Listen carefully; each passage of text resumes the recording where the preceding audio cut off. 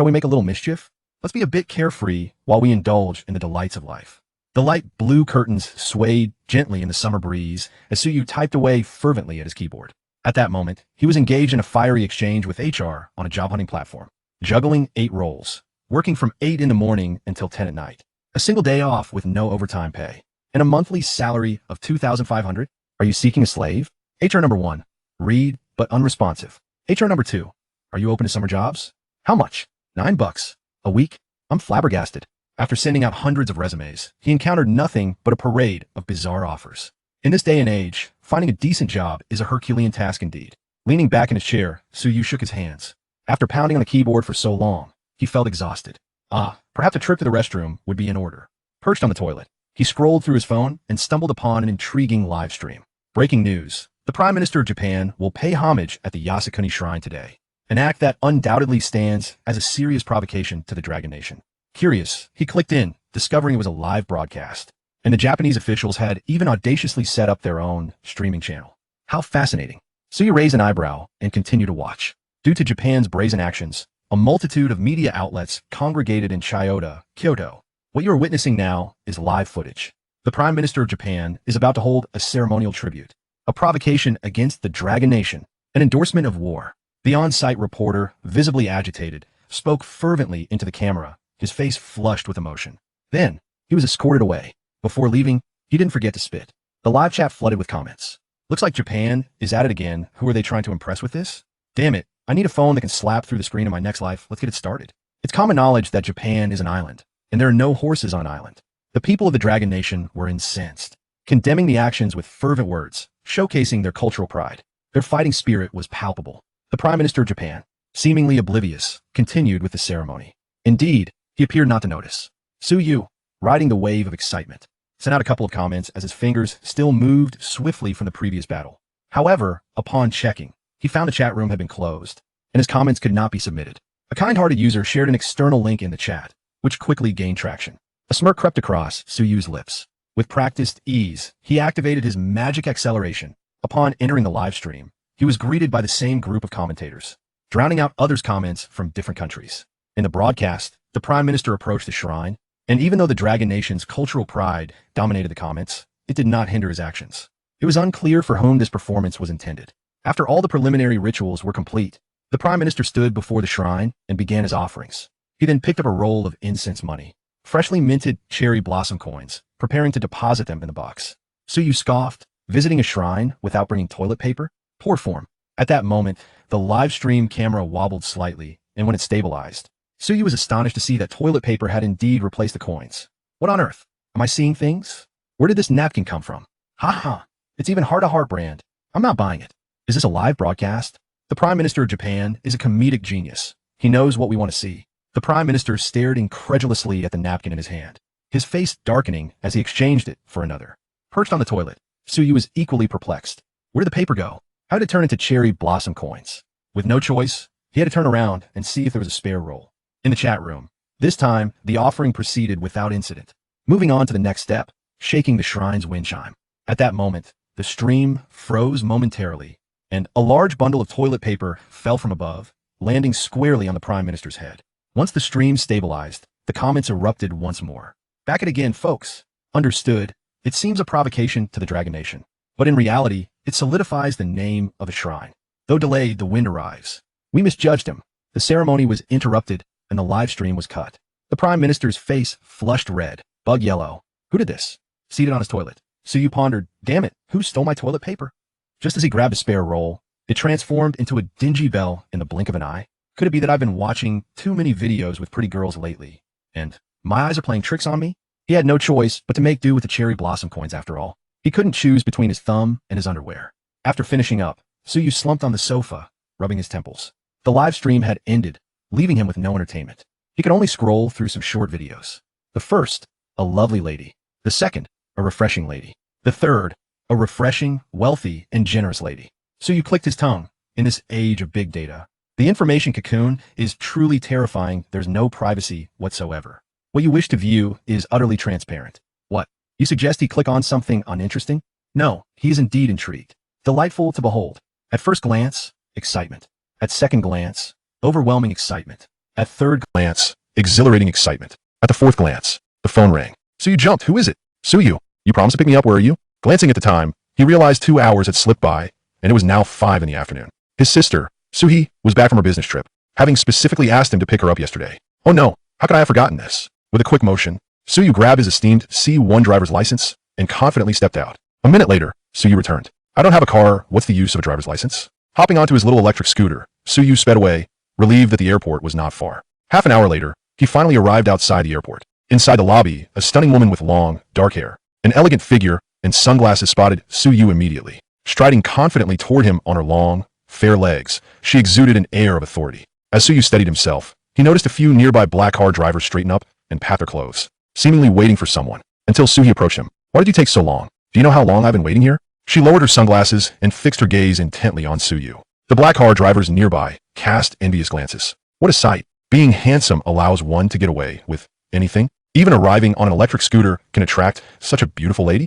Suyu wiped his brow and scratched his head, chuckling. I ran out of toilet paper at home and got so flustered that I forgot.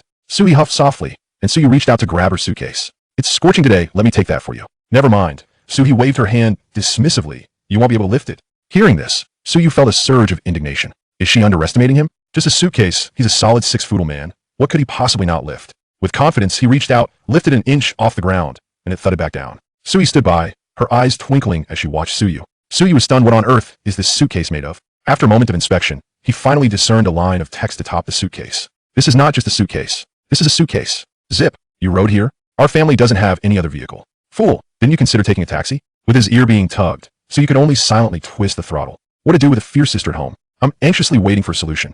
After returning home, Suhee took a shower, with a hint of moisture enveloping her. She settled down at the dining table. Have you found a job? Not a legitimate one, but I've got a plethora of odd jobs. Upon hearing this, Suhee offered a comforting word. It's all right.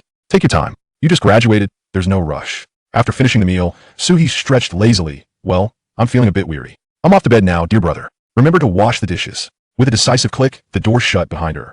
Suyu efficiently tidied up after dinner, clearing the table, washing the dishes, and disposing of the garbage in one swift motion. Seated at her desk, Suyu opened her laptop, intending to check for new replies on the boss platform. Yet, her hand seemed to possess a will of its own, and with a click, it opened a certain pink software beginning with B. After browsing for a while, Suyu stumbled upon the recording of a live broadcast from the island nation earlier that day, which had already surged to trending status. The comments were rife with humor. Something feels off. 9 out of 10 things are awry. Why does this toilet paper increasingly resemble mine? Could it be this was not just a prank, and she wasn't merely imagining things? Suyu glanced down at her hand, questioning how her own toilet paper had traversed vast oceans to reach the island nation. And what about the cherry blossom coins and the broken bell in her bathroom? What sort of bizarre ability is this? The toilet paper teleportation technique? By the way, shouldn't there be some kind of system or panel, according to logic?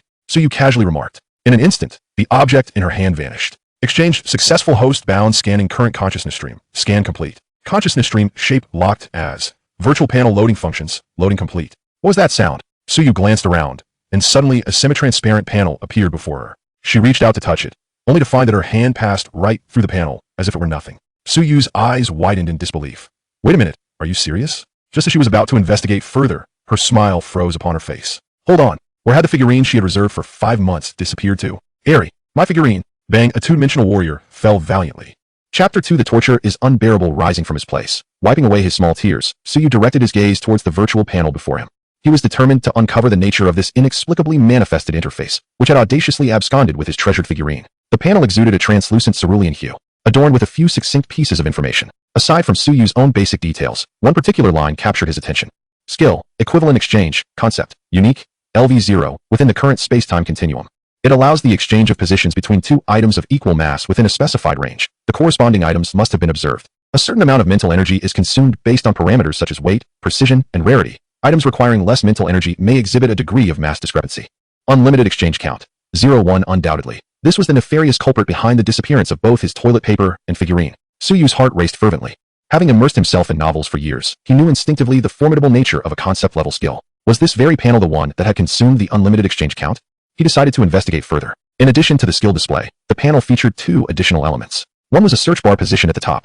When Suyu attempted to click it, it displayed a gray, unusable status, indicating it required an elevation in skill proficiency for unlocking. For now, it was merely a decorative element. The other was a spinning wheel, accompanied by the display, emotional value, 0. Above the wheel was a progress bar, seemingly in the process of initializing. However, Its speed was reminiscent of a certain cloud storage service without a membership, making it quite unbearable to observe. After some contemplation, Suyu attempted to vocalize his inquiries mentally. Hello, is anyone there? What happened to the voice from earlier? Please, say something. What purpose does this will serve? What is emotional value? Is there no beginner's manual? It seemed that Suyu's incessant murmurs had provoked a response from the panel. Virtual panel, special item, possessing uniqueness.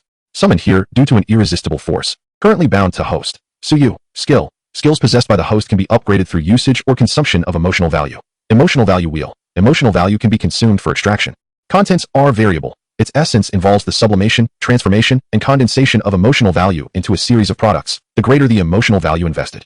The higher the quality of the output. Emotional value, fluctuations of emotion, the ebb and flow of living souls, can be utilized for the extraction of items and skills. Current source, this world. Gradually, he began to comprehend everything. An unlimited exchange, how splendid. As time passed, the progress bar on the wheel reached its conclusion. Emotional value will has been activated, current emotional value. 0. That bare, empty figure pierced Suyu's heart. How was he to earn it? Suyu fell into deep contemplation, when suddenly, the emotional value began to rise. Joy value from Zhang Quanbai, 37. Joy value from Wang Feng, 42. Joy value from Koizumi Mariko's breach, 250. Where did these come from? Suyu widened his eyes, pondering for a moment, before shifting his gaze to his computer screen. The image displayed the prime minister of the island nation with a toilet paper mask. And the barrage of comments reached a crescendo. Indeed, this was it. A pang of regret clutched at Suyu's chest. If only the panel had arrived sooner. He wouldn't have earned such a meager amount of emotional value. The rapid dissemination of information on the internet meant that the emotional turmoil of most had already subsided, leaving only a handful still engaged. Never mind. Let the emotional value accumulate at its own pace. Suyu rose and descended the stairs, soon returning with an armful of items. Exiting Bilibili, he opened a web page and smiled mischievously. Time to venture forth. Taking out his phone, Suyu dialed a number. Welcome to the Capitol Museum. How may I assist you? A sweet female voice answered. Suyu's lips curled into a grin as he inquired, hello. May I ask if stealing from abroad is against the law? Apologies, sir, but this is not the police hotline. Would you like me to transfer you? I understand. I simply wish to inquire. Sir, according to the laws of the Dragon Kingdom, returning with stolen goods from abroad falls under theft, though penalties may be mitigated based on circumstances. Suyu paused momentarily. What if I were to steal cultural relics of the Dragon Kingdom from abroad? At this point, the museum's operator realized that Suyu was merely jesting. She clearly had encountered similar inquiries before. Instead of hanging up, she chuckled softly and explained, that remains illegal, sir. However, if you happen to find something on the street or purchase it from a vendor, or if something accidentally falls on your head, you might receive a small medal. Thank you for the enlightening information, Suyu replied. You're welcome, sir. Now that is what I call professionalism. Without further ado, he commenced his endeavor. On the British Museum's webpage, Suyu fixed his gaze upon an item. It was an ancient, majestic painting, steeped in historical significance and vibrant in color, possessing monumental importance in the annals of the Dragon Kingdom, yet housed in another's museum. The frustration of needing to travel abroad just to catch a glimpse was beyond words. The painting titled The Admonitions of the Instructress to the Court Ladies from the Eastern Jin Dynasty. Splendid. I shall bring you home. This was something Suyu had long wished to do, but his previous limitations had relegated it to mere fantasy. However, now he thought with a smirk. Watch as I meticulously extract every last detail. Half an hour later, Suyu rubbed his eyes and stepped away from his computer desk. He approached the windowsill, gazing into the distance. The draft paper on his desk was densely filled with data, and at a glance, one could discern his calculations. He found two objects of similar weight in his room, testing one against his hand, confirming that it would perfectly trigger the exchange. He could choose the object for the exchange, but only the object itself was transferable, excluding any residual fingerprints or sweat he had left behind. This was a solid plan. As long as he ensured the exchanged items could not be traced, he would be in the clear. Pulling out several sheets of A4 paper from beneath his feet and calculating the quantity, Suyu meticulously cut and pieced them together. He hurried down to the print shop, spending 20 yuan to print a painting. Upon returning home, Suyu silently chanted, exchange. In an instant, the A4 paper vanished, replaced by a painting identical to that on the website. The silk ink painting, executed with exquisite strokes, was a marvel of craftsmanship. The brushwork flowed like the silk spun by a silkworm, resembling spring clouds floating in the air, akin to water gliding over earth. This was a Tang Dynasty copy of the Lady's History pinning diagram, the most complete and refined version still in existence. As the earlier Eastern Jin copy had long been lost to the tides of history, Suyu carefully stored it away, taking a breath and suddenly smiling, realizing that his efforts had not been in vain. With a snap, Suyu collapsed again, realizing the preciousness of the work had drained him. In a state of drowsiness, he seemed to hear a message emanating from the panel. Shock value from Tom Jarrett, 999. Emotional value has reached 50,000. Who is this Tom? Awaking at dawn, Suyu rubbed his head in confusion as he gazed at the information on the panel. Was he hallucinating with such a massive emotional value? 50,000 emotional points? His eyes brightened as he rubbed his hands together. Looking again at the panel's wheel, he noticed there were changes. Three options had appeared next to the emotional value wheel. 100 points per draw, 1,000 points per draw, and 10,000 points per draw. Let us test the waters with 100 points first. With a snap, a flash of white light appeared. Item obtained. 10 yuan. Suyu was taken aback. Could money also be drawn? Trying the 1,000 points, he went for a consecutive 9 draws. Upon closer inspection, everything was a blur of white. 100 yuan. A bag of trash. A bag of enticing trash. A pure white trash bin. 100 yuan. Suyu exclaimed, what on earth are these? He nearly wished to grasp the virtual panel by the neck, if it had one. Are you hiding a secret stash? After this round, only the 210 yuan seemed somewhat useful. Never mind, let us try the 10,000 option. Hopefully, something good will emerge. With a tap of his finger, he aimed and shot. Wow, golden legend. A screen filled with golden light illuminated Suyu's face, as he had previously thought all the drawn items were white. The iron law of drawing cards for the first time holding true was indeed a reality. Skill obtained. Perfect level firearm mastery. This was quite the surprise. Chapter 3. I once had a job. My name is Tom Jarrett, a cheerful worker responsible for inspecting the third storage room of the Dying Museum. On an utterly unremarkable night, I was patrolling the storage room when I suddenly discovered that a painting had transformed into a print. I, Tom Jarrett, once had a job overseeing the inspection of the third storage room. Now, I continue to work at the Dying Museum. The surveillance footage cleared my name, yet it did not reveal how the painting had been stolen. The higher-ups suppressed the news, as they could not afford the fallout. This time, I have transitioned to warehouse number 5, where I continue to oversee inspection duties. Within these walls lies an ancient artifact from the Dragon Kingdom, reputed to be quite famous. Though the bonus has vanished and my salary has been curtailed, I still retain my position. The abundance of artifacts from the Dragon Kingdom is truly remarkable. However, at present, they are solely my responsibility. I'm off to work. You best stay put at home, Suhi advised while organizing her belongings, not forgetting to remind Suyu. Suyu abruptly stood up, startling Suhi. What are you doing? I have some matters to attend to at the station, he replied. Suhi, taken aback, inquired. Did you run a red light, or hit someone? Why are you going to the police station? Suyu scratched his head. I need to use the restroom. Suhi exclaimed, what a nuisance. Grab the car keys and take care. I'm not seeing you off. After swiftly completing his business, Suyu felt a surge of clarity. Observing his slowly rising emotional value, he pondered, this won't do. The few thousand points of emotional value left from yesterday had not yielded the luck to extract any skills. Aside from 3,000 yuan, he was left with nothing but a golden trash bag, which Suhi mockingly called rural. He needed to devise a means of earning some currency.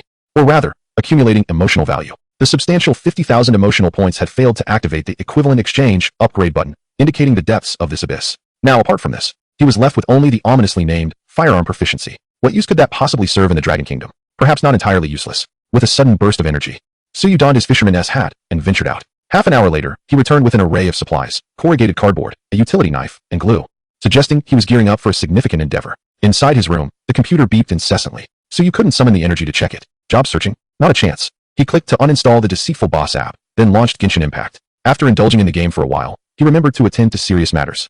Setting up his phone, Suyu leisurely began his work. With a ruler in one hand and a pen in the other, he sketched and wrote upon the corrugated cardboard.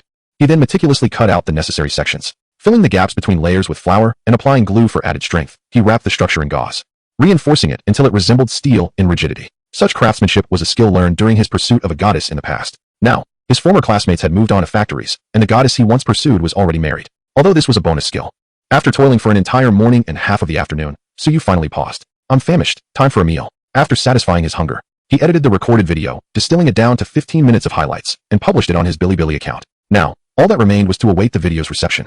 After a brief respite, Suyu reclined on the sofa and began browsing videos, all featuring stunning young women. This account had indeed flourished. However, Suyu had reached a state of indifference, rarely swayed by temptation. Double tap, favorite, and coins? Please, this is Douyin. There are no coins to spare.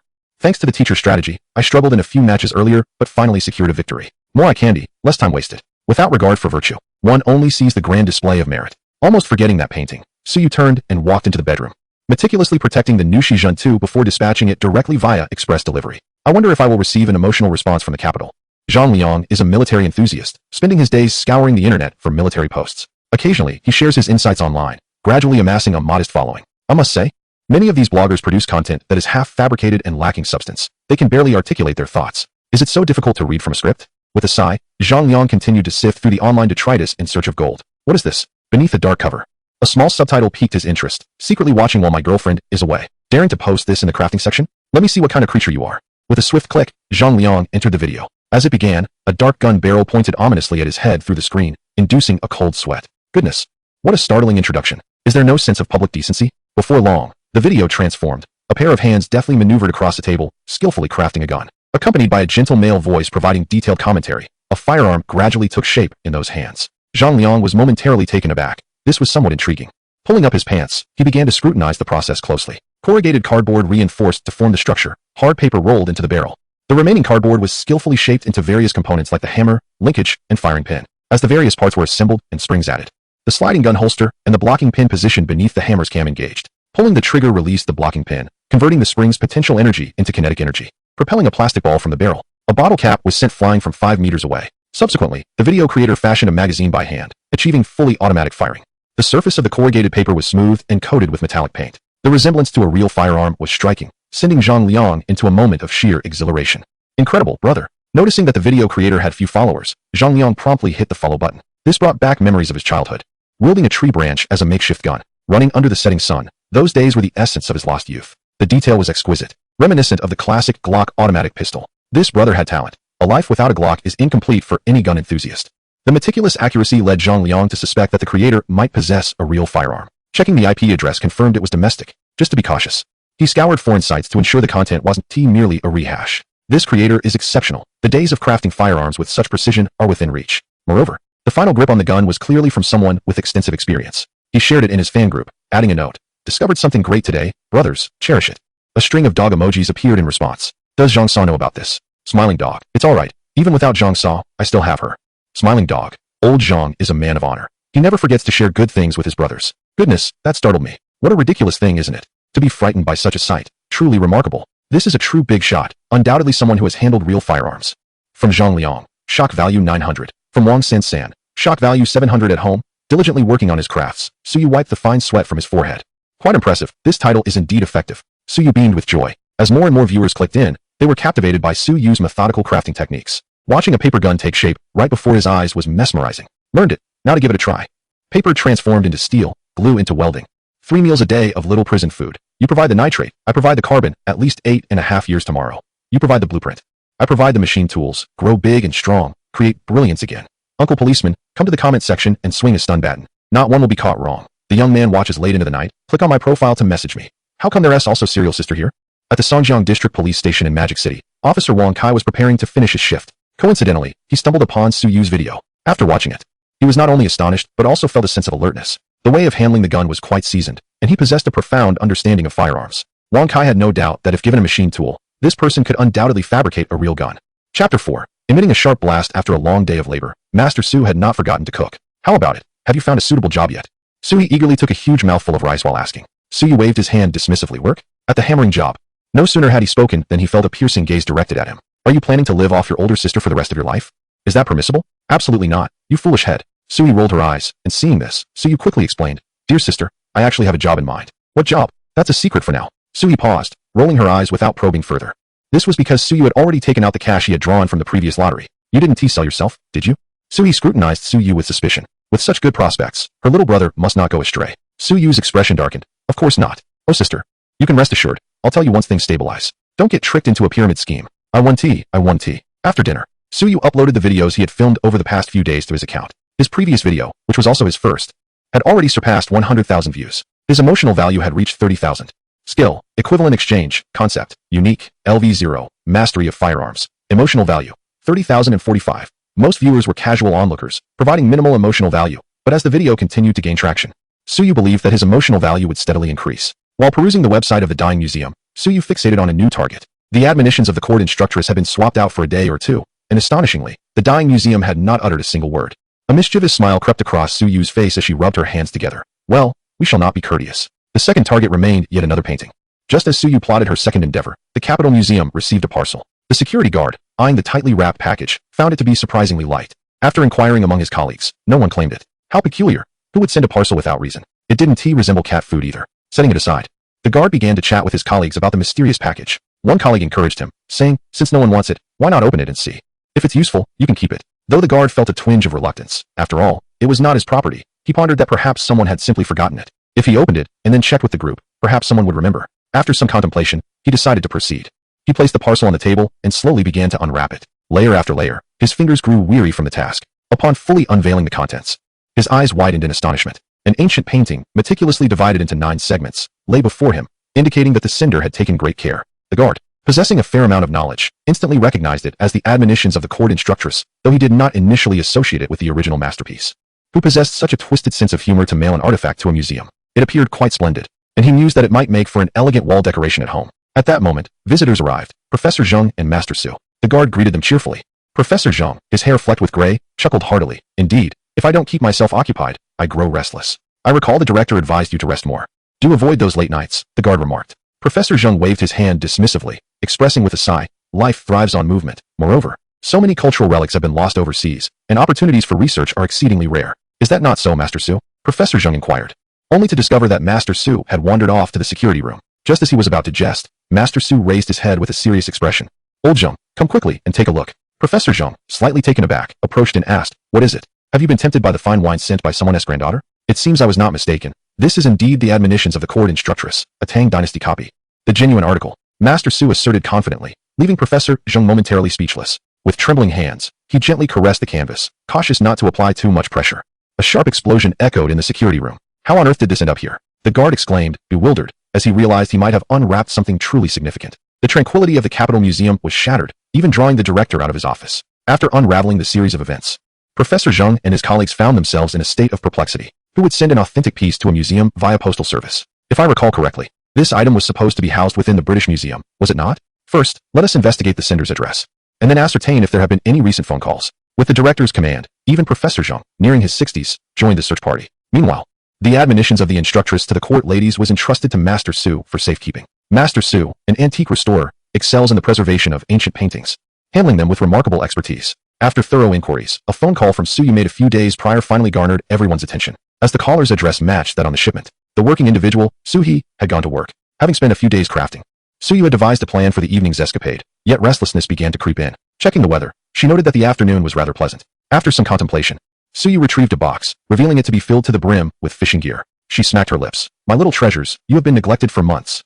A little cleaning, and you'll be as good as new. Grabbing the most convenient fishing rod, she sauntered out. With Suhi having taken the only vehicle, Suyu opted for a shared bicycle. Residing in the bustling metropolis, Suyu was well aware of the nearby spots for fishing in the wild. With a creek, she halted before a waterway. This was not an urban river, but rather a location closer to the outskirts of the city, where the water quality was significantly better.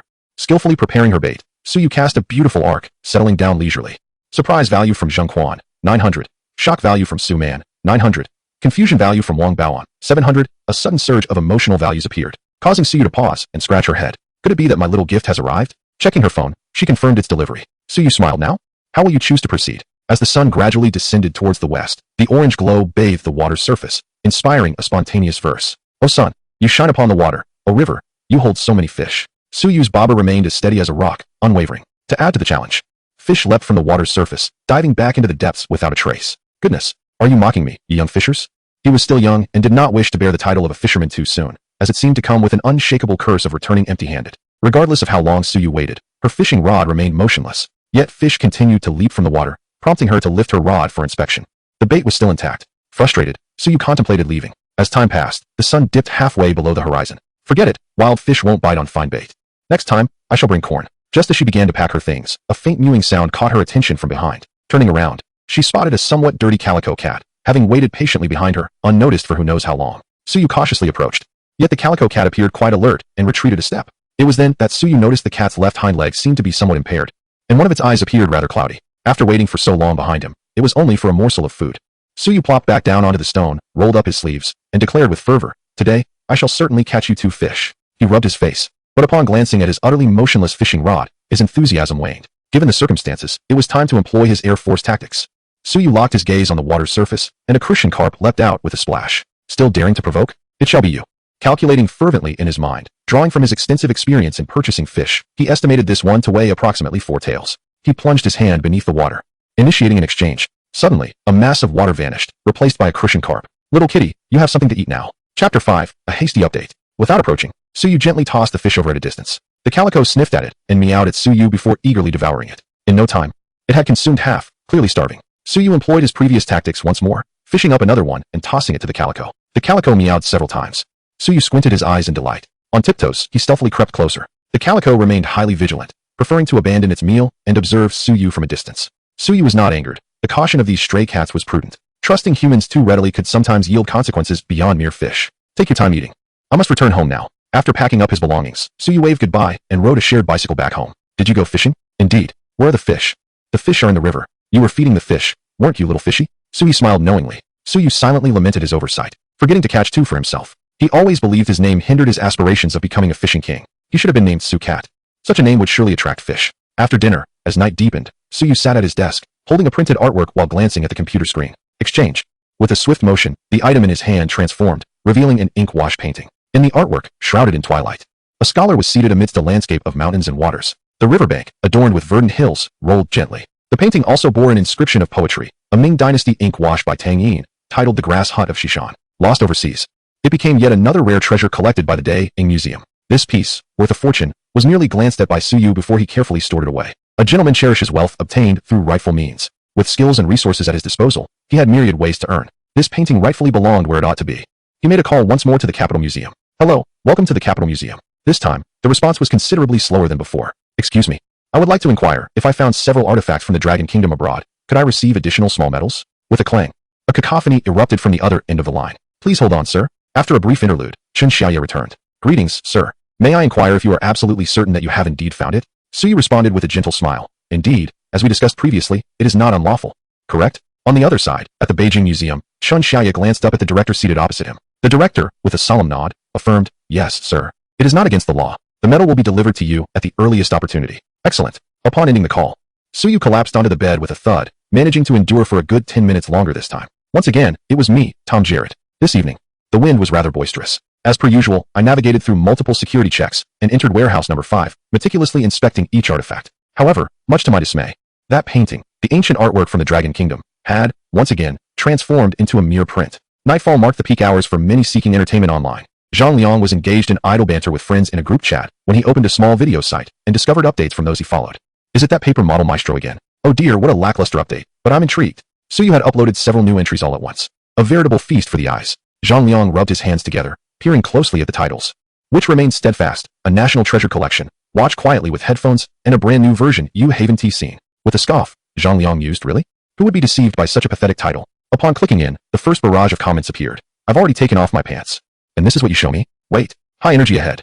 Zhang Liang perked up, ready for whatever might come next. A dark barrel appeared prominently on the screen. This time, Suyu had upgraded his equipment, utilizing sturdier, specially crafted cardboard, eliminating the need for reinforcement. Is this the domestic 56 type? In the video, Suyu methodically crafted various components while providing commentary. This is an AK-style rifle renowned internationally, and crucially, it is entirely domestically produced. The 56 type automatic rifle manufactured by the Northern Industrial Group of the Dragon Kingdom. Oh, and do remember, this video is for entertainment purposes only. Please do not attempt to replicate it. Zhang Liang was invigorated. This time it's special cardboard. What's next? Seamless steel pipes? The comments flowed in a frenzy. Each episode one watch is one less, my friends. Is there a master who can replicate this? Absolutely remarkable craftsmanship. I love this sound. It's not entirely impossible to consider. Unlike the typical AK, the 56 type boasts substantial materials. The receiver, generally only 1 mm thick in standard AKs, measures a robust 16 mm in the 56 type, with a firmly constructed barrel that eliminates wobbling. Friends who frequently shoot are well aware that the bolt action of the 56 type is remarkably smooth, unlike the Polish models that occasionally jam. I haven't shot it. I swear. Let me shoot. Let me shoot. Let me have a go. Our resources are limited. We can only strive for a faithful representation. Now, let us test the firearm. In the footage, a soft shot was released. The first missed its mark, but from the second shot onward, every bullet struck true. Although the distance was merely 5 meters, the weapon in Suyu's hand was not a real gun. Such skill. Let me give it a try. Mass production. Mass production. 3, 2, 1, link up. Zhang Liang smacked his lips, utterly impressed. The authenticity was astounding. Aside from the material limitations, other details had reached perfection. Even the civilian version of the 56 model, which could only operate in semi-automatic mode, had been accounted for. Eagerly, he clicked on the next video. This time, the focus was not on a firearm, but on a feather duster. Huh, a change of equipment? Zhang Liang felt somewhat disinterested. He preferred watching guns. The graceful crafting process akin to savoring of fine chocolate. It was even more enjoyable while in a relaxed setting. Just as he was about to exit the video, he heard Suyu's voice introducing the new topic. This time, it was not a conventional firearm, but a legendary weapon, the Taoist feather duster.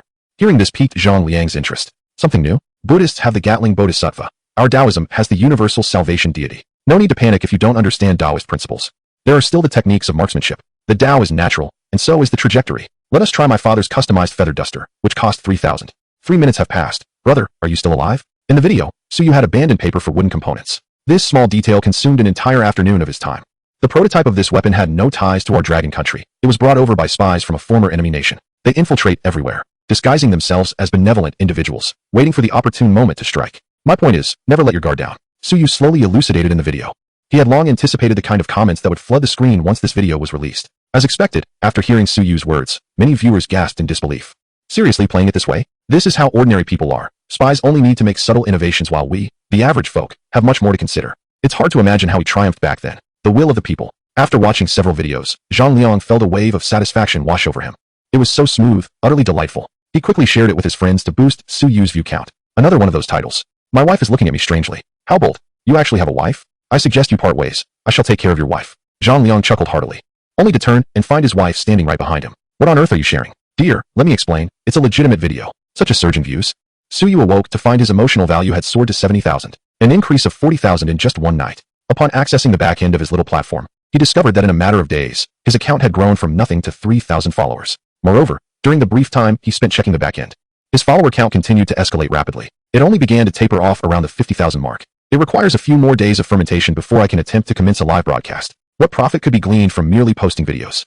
The true revenue lies in live streaming, where one can engage emotions in real time. Both financial gain and emotional resonance are essential. One must grasp both sides firmly. Furthermore, possessing a respectable job would certainly put my elder sister at ease. Today, with nothing pressing on my agenda, I found solace in fishing by the riverside and dispatched a parcel downstairs. I mounted a shared bicycle and leisurely made my way to the same spot as yesterday. I had a premonition that today would yield a bountiful catch. Chapter 6. The Lost Firearm at the Public Security Bureau of Songjiang District in the bustling metropolis. Wang Kai meticulously reviewed several of Suyu's videos, feeling a lingering sense of curiosity. This individual was undoubtedly experienced, and his voice suggested he was relatively young. Upon investigating his real name information, I discovered he was, astonishingly, situated in the very heart of the city. Strangely, there was no record of his status, merely a common university student, which seemed out of place. Typically, individuals possessing extraordinary skills would have some form of registration. While pondering this, a message from superiors brought Wang Kai to immediate alertness. Attention all. A firearm belonging to a member of the criminal investigation team has been lost in Songjiang District. Any leads must be reported immediately. A firearm has gone missing. For both criminal and civilian police, a service weapon is more precious than their very lives. Fortunately, the lost firearm was not loaded. Otherwise, the entire police force of the metropolis would be in turmoil. Wang Kai's gaze shifted to the computer screen. It appears I must have a conversation with you, Suyu. Report. The vicinity of the incident has been searched. No traces of the firearm were found. Report. All targets have been apprehended, and after interrogation, it has been confirmed that they did not take the firearm. Captain Liu Youqi of the criminal investigation team furrowed his brow. The loss of the firearm was only discovered following the operation. Having laid an ambush for an entire night, their mental vigilance had waned. They had not anticipated such a significant incident. Had the bullets been lost as well, the higher-ups would have collectively sought accountability. The immediate priority was to recover the lost firearm of the criminal investigator as swiftly as possible. We must gradually expand the search area based on our previous operational trajectory. Understood. Just as Suyu settled down, a faint sound of footsteps approached from behind. Meow? It was the same calico cat from before. Suyu turned to greet it, then returned to his focus on the fishing bobber. He employed a 4.5-meter rod with a 12-pound line, utilizing 2 hooks, and opted for earthworms over corn as bait. Based on the seller's recommendation, this time, the rod twitched, but upon reeling it in, both the fish and the bait had vanished. So this is how it shall be? I refuse to believe that with my prowess, I cannot catch even a single fish. While waiting, Suyu opened the back-end messages on Bilibili. His inbox was inundated with inquiries. People were curious about where he learned his craft, the price of his handmade goods, and whether he would consider partnering up to expand his endeavors. There were also numerous requests urging him to start a live broadcast. To his astonishment, his follower count had surged to 70,000, a testament to his viral appeal. After some contemplation, Suyu retrieved a stand from his backpack and set up his phone. Whether it begins early or late, it is best to commence now. As the live stream was just initiated, a throng of viewers rushed in. Finally, the broadcast has started. Live teaching. Brothers, pay close attention and learn well. Where's this place? Why is there only a river? But there's a fishing rod. ISNT there? Host.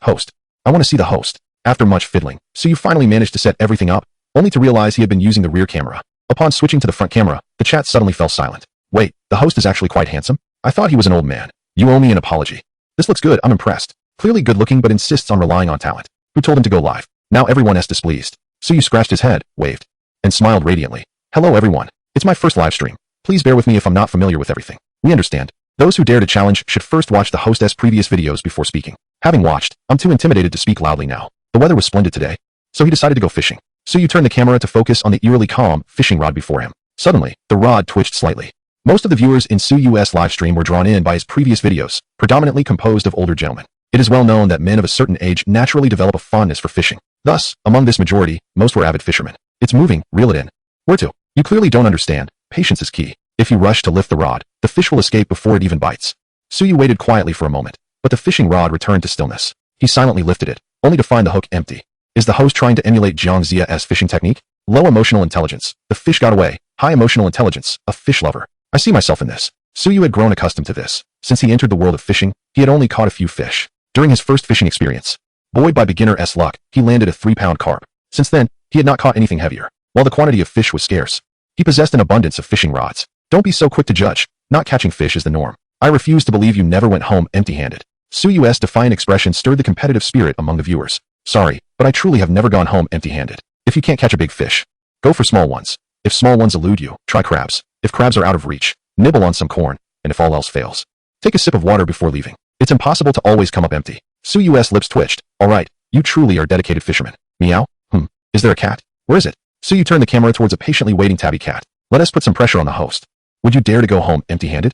Ha ha, don't say that. I feel like the host is about to break down. The little kitty looks so pitiful. Can you please save it, host? As Suyu deftly reattached the bait to his fishing rod, a wave of comments flooded in, prompting a soft sigh from him. To save it, one must first see if it permits such an endeavor, he mused, taking a few tentative steps forward.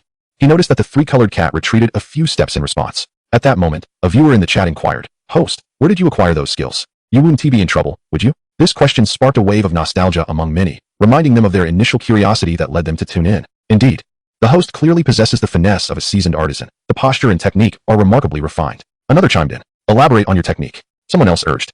My family runs a shooting range, and I dare say the host's mastery of firearms surpasses even my father, who is a veteran. Another voice added. I refuse to believe there aren't a few lives on your hands. The key lies in the technique. Even with just cardboard, you could craft an AK. Let alone with a proper machine. Zhang Liang, engrossed in the comments, leaned so close to the screen that his face nearly touched it. The calluses on his hands revealed a man well-versed in handling firearms. Observing the barrage of comments, Suyu smiled confidently. Such words are unwarranted. I am but a model student and a paragon of civic virtue. How could I possibly be a criminal? Referring to the Firearm Management Law, Chapter 8, Article 46. He explained, the firearms under jurisdiction refer to those powered by gunpowder or compressed gas.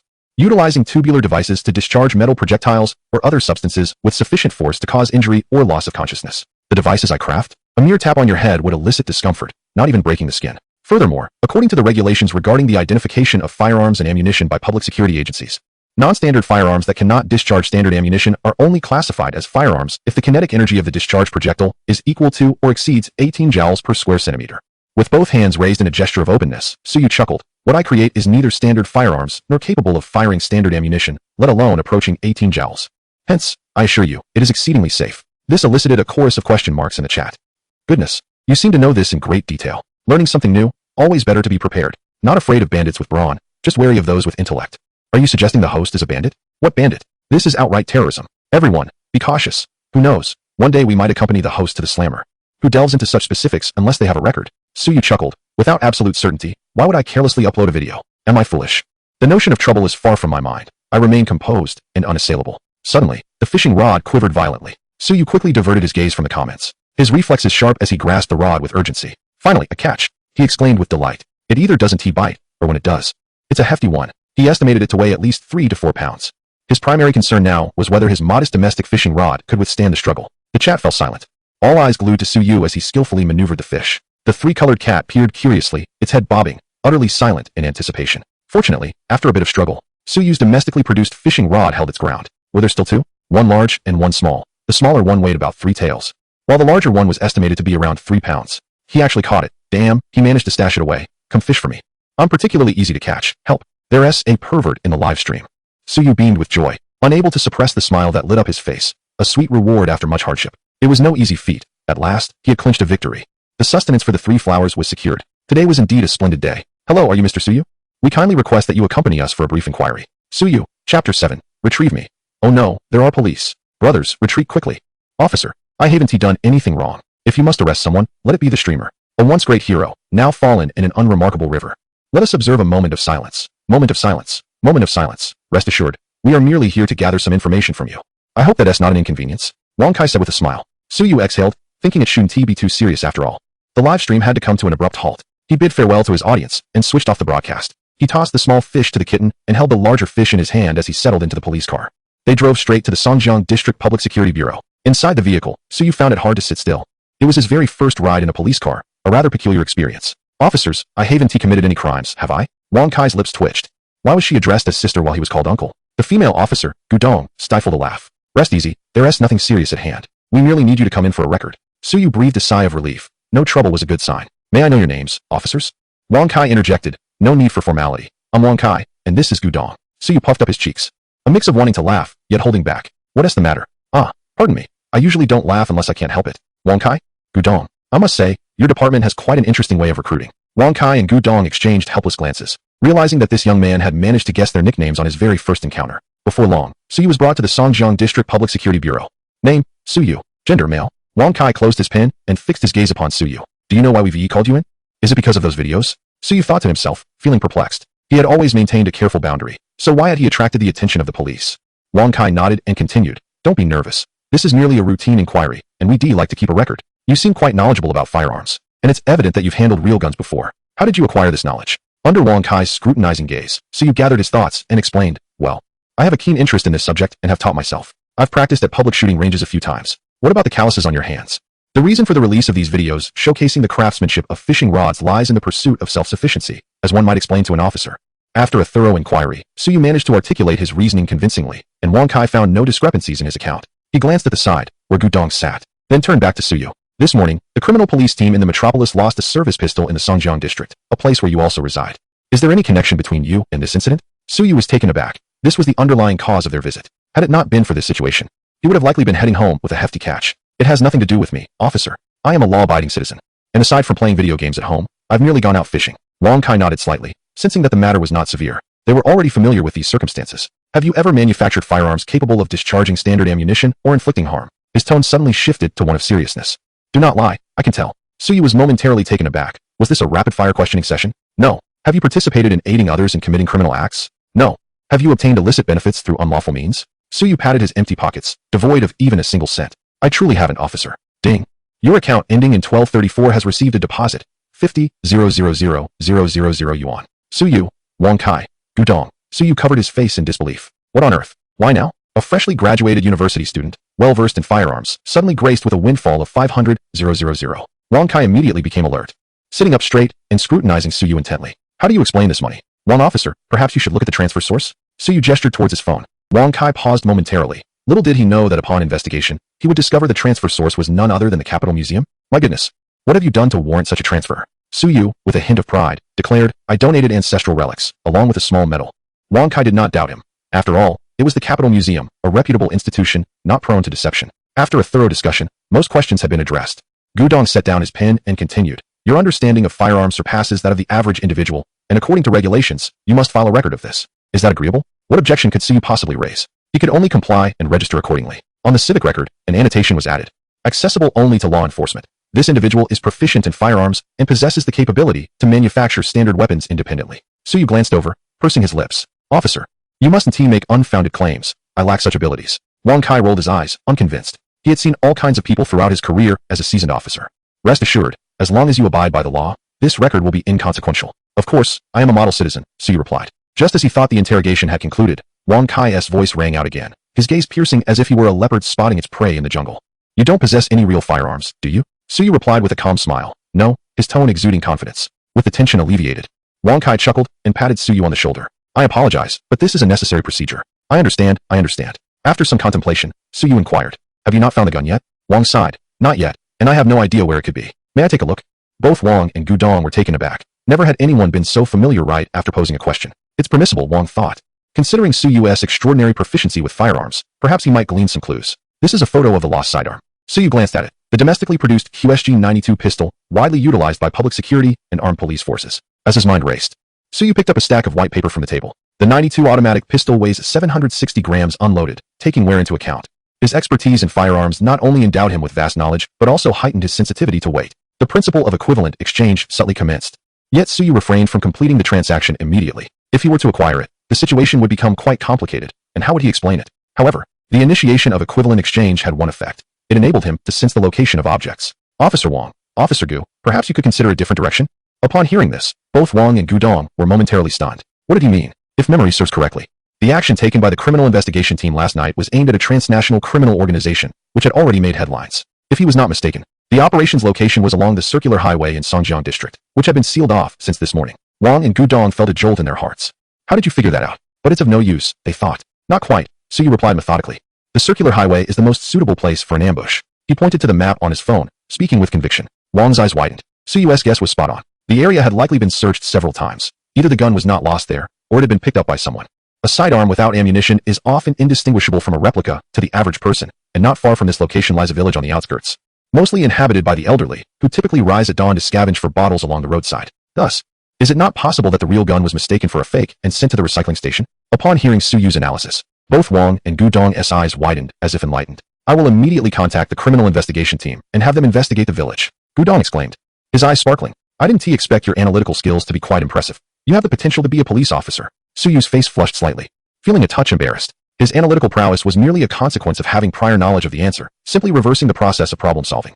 As long as the outcome was correct, that sufficed. As the sun gradually set, a day came to a close. Xiaoyu, why aren't the lights on? Suyu returned home to find no one present. Dinner had not been prepared, and she was starving. Where has that rascal wandered off to? At that moment, her phone rang. Xiaoyu, where are you? Sister, come to the station and rescue me. Sui turned her head to glance at her bathroom. Did you fall into the toilet? Not the restroom, but the police station. Haha. I was summoned by the police for a meal. Chapter 8. The mimetic baby ending the call. Suhi sat alone on the sofa, feeling utterly disarrayed. A meal? Surely, this must be a metaphorical incarceration. She tugged at her hair, her thoughts momentarily disoriented. What kind of work could land someone in a police station? Could it possibly be a legitimate occupation? She had previously assured herself that she would not get involved in pyramid schemes, yet with such swift apprehensions, it seemed she had ascended to the rank of squad leader. Suyu, you little rascal. Suhi pounded the cushion of the sofa with 30 furious strikes, her ire slightly abated. Having just returned, she hastily gathered her belongings and ventured out once again. There was no way she could leave Suyu to spend the night in the police station. From this moment on, Sui's life was destined to be anything but tranquil. In the police station cafeteria, Officer Wong, the food here is quite satisfactory. Oh, and there's a large chicken leg. Suyu's eyes gleamed with a ravenous hunger as he seized the chicken leg and stuffed it into his mouth. Officer Wong wished he could cover his face and pretend he did not know this young man, since it was somewhat late and Suyu had been of great assistance. Officer Wong casually asked if Suyu would like to join him for a meal. Could Suyu possibly decline? After all, it wasn't his own card being swiped. Meanwhile, his legion of ravenous fans would undoubtedly be concocting tales about him. Upon checking his phone, he discovered that a video of him being escorted by the police had already ascended to the front page. Although he did not desire fame in such a manner, the comments flooded in. Sorry to meet you this way, Teacher Suyu don't. It was so hard to find a handsome guy without filters, and now he has caught. Gone too soon. Let us mourn together in the live stream, the fastest apprehended streamer in history. Let me see if the streamer's belongings have been auctioned off. I want to play, you wish to join him, don't you? Is the streamer still alive? Most likely not. He must have been cremated. I'm the neighbor of the streamer.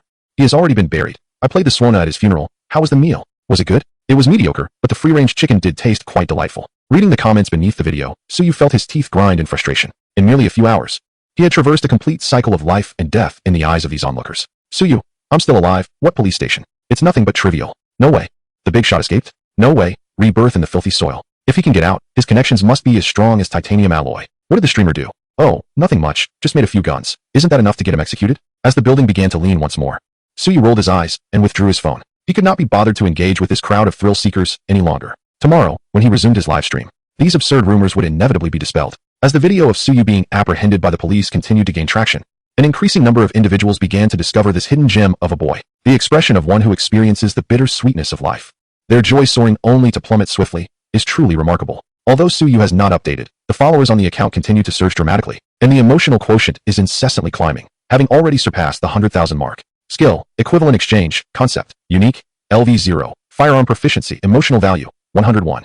365. Suyu restrained her restless hands, knowing she must not engage in card drawing at this moment. During a meal, Wang received a phone call, and shortly thereafter brought someone over. Suyu, this is Liu Youqi, the captain of the Shanghai Criminal Police Team. We owe you our gratitude for your suggestion. After our investigation, an elderly person indeed reported finding a gun this morning, mistaking it for a toy, and sold it right away. Fortunately, when we reached the scrap station, the owner had set it aside as a craft item instead of tossing it into the trash heap. Liu Youqi chuckled heartily, evidently in good spirits. You must be Suyu. We genuinely appreciate your help. If it weren't for you, we would have been retracing our steps, drifting further from the truth. Suyu scratched her head and tentatively inquired, Captain Liu? Liu Youqi hesitated. His words momentarily caught in his throat. Wang stifled a laugh, managing to hold back. What about my brother? Is he still alive? At that moment, Gudong arrived with the anxious Suhi in tow. Spotting Suyu, Suhi's face lit up with delight as she rushed over. Oh, my foolish brother. It's so wonderful that you're alive. Suyu felt a surge of relief. Her savior had arrived. Come, let me introduce you. This is Captain Liu from the Shanghai Criminal Police Team. Suhi was momentarily taken aback. Goodness, the captain of the criminal police is here? What kind of trouble has happened? Captain Liu, do you think my brother still has a chance? Suhi blinked her beautiful eyes, attempting to charm her way to a lighter sentence, leaving Captain Liu momentarily speechless. 10 minutes later, Suyu took a sip of water and wiped the sweat from her forehead. Finally, she had explained everything. The thought of having to reiterate the details to the crowd of onlookers tomorrow made her feel exasperated. Thankfully, this is a society governed by law. Otherwise, she would have swiftly replaced their holy grails with grenades. Suhi had also watched Suyu's video, her skeptical gaze scrutinizing her. You possess such skills? Indeed. Suyu replied proudly, lifting her chin. You managed to create something so intricate, yet you forgot the mean value theorem and Lapidoless rule the last time I asked you? Suhi poked Suyu's forehead playfully. Have you returned all the knowledge to your teacher, then? Look, I haven't returned it. How will he teach the next batch? Suhi remarked. Meanwhile, Wang's eyes widened in astonishment. What on earth is this differentiation thing? Is it really easier to remember than firearms? Suyu was accustomed to this. Her older sister Suhi had always been intelligent and had now become a proud programmer. And not just any programmer, but a rare, non-balding, attractive female programmer. A truly extraordinary species. Gazing at the large chicken leg in the cafeteria of the Public Security Bureau, Suyu was already famished, disregarding all else. Seizing the chicken leg from Suyu's bowl, he began to devour it. Wang hurriedly requested Gudong to bring another portion of dinner, concerned that they might starve in their presence. Suyu, with such talent, it ought to be applied in the right direction. In the future, it would be better to refrain from posting such content, Liu Yoqi earnestly advised. There was no choice. Suyu's videos were excessively detailed, nearly affixing the blueprints right there. Suyu, ever compliant, agreed to post less frequently, saying, I could still share occasionally. That wouldn't be a problem. After completing their business, Suyu rode his small electric scooter, taking Suhi for a ride along the nighttime highway. Unfortunately, they were caught red-handed by a randomly patrolling traffic officer. Sister, why are you only wearing one helmet? I forgot. Upon returning home, they collapsed onto the sofa, too weary to move. So, the job you mentioned is being a streamer? Indeed. Is that feasible? Suyu scratched his head, replying that it didn't matter. His goal was to generate emotional value, with profit being merely a byproduct. As for money, without going far, the Beijing Museum had already transferred him 500,000. If all went well, another 500,000 would soon follow. That sounds promising. I'll bring a car back for you tomorrow. You're just boasting, Suyu yawned, her eyes heavy with sleep. It was then that Suyu noticed the summer sun had tanned Suhi's fair skin considerably. Time for sleep, haha. Tomorrow is a holiday. I want to be going to work. With a bang, the door closed. Suyu mentally counted down, 3, 2, 1. Damn it. I forgot to shower. Help me collect my clothes. You truly are unchanging, my foolish O'Neill. In the dead of night, Suyu lay in bed, unable to find slumber.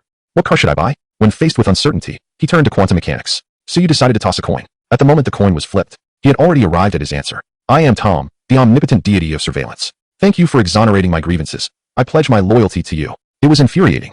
Theft occurred wherever he went. Was he truly so unfortunate? Although relegated to the least desirable hours as a night inspector, at least he still had a job. Damn thieves. Let us see how you steal this time. To be on the safe side, many hidden cameras and invisible infrared laser detection beams had recently been installed in the museum.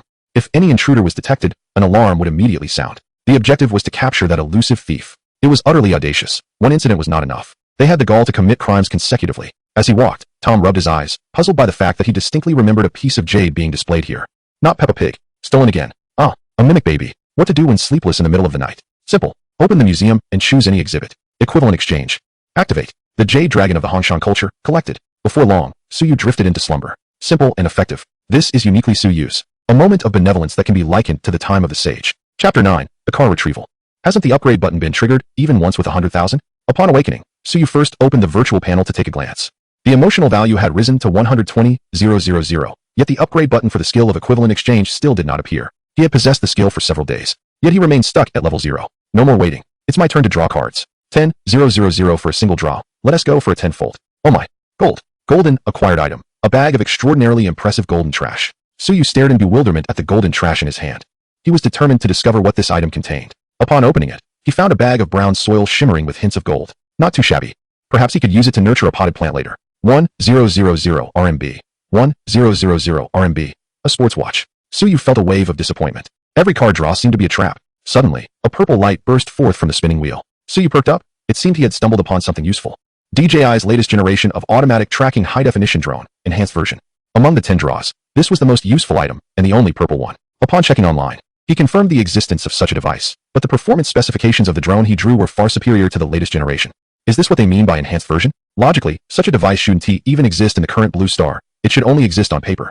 Where did this panel conjure it from? As Suyu persistently pursued answers, a line of small text appeared on the panel. Emotional value possesses numerous wondrous uses, capable of elevating the rank of items based on the current spatial existence. Suyu stroked his chin and murmured, it seems the utility of emotional value exceeds my expectations. The panel hasn't even unlocked fully yet. That broken search bar has been gray for far too long, devoid of any activity. He had no idea how to unlock it. With only 20,000 left after spending 100,000 emotional value, Suyu felt a sense of ennui. Next time, I'll try to accumulate 200,000. I refused to believe the upgrade button won't appear. He was curious to see the difference between LV1 and LV0. After getting up and washing up, he noticed Suyu had not yet risen. At this rate, it seemed she had no intention of having breakfast.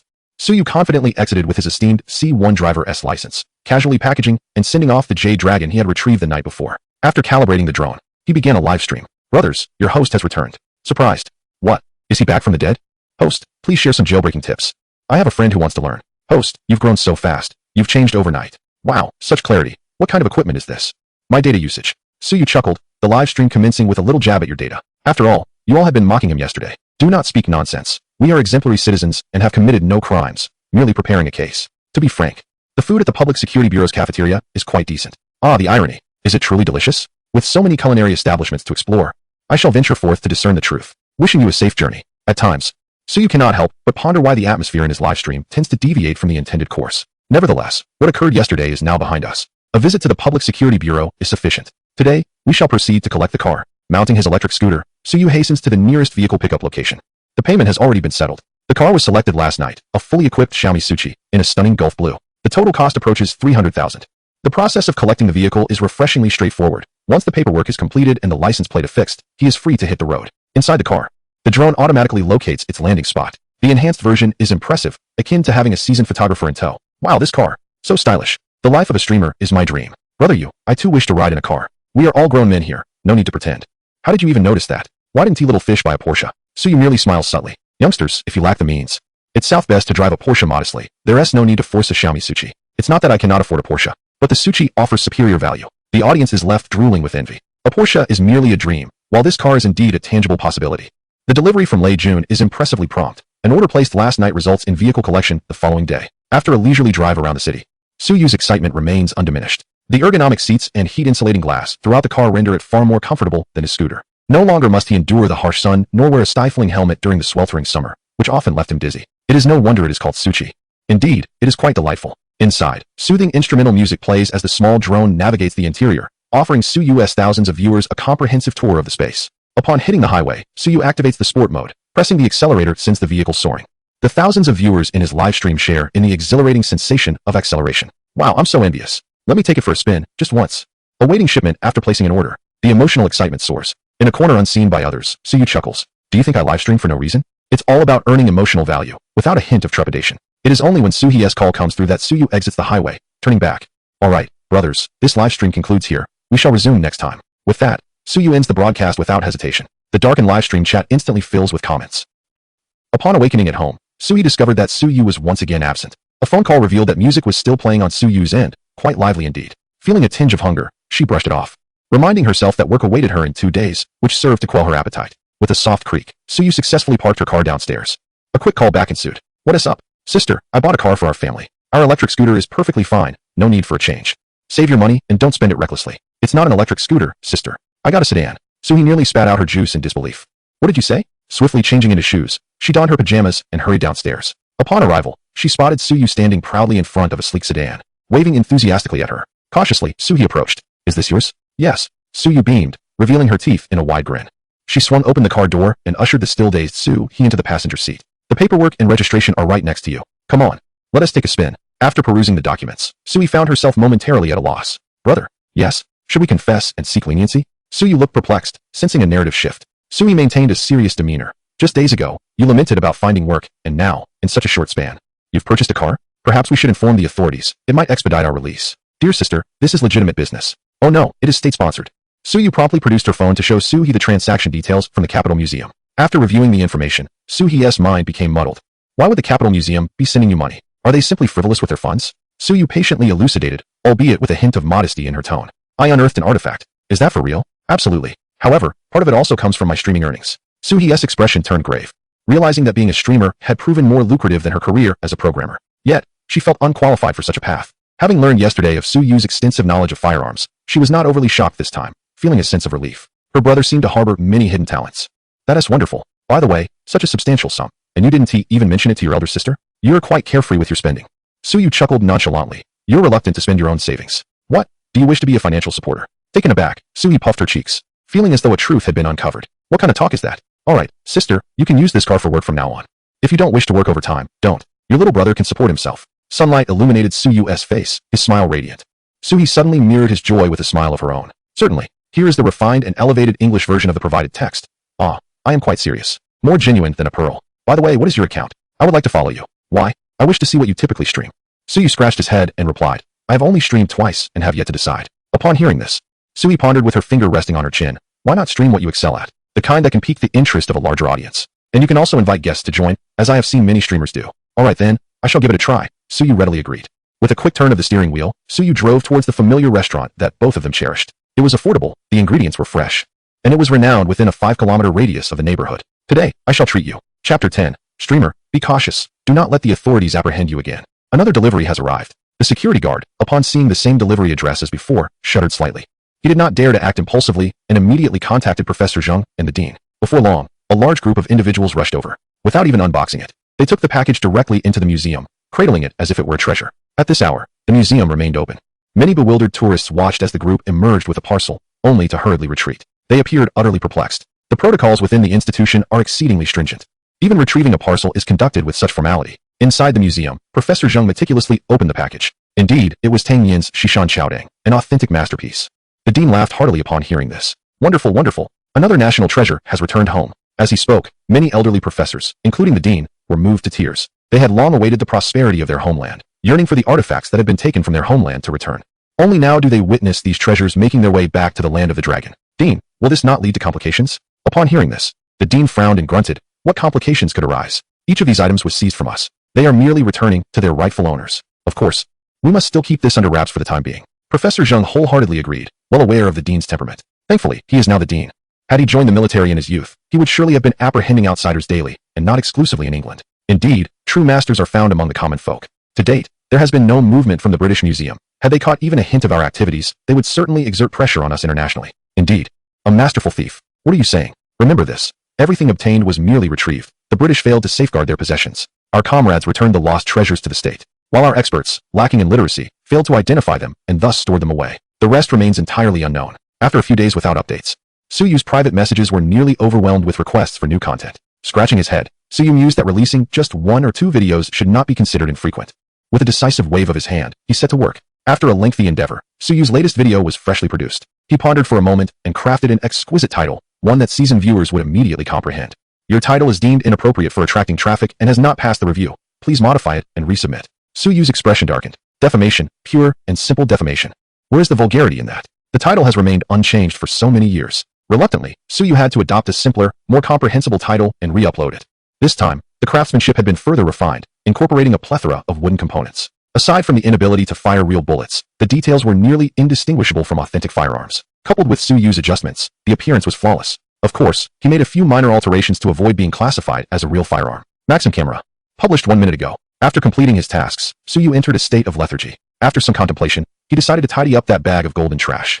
He had no idea where the panel had come from. He had even inquired about the cash drawn from the turntable, which had been confirmed as entirely legal. Otherwise, he wouldn't have dared to use it. After sorting through the bag of soil, Suyu pondered for quite some time, but could not decide what to plant. Ultimately, he decided to postpone planting, resolving to think of something later. He placed both the soil and the pot on the balcony. Returning to his desk, he discovered that the video he had just released had already garnered over 10,000 views. The comments were filled with familiar faces from his live streams. Glancing at the time, he noted it was 3 in the afternoon. Ah, so everyone is slacking off at work, are they? Noticing that viewers were urging him to start a live stream, Suyu obliged, adjusting his settings before launching the stream. First, what kind of hand speed is that? Is this the host's arsenal, or rather, a little bedroom? The host, a natural-born arms expert, is actually confined to such a small space? Should we consider pulling off a heist?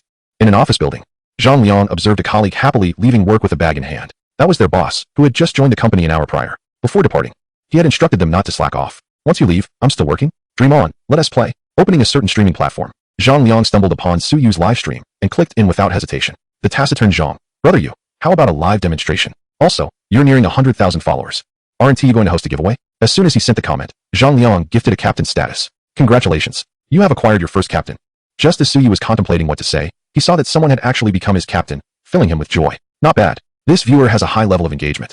The boss is confused. Exactly. What happened to the promised free viewing? We watch while you stream. And when you finish, we disperse. No coin spent, just companionship. We have a traitor among us. Count me in. In a matter of moments, the conversation in the live stream had veered off course. Suyu placed great importance on his first captain. Although the amount was small, it represented a steady source of emotional value. Contemplating the question from the taciturn Zhang, Suyu pondered for a moment. Almost 100,000 followers? From the moment the first video was released, Suyu's fanbase began to surge dramatically. Within less than a week, the count approached a staggering 100,000 followers.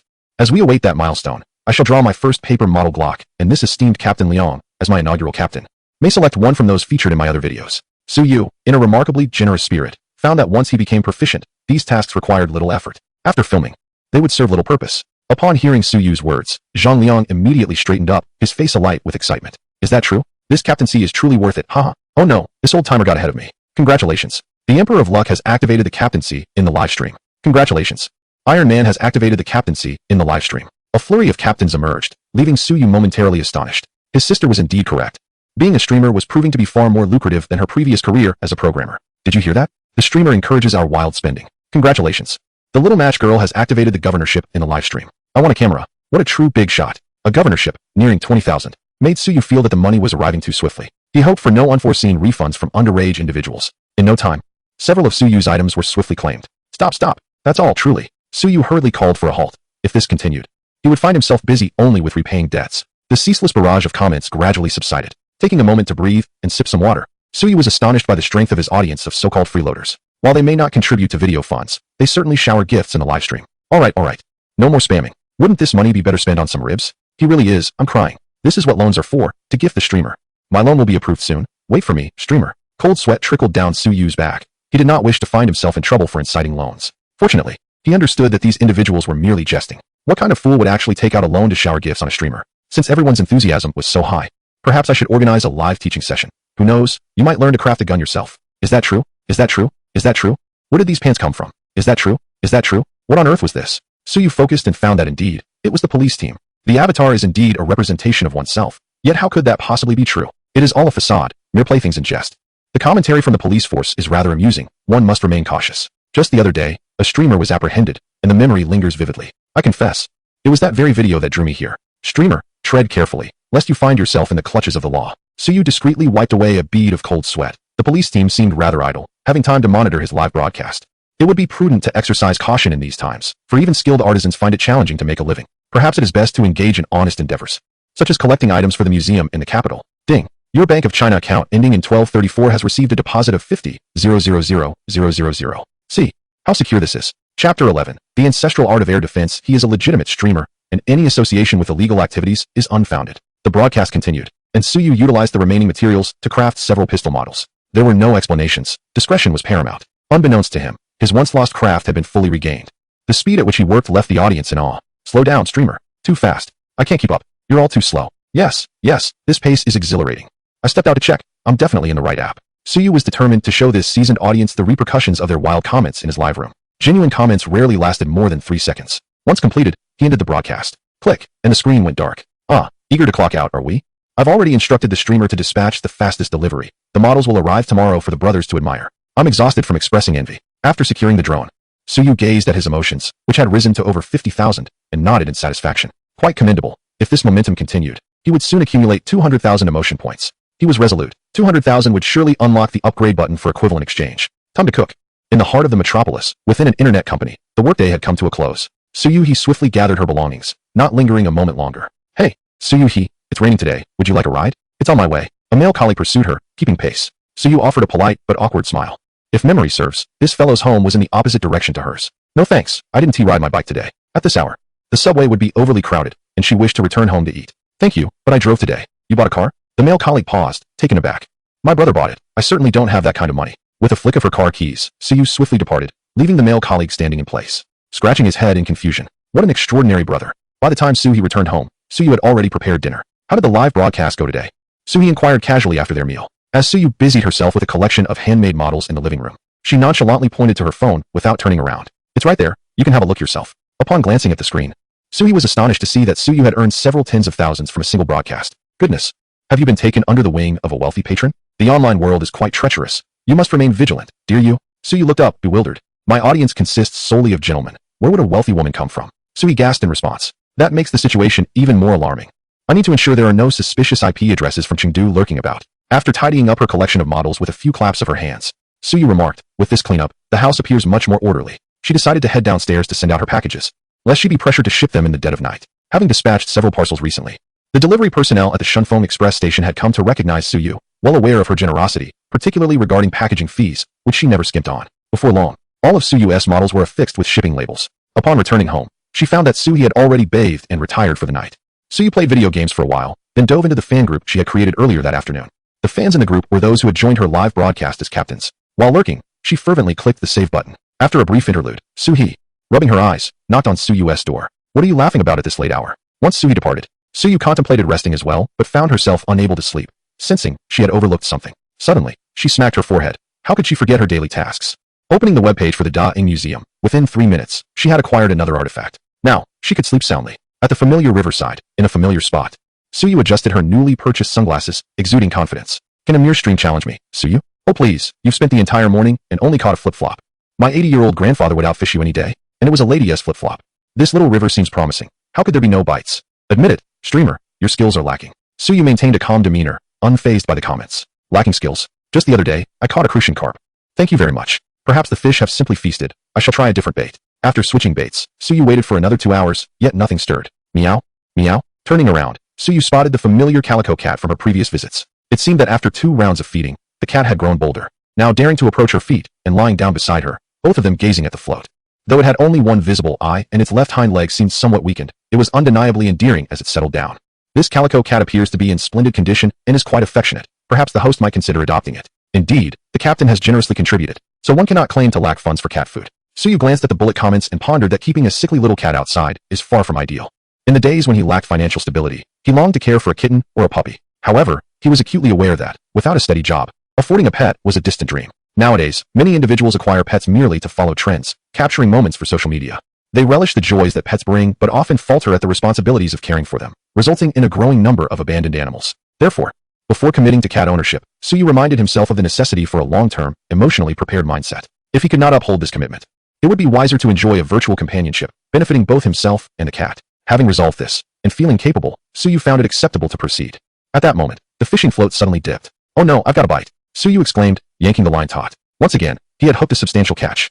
With renewed vigor, the drone circled around him, and the audience in the live stream held their breath in anticipation. After considerable effort, Suyu successfully reeled in a grass carp, weighing approximately 3 pounds. Is that a wild grass carp? Perhaps it escaped from upstream? As soon as the calico appears, luck seems to follow the host. The angler has marked a spot. I must try it later. Suyu generously tossed the entire carp to the calico, its size nearly rivaling that of the cat. The calico's eyes widened, momentarily perplexed about how to tackle such a large meal. Observing this, Suyu picked the fish back up and gave its head a couple of light taps, painlessly departing, just the right amount of force, dazed but unharmed.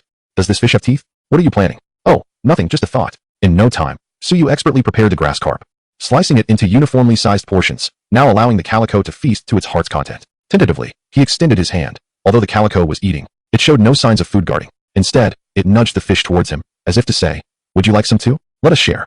Turning to glance at my own cat, who is scratching the curtains, I felt compelled to throw a sandal in frustration. It is well known that cats must be dewormed regularly. My cow cat requires exorcism on schedule. Suyu stroked the calico gently. Initially, it flinched, but soon relaxed. I shall not eat. You enjoy, he chuckled. Next time, I shall bring a cat carrier for a visit. After sitting for another 2 hours without a single bite, Suyu scratched his head in confusion. Almost gave him a free pass. The host is quite likable and handsome. But could the camera refrain from focusing on that fishing lad? Haha. Suyu clenched his teeth. If he did not showcase some of his true skills, they might soon forget the title of handcrafted arms expert he had earned. Today, I am poised to make a decision that defies my ancestors. Haven't I heard this somewhere before? Indeed, my television is currently broadcasting it.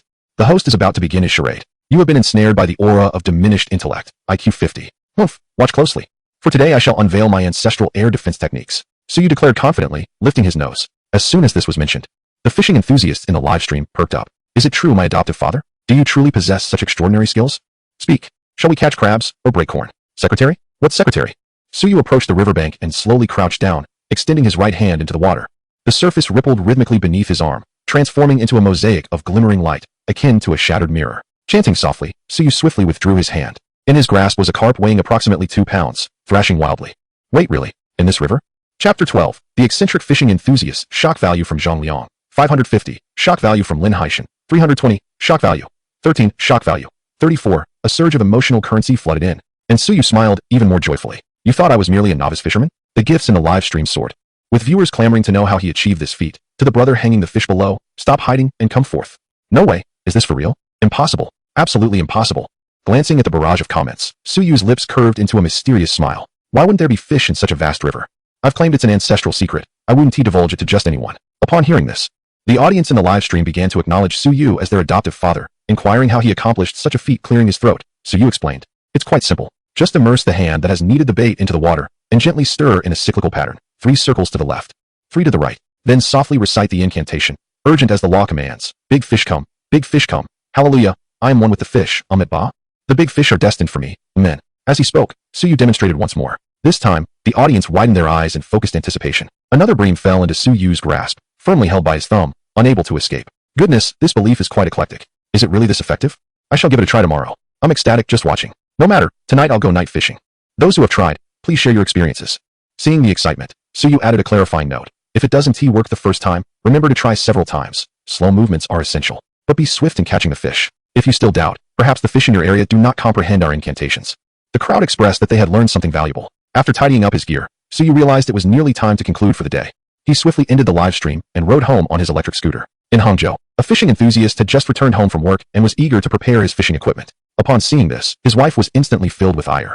"Are you going fishing again?" Several attempts have yielded no catch. The angler, upon hearing this, smiled confidently. "This time is different. Don't worry, I won't return empty-handed. I trust you as far as I can throw you. Don't tell me you're going to buy fish again." Purchasing fish is an affront to the angler's dignity. "Today, I shall bring back a magnificent catch." With a firm press on the accelerator, the angler sped towards his predetermined fishing spot. Such scenes unfolded not just in this locale. On this night, Suyu casually fished out an artifact before retiring to bed. Despite possessing skills and equipment, he remained an ordinary individual. Sleep beckoned, and he succumbed to its call. Yet, this night was destined to leave many anglers restless. Meanwhile, a video clip of Suyu catching fish with his bare hands was edited and shared online, instantly drawing a swarm of anglers eager to witness it. Many expressed their intent to give it a try, while others dismissed it as mere trickery. In the depths of the night, by a lake in Hangzhou, an angler rubbed his eyes. After half a night of fishing, his net remained desolate. Another day of disappointment. Reflecting on the bold claims made before his wife, he fell silent. Perhaps it was worth a try after all. Approaching the water's edge, he needed some bait in his hands and plunged them into the lake. With a rhythmic motion, he stirred the water, muttering incantations. "Hasten forth, great fish, hallelujah, I am one with the fish, Amitba, great fish and I are destined, amen." After several attempts, just as despair began to creep in, his hand brushed against something slippery. A fish. The sudden thrill caused him to falter, scaring the fish away. The angler was instantly filled with regret. He hastily set up his phone and tried once more. After a few more attempts, he finally managed to grasp the gills of a large fish and haul it ashore. "Ha ha ha, unbelievable. It truly works," he exclaimed, dancing with joy before hurriedly packing up to return triumphantly. Yet, he forgot it was already the early hours, resulting in a reprimand from his wife. But it mattered not. He had a fish. The following day, numerous successful fishing videos surfaced online, though many more depicted failures. Those who succeeded eagerly shared their triumphs, while the unsuccessful lamented that perhaps the fish in their waters simply did not comprehend the incantations, feeling out of sorts. Such was the brilliance of Suyu's technique. The fishy aroma of the bait alone was enough to attract fish, and with a gentle stirring and the allure of light, the chances of a catch were significantly heightened. Occasional mishaps were merely normal occurrences. Many anglers touched fish scales, but failed to reel them in. Upon waking, Suyu was greeted with a surge of emotional points. Overnight, he accrued a staggering 100,000 emotional points. Unable to contain his glee, he threw off his blanket and burst into laughter, only to be met with a playful thump on the head from Suhi. "What are you crowing about so early in the morning?" she chided, rubbing his head. Suyu recalled the three-colored cat he encountered by the river. He had intended to consult Suhi about adopting a cat upon his return, but the day's busyness had made him forget. After Suhi learned about the three-colored cat, she felt a twinge of sympathy. However, the decision to adopt a cat cannot be made impulsively. "Are you certain? What if the cat is difficult to care for and has a fierce temperament?" Suyu confidently shook her head. "The three-colored cat is not fierce. I plan to take it for a checkup first." With this assurance, Suhi had no grounds to oppose. Besides, she had a fondness for cats. Three-colored cats are generally easy to care for. Then it's entirely up to you. Returning to her desk, Suyu opened a small video platform and scrolled through her homepage, coming across a clip of her live stream. Specifically the segment where she shared her secret fishing techniques. Numerous familiar faces had already emerged in the comments, recounting their experiences. Some had managed to catch large fish, while others only grazed the scales. "Really, I swear, brothers, after 3 months, do you know how I endured? I finally caught a fish. Oh, I actually touched a fish. But it got away. Why haven't I heard anything? Is it possible to catch a 49 kilograms, 169 centimeters fish? Are you sure you're fishing?" Others began to elucidate the scientific basis of her methods, ultimately concluding that they were indeed effective, though not universally applicable. Technique is paramount. Suyu nodded frequently as she read through the comments, realizing that among the fishing enthusiasts, there were many hidden talents who quickly analyzed the information. Nevertheless, it was inconsequential.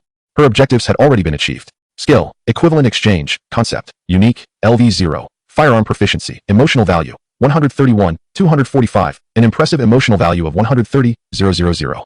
It had only taken a few days. As her follower count grew, the pace of emotional value accumulation would accelerate even further. Each follower was akin to a cherished family member, rather than mere supporters. Suppressing the urge to spin the wheel, Suyu closed the virtual panel. With the spread of this secret technique, an increasing number of fishing enthusiasts began to join in the pursuit of truth through practical testing. If you happen to see someone at the riverbank or by the park lake, gesturing in the water while muttering to themselves, do not panic. They are not insane.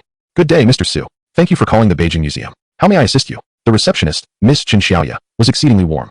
She even remembered Suyu's number clearly. There was no choice. For Suyu, she had signed several confidentiality agreements. It felt as though she had been thrust into a classified unit, given the nature of her interactions. She had prepared herself to respond calmly, no matter what astonishing statements Suyu might make. Suyu scratched his head and asked, "May I inquire how you care for your three-colored cats?" From Chen Xiaoya, confusion value 250, Suyu was not attempting to amuse Chen Xiaoya. After all, he lacked experience in cat care. The cats at the Beijing Museum appeared robust and healthy, clearly well taken care of. It would be foolish not to utilize available connections. Chen Xiaoya thought to herself that she was still too naive. She had never guessed correctly during any of Suyu's enigmatic calls. I will consult with the staff responsible for this matter and return your call shortly. Thank you for your assistance. Not at all. Suyu let out a sigh of relief. It is not that Suyu cannot afford the pet shop, but rather that he fears being taken advantage of. As a freshly graduated student with clear eyes, his mere presence seems to announce, I am an easy target. Wouldn't others be inclined to exploit his naivety for their own gain? Although he currently possesses sufficient funds, he is reluctant to squander money on inferior goods. Chapter 13. Whose is it? Before long, a response arrived from the capital. Suyu received a friend request. Upon inspection, he recognized it as Miss Chen Xiaoya, the operator from earlier. He promptly accepted her request. Shortly thereafter, Chen Xiaoya sent a document detailing the dietary habits and daily routines of the 3 color cats at the Beijing Museum. She mentioned the common cat food they use. Mr. Su, each region's cats have slightly different habits, but the 3 color variety is highly adaptable. Just ensure a low-salt, low-oil diet, and there should be no issues. All right, thank you.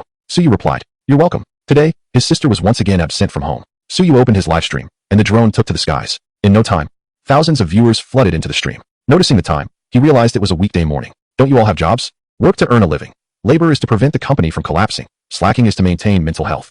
Every extra minute of slacking is an extra minute of earning. I see you little fish, still full of charm. Come, let me have a feel. How bold. You dare to pretend to be a female fan.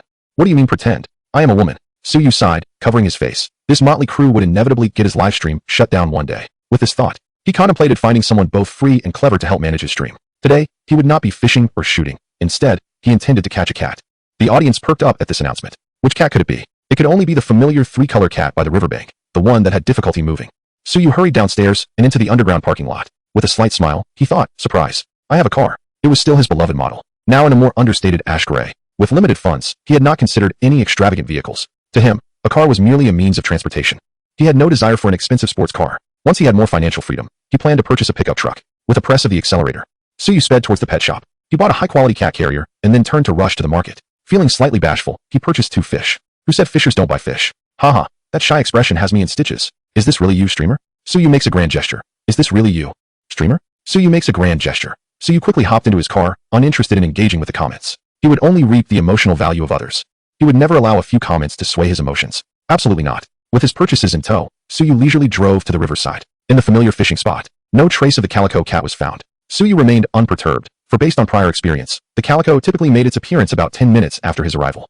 Time flew by, and just as Suyu finished his 3rd popsicle, he heard a series of meows. The calico, straining to open its one good eye, limped out from a corner, meowing twice in Suyu's direction. Observing this, Suyu chuckled softly, I am not here to fish today. Remarkably, the calico seemed to comprehend Suyu's words. It lowered its head in slight disappointment, yet did not immediately depart. With a smacking of his lips, Suyu chose not to keep the sympathetic viewers in suspense any longer. He retrieved a freshly purchased small carp from his trunk and tossed it to the calico. The cat's eyes brightened at the sight, and it began to eat eagerly. Meanwhile, Suyu set up the cat carrier beside him. The viewers in the live stream were puzzled, wondering why he was waiting. Shouldn't you just scoop it up? They mused. Do you expect the cat to climb in on its own? This is a wild calico, not a pampered house cat. Suyu remained silent, believing the calico would grasp his intentions. In no time, the cat devoured half of the fish. Want to get better? If you climb in by yourself, I will take you home. The calico paused, staring contemplatively at the remaining fish head. Suyu slapped his forehead. Over here, over here. The calico squatted, licking its paw, tilting its head curiously at Suyu's call. He gestured towards the carrier, implying something significant. Seemingly understanding, the calico ambled over. The viewers watched in astonishment, filled with anticipation, as the chat erupted with encouragement. After scrutinizing the carrier, the calico meowed and boldly entered. It then glanced back at Suyu. Don't forget to tuck in your tail. Meow, the tail was tucked in. From Wang Erjin, shock value, 133. From Li Tian, shock value, 243. From Chen Cheng, shock value, 179. A smile crept across Suyu's face. Indeed, the little calico was quite clever. Closing the carrier, he hopped into his vehicle.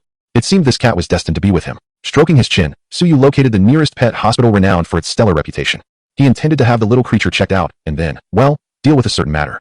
The livestream's chat fell silent for a moment before swiftly resuming. I bet the streamer doesn't he realize this is a female cat. All calicos are female. What are you talking about? The streamer and the calico both enter the hospital, yelling for help. Get it? Guess who's? Haha. Sorry, that reminded me of something amusing. Suyu had initially been in high spirits, but a glance at the chat quickly dampened his mood.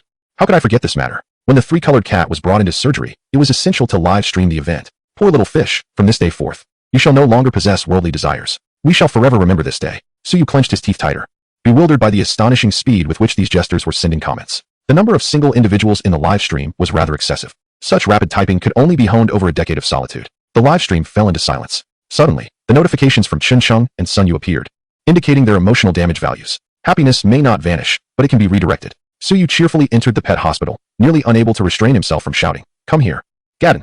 Fortunately, he managed to hold back. After handing the three-colored cat over for examination and x-rays, Suyu relaxed. He glanced at the virtual panel. Skill, equivalent exchange, concept, unique, LV0, mastery of firearms, emotional value, 162, 321. His emotional value had reached 160,000, leaving him with less than 40,000 to reach his set goal of 200,000. The emotional value generated from the videos was nearly capped out. This was a gradual endeavor. As long as there were viewers, he would continually receive emotional feedback. However, after the initial phase, the growth of emotional value would slow down.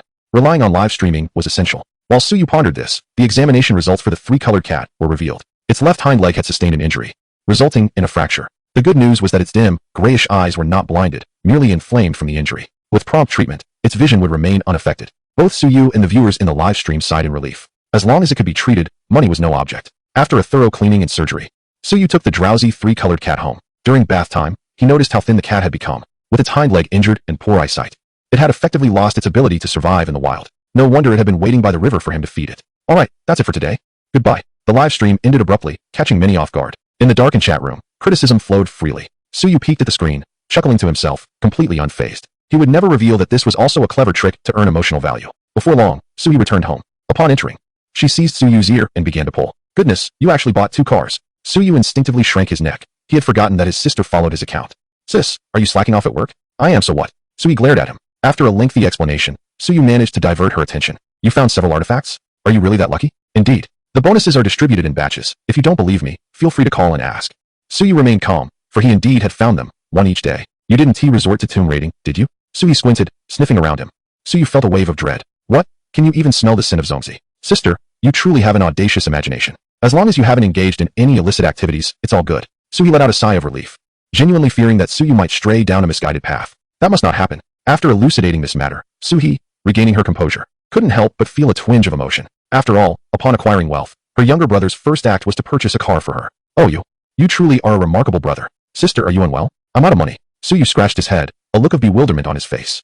Had he taken a turn for the bizarre? The change in demeanor was astonishing. Chapter 14. The mischievous sprite that evening, Manhwa stirred, awakening from slumber. Stretching its hind legs, the little creature wore a look of confusion. Don't move around too much, it's a splint. Once it's taken off, your leg will be fine. Currently, Manhwa still had one eye wrapped in bandages. After some contemplation, Suyu took a marker and drew a pirate eye patch on it. Our pirate cat. Fresh fish, freshly prepared. Manhwa devoured its meal with great speed and, feeling full, nestled into the newly purchased cat bed, displaying impeccable behavior. If one were not to speak, it would be impossible to discern that it had once been astray. After completing the daily tasks on the Da-ing Museum's website, Suyu fell into a deep sleep, for he had a live stream scheduled for the following day. In his dreams, he envisioned the equivalent exchange skill reaching its maximum level. With a flick of his tiny hand, he summoned a celestial elixir. Just as he was about to consume it, a sudden shriek shattered his dream. Who? I was about to unleash my full power to subdue the 7 fairies. With a start, Suyu flung off the covers. The screaming persisted. Upon checking the time, he realized it was already morning. Rubbing his eyes, he stepped out of his room. The source of the commotion came from the bathroom. Sister, what is going on? Suyu hurriedly burst through the bathroom door, collapsing onto the sofa and covering her head with a pillow. There's a cockroach. Suyu raised an eyebrow and ventured into the bathroom. He glanced around, picking up the shower head. This shower head had seen better days, with some edges showing wear. From the missing corner, 2 dark, twitching antennae emerged. Origami cockroach? What origami cockroach? Seeing Suyu enter, Suhi mustered her courage and followed him into the bathroom. Upon seeing the shower head in Suyu's hand, her toes began to tremble. With a mischievous grin, Suyu quipped, what is there to fear? Isn't this little sprite something you used to adore? A large question mark appeared above Suhi's head. What nonsense are you talking about? Suyu blinked innocently and replied, isn't it true? Look, in fairy tales, sprites sneak into your home. They can fly, and they move swiftly, usually appearing when no one is around, and then they nibble a bit of your food, vanishing when seen. Suyu was drawn into his reasoning and nodded along. Then she noticed Suyu pointing at the shower head. This character is similar. It sneaks into your home, moves quickly, can fly, appears when no one is around, and sometimes nibbles at your food, disappearing at the sight of you. Suyu nodded vigorously. Sounds like a ridiculous notion. Kick it to death. Xiaochang swiftly met his demise beneath Suyu's slipper. With a slight smacking of her lips, Suyu expressed a tinge of regret. No worries. The little sprite will crawl to your pillow tonight to keep you company, she quipped, referencing Suhi's fear level of 940. Suyu had left for work, leaving Suyu with the noble task of a thorough house cleaning. It seemed that fishing would have to wait for another day. Descending the stairs, she purchased some disinfectant and pondered that since she was already engaged in chores, why not stream live? The drone lifted gracefully into the air, while the calico cat in its nest merely glanced up before settling back down. The audience in her live stream had grown accustomed to her spontaneous broadcasts, and soon thousands of viewers flooded in. Are you fishing at home today? What kind of fish can you catch at home? Suyu's lips twitched at their familiarity, as if they had rehearsed this exchange beforehand. No fishing today. I'm being punished with a cleaning spree, she replied with a mix of emojis. As she tidied up, Suyu occasionally glanced at the chat. To her surprise, the viewers were quite animated, expressing an interest in her living environment. Her home, neither too large nor too small, boasted 4 rooms and a living area, which was quite spacious by the standards of the bustling metropolis. Renting such a place would command several thousand in monthly rent.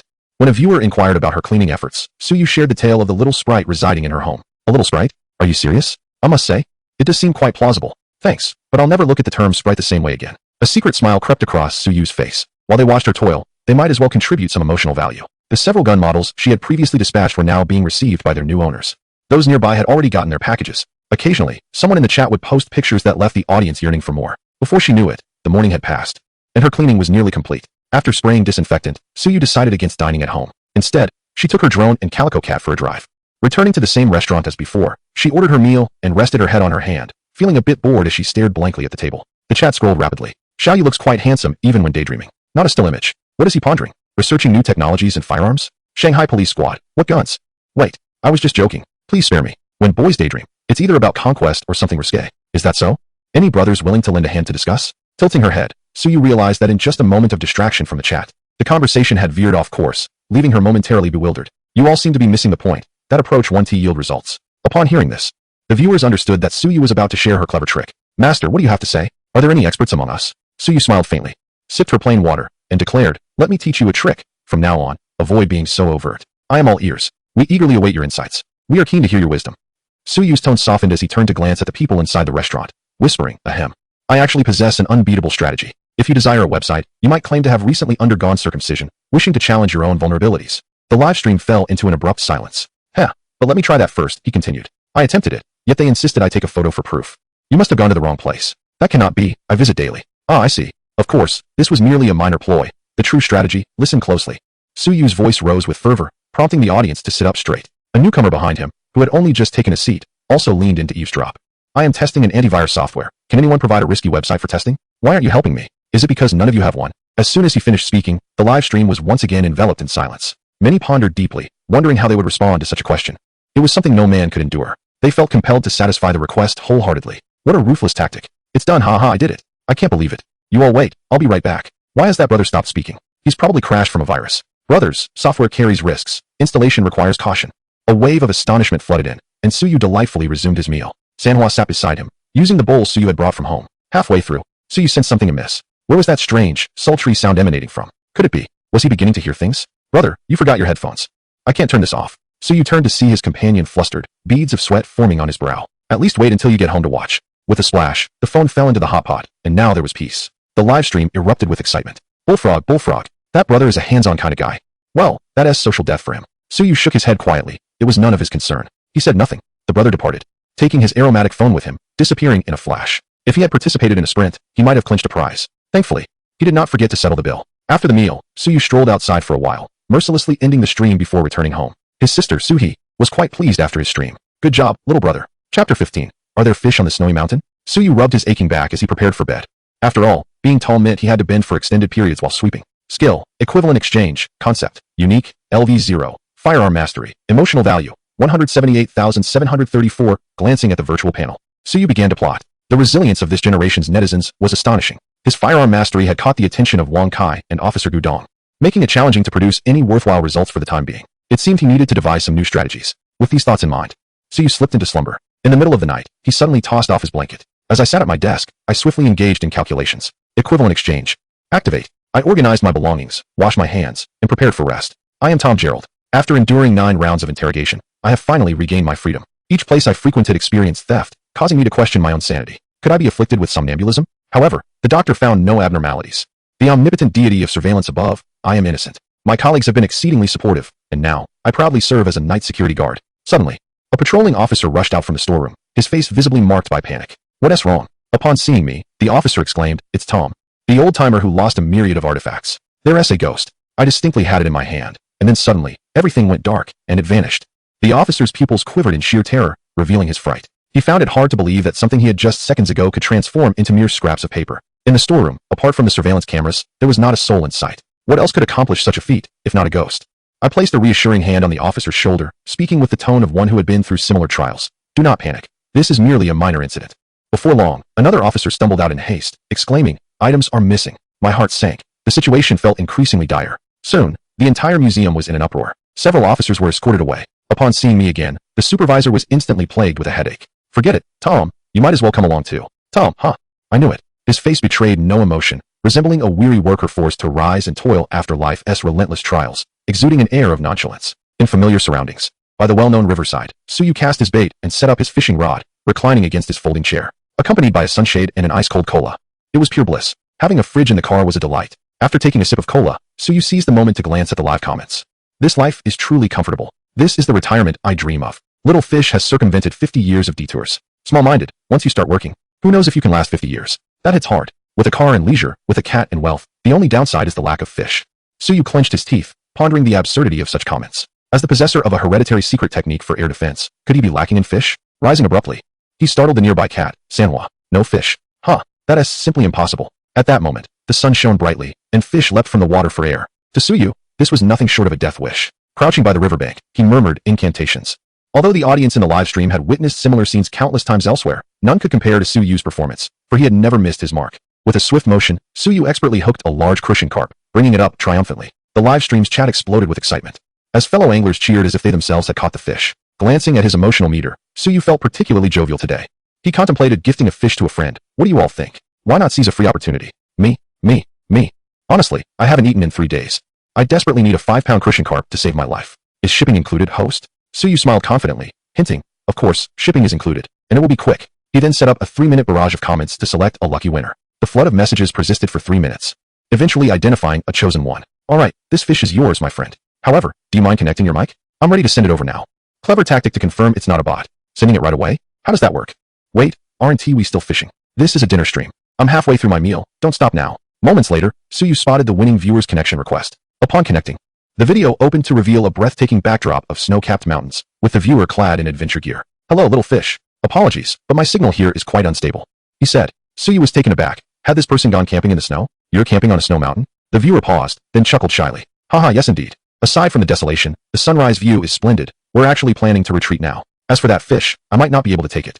By the time I get home, it would likely be spoiled. A hint of disappointment flickered across his face. Winning a prize, even if it wasn't of great value, felt significant. Perhaps it was a lucky fish. Despite his own misfortune, Suyu waved his hand dismissively. No worries, little fish will arrive in a heartbeat. Do you think this is like sending a document? My brother is talking nonsense again. What brand of soda is this? Is it spiked with alcohol? Suyu smiled faintly. You see, as a professional streamer, predicting my fans' actions is fundamental. If I told you that a few days ago, I knew you would be at this snow mountain, would you be surprised? My friend, would you like to check what lies beside you in the snow? The viewer, taken aback, glanced at a small patch of snow beside him. The mountain he chose was not treacherous. There were no fierce winds or blizzards, making it easy to see clearly through the camera. Swallowing hard, he slowly extended his hand. As he brushed aside the snow, a fish, alive and well, was revealed beneath. He stood frozen, unable to comprehend the bizarre sight. How could he possibly find a crucian carp in the desolate, signal-challenged snow mountains? And it was alive? Suyu, sensing the atmosphere in the live stream, understood precisely what was unfolding, because his emotional value has soared to unprecedented heights. Alas, one must occasionally display a skill to remedy these fellows' electronic impotence. From Zhang Liang's shock value, 677. From Qian Ming's shock value, 333. From Zhao Wei's shock value, 567. Friends, do not be overly excited. It is merely a trick. As he said this, Suyu seized the opportunity to glance at the virtual panel. His emotional value had already surpassed 200,000. Skill. Equivalent exchange can be upgraded. A smile crept upon Suyu's lips, and he felt an immense sense of joy. This was precisely what he sought, finally eliciting the upgrade button. If it didn't materialize soon, the child would undoubtedly succumb to temptation and play with the spinning wheel. The viewers in the live broadcast room, upon hearing Suyu's words, gradually calmed down. Yet, they still found it utterly absurd. I can only say, flawless. I thought I was watching a drama. My brother has ventured into the realm of the fantastical. I just spewed my food. Damn it. Now I'm being tormented by my wife. Absurd, truly absurd. How is this even possible? The friends who caught the fish were more bewildered and shocked than anyone else. He certainly had not coordinated in advance. Nor was it a special effect. Could it be that the other party truly anticipated his arrival at this snow-capped mountain and placed a fish here beforehand? Moreover, it had been oxygenated, albeit somewhat lethargic, likely due to being frozen in the snow for too long. At that moment, Suyu grinned mischievously. That fish was, in fact, the very one he had held earlier, merely subdued with a gentle blow to its head, rendering it listless. In truth, this was not particularly difficult. It merely required the foresight to identify the chosen one, predict his journey to this snow-capped mountain, and communicate with the guide on the mountain to place the fish near the campsite ahead of time. Upon hearing this, the companions on the snow-capped mountain felt their heads buzzing. Not difficult. This was exceedingly challenging. To anticipate the chosen one's actions is one thing, but to foresee his movements is quite another. That is indeed terrifying. This seemingly casual trick was, in fact, meticulously planned by Suyu days in advance. bordering on the monstrous. The barrage of comments flooded in, inquiring how Suyu had accomplished this feat, how he had predicted others' actions. He could only helplessly shrug. This is a family heirloom of a magic trick, not to be divulged. Quick, make a decision that defies your ancestors. If I learn this, wouldn't I be able to anticipate my wife's actions, thus allowing me to fish in peace? Wake up, your fish guard is empty. There are no fish at all. It was impossible to articulate. One could only disguise it with magic. You can't comprehend it, right? Indeed, that's correct. Magic is meant to baffle the mind. Want to learn, do you? Barrage, we want to learn. Suyu, alas, the duration of today's live broadcast is nearly up. It's time to head home. He mercilessly ended the stream, leaving a multitude of viewers in the broadcast room scratching their heads, pondering deeply. They could not fathom how Suyu had accomplished it. What magic was this? From a purely visual perspective, it should be classified as sorcery. Chapter 16. Skill upgrades. Suyu offered little explanation. The more one explains, the more flaws are revealed. The skill of equivalent exchange possesses an extraordinary advantage. As long as he possesses even a modicum of information, and the other party remains within this world, and within the parameters of his exchange, Suyu can effortlessly bring them into his possession. Should this capability come to the attention of a discerning individual, it could indeed lead to considerable complications. Although he is not particularly concerned about such difficulties, they would certainly be irksome. Consequently, Suyu exercises restraint while utilizing this ability in his live streams, adeptly providing explanations. He is confident that no one can ensnare him. Perhaps in the next spin of the wheel, he might procure something truly beneficial. At present, however, the priority remains to observe the changes brought about by this skill upgrade. Having tidied up, Suyu hurried home with Manhwa in tow. His account on the small streaming platform has already amassed 200,000 followers, and the numbers continue to climb at an impressive rate. His recent appearances on trending lists have garnered a significant influx of traffic. The monetary gains are secondary. What truly matters is that these viewers contribute valuable emotional currency to Suyu. Free riding? Not at all. Simply entering his live stream, or even viewing his videos, allows them to contribute varying amounts of emotional value. Upon returning home, Suyu did not immediately check his virtual panel. Instead, he dedicated some time to editing the recording of his recent live stream and uploaded it to his account. It was his first time employing the skill during a live broadcast, and it certainly warranted documentation. How could he allow only the gentleman in the stream to be astonished? The emotional value from casual viewers is equally important. Suyu generously invested in a promotional boost, marking his first expenditure on traffic. He hoped it would yield worthwhile returns. After posting the video, he nestled into his room, rubbing his hands together with excitement as he opened the virtual panel. Skill, equivalent exchange, concept, unique, LV0, firearm mastery, emotional value, 230,077, with an emotional value of 230,000. A golden arrow pointing upwards glimmered brightly next to the equivalent exchange skill. With a decisive click, Suyu activated the upgrade. Upgrading equivalent exchange from LV0 to LV1. Skill, equivalent exchange, concept, unique, LV1. Within the current space-time, the positions of two items of equal mass can be exchanged. Mental energy consumption reduced, weight exchange limit increased, search bar activated. The previously gray search bar finally illuminated. Suyu attempted to exchange two similar items, discovering that the mental energy expenditure had roughly halved in comparison to before. As for the weight limit, he still couldn't exchange for a Dongfeng vehicle. Though slightly disheartened, Suyu quickly regained his spirits. It was a minor setback. He could always earn more emotional value. He was fortunate that the initial unrestricted exchange had granted him access to the virtual panel. Otherwise, even with knowledge of his newfound supernatural abilities, he would have been left in the dark regarding how to upgrade. Opening the search bar, he found it completely empty. Suyu pondered for 3 seconds, contemplating whether this meant he could search freely. Suyu's search for items began with a query for an electric mobility vehicle, followed by a search for Xiaomi pastries. As he explored the results, he effortlessly lost track of his diminishing emotional value. Suddenly, a revelation struck him. This search tool was indeed impressive. However, he sensed that this was not the search bar's true potential. Contemplating further, he entered a term he had never encountered before, the nuclear submarines of Eagle Sauce. To his astonishment, the search bar unveiled a comprehensive list of Eagle Sauce's nuclear submarines, some of which were even decommissioned, all painstakingly retrieved by the search tool. With the search bar at his fingertips, nothing seemed beyond his reach. All he needed was a general name to initiate the discovery. The only shortcoming was the absence of weight specifications, leaving him to rely on his calculations. Yet, he pondered, even if he had that information, it wouldn't matter much. He had no intention of relocating the world's treasures to his home. Eager to further test the limits of the search bar, he encountered a red alert indicating insufficient balance. A sense of foreboding washed over him as he glanced at his emotional value, which read 77. Suddenly, everything darkened. It turned out that the service was not complimentary. The vexing interface had misled him. Earning emotional value was no easy feat. After upgrading his skills, he was left with just over 30,000 points. And he had hoped to indulge in a lucky draw for a bit of joy. Now he was down to mere scraps. The panel had failed to warn him during the expenditure process. Each search cost him over 1,000 emotional points, making it more burdensome than the draw itself, which at least offered the chance of acquiring skills. With a pout, Suyu promptly shut down the virtual panel, deciding to await contributions from his loyal fans before engaging with it again. With his current emotional value, he could accomplish little. With hands behind his back, he descended the stairs with a light-hearted stride, intending to purchase ingredients for a delightful meal to reward himself. Meanwhile, the video he posted online began to gain traction. Comments flooded in, reflecting a mix of disbelief and amusement. Even after watching again, I still find it absurd. I told you, Mondays are not meant for work. This is hallucination. The person involved is here. I even suspect I've overindulged in mushrooms. Is that guy from the snow mountain above? You all truly Haven Tea conspired, right? I can swear. It's evident that extensive preparations were made beforehand. Even if it was a setup, bringing a fish to climb a mountain is no simple task. Especially ensuring the fish remains alive. Regardless of its authenticity, it astonished me. Well done, applause. Makes sense, applause. The video once again ascended the trending charts. To his fans, Suyu emanated an aura of profound mystery. The aura of mystery was seamlessly woven into the video, captivating an ever-growing fanbase. Emotional responses poured in abundantly. While shopping for groceries, Suyu couldn't help but chuckle. The kind-hearted aunt cast a sympathetic glance at him, remarking, "It's tough for the young man. Feeling unwell, yet still out buying groceries. I'll give you a discount of 30%. As evening approached, Suhee, seemingly invigorated, entered the home to be greeted by a rich aroma. He inhaled deeply, immediately taking a seat at the dining table without even setting down his bag. Is it your birthday today? No. Then is it mine? Not at all. Then why the lavish spread? Suhee was thoroughly puzzled. As Suyu was not known for his industriousness, he typically opted for simplicity in meals. With a hand on his hip, Suyu gestured towards the bountiful array of dishes, proclaiming, "What's wrong with treating myself to something good? I'm in a good mood today. I have money." Suyu found himself momentarily speechless. "Just enjoy," Suyu said, producing 2 bottles of chilled orange juice, handing one to Suhee. "You've worked hard all afternoon." With a cheerful grin, Suhee accepted the drink, replying, "Thank you for your kindness. I want to be polite." Suyu waved his hand grandly. "Let us dig in." Meanwhile, in the police station, Tom Jared was told, "You can leave now." He resisted, shaking his head. No, I prefer it here." The officer, feeling a hint of exasperation, was at a loss for words. Over the past few days, he had spent more time with Tom than with his own wife. "Rules are rules. You should head home now." Tom lazily stretched and stood up. "All right, I'll come back tonight. There's no need to tidy up here." "How do you know you'll return tonight?"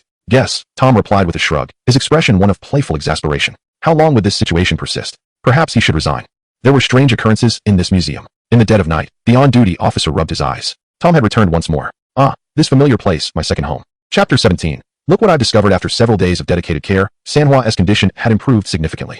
Suyu took Sanhwa back to the pet hospital to remove the bandages from its head. After a brief period of adjustment, the previously inflamed eye was now able to open smoothly. The splint was removed from its leg, although it still walked with a slight wobble. It was a marked improvement from before. Monitor its diet, minimize oil and salt intake, and avoid vigorous exercise for a month. We will conduct a follow-up then.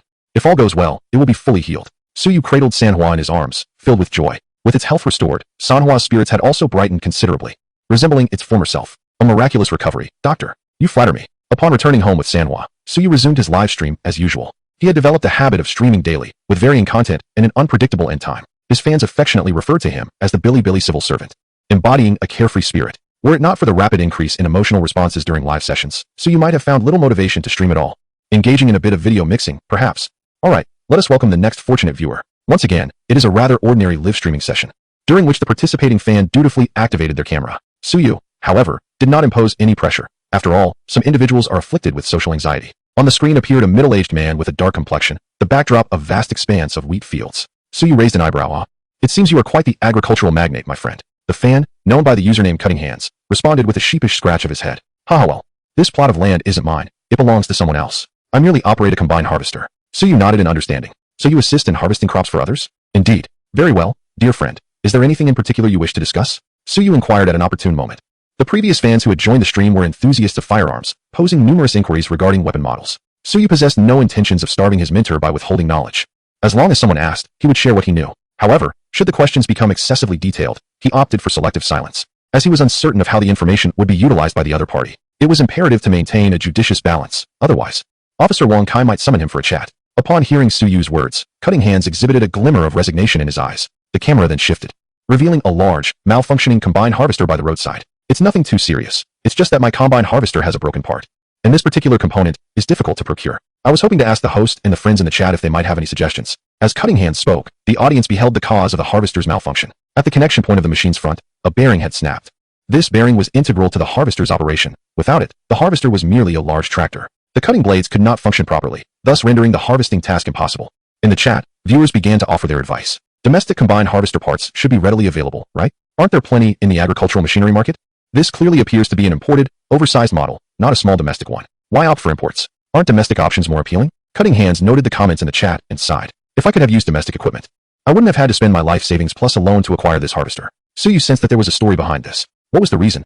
My friend, would you mind sharing? Cutting Hands did not hold back, feeling compelled to express his thoughts. Previously, my wife and I operated a domestic harvester, helping others harvest wheat and such. However, as we traveled from field to field, we found ourselves marginalized and bullied by larger groups because of our smaller vehicle and limited crew. There was no recourse. That's just how the market operates. Hence, I aspired to purchase a better, larger machine, merely so my wife and I would not face such indignities when we ventured out together. As he spoke, tears glistened in the man's eyes. Suyu fell into a contemplative silence, having just delved into the intricacies of cutting hands profession.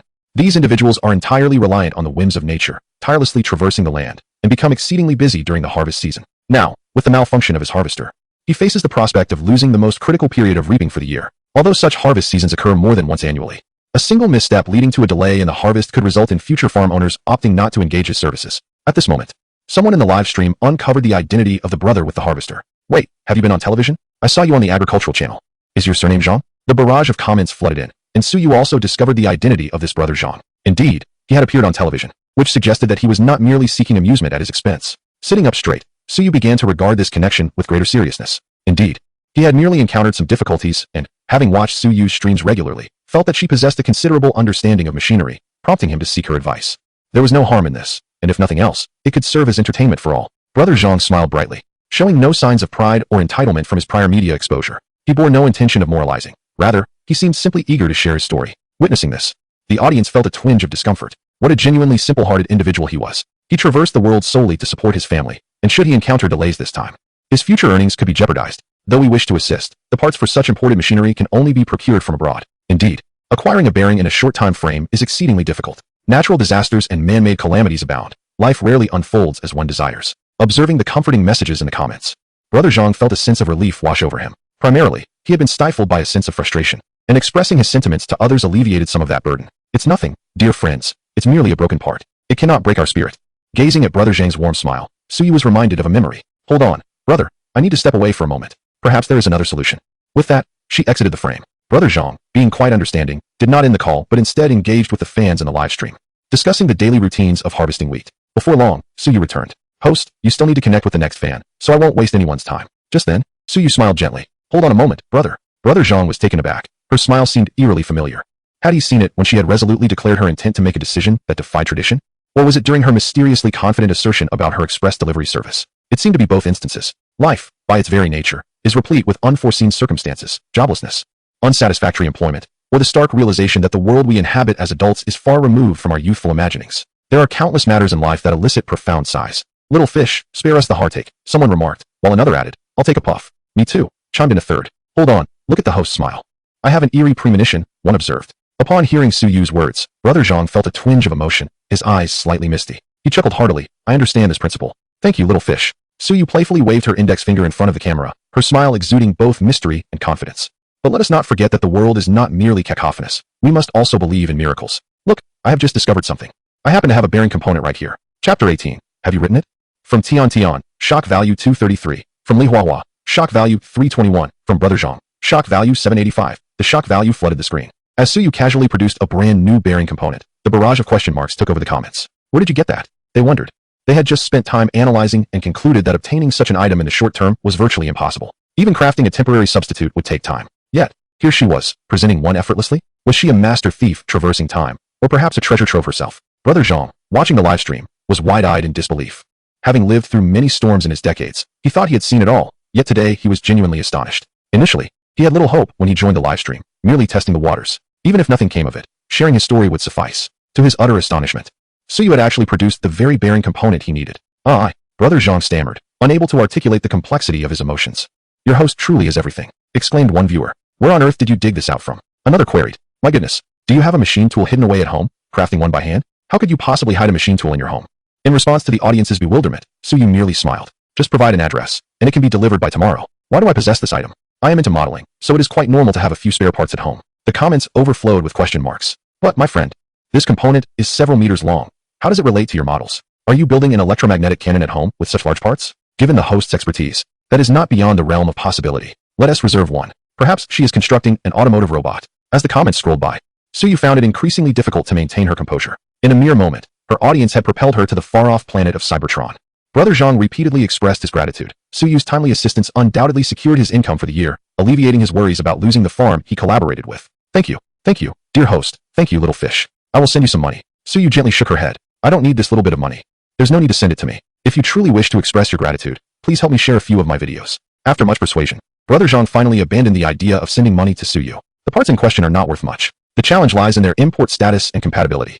To procure them would take at least a month, if not longer. Brother Zhang cannot afford such delays. The fans in the live stream began to murmur among themselves. Although they usually engage in playful banter during the stream, they all felt that Suyu had done something commendable in this instance. The items may not be expensive, but the timing of their availability is what truly matters. After disconnecting from the call, Brother Zhang joyfully shared the good news with his wife. Upon hearing this, his wife excitedly clapped her hands. That's wonderful. We really must thank this host. Indeed, I will share all of Little Fish's videos. You should hurry and register an account. We cannot simply take from others without showing appreciation, even in small matters. Am I unaware? I'm already working on it, but registering for this software is quite tedious. And there are questions to answer. Haha, it's a small matter. Leave it to me. Brother Zhang waved his hand, inadvertently revealing the Miku acrylic keychain at his waist. After sending off Brother Zhang, Suyu took a moment to glance at the virtual panel. Her emotional value had surged to 50,000. The cumulative contributions from the previous few fans did not match the emotional value generated this time. Suyu planned to accumulate it to 100,000 before trying her luck with the spin wheel. After hoarding so much fortune over the past few days, perhaps something splendid could be drawn. Initially, she did not believe in the notion of unluckiness until a row of flower pots appeared on her balcony, leaving her uncertain about what to plant. Glancing at the time, it was almost time for Suyu to finish work. Suyu decided to connect with one more fan before ending the stream. Soon, she confirmed a fan named Big Bunny. The profile picture suggested a respectable individual, unlikely to create any disturbances. The connection was established smoothly. Before Suyu could utter a word, the other side activated the camera. A charming, oval-shaped face came into view. Suyu's eyes brightened. After connecting with so many fans, she finally had a female admirer. At that moment, the Big Bunny blinked, and a youthful voice could be heard in the background. Mom, I'm hungry. Just a moment. Watch TV first. Suyu felt a jolt of anxiety, her expression visibly tense. No wonder she had such charm. It turned out she already had a little bunny of her own. Surely she wasn't here to request a refund for underage viewers, was she? Suyu fell silent.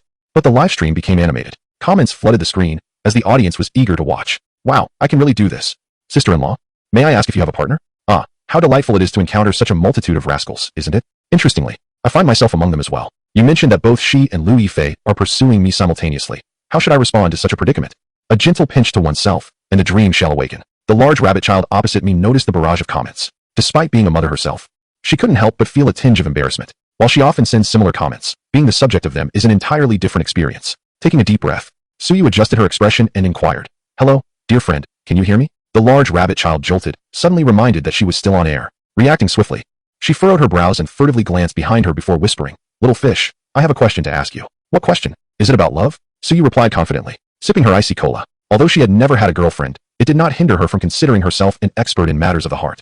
Whether advising separation or reconciliation, she was sure she could handle it. The large rabbit child blushed, shaking her head vigorously, her expression resembling that of a thief. "My child claims that after completing his summer homework, it was snatched away by a dog, and now it cannot be found."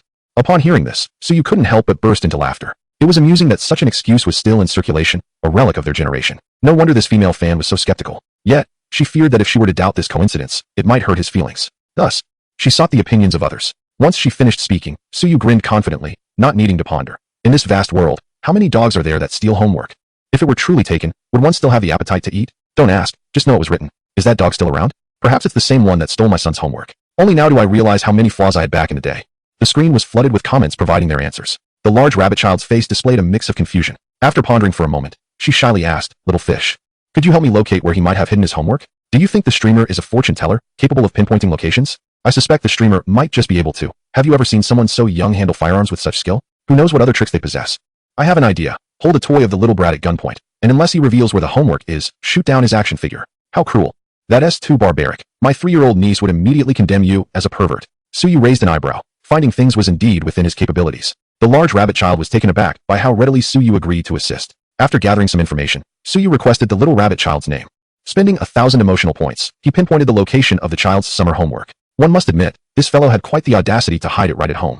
With a complex hand gesture, Suyu murmured incantations under her breath. Lacking genuine skill, it was all merely a ruse. Beneath the refrigerator, behind the hanging painting, and in the crevice of the bedside table, Suyu confidently pointed out each location. The young boy, though initially skeptical, was predominantly astounded. "Sir, is it truly you?" he exclaimed. At that moment, she rose abruptly, startling the child who was engrossed in watching television. "Mom, what are you doing?" "Oh, I'm just taking a stroll." As she slowly approached the refrigerator, the child's heart began to race with apprehension. He nervously swallowed, unable to focus on the animated show any longer. Suddenly, with a graceful squat, she retrieved 2 pristine summer assignments from beneath the refrigerator. "Have they been written?" she inquired. "Indeed. How splendid. They are actually here." The child's jaw nearly dropped to the floor. "How did you discover them?" With a clear objective and unwavering steps, she executed each movement with precision. "Oh no, I must send these off." With several locations still unexamined, she intended to search them all. "You're in for it later." She shot a glance at the child lounging on the sofa before turning to leave. The child, his face marred by despair, could not fathom how his mother, who had just moments ago appeared so obliviously naive, suddenly possessed knowledge of his hiding spots. If I had known, I would have hidden them further away. I shouldn't have sought convenience, he lamented. The sky had fallen. His delightful holiday had come to an abrupt end. As she connected with the live stream, she made her way to the child's room in the living room. I'll go downstairs to buy a washboard. Thank you, Suyu. Upon hearing this, Suyu felt a twinge of guilt and replied, you might need to purchase 2 washboards. Why? Just then, the painting was removed, and a summer assignment along with 2 rolls of cash fell out. Instantly, the live stream fell silent, only to erupt moments later. Chapter 19. The Lost Phone. Fortuitous beginning. Killing 2 birds with 1 stone. Surprise. Discovery of hidden items. Secret savings. Child's father. Crisis. The young girl stood holding the painting, momentarily stunned. Before taking a deep breath, is there more here? Suyu paused. More? You know? The girl nodded slightly. I know where he keeps his secret savings. Generally beneath the bedside table, but men must always have some spare cash. Occasionally, when it's gone, I replenish it for him. The live stream was enveloped in silence, until a viewer meekly queried, is your sister-in-law still in need of a husband? Suyu clicked her tongue. No wonder you were so handsome. Sister-in-law, you are so righteous. I admire you. The gentlemen in the live stream were equally moved, proclaiming it the best sci-fi film of the year. Reflecting on the young girl's inquiry, Suyu pondered briefly before subtly implying, unless your husband has suddenly become enlightened, it is highly probable that your child is the mastermind behind this. The girl contemplated this, realizing its validity. With my husband's wooden head, he would only think to hide things beneath the bedside table. He wouldn't have moved them in years. How could he possibly have hidden something here too? It is likely that she accidentally stumbled upon her child's hidden homework, perceiving it as an ideal spot, and thus created another hole. Subsequently, she searched through several remaining places, successfully gathering an entire set of assignments. Grateful, she thanked the broadcaster and headed downstairs to purchase a scrubbing board. The mischievous child cast a glare at their mother, who sat upright on the sofa, and repeatedly expressed gratitude before closing the live stream after sending a few gifts. The child watched helplessly as their mother unearthed their homework from various corners, feeling utterly dejected. The claims made online proved to be false. The promised assurance of remaining undiscovered was mere illusion. Suyu observed this scene with a slight smile gracing his lips, for it was evident from the expression of the mischievous child's mother that she would not resort to harsh measures. At most, she would offer a few words of admonition. This couple could be described as exceptionally open-minded. The unseen father also refrained from exposing their child's secret, acknowledging that such antics are not uncommon. In the live stream, viewers eagerly inquired how Suyu had managed to locate the hidden items. Did he secretly possess titanium alloy X-ray vision? However, there were 2 screens separating them, and moreover, there was a female fan on the other side who quipped, "Did you sneak in?" Another retorted, "That's erroneous. I believe the broadcaster might have been peeking at their living room camera." A third chimed in, "Engaging in illegal activities is not acceptable," while yet another, with a knowing tone, asked, "Come on, just confess." Leaning back in his computer chair, Suyu relaxed, resting his hands behind his head, exuding an air of tranquility. Let us not make wild accusations about infiltrating private residences or spying on cameras. There are no cameras installed in their living room. He smiled at the drone's camera and continued, "In truth, the reasoning is quite straightforward. Given the current heat, children rarely venture outdoors." The aforementioned female fan mentioned that her child spends most of the day watching television or playing alone in their room. If they aren't going outside, the belongings can only be concealed within the house. Taking a sip from a can of energy drink on the table, Suyu elaborated. Moreover, while he may deceive his parents, he is unlikely to pull the wool over his teacher's eyes. As the holiday draws to a close, it's highly probable he will spend an entire night striving to create a miracle. Upon hearing Suyu's words, the viewers in the live stream experienced a moment of enlightenment, realizing how simple it truly was. Still, some remained skeptical, pondering how Suyu could pinpoint each hiding place with such precision. He even predicted that before the mischievous child retrieved the framed picture, it would not only contain the child's homework, but also the unknown elder brother's secret stash. Observing the barrage of comments, Suyu picked up a water-based pen, reminiscent of an old smoker clutching a cigarette. The secrets of the world are not to be revealed. Do not assume that I am oblivious. You are the true masters of concealment. What of the movable sunken floor tiles, the hidden compartments within cabinets, the boxes behind electrical outlets, the hollow legs of tables, or the small boxes suspended beneath the bed? What about the repackaged tin cans or the books that remain unopened since their purchase? Children may only notice the obvious, but you are genuinely adept at hiding things. The live stream's chat momentarily lagged, and as Suyu finished speaking, it erupted with activity. Stop. My wife is right beside me. Dude, you've exposed everything with just that. Hee, I've learned a new trick. Suyu grinned, though his laughter was restrained. He planned to clip this segment, invest a few hundred in promotions, and then strike back at them. Suddenly, his water pen leaked, splattering ink all over him. Haha, serves you right for betraying us. Today's MVP, the water pen. Well done. What a relief. It took him several napkins to regain control of the situation. Damn it. I'm logging off for now. I need to brush my teeth. As the screen went dark, the atmosphere in the live stream shifted from accusations to a flurry of humorous expressions featuring Suyu's inky grin, shared by a fan named I Eat Dried Fish. In less than 2 minutes, the speed of their response left the other fans in awe. I eat dried fish, keeping it low-key. A package of expressions is in the works for the next stream, winking face. The inarticulate Liang, looking forward to it, winking face. Little match girl, eagerly anticipating, winking face. I'm not called Wonkai. Please send me a private message, dog face. Gyulajdong, please send me a private message, dog face. After brushing his teeth 13 times, Suyu's teeth regained their original luster and whiteness. The bitterness in his mouth faded. He cursed under his breath. Having forgotten that the pen was purchased during his freshman year, its quality had long been questionable, and it had leaked upon warming in his mouth. Somewhat disheartened, he realized that despite the inky predicament, he had amassed a considerable amount of emotional currency. These folks delighted in witnessing his misfortunes, and the emotional points accumulated at an unprecedented pace. He glanced at the virtual panel. Skill, equivalent exchange, concept, unique, LV1 firearm proficiency, emotional value, 149, 877, nearly 150. 000 emotional points had been accrued in that brief period. While the results were impressive, the unfortunate reality was that he was the one suffering.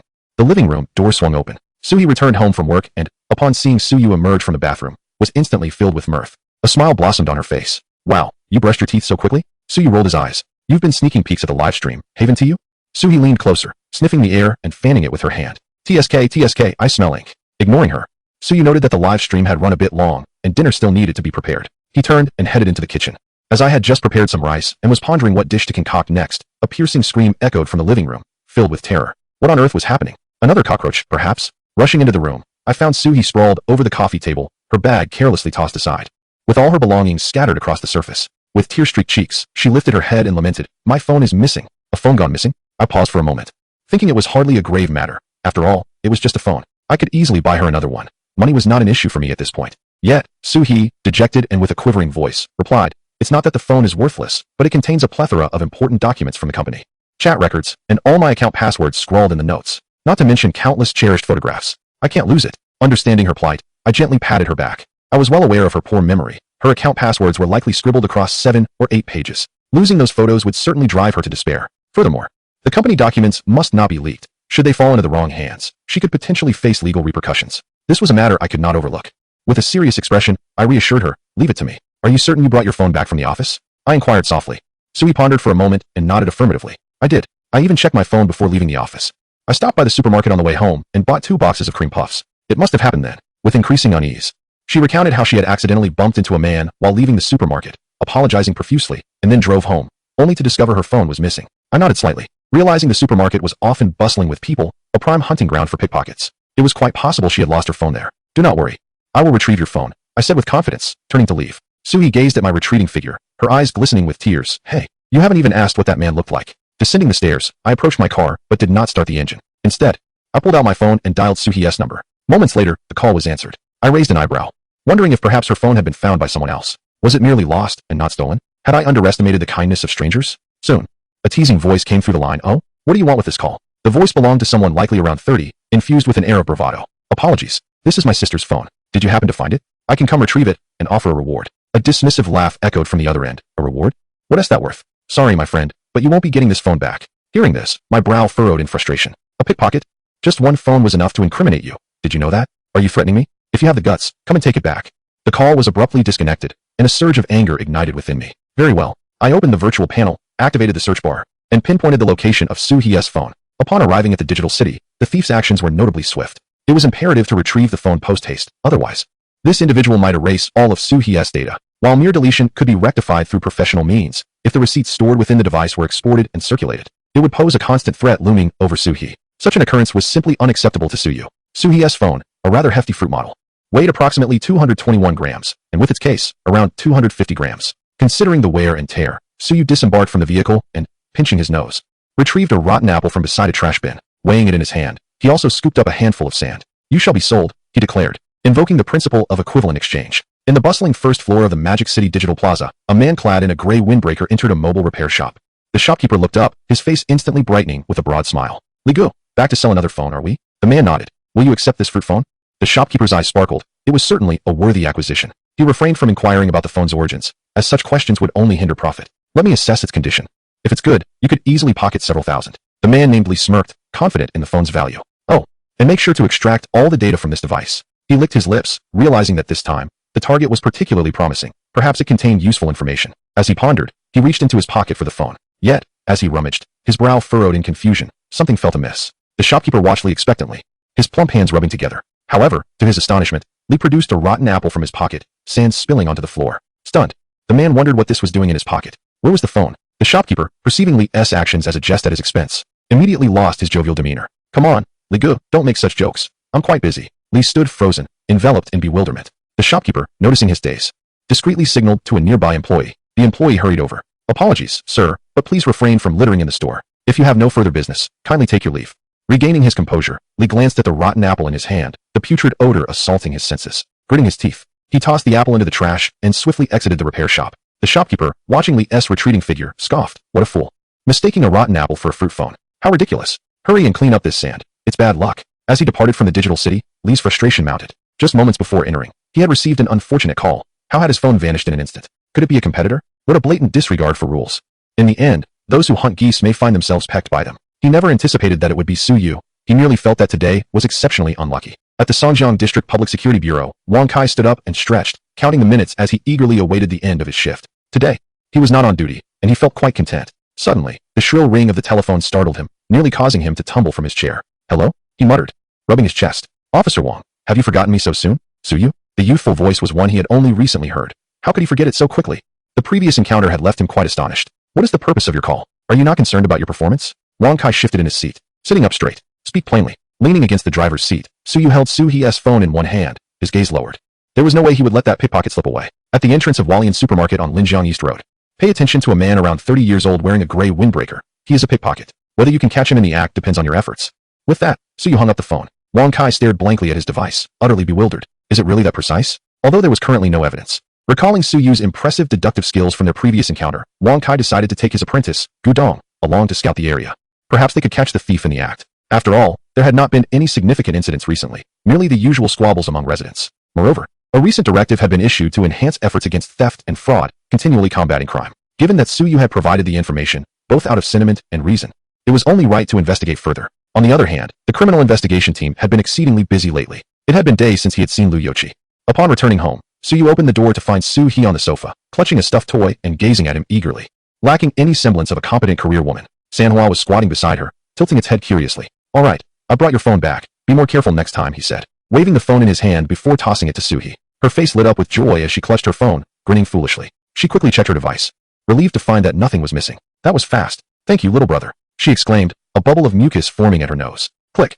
What are you taking pictures of? I didn't take any. Do you think I'm deaf? Suhi, having practiced, snatched Suyu's phone and swiftly deleted her embarrassing photos. Brother, you truly are a good brother. It's decided, she declared, placing her hands on her hips and, with a flourish, pushed Suyu onto the sofa before dashing off to the kitchen. You take a break today. As a treat, dinner is my responsibility. Upon hearing this, Suyu felt a chill run down his spine. Oh no, wait. In a flash, he sprang up and pulled Suhi back from her kitchen bound. My dear sister, the kitchen is a sacred space. No uninvited guests allowed. You should rest here. I'll handle it. Wiping the cold sweat from his brow, Suyu hurried into the kitchen, ensuring to close the door behind him. Only Suhi remained in the living room, puffing her cheeks in displeasure. However, within 3 minutes, she was engrossed in her phone, chuckling merrily. In the kitchen, Suyu heard the peculiar laughter emanating from the living room and felt a sense of relief.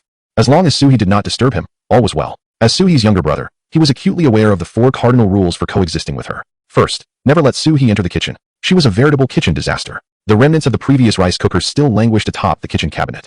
The only edible dish she had ever managed to create was a bowl of black sesame paste poured over calcium-enriched milk biscuits and topped with turkey noodles. Had there not been 2 bathrooms in the house that day, a calamity would surely have ensued. The eggs Suhi boiled resembled something pulled from a spider's lair. Once the egg whites exploded and solidified, the entire pot was filled with strands that could only be described as genius-level absurdity. The corn she cooked was half charred and half undercooked, a culinary dichotomy that left much to be desired. Her fried dumplings appeared as if they had just been extricated from a charcoal pit, still smoldering. If Suyu wished to avoid hunger pangs that evening, he absolutely could not permit Suhi to set foot in the kitchen. It seemed all her intellectual prowess was dedicated to coding, where she displayed an extraordinary sensitivity to numbers. Each time the Double 11 shopping festival rolled around, she would showcase her prowess, only to realize her purchases were more expensive than usual, leading her to furiously empty her shopping cart. In truth, it was merely a deletion. But how could it not be considered an emptying? Rubbing his forehead, Suyu pulled himself from the terrifying memories of Su He's culinary escapades and retrieved pork belly, green peppers, celery, and dried tofu from the refrigerator, skillfully preparing 2 dishes, a stir-fried pork and a celery and dried tofu stir-fry. He also whipped up a seaweed and egg soup to complete the meal. Suyu devoured her rice heartily, trying to soothe her startled spirit. Of course, Suyu did not forget about Manhwa, who was quite clever. When hungry, Manhwa would come to tug at Suyu's pant leg with its paws. But never with claws, only the soft pads of its feet. Even though Suyu was wearing shorts, he had no fear of being scratched. By the way, where did you find your phone? Did you drop it somewhere, or was it stolen? Suyu paused her chopsticks, her eyes alight with curiosity. You were the one without sense, dropping it along the way. Thankfully, my eyesight is sharp, Suyu replied, raising an eyebrow with a feigned air of maturity. Oh, so you say I lack sense. Suyu crossed her arms, tilting her body to scrutinize Suyu. And here I thought I brought you a box of cream puffs. Where are the puffs? Suyu asked, his hunger evident. I accidentally finished them all because I was too hungry. Then what is the point of saying anything? With a glimmer in her eye, Suyu leaned in and asked, "When are you streaming tomorrow? Why do you want to know?" "Just curious. Come on, tell me." "Probably in the afternoon. I'm sleeping in during the morning." Flashing an okay hand gesture. A smile flickered in Soo-hye's eyes as she returned her focus to her meal. "Is it alright for you to be so lazy every day?" At the mention of this, Soo-hye's expression fell. How vexatious it is. That insufferable boss of mine has a penchant for assigning tasks just before the end of the workday, yet he does not count it as overtime. Upon returning home, I must scramble to complete projects, which is utterly exasperating. During the day, I cannot even indulge in a bit of leisure. Does he wish for me to work myself to death? Suyu nodded lightly, acknowledging that in this bustling metropolis, not being compelled to work overtime is already a boon. Individuals like Soo-hye's boss are far too common. He pondered to himself whether he might entice Soo-hye to work for him instead. However, at present, it seemed there was little for Soo-hye to assist with. Perhaps once the live stream and accounts gained traction, he could contemplate it further. After dinner, the two retreated to their respective quarters. In Soo-hye's room, she perched one foot upon a stool, occasionally adjusting her position while her fingers deftly tapped away at the keyboard. "Curse boss, may your new project fail miserably." On the other side, in Suyu's chamber, a brand new incense burner adorned his desk, with 3 sticks of sandalwood incense wafting fragrant tendrils into the air. This was an impromptu purchase he had made upon his return. Having just emerged from a shower, he solemnly placed an apple and 2 bananas before the incense burner, as he had forgotten to buy more fruit. And this was all that remained. After completing his ritual of incense burning and bathing, Suyu rubbed his palms together and activated the virtual panel. Emotional value, 172,114, 17,000 in emotional value. It appeared that the livestream clips he had just edited and released were yielding results. It was worth the effort he had invested in promoting the videos across several platforms. He clicked on the spinning wheel, inhaling deeply. "My turn to draw cards. A tenfold draw. The advantage is mine." 3,000 renminbi, a pair of Black Beats headphones, a bag of trash, a bag of understated trash, a cat mat, a bag of pretentious trash, 1,000 renminbi. The 10 draws concluded with naught of significance. Suyu lamented the absence of skill-related items among his draws. Glancing at his emotional value, he noted that 70,000 remained. His emotional reserves were still plentiful. Onward. He hesitantly clicked for a single draw. "A useless book, surely the 3rd time as the charm, my friend." 6 God 1, errors are inevitable, my friend. "A bag of luxurious golden trash, this is a gamble of grand proportions, my friend." "A pocket watch collectible, there remains a chance to fight back, my friend." 3,000 renminbi, at this point, my friend. A pair of tactical goggles. Suyu collapsed in despair, his lips twitching. 16 draws yielded not a single skill. Although the frequency of trash items had diminished significantly, he desperately required different skills. Mastery of firearms was challenging to operate, and had already entered a semi-restricted state. He dreaded the day he might unwittingly become embroiled in some scandal. What would he do then? It was utterly nonsensical, by rights. This should have been the first wave of draws following my skill upgrade, and according to superstition, the first must be fortuitous. Why then, was there no grand prize?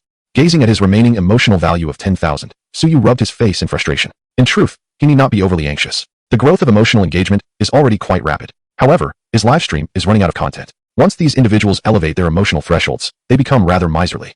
Unless the program delivers a continuous stream of excitement, the emotional engagement will undoubtedly dwindle. An alternative approach would be to expand his fan base. As the saying goes, miracles can be wrought with a single spark. Just give me the chance. With a mere tap, a dazzling light shone forth.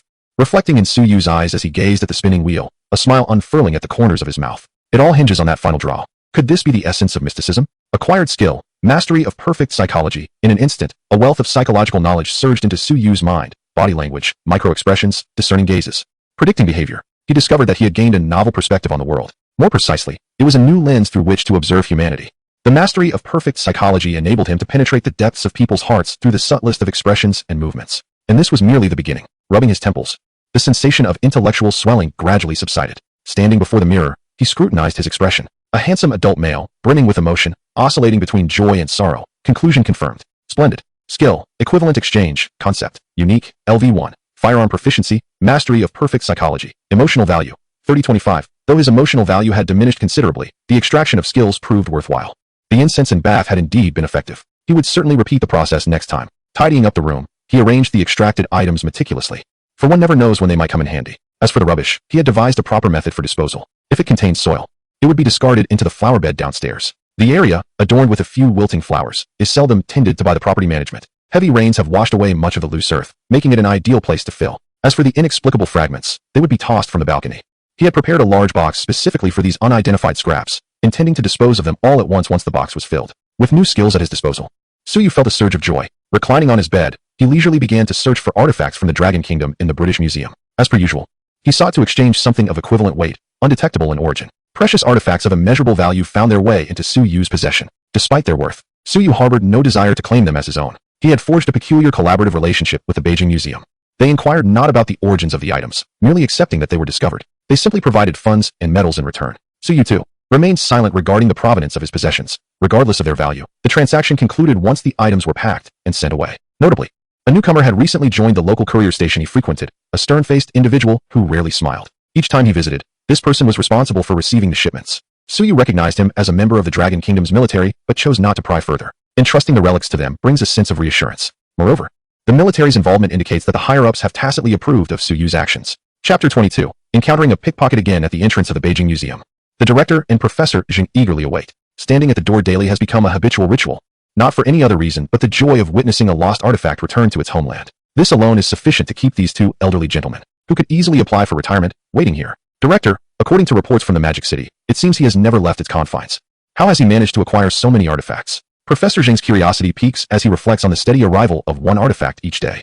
With no news from the British Museum thus far, it is evident that they have found not a shred of useful information. Such feats are not easily accomplished, and even elite military personnel cannot guarantee success. The director smiles and shakes his head. Why must we seek to understand everything so clearly? The world is vast, filled with wonders. On Wudong Mountain, there are extraordinary individuals capable of scaling walls. I have personally witnessed masters of martial arts whose every movement can inflict harm.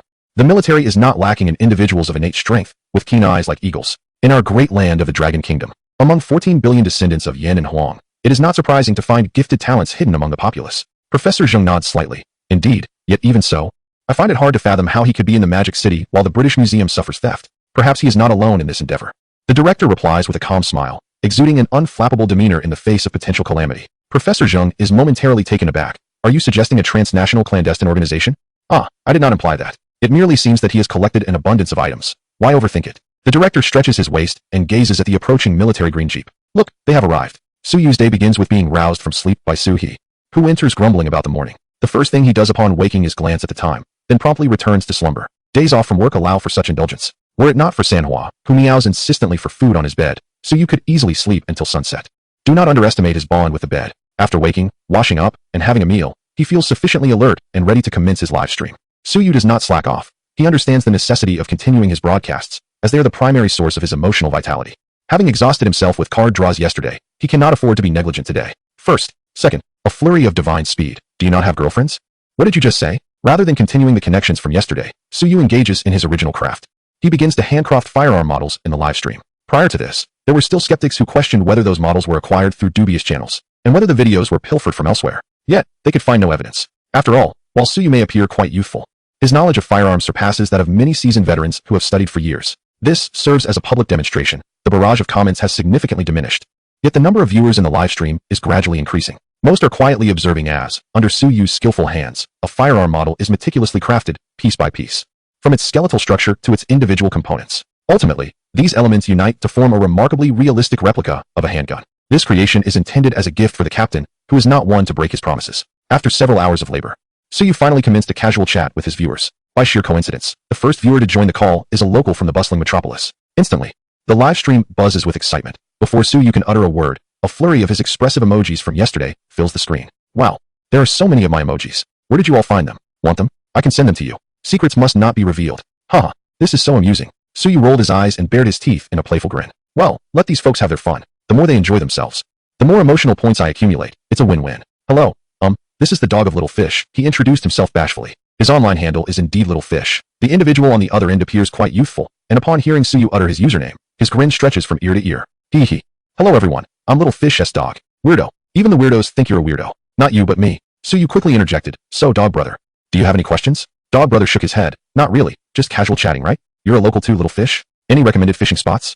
I'm in the process of buying gear and planning to go fishing soon. He raised his phone to scan his surroundings, revealing a large shopping mall. Casual chatting. Suyu thought. His interest piqued. He relished such exchanges, unburdened by the fear of perilous topics. I haven't explored many fishing spots in the metropolis, but there's a river I visited before with a pleasant environment, a bit distant from the city center, yet it has decent resources. Upon hearing this, Dog Brother's eyes sparkled. The same spot as you, Little Fish? I've been wanting to go since I saw it in the live stream, but I didn't know the exact address. How difficult can that be? Suyu thought, effortlessly sending the location via private message. Dog Brother expressed his gratitude, admitting he is a novice and asking the seasoned viewers for advice on selecting fishing gear. Suyu, naturally, was more than willing to assist. As Dog Brother switched his camera to the rear view, Suyu, casually sipping on a drink, suddenly straightened in his seat. Hold on, don't rush in. Dog Brother looked puzzled. What is going on? At 1 o'clock, the individual in the gray tactical jacket. Don't look directly. Just pretend to chat and find a place to sit down. Oh, okay, Dog Brother complied, sitting on a nearby bench. oblivious to the unfolding situation. A flicker of surprise crossed Suyu's face. He hadn't anticipated encountering the pickpocket so soon again. Upon closer inspection, he realized the shopping mall was situated on Linjiang East Road, directly opposite the Hualien supermarket. The viewers in the live streaming room were abuzz with questions about what was transpiring. Suyu placed her finger against her lips and whispered, "Show.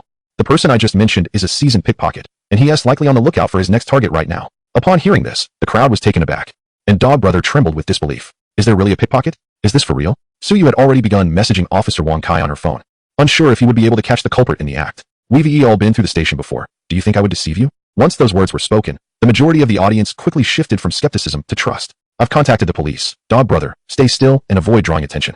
This guy is probably about to strike." At this, Dog Brother felt a rush of excitement. Would they really catch a thief in the act? If they succeeded, with the video evidence he had on hand, surely he would earn a good citizen award. He didn't care about anything else, but as a university student, he could earn extra credits. He immediately straightened his posture and replied, "Yes. Keep your voice down. Just act like we're having a normal conversation." Dog Brother shrank his neck and nodded vigorously. Out of the corner of his eye, he noticed the man glancing in their direction and discreetly adjusted the camera. Pretending to have a video call, Lee Sandow glanced over and saw a clear-eyed university student who seemed completely unfazed as he continued searching for his target among the crowd. He remained oblivious to the white sedan parked outside the mall. Inside the vehicle, Officer Wang Kai raised his binoculars, keenly observing Lee Sandow's every move, while Gudong opened Suyu's live stream to closely monitor Lee Sandow's actions. Moments later, Lee Sandow made his move. He brushed past a female student who was laughing and chatting with her classmates, accidentally bumping shoulders with her. Startled, the girl repeatedly apologized, and Lee Sandow waved her off. Turning to walk away, Suyu let out a cold laugh. His method was identical to what Suyu had described. Although this man was incredibly swift, Suyu's attention remained fixed on his hands. As they brushed past each other, his hand slipped into the girl's bag, swiftly retrieving a mobile phone and concealing it in his coat. His face showed no hint of suspicion. It was evident that this man had committed such acts numerous times before. The barrage of comments in the live stream surged. "I really saw it. I can't believe I actually witnessed a pickpocket today. Wow, such speed. Faster than my own for grabbing first place." Dog Brother excitedly covered his mouth, desperately wanting to shout. Yet he restrained himself. At that moment, a man and a woman rushed into the mall from the right side, making their way directly toward Lee Sandow without uttering a word. It was none other than Officers Wang Kai and Gudong, who had witnessed the entire theft unfold from a distance. Although they were extremely cautious and made no unnecessary sounds, Lee Sandow was evidently even more vigilant. After acquiring the stolen item, he began to glance around nervously. Upon spotting Wang Kai and Gudong charging in, he took off running without a moment's hesitation. Clearly, this individual was well aware of the police, able to recognize even undercover officers at a glance. As Wang Kairen reached middle age, his stamina began to wane, and after a brief pursuit, he started gasping for breath. In contrast, Officer Gudong, though a woman, was youthful and spirited, resolutely tailing Lee Sandow. Bystanders swiftly dispersed, while Brother Dog's camera meticulously followed the two as they dashed through the mall, constantly adjusting its focus. Lee Sandow, having undergone training, possessed a tall and lean physique, effortlessly covering more ground than Gudong with each stride, creating a widening gap between them. In these times, one must possess a particular skill to dare venture into perilous situations. The viewers in the live stream exclaimed in excitement, though it's merely the capture of a thief. It feels like watching a thrilling police drama. This is live. The experience is undeniably different. Is there anyone on the scene? Block him from the front. What a joke. ISNT Brother Dog right here. Brother Dog, holding his phone, scratched his head sheepishly upon reading the comments. I usually need half an hour to recover after running 1,000 meters. How could I possibly keep up with their lightning speed? Indeed, a quintessential university student physique. Regardless, he is still a thief, which makes it quite dangerous. Just as it seemed Lee Sandow would shake off Gudong and escape them all, the audience felt a tinge of disappointment. It appeared that everyone favored the narrative of justice prevailing. At that moment, Suyu's voice resonated in the live stream. Brother Dog, would you like to earn a banner? Brother Dog nodded enthusiastically, as if pecking at rice. Why wouldn't I want to? However, my lack of exercise leaves me with insufficient strength. He shook his head and let out a slight sigh. Indeed, opportunities are reserved for the prepared. If he were among the athletic students from the neighboring dormitory, he would have rolled up his sleeves and charged in without hesitation. Suyu adjusted his non-existent gold-rimmed glasses, a subtle smile gracing his lips, his tone reminiscent of an old witch persuading Snow White to take a bite of an apple. Do you desire strength? I can assist you. Brother Dog paused, finding her words lacking in persuasion. This issue is solvable. Just a shot of adrenaline will suffice. I can solve this too. A Barrett sniper rifle from the Streamer-S airdrop would do nicely. Suyu rolled his eyes, bemused by the viewers who seemed to relish chaos. Could such things be conjured so easily? Though, in truth, he could. Ahem, how about it? Would you like some fresh, warm credits? Just be aware.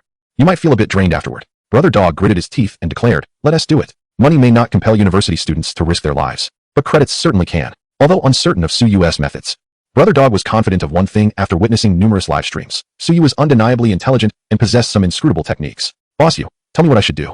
Should I drive the neighboring cargo loader, or employ a dual attack with durian techniques? You didn't spare him either? Interesting idea. Suyu's lips twitched, puzzled by the absurdity of those suggestions. Clearing his throat, he smiled lightly and glanced at Brother Dog's camera. There's still a little time. It's sufficient.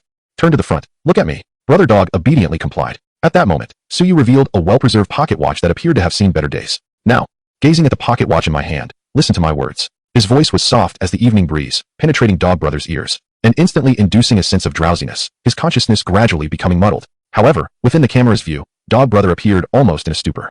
Suyu's lips curled into a slight smile, as if magic words were blossoming from her mouth. Hear me now, you are a top-tier sprinter, and you have spotted a thief who is swiftly escaping your field of vision. You must seize him. Remember to don your headphones, and heed my words. Dog Brother shuddered, his gaze sharpening with an edge that had never before been present. He swiftly donned the headphones, his eyes locking onto the fleeing Lee Sandow. Bending his body, he placed his hands on the ground, thumbs on one side, fingers on the other, his hips slightly raised. A dull thud resonated as Dog Brother propelled himself forward like a racing cheetah. The cacophony of the mall was instantly replaced by the howling wind. The speed was so astonishing that the viewers in the live stream could feel it most acutely, the images stretching into afterimages. What on earth is this divine technique? Has a spirit possessed him? Oh my, this is hypnosis, and a highly advanced form of it, igniting Dog Brother's hidden potential. Wait, you can do this too? Suyu touched her nose, just a bit, just a bit. Officer Gudong was drenched in sweat, the mall was vast, and the distance between her and Lee Sandow was steadily increasing. This fellow was a seasoned criminal, possibly with a past record. As for Wang Kai, he had become a wall-supported veteran. Whoosh. Wang Kai rubbed his eyes. Did a large black rat just dart out? Gudong gritted her teeth, her focus solely on the figure of Lee Sandow. The exit of the mall was just ahead. Once this fellow dashed out, capturing him would become quite the challenge. Just then, Gudong heard a rush of wind behind her. Before she could turn around, a somewhat blurred figure dashed from her right side to the front. Gudong's eyes widened like light bulbs. Who was this formidable individual? Such agility, charging forward without a backward glance, headlong towards the thief, crashing through the obstacles behind with a graceful yet unerring posture. Excellent. Dog Brother collided with Lee Sandow, who was swiftly pursued, sending him sprawling to the ground. Sliding for 5 or 6 meters, dazed and seeing stars, Dog Brother regained his footing, the cold light in his eyes undiminished, striding forward. Gudong quickly followed suit. The live stream stabilized, and viewers exclaimed in surprise. Indeed, he had apprehended him. Just as Dog Brother and Gudong approached the prostrate Lee Sandow, about to bend down, Lee Sandow suddenly turned his head, a fierce glint in his eyes. Suyu's pupils constricted, her mind racing. Quickly, deliver a sharp kick to his waist. Seize his right hand, twist it behind his back, and pin him to the ground. Dog Brother, like a command-driven automaton, responded to Suyu's words with almost no hesitation. He thrust his foot forward, kicking towards Lee Sandow's abdomen. This action startled even Gudong. Lee Sandow never anticipated that Dog Brother would spring such a turn of events upon him. It is widely acknowledged that the abdomen is one of the most vulnerable areas of the human body, and the pain experienced there can be excruciating. Instantly, his visage contorted, as if he were about to expel bitter bile. Seizing the moment, Dog Brother grasped his right hand, and, with an unexpected surge of strength, wrenched it behind his back, pinning him forcefully to the ground, rendering him immobile. With a clang, a glimmering fruit knife fell from Lee Sandow's right side. In the live broadcast room, Suyu snapped his fingers, and the sharp, cold glimmer in Dog Brother's eyes gradually faded, returning to the clarity of a typical university student's gaze. Of course, the viewers in the live stream were oblivious to this transformation. All they could see was Lee Sandow, half of his face kissing the marble floor. Wait, how did I end up here? Who are you? Dog Brother woke from his daze, his limbs engulfed by a wave of intense soreness. As if he had just run 5 kilometers. His vision began to blur. Suyu timely reminded him through the earpiece. Your burst of energy has concluded. There may be some brief after effects. Just hand him over to the police and await your accolades and rewards. Oh, right. Dog Brother shook his head, his memories gradually crystallizing.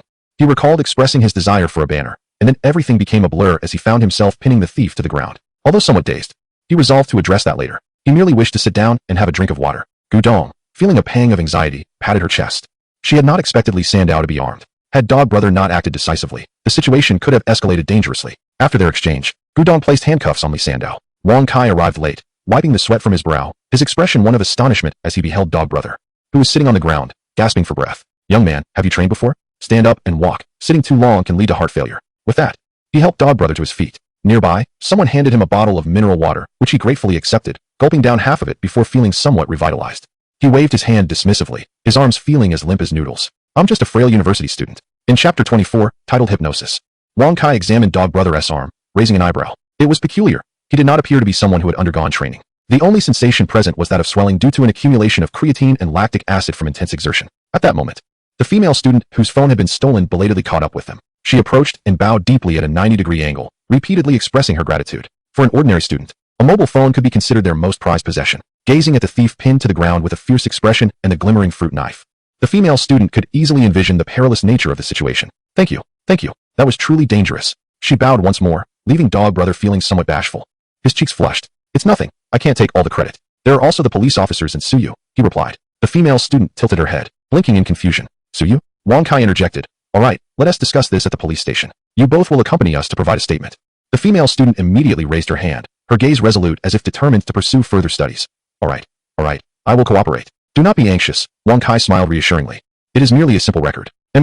Dog brother, feeling the ache in his limbs, grimaced and said, Officer, do you think this counts as an act of bravery?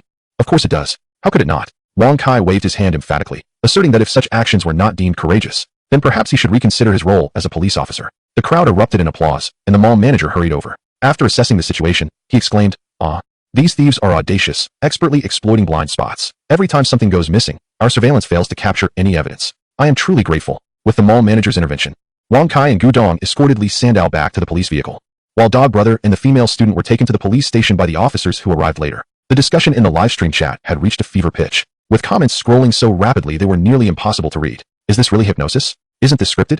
Scripted? Come on, this is real police and real thieves. Wow. Is the effect of hypnosis really that impressive? I asked my psychology teacher to hypnotize me so I could remember everything for the exam, and he told me to get lost. Sob sob. By the way, streamer, my younger brother needs to talk to you, in private. A road unforeseen, take me along. Little fish, how did you know that thief was armed with a knife? Did he know? In truth, he had no idea initially. Otherwise, he would not have reacted so strongly. He only discovered the truth later. Suyu shrugged, saying, I mentioned that I have a slight understanding of psychology. At that moment, the thief's eyes reflected a desperate ferocity. His gaze narrowed, pupils constricted, clearly indicating intent to act. His right hand moved toward his side. The muscles in his neck tensed. He was clearly preparing to strike. With just a moment's thought, it became evident what he intended to do. The listeners were left bewildered, thinking, is this what you call a slight understanding? In mere seconds, he had deduced so much, even formulating a countermeasure. What a monster. Before the crowd could continue their inquiries, Suyu smiled mysteriously, and an ominous sense began to rise within them. With a click, the live stream ended. I knew it. That smug grin of his can't mean anything good. Is little fish not going to explain? Does hypnosis really have such an effect? No need for an explanation. Trust in science. Trust in little fish. I have a feeling, if this hypnosis technique is real, it could be far more terrifying than wielding a gun. Just a prediction. See you at the police station tomorrow. Suyu reclined in his chair, rubbing his temples. Although the effects of hypnosis exceeded his expectations, it also made him realize that it was best not to engage in deep hypnosis with others lightly. Just like this time. If Li Sandao had retaliated and injured Dog Brother, what then? Therefore, even though his abilities were remarkable, he must exercise caution. He felt somewhat remorseful towards Dog Brother, who was likely in discomfort at that moment. Suyu sighed softly. In the police station of Songjiang district in the vibrant city of Shanghai, on a seat that has remained unchanged for ages, a young man nicknamed Dog Brother sat grinning foolishly. Officer Wang Kai furrowed his brow, contemplating whether to place a napkin under Dog Brother's chin to prevent him from drooling. Dog Brother, whose real name is Chen Sun, had an interesting encounter with a female student named Li Tang, whose phone had been stolen. Upon further inquiry, it was revealed that both individuals attended the same school and had chosen to remain in the bustling metropolis over the summer break. The thief, known as Li Sandao, had a history of criminal behavior, having been incarcerated twice for burglary. With this latest arrest, it was certain he would face several more years behind bars. As Li Tang gently massaged Dog Brother's sore shoulders, her curiosity piqued. Why are you so cheerful? Dog Brother immediately stifled his goofy grin, embracing the soothing sensation. With a sense of righteous pride, he declared, capturing a thief and safeguarding the interests of the citizens is indeed a noble deed. Doing good brings me joy. He silently added to himself, not to mention the reward for bravery and a bounty of academic credits. The outstanding student of the year had arrived. Li Tang, captivated by his sense of justice, exclaimed, wow, have you trained for this? I saw how swiftly you ran. Dog Brother chuckled awkwardly. He had not trained for anything. Otherwise, he would not have chosen fishing, a leisurely pursuit, as his hobby. Other sports felt far too strenuous for him. Officer Wang Kai, discerning and observant, closed his notebook, recognizing the clarity of the evidence against Li Sandao. Although he had evaded the mall surveillance, Chen Sen's phone had meticulously documented the entire unfolding of events. How did you suddenly exhibit such remarkable speed and endurance? And you were even able to spot the fruit knife in Li Sandao's possession at a critical moment. Commendable courage. Chen Sen scratched his head, feeling a bit bashful. He wanted to articulate that his sense of justice had ignited a fire within him, but he opted for honesty in front of the officer. It was little fish, brother fish. Officer Wang raised an eyebrow, fully aware of whom Chen Sun referred to, as the information about Li Sandao had been provided by Suyu. Soon, Chen Sun recounted the entire sequence of events, albeit his memories were somewhat hazy, akin to the sensation of waking from an exhilarating dream during a midday nap. Upon regaining his senses, he realized that the dream was indeed reality. Li Tang, covering her mouth with her delicate hand, inquired, is it truly that miraculous? Just by shaking a pocket watch, you can run faster than the police sister? It's not about miracles, Chen Sun said, excitement bubbling within him. It felt surreal, as if I were invincible. Gudong blinked her curious eyes, also finding the notion quite astonishing. Hypnosis was a concept she believed existed only in movies. However, Officer Wang, seasoned in his profession, quickly discerned the unusual aspects of the situation. The focus is on Suyu, a rather extraordinary individual. Not long ago, I had tea with him, and at that time, his knowledge of firearms surpassed that of the police officer present. Now it has come to light that he is concealing something. The statement concludes here. You may retrieve your phones, and we will promptly inform you of the subsequent developments. Li Tang and Dog Brother, both students, nodded eagerly upon hearing this. Thank you for your hard work, Uncle Police and Sister Police. Wang Kai's face darkened. Why was he referred to as uncle while she was sister? Wasn't it merely a matter of age? Gu Dong stifled a chuckle, completed the necessary paperwork for the two, and escorted them out of the police station. Li Sandao has already been detained, awaiting the judgment of the law. He likely never imagined that this seasoned veteran would be outsmarted by a few youngsters. Almost being bested by a university student who could barely run without gasping for breath. Master, what are you thinking? In the police station, Gu Dong cautiously inquired of the pensive Wang Kai. Wang Kai opened his astute eyes and declared with conviction that Suyu poses a significant problem. Chapter 25, Returning to the Palace Bang. The door was brutally pushed open, and Suyu stood beside Suyu, hands on her hips, scrutinizing her foolish brother. Suyu looked bewildered, wondering what was amiss. Psychological analysis, activate. His complexion pale, breathing irregular, and the corners of his mouth twitching slightly. He seemed to be suppressing some form of pain. Sister, is a relative visiting? Suyu inhaled sharply and promptly covered Suyu's face with her small handbag. Stop spouting nonsense. Quickly explain, what is this about hypnosis? She then seated herself at the foot of Suyu's bed, massaging her ankle. In a soft murmur, she lamented, I ran too fast and twisted my ankle. Suyu scratched his head, surprised that his psychological analysis had failed so swiftly. Women were indeed difficult to decipher. Faced with Suhi's probing gaze, he shrugged nonchalantly. It's entirely normal. Didn't the school hold a psychological lecture before? I've attended quite a few over the years. Suhi's eyes widened in disbelief. Are you kidding? Did the lecture teach hypnosis? Just look at Da, brother. You've practically turned him into a flying man. I am truly gifted, Suyu defended himself at length, barely convincing Suhi that he was self-taught. After all, the realm of psychology was a mystery to her. An old-fashioned girl. After scrutinizing Suyu for a moment, Suhi clasped her hands to her chest, her expression skeptical. You didn't hypnotize your sister, did you? Haven't done anything wrong. Suyu rolled his eyes and turned to watch a video. Though you are fair-skinned, beautiful, and possess long legs, regrettably, in my eyes, you are not much different from a flower. Upon hearing the first part, Suhi was rather pleased, thinking her foolish brother had good taste. However, upon hearing the latter half, she lost her composure, baring her teeth and challenging Suyu to a duel. Meow? Manhwa sat at the doorway, cocking its head in confusion at the two combatants engaged in a pillow fight. Time to eat, no more fighting. Suyu tossed down the pillow, conceding defeat at lightning speed, preserving his life for another day. At the dining table, Suyu took a generous mouthful of food and mumbled. You won't get caught by the police again, will you? Suyu, momentarily taken aback, replied, I'm not a criminal. It's merely a small psychological trick. With so many psychologists around, none of them have ended up in a police station. Upon hearing this, Suyu found it reasonable and resumed her meal. Suddenly, a loud knock echoed through the room, causing both of them to pause. A sense of foreboding crept into Suyu's mind. Suyu opened the door to find Wang Kai standing there. Good evening, ladies. Suyu, would you be interested in visiting the police station? Not really, Suyu retorted. Wang Kai chuckled. All right then, let's go for a visit. I've just acquired some new tea. He waved his hand, and Officer Gu Dong stepped inside, smiling at Suyu. Silently finishing her meal, Suyu casually walked to the door and turned back to the bewildered Suhi, saying, remember to come pick me up. The door closed behind her, leaving Suhi in a daze before she snapped back to reality. Gritting her teeth, she muttered, you've tricked me again. It's not like I'm not going to the station. This is the second time. Fuming, she finished her dinner and grabbed her car keys. Rushing down the stairs to the police station in Sanjiang district. Inside the police station, Suyu found herself locked in a gaze with an old officer who appeared both cautious and inquisitive. Is this Suyu? Yes, Director Huang. This is Suyu, who previously provided information to the criminal police team. She tipped us off about Li Sandao's capture, Wang Kai explained. Director Huang smiled, a young hero indeed. But is she really as dangerous as you claim? Suyu chimed in exactly. I am no threat at all. I embody the very essence of a model citizen. Wang Kai, I haven't even asked you for my informational fee yet. Wang Kai's lips quivered as he retrieved a document from his drawer, opening it while explaining, Director, do not underestimate this young lady. This is a recording from that time. You can see that Suyu put Chen Sun into a deep hypnotic state in merely 13 seconds. According to Chen Sun's statement, he was entirely unaware during the hypnosis, completely under Suyu's control. Remarkably, this occurred in such a noisy shopping mall, yet she managed to hypnotize him through the screen in such a short time. I consulted several psychologists, and none could replicate such a feat. Director Huang's astonishment grew. No wonder Wang Kai had hurriedly sought him out. Clearly, this young woman was indeed quite dangerous. Suyu's mouth twitched. Really, Wang Kai, did you have to study this so meticulously? Is this a crime against nature? Wang Kai raised an eyebrow. Young lady, as a police officer, it is imperative to control all potential instability. Otherwise, I would rather avoid working overtime. Director Huang rested his chin on his hands, pondering for a moment before asking, Suyu, could you demonstrate that hypnosis from earlier? Director, Wang Kai exclaimed, this is not permissible. Director Huang waved his hand dismissively. Until he witnessed it firsthand, he remained skeptical that anyone's hypnotic abilities could reach such alarming levels. If Suyu hadn't administered any psychotropic substances to Chen Sun, then without a doubt, she was a prodigy. Feel free to proceed. Upon realizing the inevitability of the situation, Suyu resignedly accepted his fate. After all, skills acquired were meant to be utilized, and the sooner he filed the necessary documentation, the sooner he could attain liberation. Only then could he wield his talents with complete legitimacy. The police officer, adhering to protocol, was merely fulfilling his duties. Reaching into his pocket, Suyu retrieved the familiar pocket watch, presenting it before Director Huang. Instantly, Wang Kai became alert, pulling the inquisitive Gu Dong back a step. Are you truly serious about that retreating motion? Suyu inquired. Director Huang, remarkably unfazed, intently regarded the swaying watch in Suyu's grasp, stifling a chuckle within. It wasn't as mystical as it seemed. Perhaps it was merely a manifestation of Chun Sin's desire to heroically rescue someone, resulting in the dramatic scene. Suyu had simply seized the opportune moment. With a crisp snap of his fingers, Director Huang shook his head, only to realize that he had inexplicably found himself at the entrance of the police station, his right hand subconsciously waving. His eyes widened in astonishment. What transpired?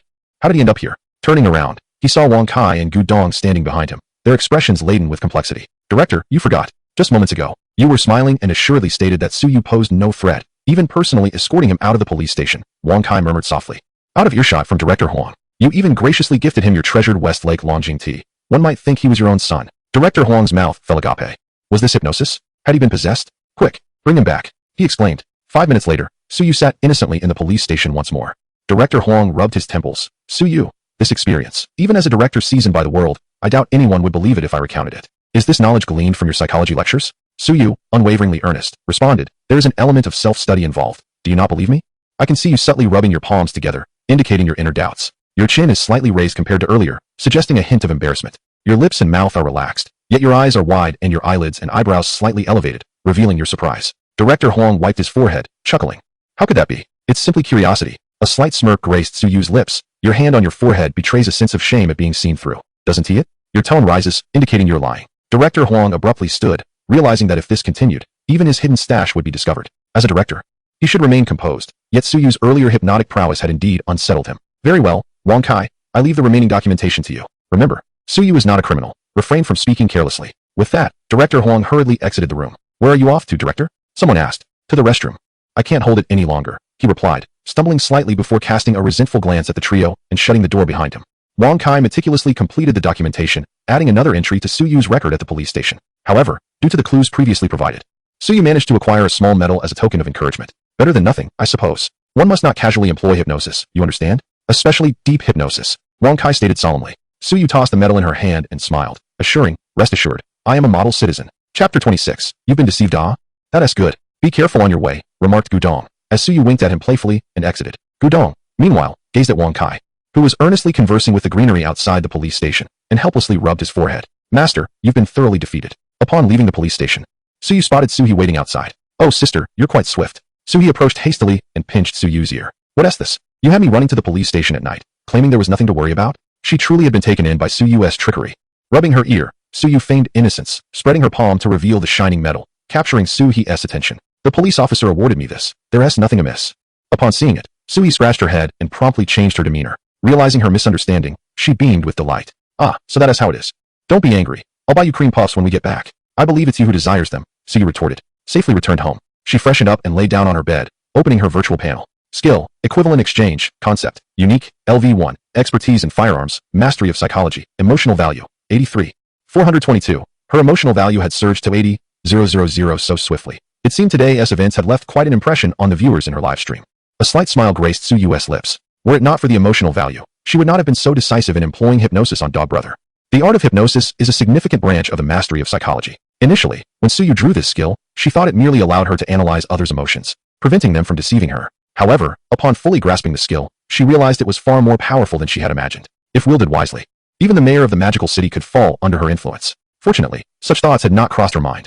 She intended to utilize only light hypnosis occasionally during her streams to earn a bit of emotional value. Engaging in illegal activities was out of the question. Comfortably covering herself with a blanket, Suyu closed her eyes. 10 seconds later, she sprang up from her bed, rushing to her desk to hastily organize the artifacts she had collected. Afterward, she returned to bed, nearly forgetting her daily tasks. Across the ocean, Tom finally concluded his weeks filled with tribulations. Gazing at his resignation letter, tears welled in his eyes. He could no longer endure the filth present in the museum. Initially, the foul entity presented a semblance of professionalism with printed documents, but it had grown increasingly audacious. From discarded dolls to twisted scraps of paper, and now even seizing handfuls of sand to take away items. Such behavior was utterly outrageous. Changing to a different museum marks the commencement of my new and splendid career. However, the upper management at the British Museum has observed a troubling increase in the number of missing items, coupled with the audacity of the thieves.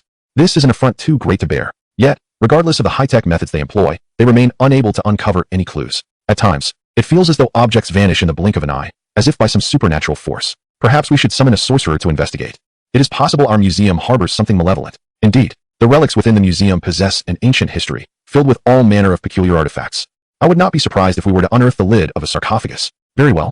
Let us invite several renowned sorcerers from within the country tomorrow to discern the truth of the matter. However, none of this concerns Tom, who has recently departed the museum. It seems a private museum is seeking management staff. Tom's eyes gleamed with hope, his palms clenched in resolve. Excellent. I have made my decision. I shall pursue this opportunity in a few days. The remuneration appears quite generous, he chuckled to himself. Early in the morning, Suyu was roused from slumber by the weight of Manhwa, the cat, resting upon his chest. Groggy, he wandered into the living room only to discover that the litter box required cleaning. After fulfilling his duties as a diligent cat owner, Suyu began to awaken fully. After washing up, he made his way downstairs to send a parcel. The courier, with a serious demeanor, diligently performed his role. Suyu surveyed his surroundings and noted the increasing number of unfamiliar faces. In any case, it was not necessarily a bad thing. Let them be. Discovering anything significant was unlikely. Apart from him, no one else could perceive the existence of the virtual panel. Furthermore, his skill of equivalent exchange remained somewhat distant from the concept of disregarding all physical laws. His mental fortitude was not yet formidable, and he sensed that the current search bar was not functioning optimally. An upgrade was imperative. Upon returning home at a brisk pace, Suyu edited yesterday's recorded footage and uploaded it to several of his accounts. This particular video was exceptionally explosive. The young man transforms into a hero, swiftly apprehending a thief. He could already hear the delightful chime of emotional value being credited to him. Countless fans eagerly awaited the moment Suyu released the video, flooding in as soon as it went live. Watching it again, it still seems absurd. If you could do this, why didn't you reveal it sooner? Streamer, please respond to my private message. My younger brother has something to discuss with you. This is too fake. It's clearly special effects. Yes. It's all special effects. The announcement from the Songjiang District Public Security Bureau this morning is also false. Rumor has it that Little Fish visited the police station again last night. Little Fish, just confess. You must be an ancient creature of 100 years or more. Nonsense. No becoming a spirit allowed since the founding of the nation. Not long after Suyu posted the video, he opened the barrage of comments to find thousands already flooding in. Unsurprisingly, it had once again reached the trending list, with emotional value pouring in abundantly. However, the comments section also harbored a number of discordant voices. Haha, how can someone so young hypnotize? He is fortunate to stay awake during advanced mathematics classes. Indeed, the exaggeration is quite far-fetched. Why not claim you can construct rockets? Having watched some of his earlier videos, he possesses a modicum of talent, but it is hardly substantial, merely dabbling in ambiguous matters. I have followed several psychology professors, yet none exhibit such grandiloquence. Falsehood remains falsehood. Upon reading these comments, Suyu was not particularly incensed. After all, his mastery of psychological manipulation has nearly transcended the limits of human comprehension. With a bit more time and effort, he could potentially garner a legion of admirers, effortlessly weaving through the intricacies of an entire city's psyche. The only question is whether he is inclined to do so. Regrettably, individuals under hypnosis are unable to yield emotional value during the process. Moreover, the rapid growth of his fanbase is truly astonishing. His exquisite craftsmanship, vast expertise, coupled with a humorous streaming style and almost miraculous techniques, have garnered him nearly 500,000 followers in a remarkably short period. His popularity on platforms like Douyin is also surging, earning him the title of a viral sensation. Naturally, this has incited jealousy and animosity among certain individuals. Thus, slander and defamation have emerged. Some even spread rumors that he is in cahoots with Lee Sandow. Otherwise, how could one discern he is a pickpocket at a glance? Utilizing his live stream to cleanse his reputation while sending his accomplices to prison. Analyzing these claims, Suyu found himself almost convinced. However, his loyal fans in the live stream were unwilling to tolerate such accusations and began to rally in defense. Those lacking insight should refrain from speaking. Indeed, I am the one who had my phone stolen. Xiaoyu is truly remarkable. I witnessed Dog Gu rush out. I am Dog Gu, and I assure you, Xiaoyu's hypnosis is truly extraordinary. You must experience it. One feels invigorated. No opportunity arises. I've sent 18,000 private messages. Spare your second brother. If not, perhaps consider acquiring some blue pills. The comment section had divided into two factions, one composed of Suyu's loyal fans and some newly attracted admirers, while the other consisted of those relentlessly attempting to tarnish his reputation. The two camps stood opposed, neither yielding an inch. Suyu observed this with a keen eye. It seemed someone was eyeing his traffic, fabricating baseless claims to extract benefits from his success. After all, such organized defamation and rumor-mongering could not be spontaneous. He had committed no transgressions that would shatter moral perspectives. Were that the case, there would be little to contest. He is, after all, a model citizen. Having received a commendation from the Public Security Bureau, why should he indulge these individuals? Ding ding ding. Please give me 2 more portions of scallions, so I can fry the Christian carp into cakes. Suyu's phone rang. It was his elder sister, Suhi. It appeared she was also unable to remain idle, though perhaps she was merely slacking off. Hello, sister. It's only morning. Aren't you going to work? Suhi replied nonchalantly. That trivial work can be done later. If I finish too quickly, I'll only have more to do. After saying this, she lowered her voice and remarked, Xiaoyu, I perused the comments section of your latest video, and it appears that something is amiss. Suyu chuckled lightly. It's nothing unusual, merely a pack of wild dogs barking in response to the scent. Suyu was taken aback. That description was rather incisive, as this group was clearly intent on snatching the bone from Suyu's grasp. Do you need my assistance? Suyu raised an eyebrow. What do you intend to do?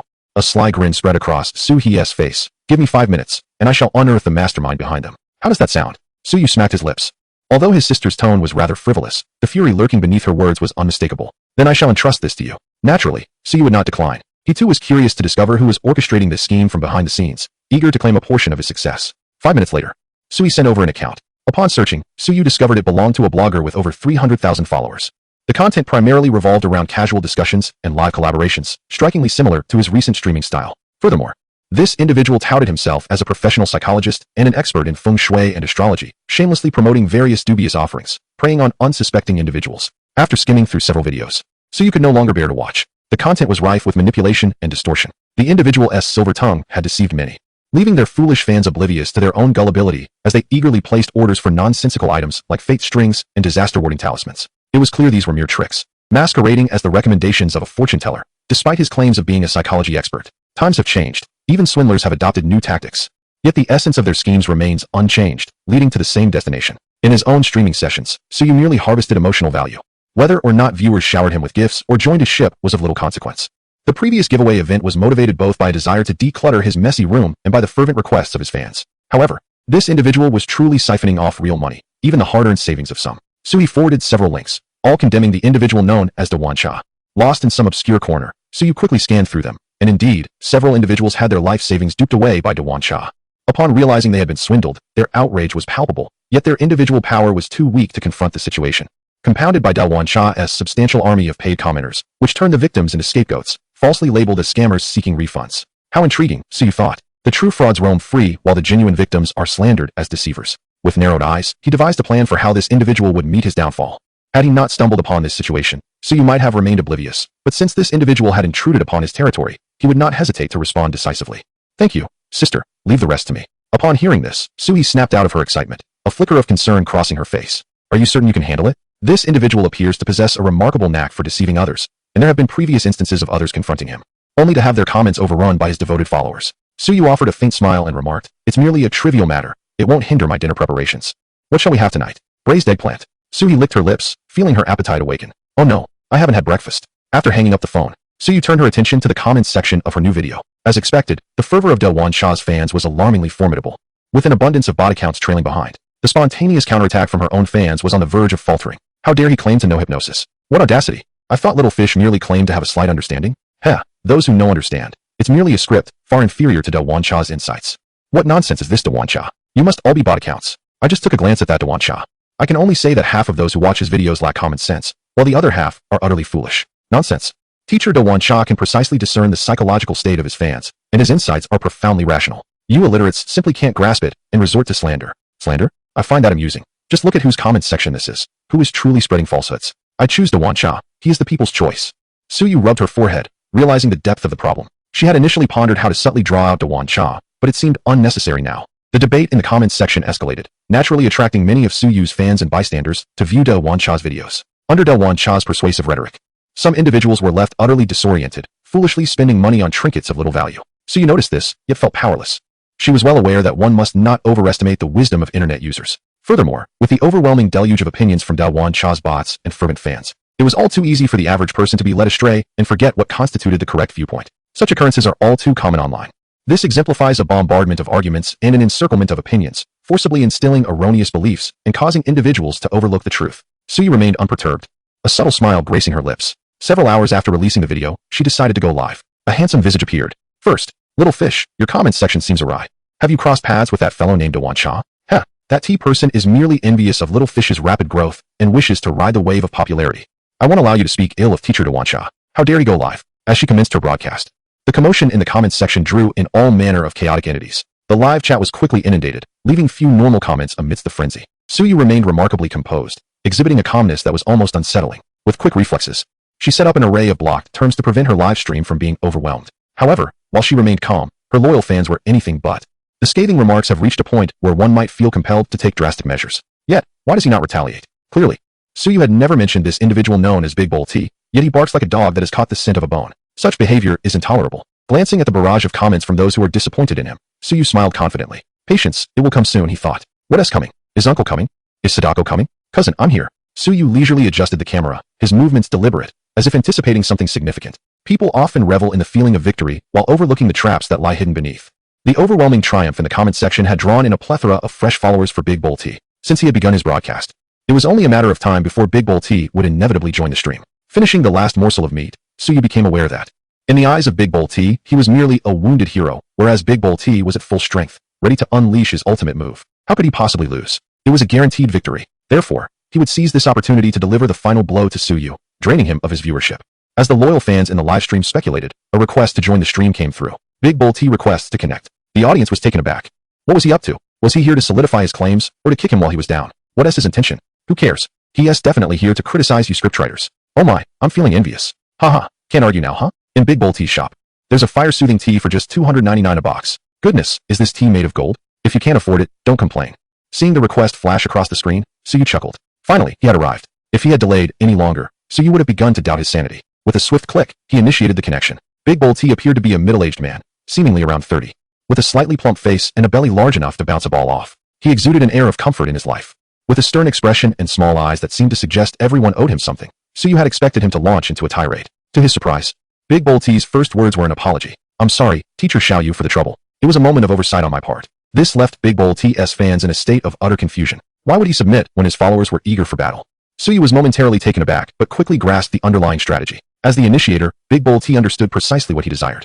He would not begin with mockery directed at Suyu, as that would merely reflect poorly on his own character. His aim was to siphon Suyu's viewership and draw both his fans and bystanders over to his side. After a few rounds of selection, he would retain those who were easily swayed, thus generating a continuous influx of virtual currency for himself. Indeed, after a rather tepid apology from the teacup, he squinted and spoke with a hint of sarcasm. Teacher Little Fish, it's akin to the flood submerging the Dragon King Temple. We are all in the same profession. When family members notice something amiss, they might voice their concerns. Don't take it too hard, alright? How about this? I see your video has garnered quite a viewership, and I suspect many have been misled. I'll clarify things in the comments below, just pin it at the top. Let us avoid any unnecessary quarrels among fans. Shall we? His words were quite charming, and many of his followers applauded, urging Suyu to respond promptly, so as not to keep their spiritual pillar waiting. In truth, even the longtime fans in Suyu's live stream harbored some doubts. After all, the concept of hypnosis that Suyu had introduced was truly extraordinary. Not only was it bizarrely described as distant hypnosis, but there was also Suyu's age to consider. Although the announcements from the police and public security were genuine, they did not mention Suyu. Perhaps it was merely a case of brother dog's impatience leading to an outburst of potential? Who could say for certain? Had he donned a more polished appearance, with hair slicked back and styled with mousse, perhaps the doubts would have dissipated entirely. For that is the image of a psychological elite ingrained in the minds of the audience. They would simply laud the expert's prowess. The plan proposed by the teacup was straightforward: to comment beneath Suyu's video, explaining that these were merely effects of the show, urging viewers not to be misled. While it appeared to support Suyu, a moment's contemplation revealed that it essentially amounted to Suyu admitting to being a fraud. It would mean acknowledging that everything was simply a theatrical effect crafted by him, thereby ceding the traffic to the teacup, who, despite appearing knowledgeable, would benefit from both the acclaim and the spoils. Meanwhile, Suyu would be cast aside into obscurity, forgotten and neglected. Upon hearing the teacup's voice, which seemed to press upon his vocal cords, Suyu could hardly contain his laughter, recognizing the veiled mockery directed at him. It was as if he was being told, "You are the deceiver. No, I am the true master. Come, place your orders." Initially, Suyu had no intention of engaging with the teacup. After all, his skills were innate. Let them question him, it wouldn't diminish him in the slightest. Becoming entangled in such matters would only serve to trouble his spirit. At most, he might return the favor in kind, perhaps even play a little trick on the teacup. After all, he was no saint, and he wouldn't remain silent when insulted. Who knew this fellow would be so eager, stepping precisely as Suyu had envisioned? In just a few exchanges, Suyu had already deduced the psychological profile of the teacup. Not only did he understand the type of person he was dealing with, but he could also ascertain the nuances of his character. Seeing that Suyu remained silent for an extended period, the teacup assumed that his words had rendered Suyu speechless. After all, he was an elder in the field, with far more experience in account management than Suyu.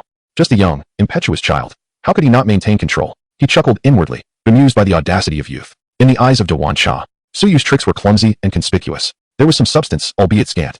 It seemed he had discerned something amiss with the fellow known as Dog Goo, and cleverly concocted a hypnotic ruse. However, such subterfuge could hardly escape the scrutiny of a discerning detective like him. Thus, let us mutually follow each other later, treating this incident as if it had never transpired. My dear you must contemplate your approach to live streaming in the future. One cannot simply engage in reckless antics. In the live stream, Dewan Cha's fans and Water Army echoed his sentiments. Indeed, even Dewan Cha has seen through it, yet chose not to dwell on it, offering you an opportunity for redemption. What more is there to say? I believe it's not excessive to suggest reporting this character, Xiaoyu, to the authorities. I have little more to add. I have encountered many like him, willing to resort to any means for traffic. Nevertheless, there remain numerous astute old fans in Suyu's live stream, who, upon witnessing the barrage of comments, felt a surge of indignation. Seriously, this fellow dares to speak so boldly. He seems more akin to a charlatan. If we change one character, this individual is nothing but a pure fraud. It's laughable that so many still believe him. Suyu glanced at the comments and reflected that the world was not solely inhabited by fools. There were indeed intelligent individuals among them. At this juncture, he could no longer remain silent. Otherwise, he would be perceived as an easy target. He was indifferent to the financial gains brought by traffic, let alone the substantial bounty from the Capitol Museum that he could gradually reap. Merely participating in a lucky draw could yield an income surpassing 90% of others. Yet, the emotional toll would diminish. He could not bear the weight of being labeled a fraud. Could he endure that? He could, but his loyal fans in the live stream could not. Manhwa could not tolerate it. Manhwa meow. However, he could not directly accuse the individual of being a fraud, for such a claim would lack persuasive power and might even be construed as a feeble defense by those who twist the truth. With a glint in his eye, Suyu smiled and said, "Since Dewan Cha is so courteous, I cannot possibly refuse. However, esteemed Dewan Cha, as a senior, why don't we exchange some psychological techniques? Let us enlighten myself and the friends in the live stream about what constitutes true elegance." Upon hearing this, the old fans in the live stream became somewhat anxious. "No way, Xiaoyu, are you surrendering? I misjudged you. I never anticipated you would actually resort to deception, claiming to possess even a modicum of understanding. It seems you know nothing at all. What a misplaced affection." Suyu remained unperturbed, a faint smile gracing his lips. Patience was key. Let the bullets fly for a while. First, he would entice this character into his trap. Dewan Cha nodded in satisfaction upon hearing this. Acknowledging one's mistakes and amending them makes one a good child. With that, he thought it was time to reveal his own set of tricks during their collaboration. Little did he expect that Suyu would hand the opportunity directly to him. It was worth noting that their joint stream was being watched by tens of thousands. With just a 10% conversion rate, that would translate to 1,000 individuals purchasing his products. A mere 288, and a modest profit of 280. Surely that is not excessive? That equates to a staggering revenue of 280,000. Furthermore, one must never underestimate the power of herd mentality, nor overestimate the intelligence of netizens. If the deception is executed skillfully, the potential gains could surpass this amount. As the viewership in the live stream continues to rise, Dewan Cha initially intended to wait a little longer to maximize profits. However, his followers were already fervently urging him on. Should he delay further, he risked disappointing these unsuspecting individuals, thereby diminishing his earnings significantly. Clearing his throat, Dewan Cha remarked contemplatively, "First and foremost, you appear to be a recent university graduate. Judging by your demeanor, it seems unlikely that you will encounter significant wealth in your lifetime." Truly, Dewan Cha is impressive to have deduced even this. Huh. I knew this fellow was not carrying much in his pockets, relying solely on this wave of traffic to make a quick buck. Suyu cast a peculiar glance at the barrage of comments on his side. It seemed this individual had not seen any of his previous broadcasts. When he bought his car, he had few fans and no one to record his screen. Even if there had been some circulation, it was minimal. To say that Dewan Cha was mistaken would not be entirely accurate. According to the original trajectory, he indeed would find it difficult to attain wealth. After all, the deceitful practices of his boss were akin to a ghost. He sincerely wished to avoid becoming a mere pawn. Yet, unexpectedly, he had experienced a moment of equivalent exchange, inadvertently acquiring a virtual panel. It was a pity about his figurine, which now floated somewhere in the void. And then, Dewan Cha tugged at his collar and continued, "You are likely a person with a sense of humor, appearing carefree on the surface, yet possessing a sensitive interior. You often find yourself alone, observing others in conflict from the sidelines, yet at times you feel compelled to intervene. Your pride is quite pronounced. A thoughtless remark from another could linger in your memory for years. You crave change, often exhibiting a fleeting enthusiasm for tasks. Yet once you set your sights on a goal, you will pursue it with unwavering determination. You have a fondness for small creatures, perhaps cats and dogs, or even pigeons and sparrows. You are compassionate, yet this very compassion can lead to unnecessary troubles that should not concern you, causing you considerable distress. This is a psychological flaw that requires attention. Fortunately, I possess several items that may assist you." With a shift in tone, Dewan Cha laid bare his intentions. "Goodness, this is utterly identical to my own situation. It appears I too have my issues. I have encountered a true master. I told you." The brilliance of Dewan Cha is only the tip of the iceberg. Suyu's lips twitched slightly. He had expected Dewan Cha to conjure something more profound. Was this truly it? He conceded that a few of Dewan Cha's observations resonated with him. However, these were merely rudimentary personality analyses, skillfully interwoven to obscure the differences, making it difficult for the average person to notice the few statements that did not align with their own character. Even a dog would hit upon several accurate points. Chapter 29. Unveiling your tea stand under Dewan Cha's nonsensical coaxing, a surprising number of individuals indeed rushed to place orders on his side. The bustling big bowl tea was a sight to behold, with the wrinkles on his face quivering in delight. Internally, he reveled in the thought of prosperity, anticipating a sumptuous feast. Within Suyu's livestream, numerous loyal fans engaged in earnest discussions about big bowl tea. Some believe this individual possessed genuine skills, perhaps even the mark of a master. Suyu, however, covered his face, acknowledging that while there was indeed some talent, it was regrettably rooted in deception and trickery. At his core, this man was merely a vendor, peddling wares of little worth, items that posed no real danger, merely inedible. Big Bowl Tea continued his monologue, fervently analyzing Suyu, spewing forth a myriad of statements, confident that amidst the chaos, a few would strike true. Humans often choose to selectively ignore unwelcome truths, which is the subtle art of such rhetoric. To declare him incorrect would be somewhat accurate, yet to assert he was entirely correct would also be misleading. A person's psyche is inextricably linked to their life experiences. Even a psychology professor cannot fully dissect an individual's mind and character with a mere glance, let alone rely solely on astrological signs and physiognomy, unless one possesses an understanding of human psychology that transcends the era. With a slight smile, Suyu decided it was time to unveil the facade. "Allow me to demonstrate," he began, eliciting a frown from Big Bowl Tea, who was enjoying his performance and sales. Why did this impudent youth feel the need to interject? Yet, as this was a live stream, direct confrontation was unwise. Resigned, he stated in a gruff tone, "All right. Let us see what you've learned." Suyu chuckled, unwilling to engage in Big Bull T's theatrics. "Since you all believe that remote hypnosis is a myth, I shall drop the pretense. In truth, I possess only a cursory understanding of hypnosis. It is merely a means of diverting attention and utilizing appropriate methods to unlock the subconscious. It is not as mystical as you imagine." Big Bull T furrowed his brow, sensing something amiss. Could it be that this young man truly understood? Regardless, he was here, and in a state of vigilance. Could he really allow a mere 20-something to hypnotize him? Is hypnosis truly like this? I had assumed it involved direct control over another's mind. What of inception? Can a hypnotist really dream? With certain tools, such as a pocket watch or a spinning top, combined with specific verbal suggestions, one can indeed guide someone into the dreamscape desired by the hypnotist. However, this requires profound skill. Wow, there is a master among us. Just some knowledge gleaned from films. Suyu glanced at the barrage of comments and continued. The method of diverting attention is quite simple. There exists another technique that places the brain in an overloaded state, which can also facilitate hypnosis, though it demands the expertise of a true master. Surely, Big Bull T is aware of this. Big Bull T wiped the cold sweat from his brow, fully aware that he was in over his head. What was hypnosis but a means of fooling people? A viewer asked, "Is it really that simple?" Suyu flashed a mischievous grin, for the show was about to commence. He cleared his throat and spoke slowly. "Of course. It's simple. Remember, sashimi is but dead fish. Waiting at a red light is akin to waiting for a green one. A refrigerator is merely a cabinet, while a freezer is a box. Caffeine derives from coffee berries. Taking the elevator is the same as standing in it. Firefighting equates to extinguishing flames. Being alive precedes being dead. Nightclubs are for drinking, and hotels are for overnight stays. When you say you take care, it essentially means do not take care. In principle, it can equate to cannot, and conversely, cannot can mean can. A great victory over the enemy is tantamount to a great defeat by the enemy." Suyu's extravagant monologue rendered the live stream silent. After a moment, the screen was filled with question marks. Even Big Bull T paused in his counting, his gaze vacant, murmuring Suyu's previous words. "Don't disturb me. I'm barbecuing. My head itches. I feel like I'm about to grow a brain." Fortunately, I discarded my brain from the very start. Suyu glanced at the barrage of comments, satisfied. He aimed to activate everyone's CPU, but more importantly, to lead Big Bull T into his trap. Presently, Big Bull T had no time to attend to his background information. His mind was overwhelmed by Suyu's relentless bombardment. His brain whirred, occasionally nodding. "Wow, that makes sense. It truly is like that." At that moment, Suyu exclaimed, "Luda-wan." Big Bull T reflexively lifted his head, locking eyes with Suyu, for Suyu had called him by his real name. That gaze rendered Luda-wan utterly dazed. It wasn't until Suyu snapped his fingers that he regained composure, scratching his head. "Apologies, I got lost in thought." Suyu smiled faintly. "Now?" The dramatic judgment was about to commence. "It's all right, teacher Big Bull T.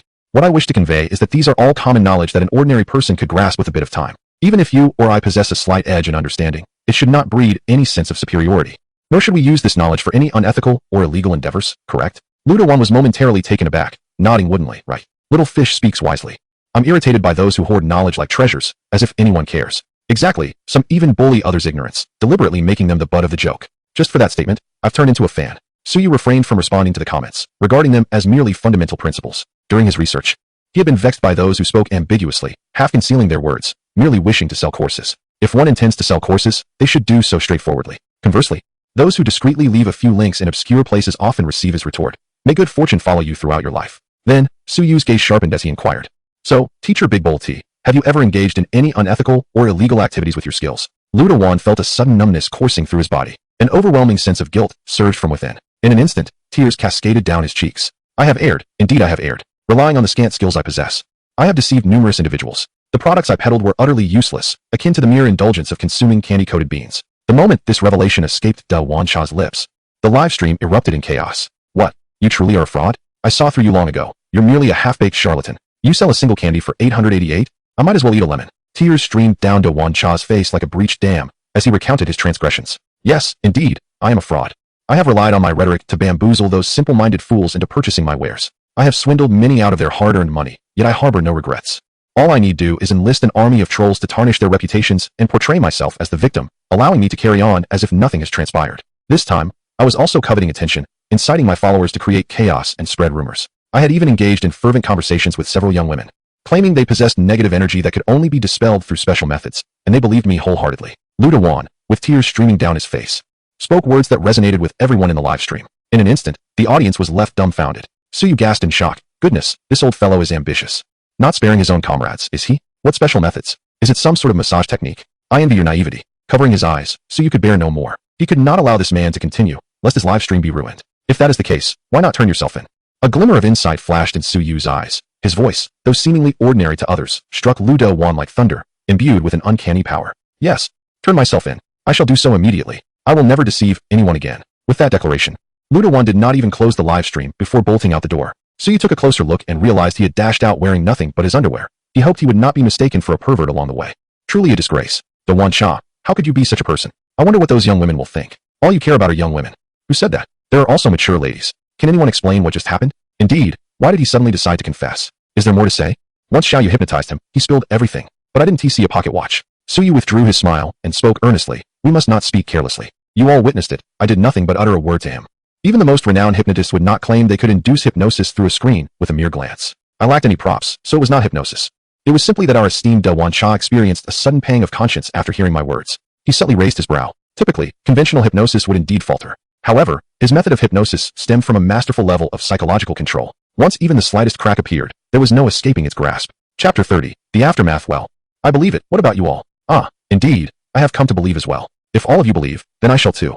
The barrage of playful comments flooded in, yet Suyu chose to ignore them. Since everyone declared their belief, he would accept it as truth. With the matter of the big bowl tea resolved, he had successfully achieved the purpose of his live broadcast. Undoubtedly, a significant influx of emotional value awaited him. This time, the viewership was exceptionally high, as Big Bowl Tea had employed numerous online influencers to create a buzz, all aimed at securely capturing Suyu's audience. However, to their surprise, a few casual remarks led them to reveal their own vulnerabilities. Among the ardent fans of Big Bowl Tea, many placed unwavering faith in him, even considering him an intimate confidant. Previously, they had vehemently confronted Suyu's fans in his live stream, but now, they were all utterly broken. Each one seemed ready to shatter the table in frustration, grasping Big Bowl Tea by the neck, demanding, "How dare you?" After the broadcast concluded, Suyu dialed Officer Wong's number. "Officer Wong, I wasn't mistaken, was I? Please have the neighboring officers hurry and apprehend him, or else Lu Dabao will soon be labeled a pervert," Suyu said, his tone laced with a hint of mockery. On the other end of the line, Officer Wong sat before his computer, rubbing his temples. "Your information is indeed accurate. Rest assured, I have already informed my colleagues, and they are on their way." A smile tugged at the corners of Suyu's mouth. "That's good to hear. With charges of online fraud, selling counterfeit medicine, and defamation, he could face several years of imprisonment, correct?" Officer Wong chuckled softly. "Of course. This fellow must be out of his mind to provoke you when he himself is not clean." Having witnessed Suyu's hypnotic skills, Wong understood that even the seasoned director Huang fell victim to them. How could Lu Dabao, a mere charlatan, hope to withstand such prowess? If he had kept his hands clean, he might have only faced a trivial defamation accusation, which would have faded from memory in a few months, allowing him to continue profiting. Unfortunately, this man was riddled with vulnerabilities, and Suyu effortlessly exposed them all with a mere suggestion. He should prepare to spend a few years behind bars. After hanging up, Suyu quickly called Suyu. Upon connecting, laughter erupted from the other end, her voice subdued. "Ha ha ha, you made me laugh so hard, little fish. You did well. Such fraudsters should be locked away promptly to prevent them from harming others." In the office break room, Suyu glanced around to ensure no one was listening before whispering, "Hey, I can't believe just a glance from you could hypnotize him. That's two."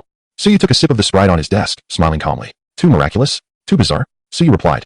His lips twitched slightly as he helplessly said, "I've already stated it was his own conscience awakening. I have no such power to hypnotize him without any effort." Suyu rolled her eyes in disbelief. "Come on, who knows the extent of your abilities?" "Well, I must get back to work, or else the boss will explode with anger." With that, Suyu abruptly ended the call.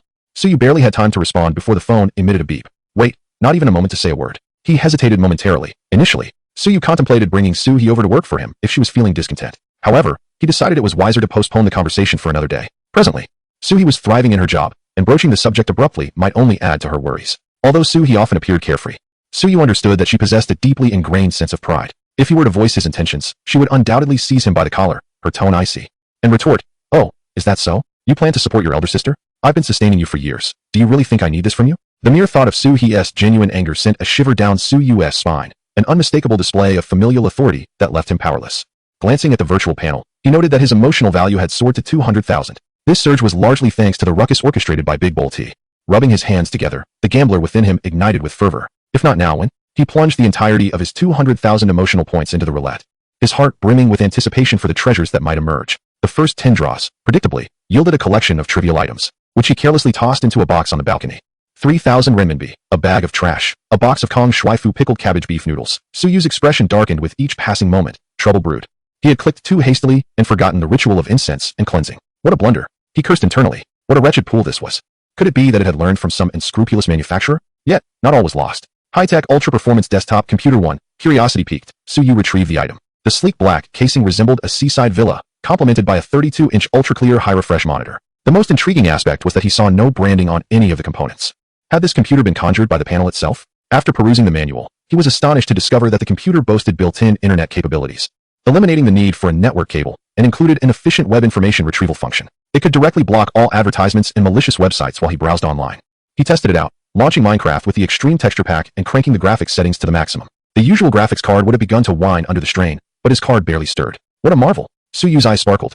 He no longer had to worry about video editing software crashing. Could this be the legendary 8090 Ti? If he were to hand this level of graphics card to Huang Go, he would be stretching its capabilities for the next 30 years. However, Suyu soon scurried back to reclaim the notebook he had carelessly discarded earlier. After all, this computer could block all malicious websites. Wouldn't he that impede his own access? How infuriating. Just as Suyu was engrossed in tinkering with his new computer, an exhaustive account of the incident involving him and Big Bowl T was published online. Many were initially drawn in by Big Bowl T's persuasive rhetoric, only to be left utterly bewildered after Suyu's thorough rebuttal. As Big Bowl T frantically revealed his own dark secrets, the barrage of comments reached an exhilarating crescendo. It is astonishing that this individual has deceived so many. Truly, appearances can be misleading. However, one cannot entirely dismiss the notion. Observe how Xiaoyu, when smiling, resembles a cunning merchant poised to exploit the unsuspecting. In reality, he neither sells goods nor shares links. Is that not sheer societal revenge?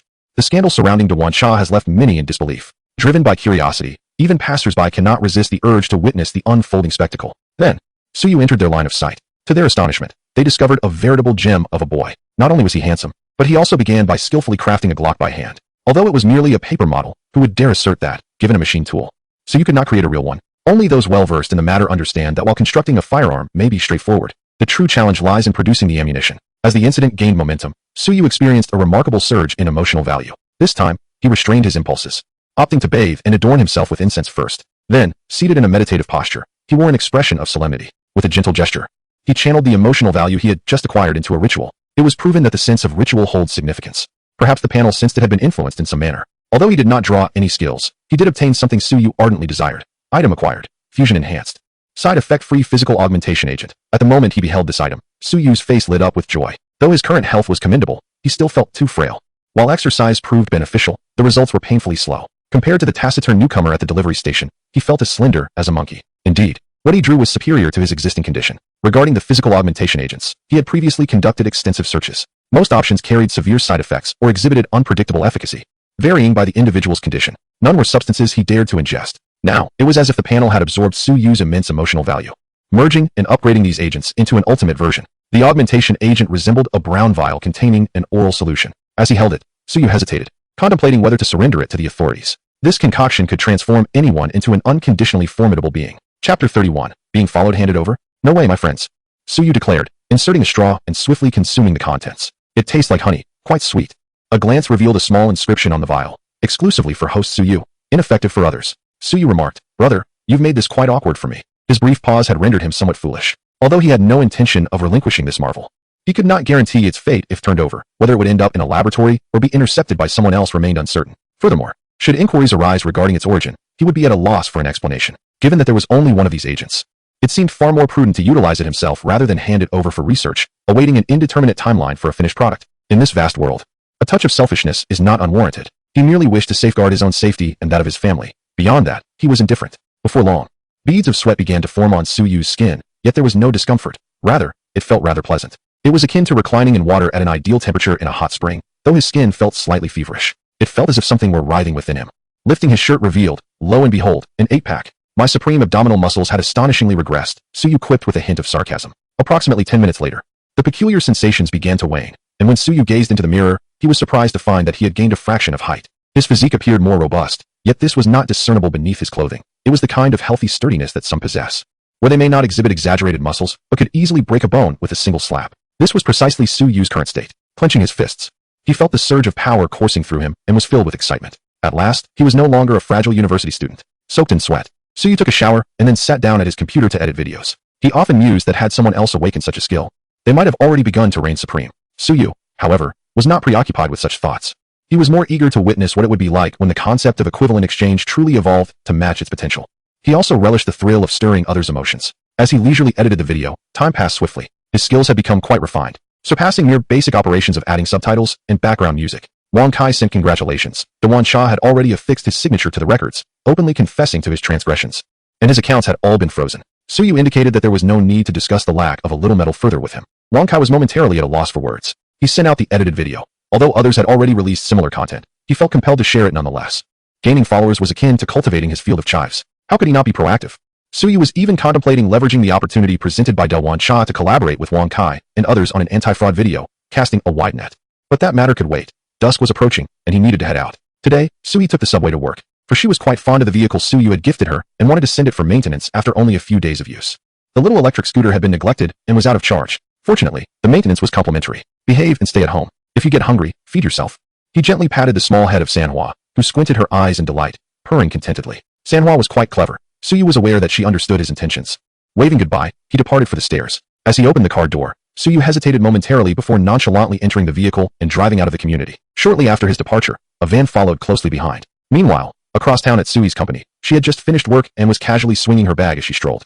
Overtime? What overtime? Would her long, inky hair truly never fall out? Having completed her work, Suyu descended the stairs, calculating the time. Soon, Suyu should appear on the left side of the road, provided he had not overstayed his leisure at home. When he is not live streaming, she remains oblivious to his activities, relying solely on her conjectures. Give me 2 more portions of scallions so I can fry the Christian carp into pancakes to feed the little fish. You haven't forgotten to pick me up, have you?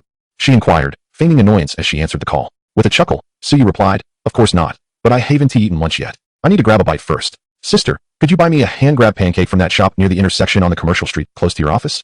The owner is an aunt in an apron. If it's a middle-aged man, forget it, we'll find another place. That guy's skills are subpar, and his pancakes always crumble. Suppressing a laugh, Suyu teased, you're quite picky, aren't you? I should have a word with the owner next time. Honestly, I've brought you so many already. Aren't you tired of them yet? The taste is good. Alright, sister, hurry and buy it. I'll be there shortly. Suyu urged. Suyu stretched her legs, which had grown weary from standing, and replied, I know. Just like before, add sausage and extra spice. After ending the call, Suyu shook her head in amusement, wondering what he had been so busy with all afternoon that he hadn't even had lunch. However, recalling that he had dealt with a scammer earlier that morning, she began to understand. With such a dramatic turn of events, he must have been engrossed in editing videos all afternoon. She walked briskly towards the commercial street, where the bustling atmosphere would soon emerge as evening approached. Although the preparation of hand-grab pancakes would take some time. Meanwhile, Suyu glanced in the rearview mirror, a glint of icy determination flashing in his eyes. Following him, they even knew the neighborhood he lived in. It seemed they were well prepared. Initially, he thought he might be overreacting, but after changing his route several times, that van had continued to trail him from a distance since he left his community. Suyu was certain that the van's target was him. Having consumed a bodily enhancement serum, not only had Suyu's physical prowess been amplified, but his senses had sharpened significantly. As he stepped outside, he sensed an ominous threat, akin to being pricked by needles on his back. It was indeed accurate. After pondering briefly, Suyu turned the steering wheel sharply, veering into a sparsely populated alleyway. This area, with its numerous winding lanes, belonged to the older part of the city. Once close enough, he parked the car, exited, and entered a convenience store. Moments later, the van also halted a short distance away. Several figures disembarked from the vehicle and slipped into the alley adjacent to the convenience store. He was in the store. Shoo. Keep quiet. This is a good spot. That kid is in for a rough time. I told you to shut up. He is coming out. Do you not understand? Where is he? Standing at the entrance of the convenience store, Suyu checked his bag to ensure he had gathered everything. Suddenly, a powerful force yanked him from the side, pulling him into the alley without hesitation. In the dimly lit alley, the only illumination came from the distant streetlight and the faint glow of the residences on either side. By this meager light, Suyu discerned the identities of his pursuers. Though the visibility was poor, he could still make out a burly man standing at around 6 feet tall, accompanied by 2 lean figures. Maintaining a composed demeanor, Suyu inquired, who are you? You've already sent my brother away. Care to enlighten me about our identities? The burly man leaned in closer, revealing a face marked by excess flesh and a bald head. Suyu tilted his head slightly. Sent away? Which one are you referring to? Oh, is it more than one? The burly man suddenly raised his voice, as if just realizing the gravity of the situation. Indeed, just found out. One of the lean men exclaimed urgently, clutching his phone. The burly man scrutinized Suyu, who remained unfazed despite being cornered in an alley with only one exit. Huh. My brotherly Sandow, known in the underworld for his swiftness and keen eyesight. You're the one who provided the police with information, aren't you? Exactly. We've been lurking outside the police station for days, finally catching you as you came out. The burly man's voice was deep, and his white tank top was soaked with sweat, a heavy gold chain swinging with his movements, revealing his agitation. Suyu raised an eyebrow. Is that so? What kind of expression is that? You look like a passerby eavesdropping on gossip, almost ready to pull out some sunflower seeds. Finding no trace of anxiety on Suyu's face, the burly man let out a chilling snort. Today, your misfortune lies in choosing this very spot. We were just contemplating how to proceed. He grasped Suyu's collar, his gaze turning icy as he commanded, beat him up, leave him in a vegetative state. But don't kill him. His tone was as cold as a butcher who had been slaughtering fish for years. As if reducing a man to a mere shell was nothing more than a casual pastime. With an audacious attitude, Suyu broke free from the man's grip. Rubbing his wrist, it appeared he had caught another fish. Chapter 32. The master of the generation. The burly man stared dumbfounded at his now loosened grip. This kid has quite the strength. What are you all standing around for? Get to it. He barked, his expression menacing. The 2 lean figures clenched their fists and charged forward. With agility, Suyu dodged a punch aimed at him and retaliated with a strike that sent one of the lean men reeling. The other, seeing his companion falter, switched from a punch to a kick. Suyu, quick on his feet, seized the man's leg, and effortlessly hurled him 3 meters away. Realizing that Suyu was not an easy opponent, the burly man grew frustrated. You useless fools, you can't even handle this. The two lean men wobbled as they stood, their heads bowed in submission. Suyu raised an eyebrow, surprised they had yet to concede defeat. The burly man glared at Suyu, his voice low and menacing. Kid, if you know what is good for you, crouch down and spare yourself the pain. I hope you've already chosen a grave for yourself. At this, Suyu's expression hardened. The implication was clear, this man intended to kill him. With their clumsy skills? Although Suyu only knows a set of calisthenics and military boxing, with sheer force, these individuals are certainly not skilled practitioners. I am a master in my own right. Let them reveal their techniques first. Suyu placed his left hand on his chest and his right hand in front. Appearing quite imposing, the burly man spat and chuckled. Grab your weapons. He then produced a gleaming machete from behind him. The two thin men also brandished sharpened steel kitchen knives, glinting ominously in the shadows. Suyu's heart raced. How could they be armed? Were these men not afraid of crossing the line? In a society governed by law and harmony, wouldn't it be better to resolve matters peacefully? Suyu sighed. The burly man remained unyielding, refusing to listen. With a swift movement, Suyu narrowly evaded the man's swing, but the two thin men charged at him with their knives. The burly man twisted his neck and menacingly declared, "Will you fight back? Do you dare to resist now? Escape?" There was nowhere to flee in this dead end. Suyu found himself cornered, his demeanor chilling as he faced the advancing trio. The burly man swung the machete, crashing towards him like a wild boar. A single strike could sever his shoulder. What a predicament. Ha ha ha. Kid, we know where you live. You have a sister, right? Quite attractive, I must say. The burly man halted abruptly, beads of cold sweat forming on his forehead. His throat tightened as he stared ahead, uncertain. Suyu's expression remained indifferent. The dark muzzle of a gun pressed against the burly man's head, his index finger resting on the trigger. The icy touch of metal made the man feel as though his soul was about to escape. His mind erupted with shock. Does this kid have a gun? His two companions stood frozen, unsure of how to act. That's just a toy, right? Don't think you can intimidate me, he said, though he was subtly inching backward. The gun's glint was too piercing. It appeared all too real. The evening breeze tousled Suyu's hair as he coldly remarked. Talon Company Sandviper, 9mm bullet, fully automatic pistol. Care to test it? The burly man gulped. What nonsense are you spouting? You two move. The two bystanders exchanged glances but remained motionless. The burly man, infuriated, stomped his foot. Bang. What are you shouting about? I didn't shoot your head. Suyu casually blew on the gun's muzzle, having only aimed at the ground. The trio immediately knelt, having thought they had cornered a mere lamb, only to find themselves facing a hidden powerhouse. Who in this country dares to wield a real gun? They knew they were outmatched. Principally, they wouldn't kneel. But now the principle lay in Suyu's hands. Wasn't he supposed to be a master? Should we not return to our previous method? How about we do this without weapons? Suyu chuckled at the suggestion, tapping the burly man's face with the gun's barrel. If you can't even handle a gun, how can you claim to be a master? The robust man hesitated to speak. Just moments ago, he had mentioned the rule of law and a harmonious society. Look up. Gaze into my eyes. Upon hearing these words, the three individuals raised their heads in confusion. Their names were Li Xiqing, Li Long, and Li Hu. Suyu stroked his chin, realizing they hailed from the same village. What is your relation to Li Sandow? He inquired. My brother, Li Xiqing replied blankly. Suyu understood instantly. No wonder that fellow hadn't revealed any accomplices, for outside awaited his sibling. What other crimes have you committed apart from petty theft? Su Xiqing began recounting his misdeeds as if pouring out beans, showing no signs of concealment. Or perhaps, he simply could not hide them. I've stolen cars, abducted women, and sold them in the village. Recently, I got to know a big brother who engages in online fraud and offline debt collection. Suyu felt a shiver run down his spine. Good heavens, not only theft, but you dare to engage in human trafficking? If drug dealing were to be added to your list, you deserve to be executed multiple times over. Go to the police station, confess everything.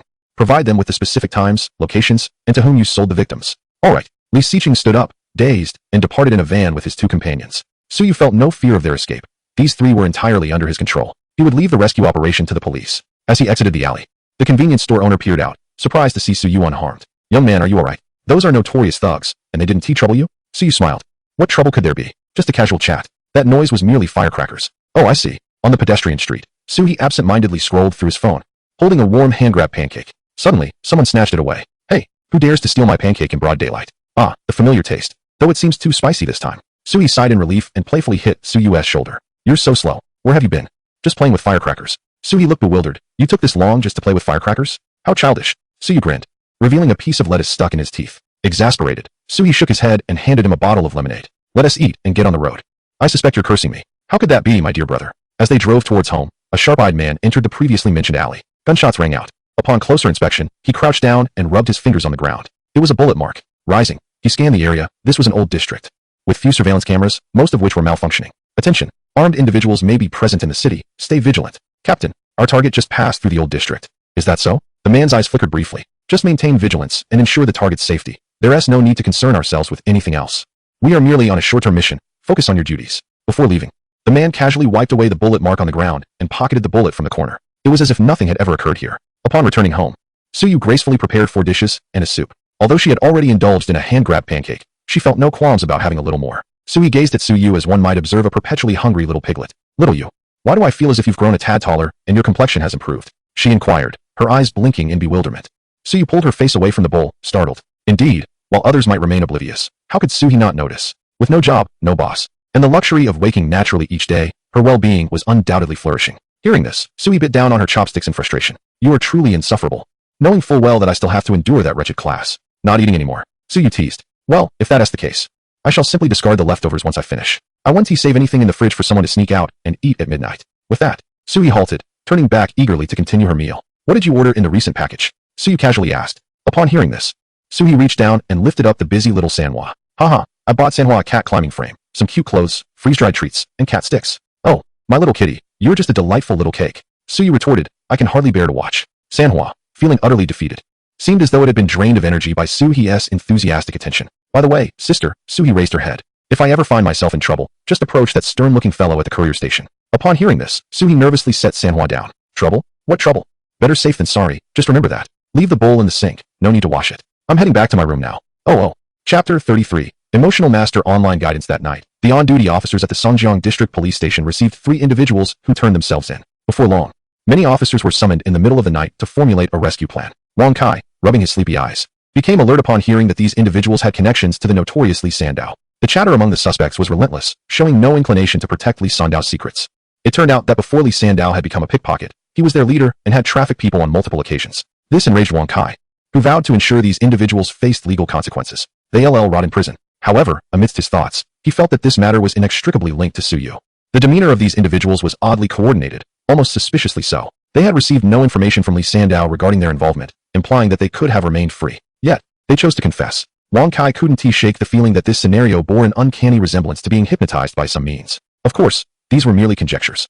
He knew better than to speak without evidence. Perhaps these individuals feared that Li Sandao would expose them, prompting them to act preemptively and turn themselves in. Soon, a preliminary rescue plan was drafted, and Director Huang waved his hand decisively, setting out into the night. He intended to contact the local police station to collaborate on the rescue operation, ensuring the safety of the hostage. As the live streaming video of Suyu and Wan Cha spread widely across the internet, even some fringe news outlets began to report on it. Shocking.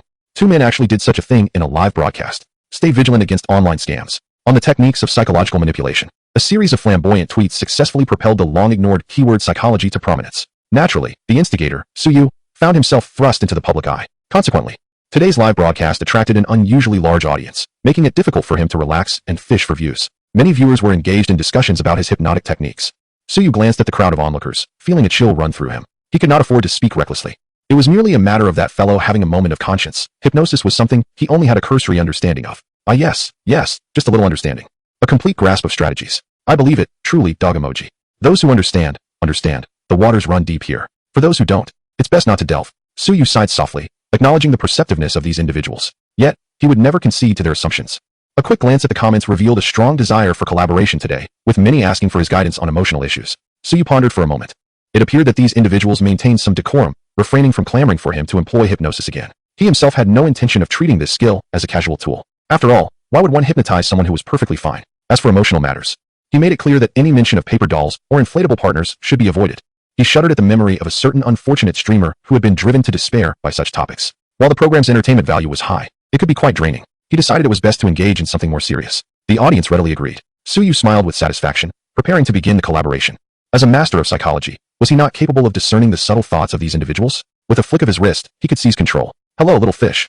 The first viewer to join was a seemingly youthful lady, with the username Jasmine. Suyu cleared his throat. Greetings. What emotional issue can I assist you with? Please, feel free to speak. Mr. Malu is at your service. Jasmine paused for a moment before chuckling softly. Well, it's not about me, but rather about my roommate and her boyfriend. Upon hearing this, Suyu let out a quiet sigh of relief. Since it wasn't her own issue, there would likely be no mention of paper dolls or anything of the sort. Moreover, Jasmine's gaze appeared sincere. The eyes are the windows to the soul, suggesting she wouldn't indulge in frivolous matters. Suyu simply wished to be a serious online emotional advisor, helping his viewers find clarity. He had no desire to engage in the abstract. Today's abstractions could lead him to become fodder for absurdity tomorrow. A gentleman's emotions should always be valued and approached with integrity. He certainly did not wish to find himself in a situation where, during a conversation with others, they would nonchalantly throw back an abstract meme of his expression, rendering the dialogue impossible. Thus, with a grand gesture, he declared, "Speak your mind. Whatever the creatures of the night, let them come as they may." Jasmine cleared her throat and began, "Well, my roommate has been with her boyfriend since high school. Back then, they were deeply in love. Upon hearing this, Suyu felt a pang of nostalgia. How wonderful. Nowadays, whenever I see couples strolling hand in hand outside the school gates, I am invariably transported back to my student days. The audience in the live stream ignited with curiosity. Their ears perked up, and even Jasmine paused her narrative. At that time, I too would gaze at the pairs of lovers outside the school gates. Suyu remarked with a sigh. So, you haven't changed at all? One interjected. Nonsense. Of course, I've changed. The passage of time has etched its marks upon my face. Has it not? I'm feeling vulnerable. Please delete this. Another exclaimed. No, my friend, I truly cannot bear to watch this. It's not my issue. It's just that I have a buddy who is feeling vulnerable, you know? From Zhou Jun, the vulnerability level is 520. Suyu raised an eyebrow. How lovely that even vulnerability could take the form of affection. Wait a moment, you mentioned they were in love back then, but what happened next? Surely they didn't end up attending different universities? He keenly sensed an unsettling turn in the narrative. After all, the college entrance examination marked the pinnacle of breakups. Jasmine nodded in acknowledgement. Indeed, my roommate was accepted into a prestigious institution, while her boyfriend went to a regular university. Once they entered college, they were separated by distance. Upon hearing that term, Suyu felt an ominous premonition. This was a classic trope of heartbreak. Few emerged unscathed from such circumstances. Since they became long distance, my roommate and her boyfriend could only meet during extended holidays due to the considerable distance between them. Typically, they relied on text messages and phone calls to stay in touch. Occasionally, they would exchange letters. She claimed texts were too instantaneous and preferred the meaningfulness of handwritten notes. Suyu fell silent. If this trajectory continued, he, a steadfast romantic, began to feel a twinge of anxiety. Was there a potential for infidelity here? His roommate was indeed attractive and possessed a delightful personality. Although many had pursued her, she had remained steadfast. Her life revolved around a routine of dormitory, classroom, and library.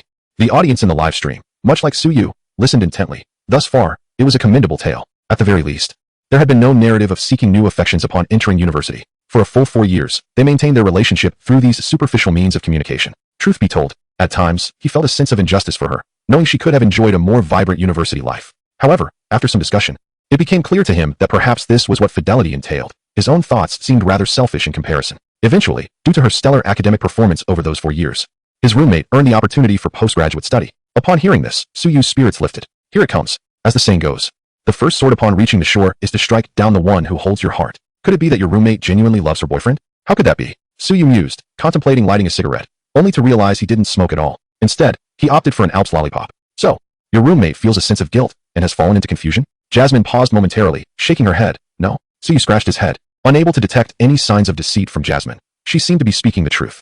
To keep something from him would be as improbable as crafting an atomic bomb by hand. Then it must be regarding your roommate's boyfriend? That was certainly plausible. The disparities between undergraduate institutions often yield different perspectives over time. Jasmine shook her head again. No, her boyfriend doesn't have much money. He simply enjoys tending to potted plants, spending all his spare time pruning and caring for them in the dorm. Suyu felt perplexed. If it wasn't that, then what was the cause of the disruption? Could it possibly be you? He inquired. And then what happened? He leaned forward, resting his chin on his hands. If that were the case, he shouldn't be surprised if he transformed into a keyboard warrior today. A person well-versed in psychology knows precisely how to breach defenses. Chapter 34. The photograph. Jasmine blinked, a smile dancing in her eyes as she continued. Eventually, my roommate relinquished her graduate school qualification. She said she no longer wished to wait. She returned to her hometown to become a high school teacher, while her boyfriend opened a breakfast shop across from the school. Today, they're getting married. Suyu's eyes widened. Wait, hold on, what about you? Where did this romantic dilemma come from? Jasmine chuckled. I never said there was a problem. I just wanted to share the news. She paused. Oh, I need to go change into my bridesmaid dress. By the way, they mentioned wanting to open a flower shop once they have the funds, and they plan to send you a bouquet. Little fish. With that, she bid farewell. The lollipop shattered. Suyu clenched his teeth. This was not merely a lack of abstract competition, but a direct blow. It nearly depleted his emotional reserves. Was this a form of bullying? Despite his attempts to analyze the situation, he noted Jasmine's honesty and refrained from further inquiry. Who could have guessed that this girl had no romantic troubles of her own? She was merely broadcasting someone else's affection. Sister, if you don't send me the largest, freshest bouquet, it won't compensate for the emotional turmoil I'm experiencing now. Gift. A fresh bouquet of loose strife. Are you trying to ensure little fish dies alone? The pure love warrior departs satisfied. 5 minutes of anxiety, nearly suffocated myself. Woohoo, your long distance and my long distance seem quite different. Share your story, I wish to listen. Reclining in his chair, Suyu reflected. In that fleeting moment, he had garnered a wealth of joyous sentiments. It seemed that this group still had hearts. However, upon noticing the overwhelming amount of emotional vulnerability, he pursed his lips, a subtle smile forming at the corners of his mouth. It appeared that heartbreak was a common experience. Fortunately, he was exceptionally clever. Without a girlfriend, he had fundamentally eliminated such occurrences. What is he smiling about? With a dismissive wave, Suyu brushed aside the earlier incident, choosing not to dwell on it, treating it merely as a tale. The morning hours often passed swiftly. After engaging in casual conversation with a few online friends, he encountered no particularly pressing issues. The most frequently posed question was how to handle a girlfriend who was indifferent. With many seeking advice on how to persuade their wives to allow them to go fishing, Suyu asserted that romance could be celebrated at any age.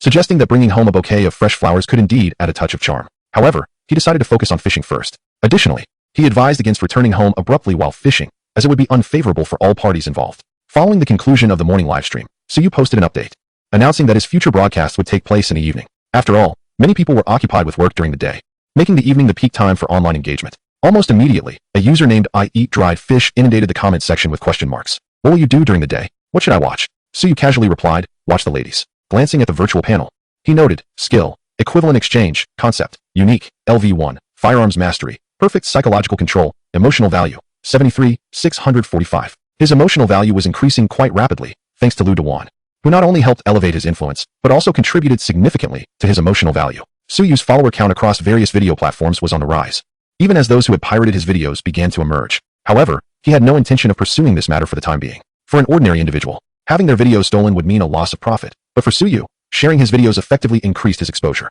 While the culprits might gain a small profit, Suyu would never incur a loss. Besides, he currently lacked the energy to deal with them, should these individuals fail to restrain themselves.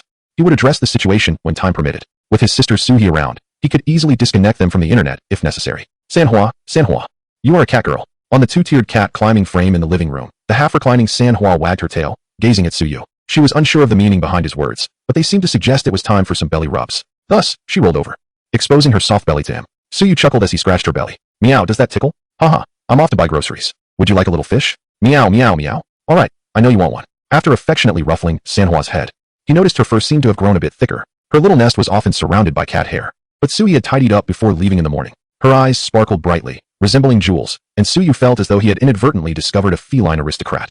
The consequence of waking up late in the morning was that the freshest produce at the market had already been snatched up by early rising grandfathers and grandmothers. Nevertheless, Suyu was not particular. He would eat whatever was convenient, as today was not a special occasion. As for Sanhua, she had several varieties of cat food, including freeze-dried options, and occasionally coveted Suyu's meals. It seemed she was on her way to being quite spoiled, shopping for groceries and preparing meals. Suyu had become quite adept, even mastering the art of haggling from the seasoned aunties at the market. He had surpassed his mentors, skillfully negotiating with the vendors. Even with ample resources, he relished the joy of bargaining. Occasionally, if he felt too fatigued to negotiate, he would simply pay and depart. After enjoying his meal, Suyu glanced at the lunch provided by the company cafeteria sent by Su-hee, a smile gracing his lips as he shared a photo of his own lunch. Having satisfied his hunger, Suyu wished for a brief afternoon nap. However, before yielding to slumber, he resolved to complete his daily tasks. In the past, he would cautiously exchange counterfeit items. Now, he boldly traded a handful of worthless garbage. After all, it was unlikely anyone would trace it back to him. A wave of fatigue washed over him, accompanied by a tinge of nostalgia for Tom, whom he hadn't seen in days. Had that fellow fled? A quick search revealed that he had merely relocated to another museum. Curious, Suyu discovered that the new museum housed a notable collection of artifacts from the Dragon Nation. He marked it for future reference. Upon awakening, he found it was already evening. Fortunately, he hadn't slept through the night, or he would surely have struggled to rest later. His streaming schedule was set for the evening, leaving the twilight hours leisurely. Leashing Sanhua, Suyu took her for a leisurely stroll. A light rain had fallen earlier in the afternoon, a common occurrence in the city, where the weather seemed to come and go in haste. Sometimes, the weather forecasts proved inaccurate, with morning predictions starkly contrasting those of the afternoon.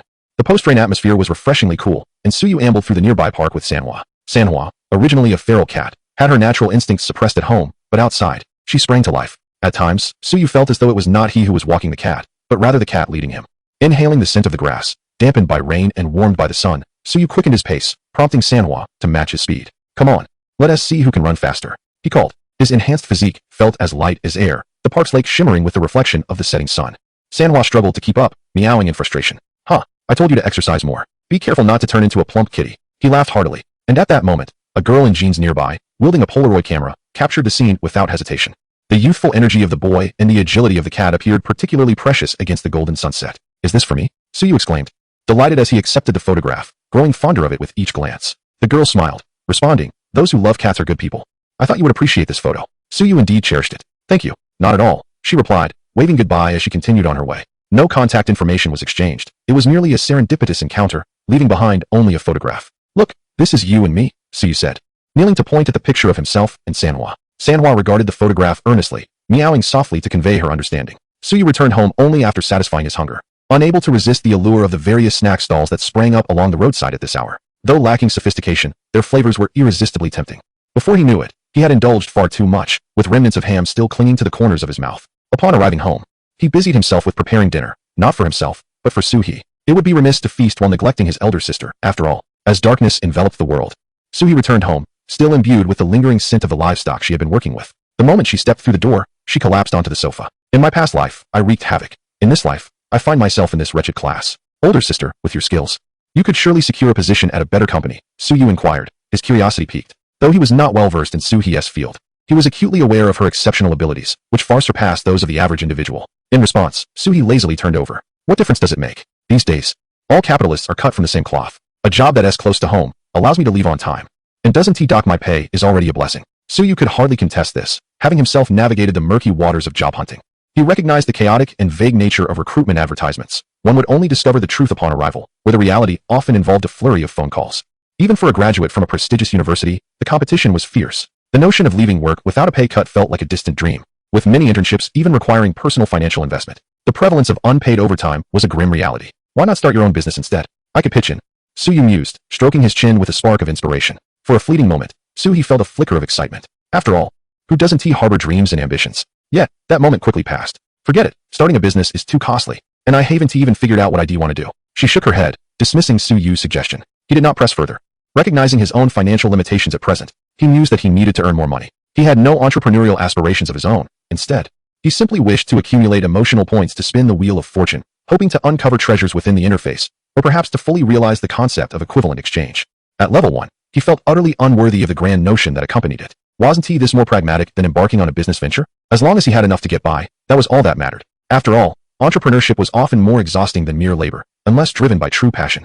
It was best left untouched. However, once the notion of entrepreneurship ignited within Suhi, it would be challenging to extinguish. The emotional value wheel occasionally yielded groundbreaking technology. If Suhi could reverse engineer it, money would merely be a number. The prerequisite was that Suhi knew how to reverse engineer it. After all, at a young age, how could one not strive for success? Wouldn't that ensure a smooth transition into the realm of the affluent? Once Suhi flourished, he could also experiment with certain things himself. After dinner, Suyu retreated to his room to prepare for a live stream, while Suhi also retired early, claiming she had work yet to complete. Such dedication. Without his sister, this company would eventually falter. As he opened the live stream, a multitude of viewers began to flood in. Is it you again? Suyu now boasts a considerable following, and he had announced his evening live stream earlier in the day. In the past, his broadcasts were largely spontaneous, yet even then, many would tune in promptly. Naturally, the numbers have since increased. After some adjustments, Suyu greeted his audience and commenced today's session. As before, he transformed into an emotional guru, ready to address inquiries, as this remains the most sought-after format.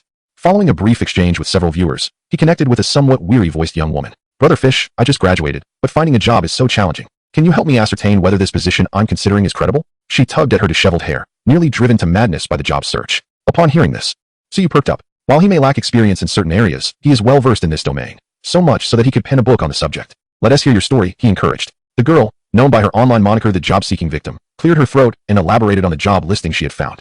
The information was brief, describing a position as a data review clerk with an enticing salary of $69K per month. However, many viewers in the chat had navigated the workforce and sensed something amiss. How could a clerk possibly earn such a high salary? Identified as a scam at first glance. Indeed, there must be a catch. I've lost count of how many times I've been duped. After absorbing her description, Suyu's assessment mirrored that of the audience. From what you've shared, I can confidently conclude that this position is a recruitment trap. The young woman panicked at his words. A trap? That can't be true.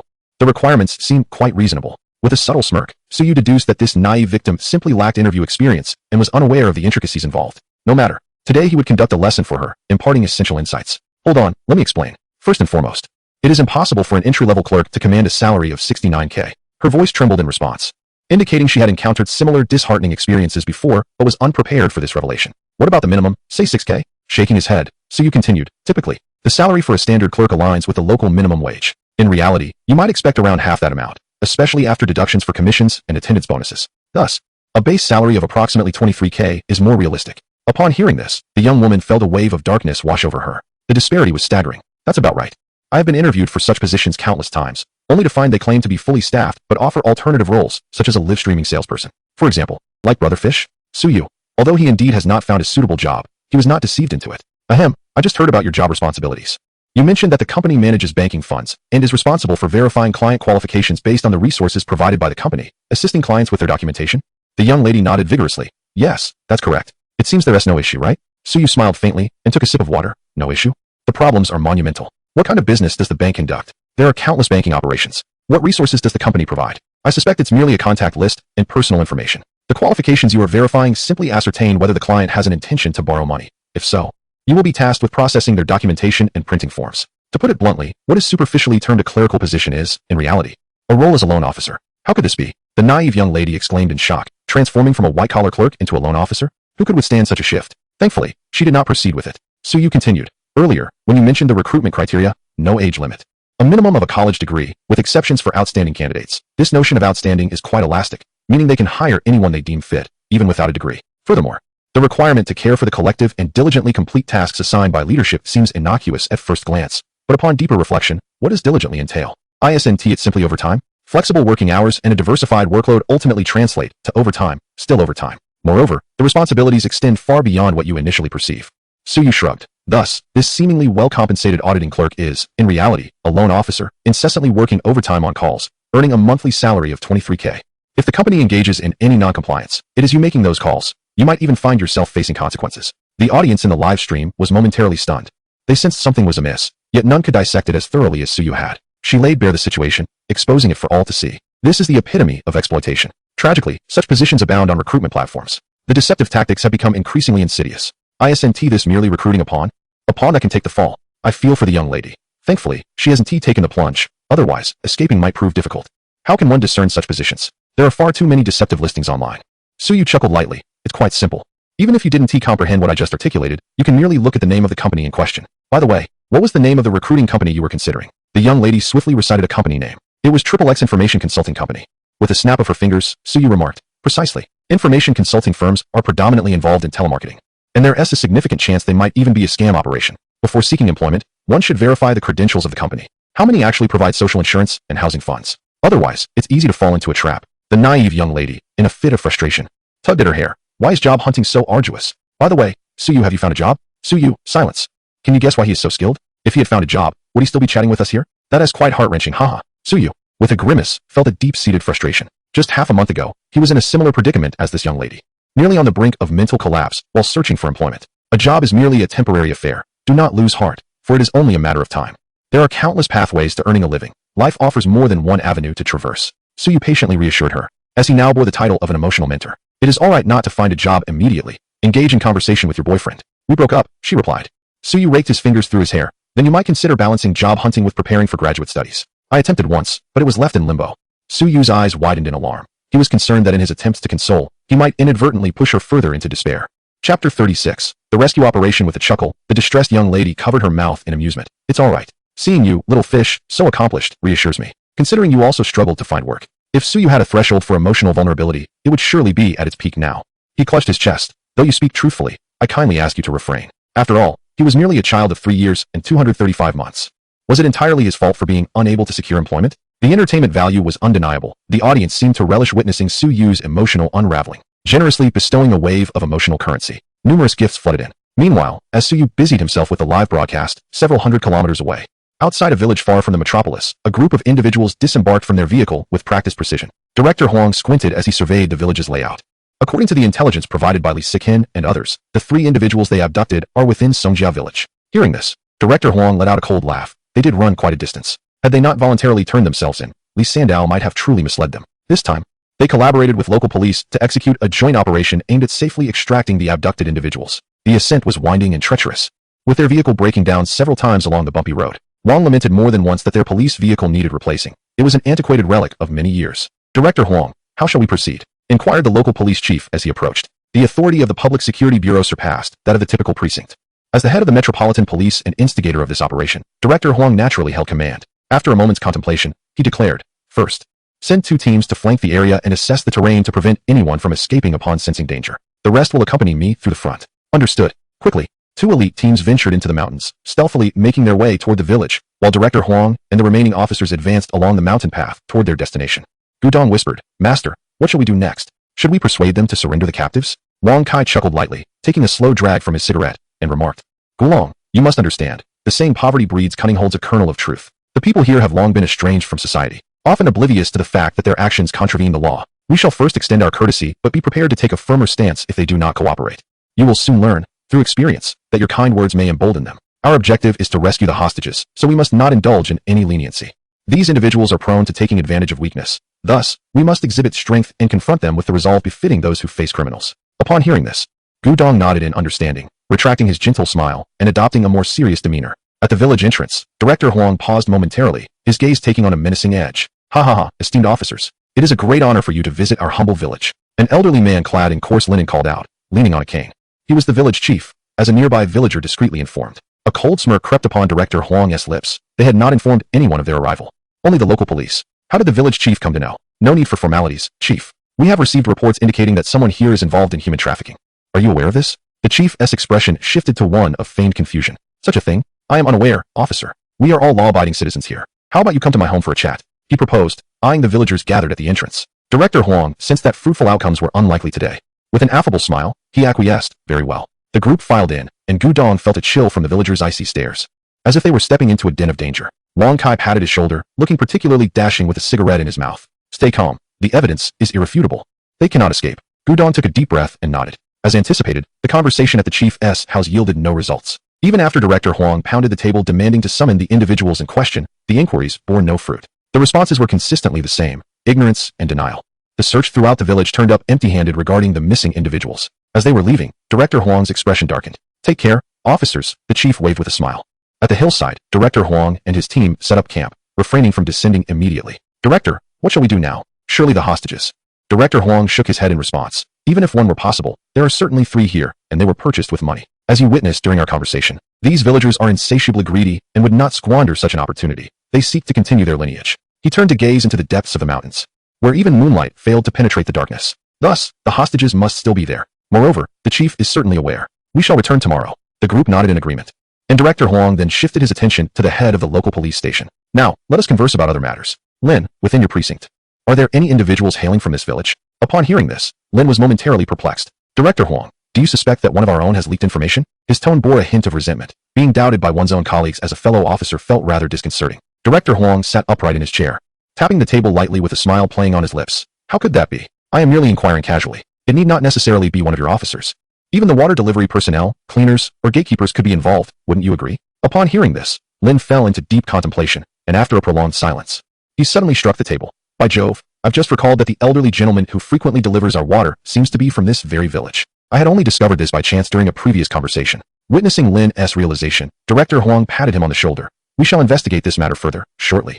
The other 2 teams will return to report any findings. Indeed, before long, 2 teams of officers returned, drenched in dew. From their accounts, they learned that the terrain surrounding Songjia village was treacherous and prone to causing disorientation, with no significant discoveries to report. Let us rest for the night. We shall return tomorrow, Director Huang suggested. He assigned one team to keep watch from a higher vantage point to prevent any disturbances that might arise during the night, potentially leading to the destruction of evidence. Understood. In the bustling metropolis, Suyu concluded today's live broadcast. Following the episode with the unfortunate young lady, he had not encountered any particularly unusual occurrences. The questions posed were quite ordinary. Although Suyu lacked experience in this domain, he was undeterred. Within the live stream, a group of seasoned veterans was present. Suyu hardly needed to speak, as the audience was already dissecting matters with great insight. Moreover, he did not require extensive experience. Merely glancing at the screen allowed him to assess the psychological state of those on the other side. He felt as though he had transformed into a professional online psychologist. Especially after the session with the unfortunate young lady, a plethora of job-related inquiries emerged. It seemed as if the viewers were treating Suyu's live stream as a confessional. Naturally, Suyu welcomed all, for a confessional was adept at gathering emotional insights. The more engaging content, the better. He could edit it into a video for further dissemination. By the time midnight arrived, Suyu excused himself to the restroom, finding Manhwa fast asleep in the living room. At that moment, another door swung open. Suyu paused. Why are you still awake? Suyu scratched his head. I'm hungry. Are you a pig? Suyu immediately mimicked the pig's antics. After boiling water and preparing a bowl of noodles, Suyu returned to bed, satisfied. Suyu took a shower and then slept soundly until dawn. He arose, invigorated, ready to edit videos. Meanwhile, within Songjia village, Director Huang and his team conducted another search, yet still found no clues regarding the hostages. At the village chief's residence, Director Huang cast a menacing glance at 3 burly men. These 3 individuals were implicated in the intelligence reports from Li Xiqing regarding the purchase of the abducted hostages. The person you conducted business with has already turned himself in. The evidence is irrefutable. I do not care where you have hidden the hostages. It would be best for you to surrender them voluntarily. The man in the middle, emboldened, leaned back with his legs crossed, provoking Wang to brandish a broom, ready to deliver a slap. Why don't you find them first if you have the ability? Unable to find what you mentioned, it seems. You all come in here searching for this and that, yet I have yet to accuse you of trespassing. Enough of this. I must attend to feeding the pigs.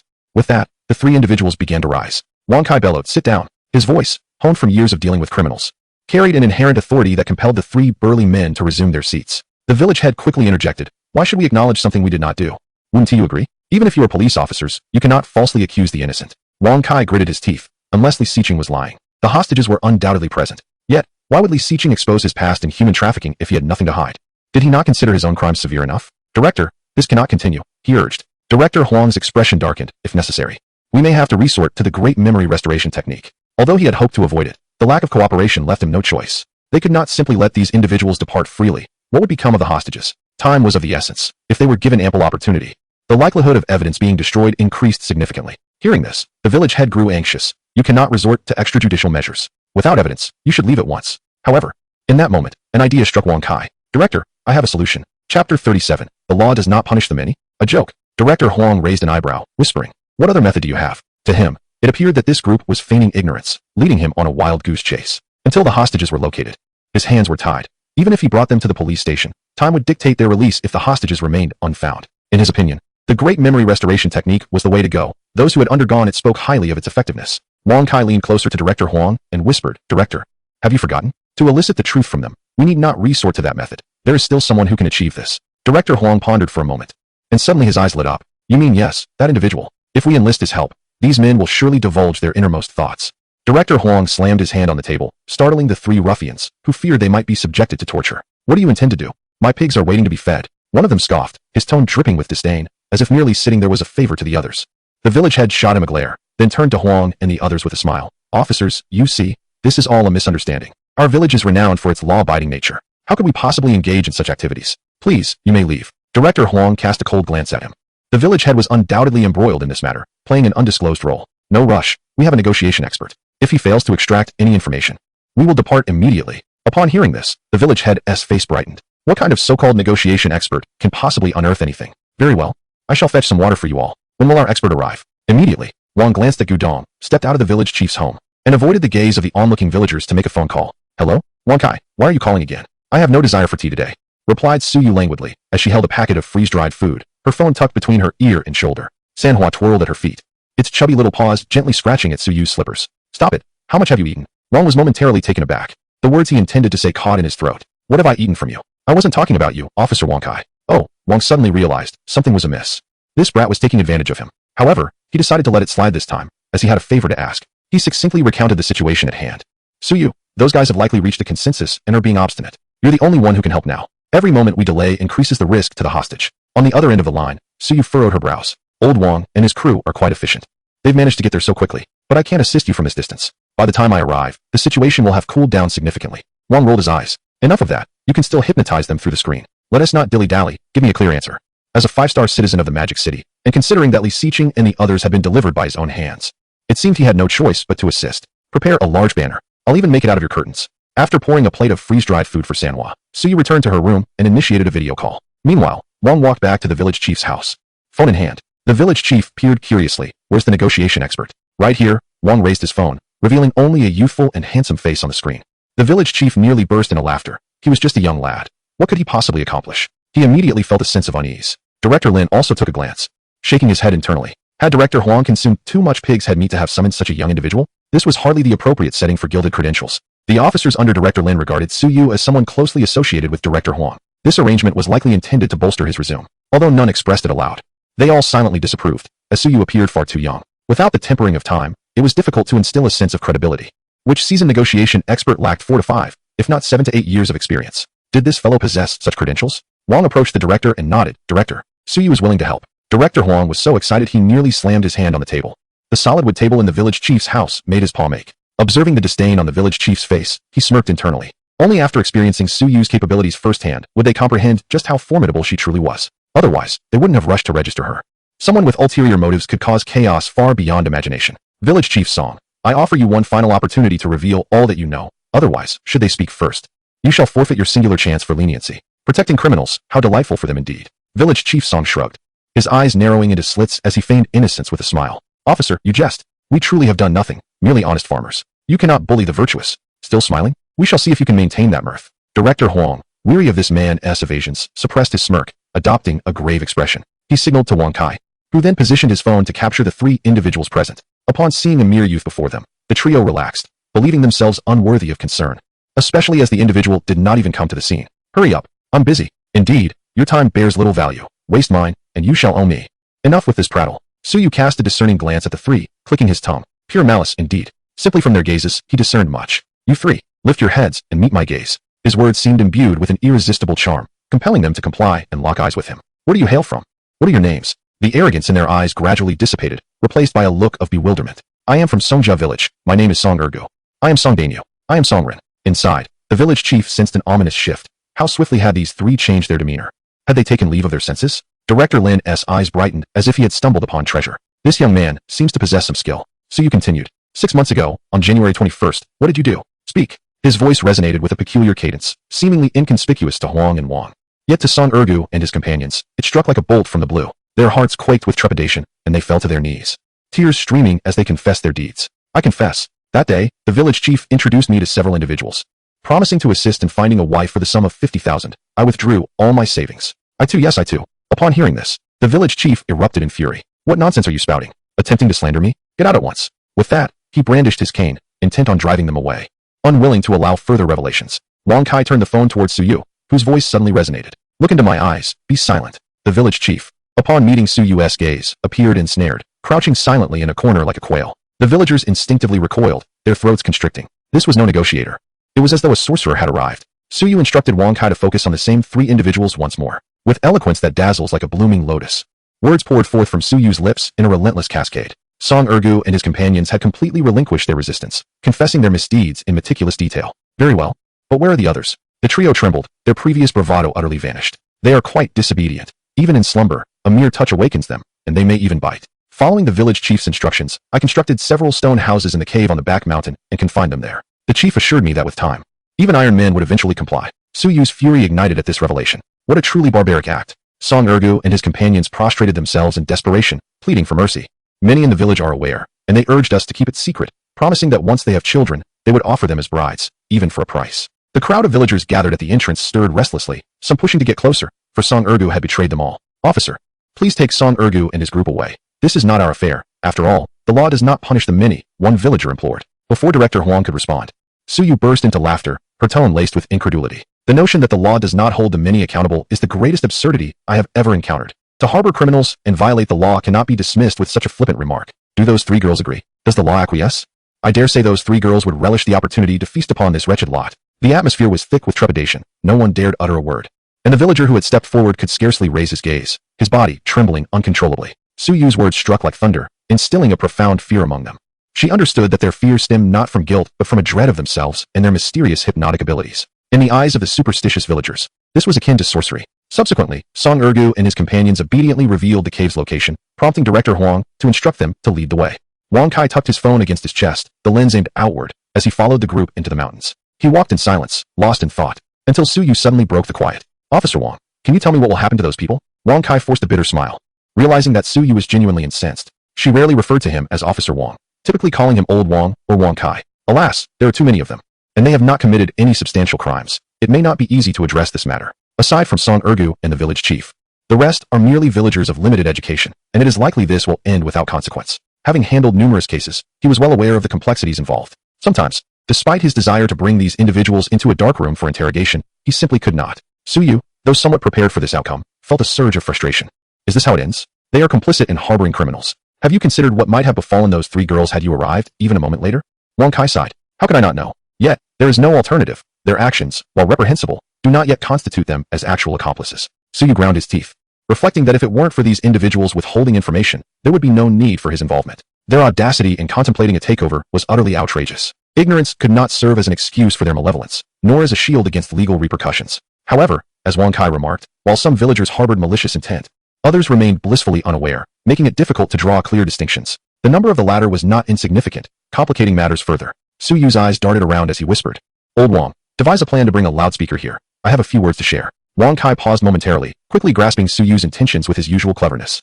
You cannot be contemplating a collective hypnosis, can you? Suyu exclaimed, Old Wang, we are truly in sync. Wang Kai covered his face, cautioning, don't even think about it. I have said nothing. If you intend to meddle with them, it is absolutely prohibited by law. Suyu chuckled, Old Wang, if you don't speak of it, who would ever know? Rest assured, I possess discretion. At most, I shall merely keep them awake at night. Sometimes, psychological torment can inflict a far deeper anguish than physical pain. In due course, their profound inner turmoil will compel them to confess. This matter bears no relation to us.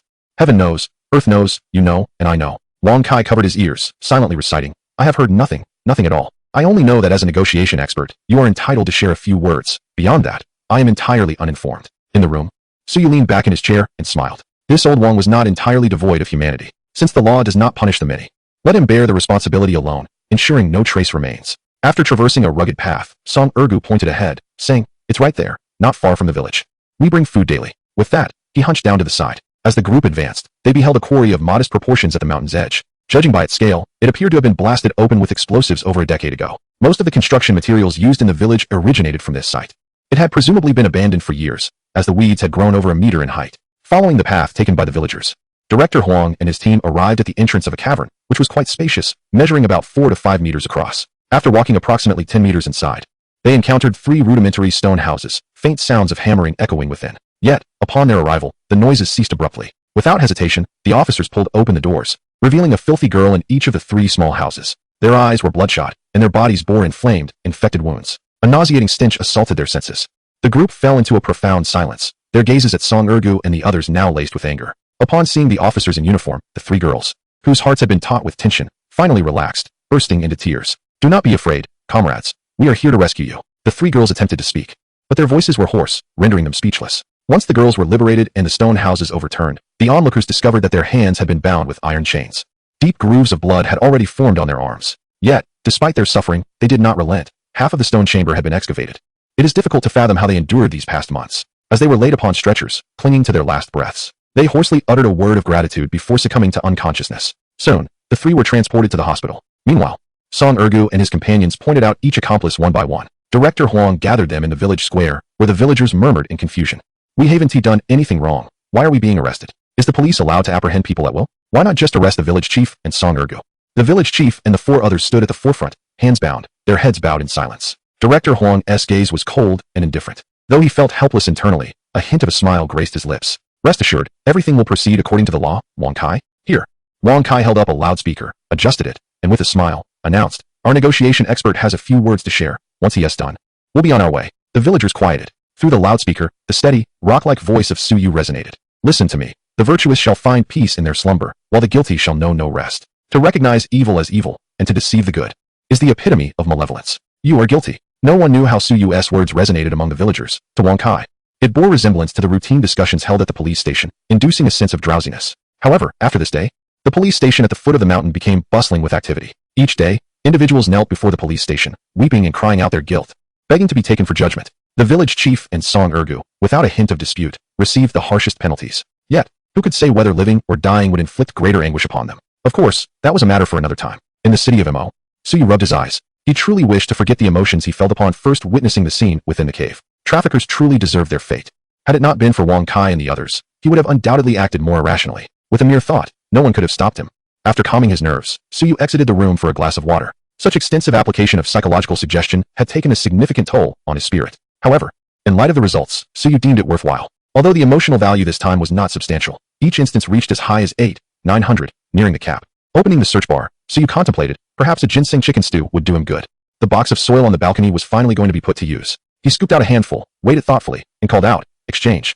In the next moment, a fresh wild ginseng from Changbai Mountain landed in his hand. If ginseng truly possessed the ability to flee as legends suggest, it must be quite bewildered at this moment. He then went to the market to purchase a free-range chicken, prepared it, and chopped it into pieces. Heating the oil in a pan, he sautéed the chicken until the moisture evaporated, then added a spoonful of fragrant vinegar. He enjoys adding a touch of fragrant vinegar and a splash of wine to his dishes. The reaction between ethanol and acetic acid at elevated temperatures produces a rich aroma. Subsequently, Suyu discarded the mixture into a clay pot, as he was not particularly fond of using a pressure cooker. He added some scallions, ginger, and garlic, submerged the chicken in water, seasoned it with salt, and added a spoonful of cooking wine along with some goji berries. Then replaced it with a handful of mountain mushrooms to complete the dish. As he covered the pot, Suyu received a message from Wang Kai. Upon inspection, it was confirmed that the 3 girls, aside from appearing somewhat unwell mentally, had no significant physical issues, merely some superficial injuries. Furthermore, they exhibited remarkable resilience, managing to evade Song Ergu and his associates for months. A smile crept onto Suyu's face as he typed a reply. "Old Wang, may our collaboration be fruitful." Wang Kai did not respond, as he was uncertain which collaboration Suyu was referring to. The flower pots on the balcony were barren, containing only soil extracted from the rubbish won in a lottery. A small piece of ginseng remained, which Suyu casually buried and watered, wishing for it to grow as swiftly as chives. After all, if the Changbai Mountains were to be stripped bare, what would become of those who roamed the hills? Chapter 39. You, prepare 2 dishes for me. It would likely be some time before Wang Kai returned. With everyone safe and sound, Suyu felt considerably relieved. During lunchtime, Suyu generally refrained from returning home, instead opting for a meager meal in the company cafeteria. Were it not for the bustling commercial street just downstairs, she might have lost her appetite entirely. Suyu had dined at the cafeteria once and found the food bland and unappetizing. While it was tolerable for a meal or two, the monotony became unbearable, which explained why Suyu insisted on returning home for lunch each day. Before graduating, Suyu relied heavily on takeout. The slow simmering of chicken required considerable time, especially since Suyu was not using a pressure cooker. He was in no rush. As his live stream was scheduled for the evening, he decided to whip up a couple of simple dishes for lunch, saving the chicken stew for when Suyu returned. Just as he tossed a handful of mountain mushrooms into the clay pot, a craving for stir-fried mushrooms struck him. He had heard that it was currently mushroom season in Yunnan, and he recalled the delightful taste from a previous visit, which lingered in his memory. Shaking his head to dispel the thoughts, Suyu wiped away the drool and resolved to have stir-fried mushrooms for lunch. Without delay, he set to work. Although fresh mushrooms from Yunnan were hard to come by in his area, only dried varieties were available. He had no intention of resorting to thievery. Instead, he brought up the search bar and looked for wild mountain mushrooms from Yunnan. A plethora of information appeared, showcasing various types found in the mountains. After a summer rain, mushrooms tended to sprout in clusters. Though his knowledge of mushrooms was limited, he remained unfazed. A quick online search would suffice to identify the edible varieties. Despite lacking confidence in his identification skills, the search bar could accurately pinpoint the corresponding mushrooms. In no time, Suyu had amassed a basket full of mushrooms, far too many to harvest entirely. In doing so, he had depleted a few more handfuls of the unknown soil on his balcony. He was proficient in various culinary styles, from Sichuan and Cantonese to home-style dishes. Though not a master, he could certainly prepare a meal worthy of the table. At times, when inspiration strikes, one can create a beautifully arranged dish. After thoroughly cleaning and chopping the mushrooms, they are placed in the pot. Remarkably, no special seasonings are required. As a natural, delightful aroma begins to emanate. In Yunnan, many mushrooms are toxic. However, as long as they are cooked thoroughly, they generally pose no significant risk, provided they are culinary mushrooms. Following the recipe meticulously, Suyu prepared the dish with great care. Before long, an enticing fragrance filled the air. Instinctively, Suyu ladled a spoonful of broth to taste its saltiness. It seemed a bit bland. Realizing his oversight, forgetting this was not his usual fare, he hesitated briefly. But after having cooked it for so long, it should be fine, right? Nervously waiting for 5 minutes, when no alarming visions or colorful spots appeared, Suyu exhaled in relief. That was close. His habitual actions nearly led him to the hospital. After adding a pinch of salt, Suyu leisurely covered the pot. Just a bit longer, and the long-awaited freshness would soon be ready. Out of the corner of his eye, he noticed something entering the kitchen. Had Suyu returned early? Turning his head, he saw Manhwa swaggering in, hands on hips, leaning against the doorframe, and pointing at the pot. You, prepare 2 dishes for me. Suyu, trembling, picked up his phone. Hello, is this 120? Oh no, I've indeed been poisoned. At the hospital, the doctor adjusted his glasses. Young man, what brings you to consume mushrooms here? Suyu chuckled awkwardly. A friend gifted them to me. Be cautious next time. Mushrooms should only be eaten when fully cooked. Luckily, I have experience. Many like you have come in recently. Suyu acknowledged this. Glancing at a fellow patient lying on the bed, gazing at the ceiling and waving his hands as if playing Fruit Ninja, seemingly entranced by something, having already induced vomiting. His symptoms were mild, so the doctor prescribed an antidote, found no issues, and allowed Suyu to return home. Upon arriving home, Suyu gazed at the now cold mushrooms on the table, the faint aroma still lingering in the living room. Ultimately, he had no choice but to discard them into the trash. Lying on the sofa, Suyu murmured, next time, I should just eat at a restaurant in Yunnan. Cooking myself is too risky. Without experience, it's easy to fall victim. Manhwa leaped onto the sofa, resting on Suyu's chest. He gently stroked Manhwa's fur. It was comforting to have the normal Manhwa back. The earlier incident had been quite frightening. He had almost believed Manhwa had transcended into a spirit, taking this form merely to repay his life-saving grace. But alas, it was not a cat girl. Such a disappointment. While he was on the phone with emergency services, Manhwa had already engaged in a playful skirmish with the living room chair, wielding a toy gun. The chaos was overwhelming, a tumult of noise and action. Unfortunately, the chair, despite being sizable, was no match for the nimble Manhwa, who skillfully dismantled it with a toy AK. After observing for a while, Suyu excused himself to induce vomiting again. In the evening, Suyu returned home from work. Upon entering, he was immediately met with a rich and tantalizing aroma. The aroma of chicken Suyu drifted into the kitchen, cautiously lifting the lid of the clay pot, revealing a glistening golden chicken soup infused with ginseng and mountain mushrooms. Wow, you're back, sis. Wash your hands and come to the table. At the dining table, Suyu eagerly devoured 2 generous bowls of chicken soup and slurped down an entire chicken leg. It was only then that she noticed Suyu's demeanor seemed rather off. Little fish, what's the matter? Suyu shrugged and recounted the tragic events that unfolded in the kitchen that afternoon. The source of the mushrooms, as Suyu explained, was the same as what she had told the doctor. They were a gift from a friend. Upon hearing this, Suyu burst into laughter, slapping the table in amusement. She scooped up Manhwa, exclaiming, Manhwa can wield a submachine gun? Your delusions are quite entertaining. Yet, as the laughter subsided, a contemplative expression crossed Suyu's face as she gazed into her bowl, where 2 mushroom pieces floated. With trepidation, she inquired, surely, there can't be anything strange in this, right? Suyu, with a mischievous glint in her eye, replied, are you full now? Soon, you will see, little people. Suyu gasped in horror. How could you poison your own sister? After a playful scuffle, Suyu evaded Suyu's broom assault and raised her hands in surrender. All right. It's just some chicken mushrooms, shiitake, and wood ear mushrooms. They've been simmering all afternoon and are practically melted. Absolutely no poison. Though Suyu remained skeptical, she realized she had experienced no hallucinations. Feeling full, she succumbed to drowsiness, a testament to the nourishing effects of the wild ginseng. After freshening up, she lay down and soon drifted into slumber. In her dreams, she encountered a bizarre illusion where Suyu transformed into a seal brandishing two large cleavers, chasing her throughout the night. Meanwhile, Suyu had commenced her live stream as per the schedule. The familiar faces of her loyal viewers filled the chat, arriving punctually without delay. Stop flooding the chat, guys. Suyu coughed lightly, glanced at the barrage of comments, and began her usual interactions. She had come to realize that, no matter how much work she had to do, it paled in comparison to the multitude of viewers in the live stream. These individuals were the true masters of entertainment.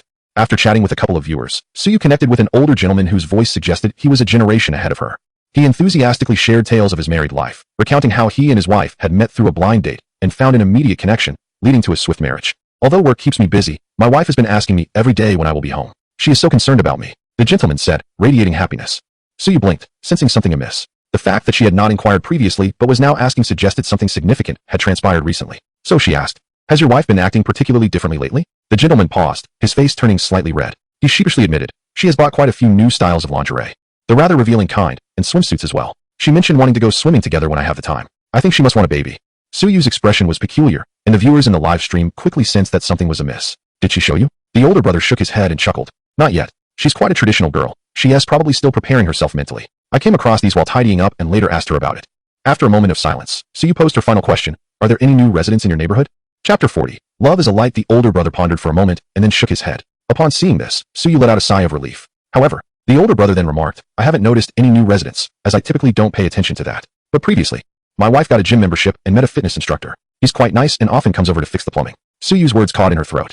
The barrage of comments in the chat momentarily paused before flooding in. Brother, take care. Safe travels. Life is long. Try to be at ease. The older brother was bewildered, unable to comprehend the comments. At the computer desk, Suyu instinctively rested her chin on her hands and softly inquired, how do you know that? Oh, sometimes I run into him when I forget to pick something up. I must admit he is rather helpful. Suyu sighed softly. What about recently? Recently? I haven't really seen him at home. I've bumped into him a few times in the neighborhood, but he seems rather rushed. Does this fitness instructor enjoy night runs that much? Suyu found herself at a loss for words. To put it nicely, the older brother was rather oblivious. To put it less kindly, he was rather slow to react. Suyu shook her head. Let me treat you to a meal sometime. The older brother, taken aback, replied casually, what shall we eat? Cold cucumbers, boiled lettuce, stir-fried celery, tiger skin peppers, and bok choy. The older brother scratched his head. So vegetarian? The comments in the live stream were nearly explicit. Have you ever noticed when that instructor stopped coming over? When did your wife start caring about what time you came home? A smile lingered on the older brother's lips as he began to reminisce. Gradually, however, the smile faded from his face. Try to let it go, thankfully. It's not childhood sweethearts. Love is a light. So green it makes you uneasy. The older brother clenched his teeth and slammed the table, exclaiming, how could I have forgotten about that? I'm going to confront her right now. Suyu quickly intervened. Going now will only lead to a fiery outburst, which is futile. Gather evidence to form a chain of proof, then file a lawsuit to ensure she leaves with nothing. That is the correct approach. The older brother reflected right. If she lacks compassion, she shouldn't blame me for being unkind. Shall you? Do you have a plan? Suyu chuckled softly. Allow me to elaborate. The viewers in the live stream perked up, eager to listen to the conversation between Suyu and the older brother. Suyu proposed a discreet approach, suggesting the installation of concealed cameras at home to gather direct evidence. Then, she advised him to subtly transfer his assets. At this moment, a comment appeared on the screen, questioning why the elder brother, being too occupied with work to spare time for his wife, would deny her the right to seek joy. This reflects the classic victim-blaming narrative.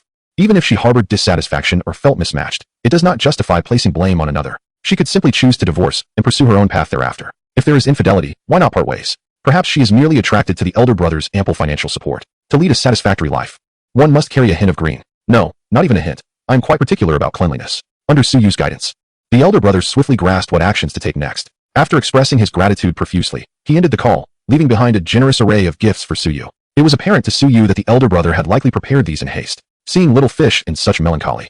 Could it be that you share a similar experience? Your mention of this piques my interest. Peanuts, sunflower seeds, bottled water, popcorn at 5 yuan a bucket. Could those in front kindly step aside? I would like a handful. Suyu glanced at the comments, surprised to find his unintentional expressions captured by the camera. It was indeed the fault of the camera's exceptional quality. However, his melancholy was not born of personal experience. Forgive me, but I am a proud singleton, having been solo for 22 years without such opportunities. Suyu declared with an air of confidence. Understood, a pure-hearted young man. Yet you speak with such conviction. Turns out to be a mere armchair strategist. Single? Then I may pursue little fish. Suyu's expression darkened. These individuals truly knew how to strike a nerve. To the one suggesting pursuit, perhaps change your profile picture first. Glancing at the time, he noted it was nearing midnight. With a wave of his hand, he declared, that will be all for tonight. The broadcast is concluded. He then abruptly ended the stream, leaving the chat filled with question marks. Table flip. How amusing. Joy level +1. You find it amusing, but the elder brother does not. Oh no, I must hastily set up a camera as well. For your wife too? Oh, no, I suspect my plush toy is being eyed by the neighbor's cat. After concluding the broadcast, Suyu proceeded with his nightly routine before retiring for the night. He did not possess a habit of staying up late. Typically, he would either stay awake all night or not at all. Checking his messages, he noted that in recent days, the Beijing Museum had sporadically transferred millions to him. The small medal was also reported to be en route. Although the prize was considerable, the museum was exceedingly straightforward in their dealings. It is essential to understand that retrieving these national treasures through proper channels incurs costs far exceeding this modest reward. A few years prior, a similar endeavor to reclaim an antique national painting that had drifted overseas cost over 20 million. Thus, this sum was willingly provided by the museum. Observing the virtual panel, he noted his emotional value had reached 150,000. This recent live stream, in comparison to the explosive one featuring Big Bowl Tea, felt somewhat subdued. Nevertheless, the emotional value was not insignificant. After all, it is unrealistic to expect grand events to unfold daily. Embracing the whimsical notion of indulging in a late-night escapade, Suyu casually invested 100,000 emotional points, embarking on a thrilling 10 consecutive draws. To his astonishment, the panel seemingly plundered a bank, bestowing upon him an astounding sum exceeding 111,000. However, the euphoria was fleeting, as the panel subsequently delivered 5 bags of refuse along with a particularly flamboyant piece of trash. Observing this garish item reminiscent of a flamboyant punk aesthetic, Suyu expressionlessly opened the door and disposed of it into the vast container on the balcony. At last, the final item was not a worthless trinket. Cooling hat, forever refreshing, the ideal companion for summer, Suyu mused. Its utility is rather limited. He harbored grave doubts about the panel's need for a certain quota of emotional points to yield valuable items. Experimenting with the hat, he discovered it could be dyed in a spectrum of 7 colors. Upon placing it atop his head, he felt a refreshing coolness surpassing that of an air conditioner. What sorcery is this? After inspecting it thoroughly, Suyu found no discernible mechanism on the hat, so he set it aside, reasoning that wearing a hat to sleep seemed rather unwise. Despite the sweltering heat nearing 40 degrees, his body only felt a mild warmth. Unlike before when he would be left dazed and pale, resembling a zombie, there was no need for air conditioning. The air conditioning hummed to life, setting to a brisk 18 degrees. Wrapping himself in the quilt, he closed his eyes and drifted into slumber. In his dreams, Suyu encountered a bizarre hallucination where Suhi morphed into a bear wielding 2 watermelon knives, pursuing him throughout the night. Chapter 41. Fishing the following morning. As Suyu and Suhi emerged from their respective rooms, they exchanged a glance that sent shivers down their spines. In unison, they exclaimed, "What sort of expression is that?" They paused momentarily, taken aback. "I dreamt you transformed into a seal with 2 cleavers chasing me. I dreamt you became a bear wielding 2 watermelon knives pursuing me." After a brief silence, they both sighed in relief, realizing they were even. The mundane tasks of brushing their teeth, washing their faces, and heading to work awaited them. "Safe travels," Suyu bid, as the heavy door slammed shut behind him. Peering out the window, he noticed the weather appeared splendid. With a renewed sense of adventure, he retrieved his fishing rod, intent on exploring the waters. Recently, he had infiltrated a local fishing enthusiast group in the bustling metropolis, uncovering numerous hidden fishing spots. "Criminal, I know of a secluded place." "Fisherman, I have discovered a deserted fishing spot." After scanning through the discussions, Suyu realized there were far more fishing locations than he had ever anticipated. In fact, he had only scratched the surface. Today, he resolved to venture to a new fishing site. "Manhwa, let us go fishing today."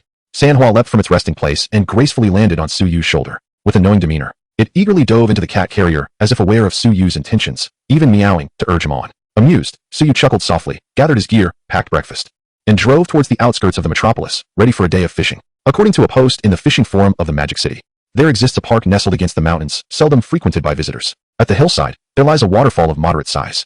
It is widely known that such locations attract fish with ease. The gentleman who made the post mentioned that this place is free from disturbances and boasts picturesque scenery. This piqued Suyu's interest. Although he is merely an amateur angler, he never goes fishing empty-handed. After a few days without touching his fishing rod, he felt a restless itch. After more than half an hour, Suyu found himself on the winding mountain road. This path was significantly narrower than those in the city. Yet Suyu's driving skills were commendable. Midway up the mountain, there was a parking area, and beyond that, only a stone staircase remained. At the summit stood a temple. But it seemed rather desolate at this hour, with only the sound of bells resonating through the gaps in the leaves. Suyu paused momentarily before proceeding with Manhwa, his cat, in tow. Manhwa bounced around in her carrier, prompting Suyu to let her out. In an instant, she leaped onto his shoulder, meowing insistently. Suyu chuckled, remarking that her presence made him feel as if he were heading to work. Upon reaching the waterfall, he encountered a narrow dirt path that appeared seldom traversed. Approximately 20 minutes later, after weaving through the woods, Suyu beheld the waterfall featured in the post. The waterfall cascaded about 10 meters high, with a gentle flow, forming a small pool at the bottom, which then trickled down the mountainside. Suyu crouched down, dipping his hand into the water, which felt delightfully cold. Perhaps due to its remoteness from urban life, the water was exceptionally clear, revealing numerous fish swimming about. He needed 2 portions of bait, using one to create a feeding spot, commonly referred to as feeding the fish, while the other was affixed to his hook. With a swift motion, he cast a line with a perfect arc, only for it to snag on a tree. Scratching his head, he was relieved that no one was watching as he quickly retrieved it, this time exerting less force and successfully casting it into the prepared spot. Then he relaxed, gazing at the bright waterfall, with fine mist occasionally brushing against his face, a natural facial refresher. Suyu's seat was a fallen piece of dry wood, providing a sturdy perch. Turning his head, He searched for Manhwa, only to discover her staring intently at him with a spicy strip she had somehow acquired. A chill ran down his spine. His mind raced. He feared snakes above all else. In an instant, he snatched the strip from her mouth, sending it flying away. He then retrieved a pouch of snake repellent powder from his pocket, sprinkling it around himself before awkwardly resuming his seat. Well done, Manhwa. Your ferocity is quite impressive, he mused, wiping away the sweat. It seemed that after her recovery, her latent fighting spirit had begun to surface. Manhwa flicked her tail with a hint of pride, settling down by the creek, occasionally pawing at the water's surface. Suddenly, the float began to stir. Suyu swiftly grasped the fishing rod, and as the float dipped beneath the surface, he jerked the rod upward. He had caught a fish. Indeed, the resources here are quite remarkable. A secluded place such as this is truly a treasure. During my previous fishing excursions by that small river, I never had such swift success in catching fish. Moreover, the fish here seemed to possess a rather aggressive demeanor, biting the hook in no time. In contrast, the fish from that earlier river appeared ghostly and elusive. A small perch, weighing merely a few taels, was caught, and Manhwa was already mewing eagerly. Suyu promptly offered the fish to her. Manhwa seized it eagerly and settled beside Suyu's legs, joyfully devouring her catch. Meanwhile, Suyu took to the skies with his drone to capture the moment on video. Before long, he caught 2 more perches. Lunchtime slipped away quickly, and glancing at the time, Suyu realized it was nearly time to depart. He silently wished for a big catch. Yet, there was no response. He stroked his chin, pondering if the fish in this small pond had begun to communicate. Aware of his presence, just as he prepared to reel in his line, the bobber suddenly danced. Suyu seized it instantly. The water erupted with a splash. His eyes brightened. Ah, a fierce fish indeed. Today he was equipped not with his previous rod, but with his sole carbon fiber fishing rod. Purchased during his most fervent fishing days, now dusted off from neglect. Not to mention, it was undeniably sturdy. With a powerful tug, he startled the fish beneath the surface. Wasn't the norm to play with it a bit first? Suyu dismissed such notions. With his robust physique and a quality rod, he saw no reason to engage in a back and forth. Come on up, he urged. A rather formidable fish was soon pulled ashore. Upon seeing it, a smile graced Suyu's face. A 2-pound wild mandarin fish. At last, a true prize. He had assumed this place only yielded small fish like white strips and perches. Manhwa, however, was silent this time. The fish caught throughout the day had already filled her belly. After placing the mandarin fish into the cooler, Suyu tidied up and returned to the car with Manhwa. Truthfully, he harbored a slight concern about encountering a monk at the road's edge, hands clasped, proclaiming, "Kind sir, please refrain from taking lives. A fee of 200 is required for your catch." However, reality proved mundane. Even the birds were too languid to take flight on such a sweltering day. As he drove home and re-entered the city, Suyu stopped by the roadside to purchase a boxed meal. For 15 yuan, it was bountiful with meat and vegetables, a true gem in the bustling metropolis. Seated at the front of his car, he dug into his meal, betraying none of the millions in his bank account. After finishing, he tossed the empty box into a trash bin, wiped his mouth, and drove off. Bystanders were left astonished, mistaking him for a passenger in someone else's vehicle, exclaiming about how the youth truly knew how to enjoy life. Chapter 42. The cyber healer as dusk painted the sky in hues of amber. The lake in the park shimmered with golden reflections, as if golden koi were leaping from the depths. The sun still had a while before it fully descended. Summer evenings often feel interminable, only to reveal themselves as fleeting moments once past. Suyu returned home with Manhwa, retrieving a delivery box taller than himself from the entrance. At long last, it has arrived, albeit slowly. Why not learn from us and not be stingy with the shipping fees? This is the household shelf purchased by Suyu. Upon unboxing, it revealed pristine white steel columns and iron sheets. After dedicating some time to assemble it, Suyu positioned it neatly in the corner of his room. Glancing at the time, he swiftly opened a familiar website, seizing the opportunity before Suyu returned. He retrieved his favorite kitchen knife from the kitchen, a sinister smile creeping across his face as he gazed at the heap of cardboard remnants left from the delivery. Ripping off the order details from the packaging, he ignited a lighter to burn it. Soon, flashes of the blade danced as he hacked and slashed away. At times, wielding the knife, Suyu would envision himself as a wandering hero, a swordsman traversing the world, a tang sword in hand, vanquishing all injustices. Yet, upon awakening from such dreams, he remained merely an ordinary individual, lying in bed, lost in daydreams. But who is to say that fantasies may not one day materialize? With a triumphant flourish, the once intact cardboard had been reduced to a sea of shredded paper, beyond his ability to piece back together. A slight smirk appeared on his lips as he weighed the remnants. With one hand holding a piece and a clap of both hands, he exchanged. The 2 fragments of paper shimmered, transforming into 2 antiquities from the Dragon Kingdom, a blue and white porcelain bowl and a painting of Guanyin. Excellent. These shall be added to his collection. He carefully placed them on the shelf, nodding in satisfaction. With each use of his exchangeability, he could distinctly feel his mental acuity strengthening. The most apparent manifestation was his accelerated learning. The time his brain required to process information had diminished significantly. What once took hours of contemplation could now be comprehended in mere minutes. With his mental fortitude replenished, Suyu naturally grew discontent with exchanging only once a day at such a sluggish pace. After all, there were tens of thousands of artifacts from the Dragon Kingdom. How long would it take him to exchange one each day? Thus, he prioritized acquiring those with higher historical value, all while remaining within his weight limit for exchanges. Once he finished, Suyu stretched lazily. Each time he engaged in such profound exchanges, it felt akin to having completed 2 advanced mathematics exams, leaving his scalp tingling. That evening, as usual, Suyu returned home, and after dinner, they each retreated to their rooms to sleep. "Hey, sister, why do you look so fatigued lately? Have you been staying up late?" Suyu tilted his head, calling out to Suhee as she headed toward her room. She turned, waving a hand dismissively. Her dark circles glaringly evident. Nonsense. How could that be? Then why are you walking toward my room? Suyu queried. And look at your own dark circles. Are you lying with your eyes open? Suhee retorted, her eyes widening in shock. What? Dark circles? She exclaimed, darting to the bathroom mirror. Indeed, there they were. This is unacceptable. I must go to bed. In a flash, she applied 2 layers of facial mask and swiftly retreated to her room. Moments later, the sound of even breathing filled the air. Suyu watched his elder sister dart around in a frenzy, akin to a distressed monkey, scarcely affording him the opportunity to continue speaking. With a shrug, he chose not to retreat to his room immediately. Instead, he descended the stairs to seize the chance to purchase 2 ribs before the shop closed. Fortune smiled upon him, as the proprietor was preparing stock for the following day, and the ribs he acquired were notably fresh. With vegetables still available at home, he refrained from making additional purchases. The evening's produce was hardly commendable. Typically, in the southern regions, when one requests assistance in cutting ribs, the shopkeeper rarely declines. Although Suyu possessed his own knife, he recognized that it could not match the proficiency of the shopkeeper's skill. Upon returning home, Suyu washed the ribs and stored them in the refrigerator.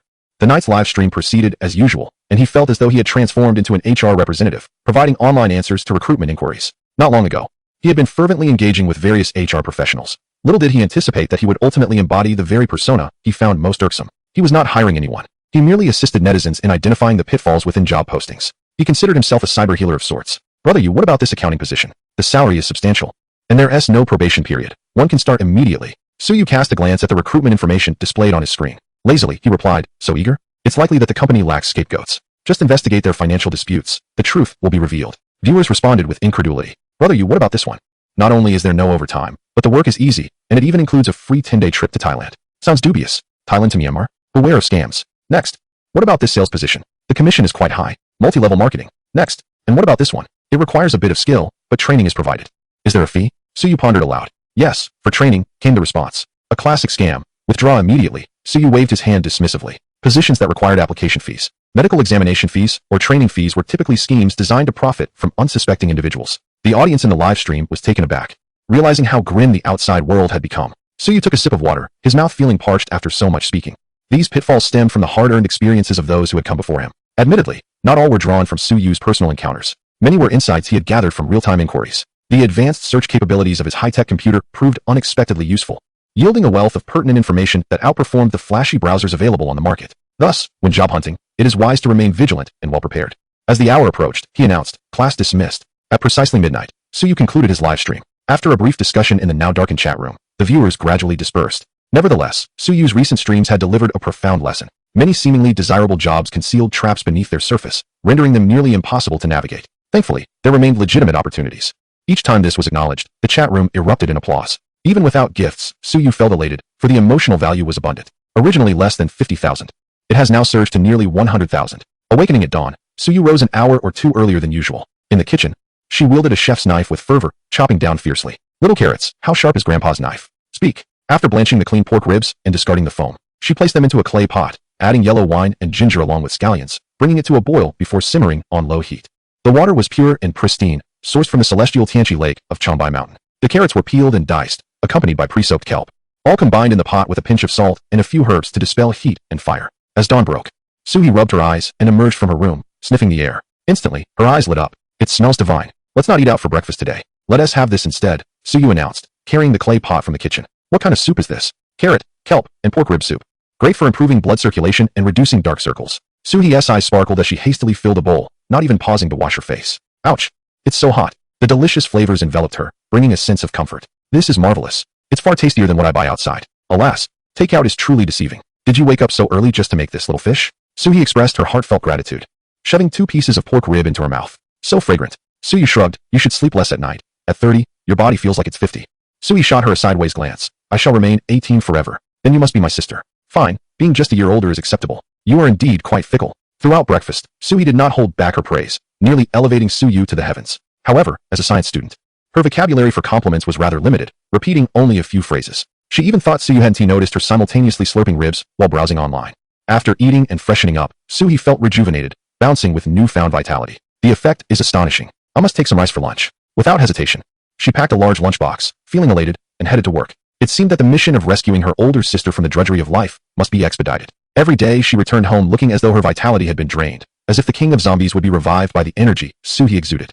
After tidying up, Suyu exchanged some leftover scrap paper for a calligraphy copybook.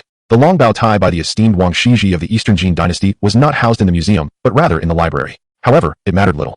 For a century ago, the two were one and the same. Suyu stroked her chin, noting the unfamiliar names, likely patrons from the library. She was well acquainted with regulars from the museum, their emotional contributions consistently similar. Have they not chosen to announce it yet? If they were not in a hurry. Suyu felt no urgency either. Humming an unknown melody, Suyu descended the stairs and encountered the seemingly ever-ready delivery man. Upon seeing Suyu approach with a total of 3 boxes, even the well-trained courier couldn't help but raise an eyebrow, a hint of thirst evident in his demeanor.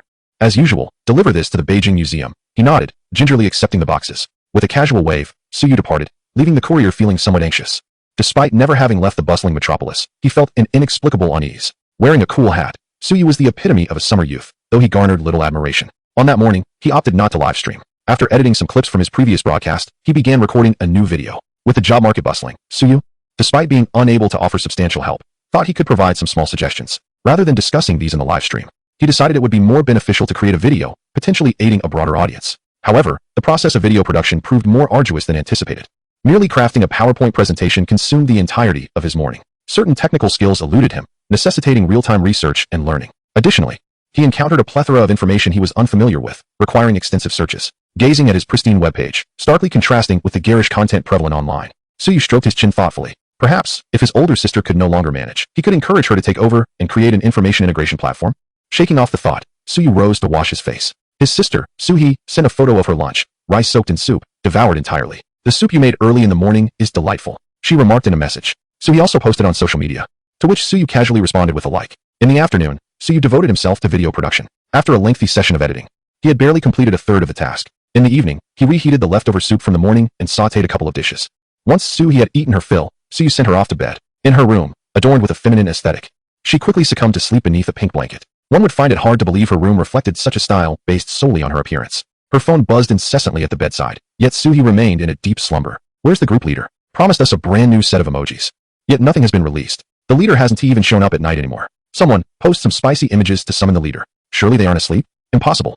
The nightlife has only just begun. Let us keep the energy up. Is anyone gaming? Count me in. That evening, Suyu initiated his live stream as usual, noticing a significant decrease in inquiries regarding job matters. The common pitfalls of recruitment were few, and having spent ample time in Suyu's stream, the audience had certainly absorbed some wisdom. They no longer needed to present overtly dubious offers for him to dismiss. He'd simply pass them by. Transforming once more into an online emotional guru, Suyu bid farewell to several viewers adorned with vibrant avatars. He then welcomed the next audience member. Taking a moment to glance at the barrage of comments, the assortment of emojis was bewildering, ranging from boastful declarations to expressions of discontent regarding fishing expeditions. Suyu found himself tempted to curate a collection of his own. How many emoticons do you possess? He said, exasperated, as he raised his hands in a gesture of surrender. This remark seemed to unleash Pandora's box, and in an instant, a plethora of emoticons featuring Suyu began flooding the screen. Suyu was momentarily taken aback, his eyes nearly glued to the display. He had underestimated the creativity of internet users. Hello, little fish, came the voice as the connection was established. Suyu nodded in greeting. Greetings to you. My friend Hakim the gatekeeper, he said, squinting slightly. Ah, brother Ha, you seem quite the gamer. Moderately so, Hakim replied, smiling before adopting a more serious demeanor. Little fish, I have a question that I hope you can assist me with. Share your tale, Suyu said leisurely, lifting his chilled sprite. It was best enjoyed ice cold. Here is the situation. My wife has been betrayed by her close friend. Last night, she secretly wept at her boss's home, lamenting that she should have married my boyfriend instead. I am currently quite despondent. Could you offer me some guidance? Suyu gazed at the sprite in his hand, pondering deeply. Have the times truly evolved to such an extent that even sprite is not exempt? Hold on. This situation is rather convoluted. Could you repeat that? The system has crashed. Hakim, are you a person of discernment? The information is overwhelming. My mind is about to burst. In the span of a single sentence, this is more complex than my 2 decades of romantic history. Why has little fish ceased to speak? Suyu glanced at the barrage of comments. Quiet down. I am barbecuing. No, wait. I am contemplating. He lifted his gaze, locking eyes with Hakim, where he discerned a glimmer of amusement. Ah, it appears we are engaging in abstract discussions, he thought, instantly recognizing that Hakim was here to enhance the entertainment value of the show. Surely, no one could have such an absurd experience. Perhaps. However, Suyu slapped his left thigh. Allow me to analyze this. Chapter 44. Who purchased the curtains? There are several possibilities here. Firstly, if she has indeed been betrayed by her friend and you are not yet divorced, then the only suspect must be you. Yet, since you have a boyfriend, it suggests that you have already donned the proverbial hat. If your boyfriend knows about your marital status, it implies he is aware of your domestic situation. Given that your wife was crying at her boss's residence, it is highly probable that they have been entangled for some time. Thus, it boils down to this. She has betrayed her friend, yet he has long since betrayed her, unbeknownst to her, as he possesses another partner. All the individuals involved are simultaneously both perpetrators and victims. Suyu's rapid-fire analysis left the audience in awe. Impressive. I didn't even know how many individuals were involved. Yet you have laid it all out clearly. Though it is all in Chinese, why does it become incomprehensible when jumbled together? Hakim's mouth fell slightly agape, his eyes reflecting confusion. With a smile, Suyu remarked, in indecision lies chaos. A swift blade cuts through tangled matters. The more you ponder, the more you err. Hakim swallowed hard, a smirk forming at the corner of his mouth, as if a realization struck him. Actually, we are already divorced. Suyu smacked his other thigh. This marks the second scenario, which can be further divided into two sub-situations. Firstly, whether your wife is a certain type or not. From her words, it is highly unlikely that she is, otherwise she would not be preoccupied with your boyfriend. Regardless, it is not your concern. Focus on your life with your boyfriend. Class dismissed. Casting a glance at the time, it was nearly midnight. Today's livestream felt exceptionally prolonged. Was it due to the overexertion of mental faculties? The gatekeeper, Hakimi, burst into laughter, sent a few gifts, and then disconnected. Suyu let out a sigh of relief. His audience was far from innocent. Alright, good night everyone. He slapped his thigh and clicked to end the stream. With swift fingers, he checked the virtual panel. Skill, equivalent exchange, concept, unique, LV1, mastery of firearms. Perfect psychological control, emotional value, 152, 653, with an emotional value of over 150, 000, so you plan to save it for a few days. If the equivalent exchange did not upgrade, he would draw it all at once later. After ending the stream and preparing for bed, Suyu plucked some soil from the balcony in the living room. Exchange. A jade-like pen holder landed in his hand, an item from over 200 years ago. The reason for the exchange was simply its lightness. While organizing the box on the balcony that held the trash he had drawn, Suyu noticed something swaying beneath his feet in the moonlight and street lamp glow. It was a shadow. Glancing up, he saw a row of 4 or 5 flower pots on the balcony window, one of which had sprouted a plant over 10 centimeters high. Suyu scratched his head, recalling that this was the pot where he had tucked in a small piece of ginseng. Had only a few days passed? How had it grown so much? Even ginseng does not grow this rapidly, right? Moreover, ginseng requires specific conditions to thrive, and he had only watered it once. Perhaps this soil was indeed quite suitable for planting? After pondering, Suyu entered the kitchen and retrieved a sprouting potato and some garlic cloves. There were also a bunch of scallions and chives in the fridge. One way to find out. He filled the remaining 4 flower pots, watered them all, and then inspected the pot with the sprouting plant. Upon closer examination, it was indeed a promising ginseng seedling. How peculiar, it could actually grow. He turned back to see what it might eventually become. Perhaps he would not need to rely on Changbai Mountain's resources in the future. That morning, Suyu rose early, her spirits considerably brighter than the previous day. She tiptoed into the kitchen, opened the clay pot, and was greeted by an aromatic assault. 3 flowers wouldn't tea steal food. Sister, you're too indulgent. Suyu jumped, realizing that Suyu had appeared behind her without her noticing. Hee, I was still waking up, just a natural reaction. By the way, what soup is it today? Suyu rolled his eyes. I'd believe it if I were a fool. It's a nourishing angelica and free-range chicken soup. Eat up and be on your way. Suyu tilted her head, her hair a tangled mess from the night's rest. It sounded a bit strange, but as long as there was food, that was all that mattered.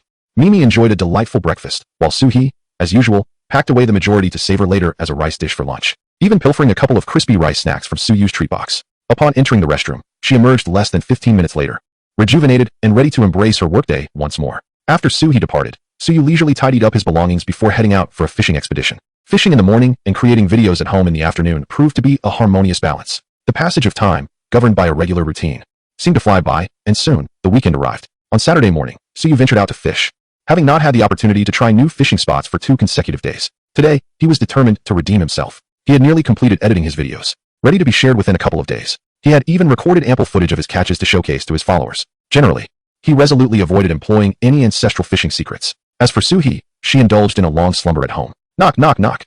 Suhee kicked aside her blanket and shuffled into the living room in her slippers, mumbling, "Have I lost something again?" Upon opening the door, the sight of 2 familiar faces made her want to slam the door shut. Wang Kai and Gu Dong stood outside, greeting her with enthusiastic warmth. "Hello, Miss Suhee. Is Suyu at home?" Suhee shook her head, her gaze somewhat unfocused. Surely, Suyu hadn't concocted something peculiar again? After all, constant dealings with the police had left her with a touch of PTSD. Gulping nervously, Suhee tentatively inquired, Officer Wang, Suyu hasn't done anything wrong, has he?" Wang Kai paused for a moment before quickly regaining his composure, chuckling softly as he shook his head. "Not at all. I was merely inquiring. If he is not home, that is fine. I'm here to deliver something. The chief is a bit busy, so he sent us, as we are more familiar with Suyu." Suhee, scratching her head in confusion, pondered what could possibly warrant a personal delivery from the police. However, she felt it inappropriate to refuse, so she nodded in acquiescence. After a brief silence, her curiosity got the better of her. "So, where's the item? Can you just hand it over to me?" Gu Dong chuckled softly, covering her mouth with a smile. "Miss Suhee, this item is rather heavy. Let us assist you in bringing it inside." Upon hearing this, Suhee cleared a path. Only then did she notice the trailer behind Wang Kai and Gu Dong, upon which rested a large box. The 2 officers transported it into the living room, and Suhee poured them each a glass of water before scrutinizing the box. "Let us see what's inside," she declared without hesitation, diving into the task of unboxing. With a press of the locks and a lift of the lid, the box opened to reveal its contents, leaving Suhee perplexed with a myriad of questions swirling in her mind. Who bought these curtains? They're a rather garish wine-red velvet, lacking in taste. Turning her head, she noticed the 2 officers still present and quickly shifted her tone. "These would be perfect for that rascal Suyu. He tends to get sunburned in the summer, and they should provide excellent shade. Thank you both for your efforts. By the way, did this come from something he lost on the way? Or is there some sort of giveaway at the police station? She blinked innocently, her expression earnest as she posed the question.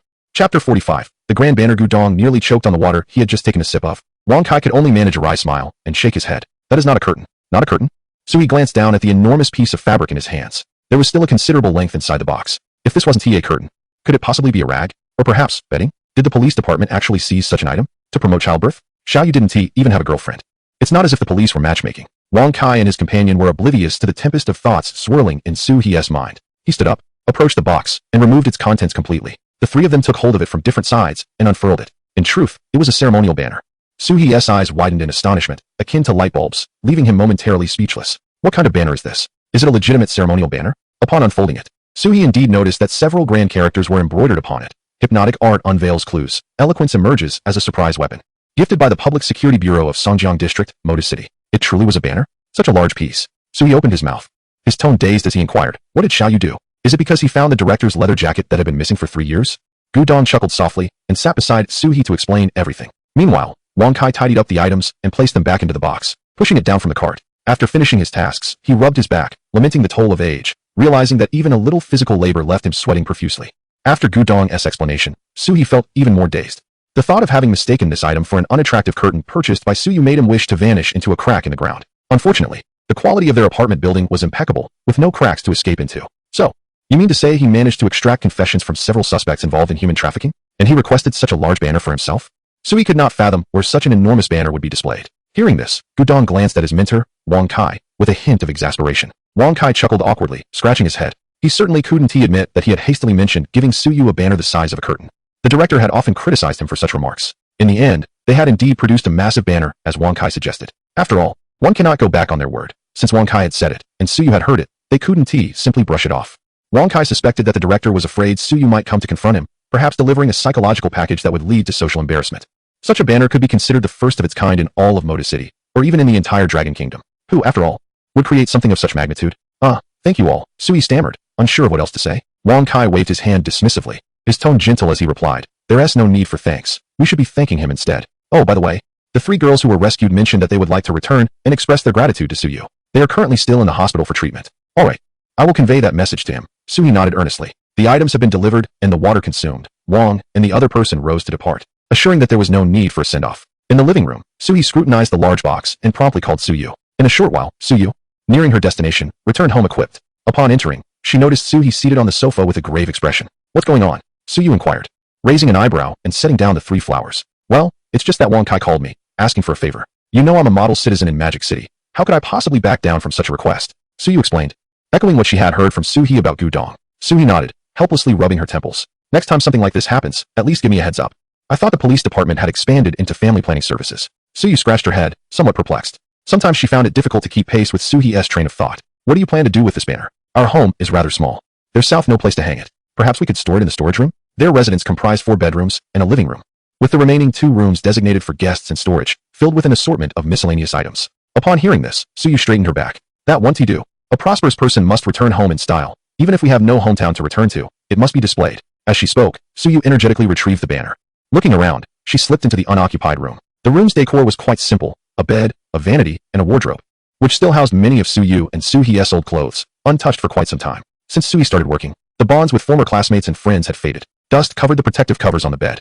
Suyu dashed towards the half-open balcony of the room and swiftly removed the existing curtains. She replaced them with her grand banner. Wang Kai had indeed been considerate, even preparing holes for the curtain rod. Was it custom-made from a curtain factory? Suyu harbored serious doubts about this. The curtain rod in this room was of good quality, showing no signs of bending, perfectly supporting the weight of the grand banner. Suyu gazed at the lowered banner, astonished. "Look at this, how impressive. It's also very light-blocking, ensuring complete privacy." Suyu nodded in satisfaction, clapping her hands and tossing the old curtains into the washing machine. Suyu opened her mouth, but words failed to escape her throat. While it was indeed grand, how would guests perceive it? "Well, if you're happy, I'm off to bed," Suyu sighed, tapping her forehead, yearning for the bliss of sleep. Wishing it were all just a dream. "All right, go sleep." Suyu waved her hand, taking a full-body photo of her grand banner and sharing it in her fan group. Although it was a holiday morning, most people were still indulging in slumber. Yet, a considerable number of underwater creatures were unearthed. What is this? Is it a Jinjin flag? Or perhaps issued by the police? Has the police department started dabbling in abstraction as well? It must be those born in the 2000s. "Little fish, your taste is exquisite."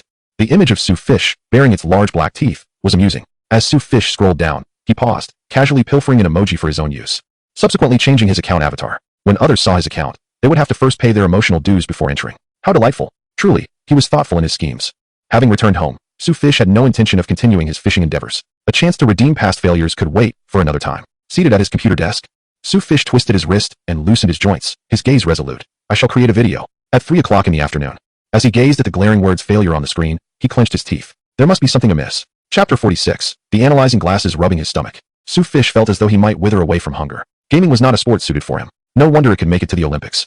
It was not a pastime for the average individual. He harbored serious doubts that his exceptional skills had been detected by the game system, which seemed to target him deliberately. Just when he was about to break down, a link to purchase a new skin popped up. Absurd. He had already lost miserably, and yet, the idea of buying a skin was laughable. Not uninstalling the game on the spot was already showing him some grace. Rising, he prepared 2 dishes for himself, and suddenly remembered that Suhi was at home. Surely she wasn't starving in her room? Creak. Suhi's door swung open, drawn by the aroma. She emerged with remarkable agility, promptly serving herself a bowl of rice and sitting down to eat. Aren't you hungry? Of course I am. Then why didn't you come out to eat or order takeout? With 2 hefty mouthfuls of rice, Suhi mumbled, I'm lazy. Su Fish replied, very well. You seem quite spirited. Just as lethargic as ever, not a bit changed. After finishing her meal, Suhi returned to her room. Su Fish observed that during her days off, Suhi resembled a robotic eater. Once satiated, she would seek a place to recharge. Stepping onto the balcony from the living room, Su Fish gazed at the 5 flower pots on the windowsill. They had all sprouted, creating a lush scene. The chives had grown even taller than the ginseng planted days prior. It seemed he would no longer need to venture out for onions and chives, he mused. Stroking his chin, after watering the plants, Su Fish tidied up the rubbish from the balcony box. The discarded soil was no longer refuse. Anything could thrive in it and grow rapidly. Once he had accumulated enough, he fancied he might even try planting himself in it. Who knew? He might transform into a unique creature. He had to be cautious not to let insects crawl inside, or he would find himself with little monsters to battle. Busy until past 7 in the evening, Su Fish finally completed the video he intended to create. Simple finishing touches had consumed a fair amount of his mental energy. Fortunately, his mental fortitude was extraordinary. Losing a few brain cells was hardly a concern. During the live stream, Su Fish issued a preview. Previously, many individuals inquired about recruitment matters, and I pondered that such an approach was not sustainable. Thus, I, Little Fish, created a video to share my experiences from Boss GPN, which you may find insightful. The audience in the live stream, upon hearing this, eagerly flooded the screen with supportive comments. I'll watch it as soon as the stream ends. To those who left the live stream, go watch it now. You finished that so quickly?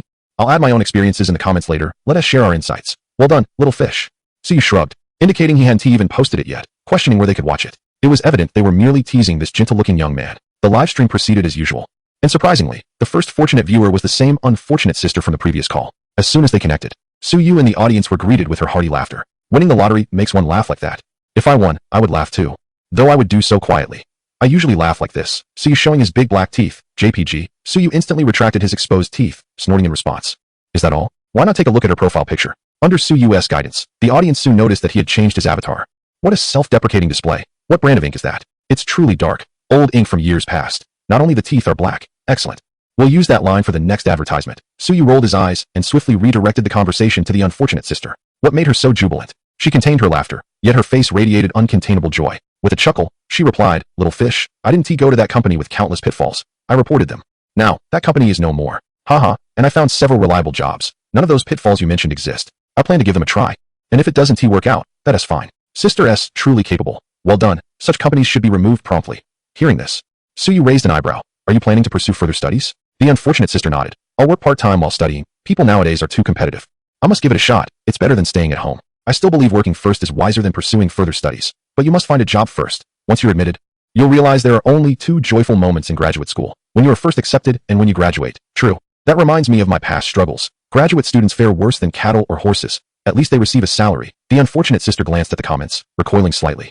Her tone trembling. Is it really that terrifying? It's far more daunting than you can imagine, especially with an unfit mentor. Pray that you encounter a decent mentor. Suyu chose not to pursue further studies but had witnessed several graduate students at his school, rising before dawn and sleeping well past dusk, often appearing in a daze. Only a select few managed to find genuine joy in their experiences. Do whatever you wish. Who knows which path you may tread? Perhaps you might soon discover a job that truly resonates with you. He encouraged, his tone softening. The young lady, feeling reassured by his words, sighed with relief. You're right, Xiaoyu. I will certainly find a job, a commendable one. After bidding farewell to the young lady, Suyu engaged in a few more interactions before finally ending the stream. Stretching her arms, she glanced at the virtual panel. Skill, equivalent exchange, concept, unique, LV1, mastery of firearms, perfect control of psychology, emotional value, 245, 364, with 240,000 emotional points accumulated.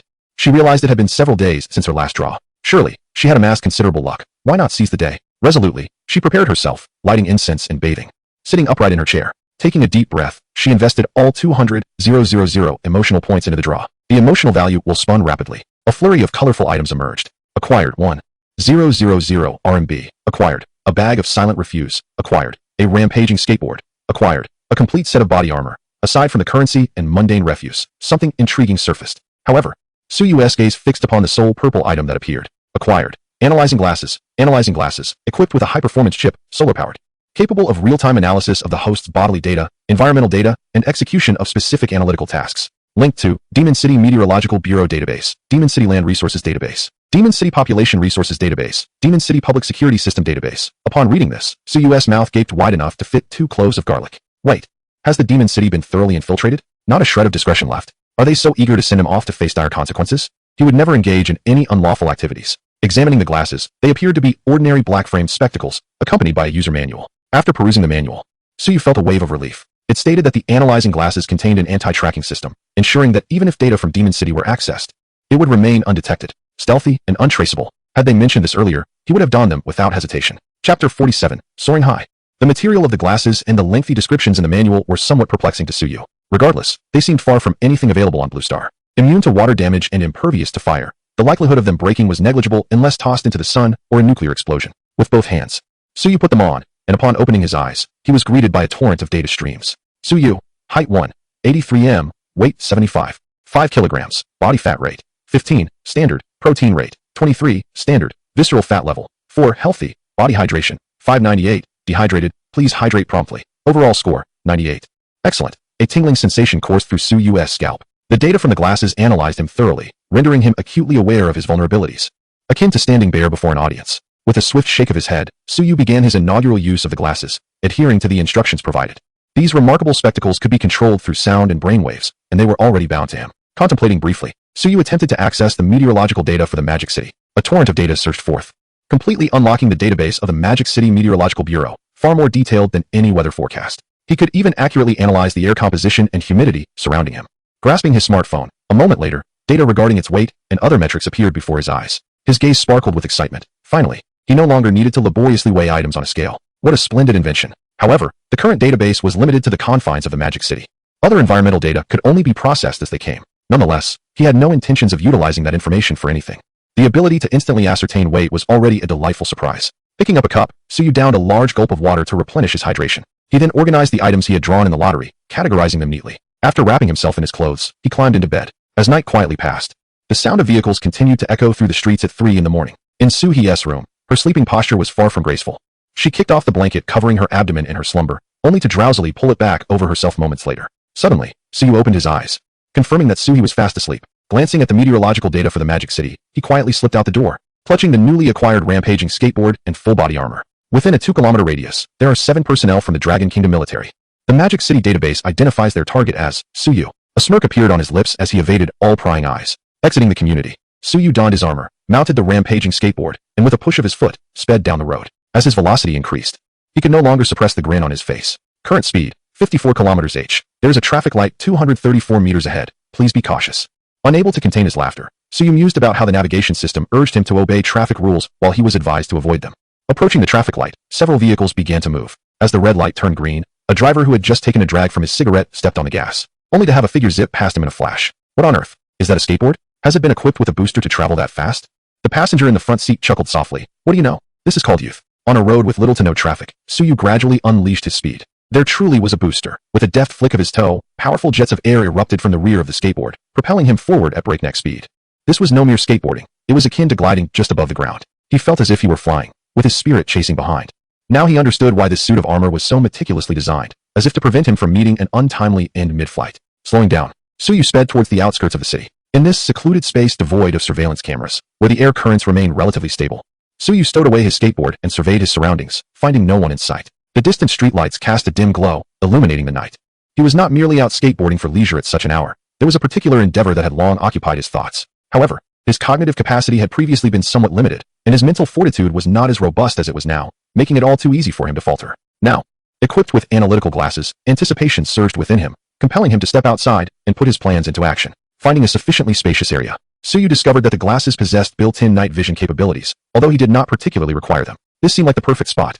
He set his skateboard aside but retained his protective gear, for the task ahead held an element of danger. Previously, Suyu had discerned that while the exchange of mass allowed for the transference of objects, the kinetic energy of those objects did not simply dissipate. For instance, if he threw a tennis ball and then exchanged it for another, upon receiving it back, he would experience the momentum of the ball at the moment of its exchange. This kinetic force could indeed act upon him. He analyzed the current airflow data and calculated the necessary upward current for levitation. Calculation complete.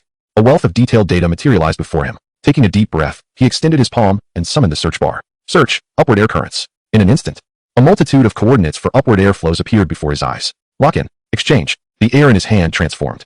The tranquil currents morphing into ones imbued with upward momentum. Quick as a flash, Suyu executed another exchange in less than half a second. The upward air flow in his grasp settled, while a sudden thrust of ascending force erupted beneath him. Calculating the position required for the upward air flow. Based on the current conditions, calculation complete. Almost as swiftly as the thought crossed his mind, precise data down to the millimeter appeared before him. Exchange. Again, a torrent of upward air flowed through his palms, replacing the currents beneath him. It felt as if an invisible, colossal fan had materialized beneath his feet, relentlessly propelling him upwards. Gradually, Suyu's feet lifted off the ground, and he successfully achieved levitation. Haha, oh no, in a moment of exhilaration. He momentarily forgot to maintain the exchange, resulting in a rather clumsy fall. Fortunately, the height was not considerable, and he was clad in exceptionally reliable protective gear acquired through a lottery draw. He emerged unscathed. Swiftly rising to his feet, Suyu resumed his earlier experiment. Before long, he was airborne once more. Utilizing the computational prowess of his glasses and the incessant activation of the equivalent exchange, he continually adjusted his position. His altitude gradually surpassed the surrounding trees. He was soaring, but the adventure was not over. Calculate lateral thrust and establish a route within a 20-meter radius. Calculation complete. Suyu's mind raced, requiring his full concentration to maintain the relentless activation of equivalent exchange.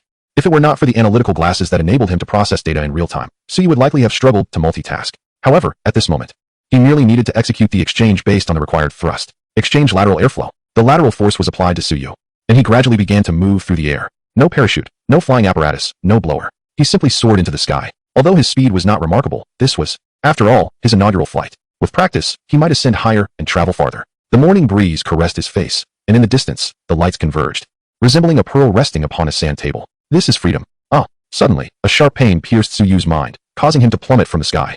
He landed on the grass. Caught up in the thrill, he had forgotten his mental state. Wait, it doesn't hurt. Falling from 10 meters only resulted in a slight impact. The protective gear was impressively effective. Chapter 48. I was just passing by glancing at the time.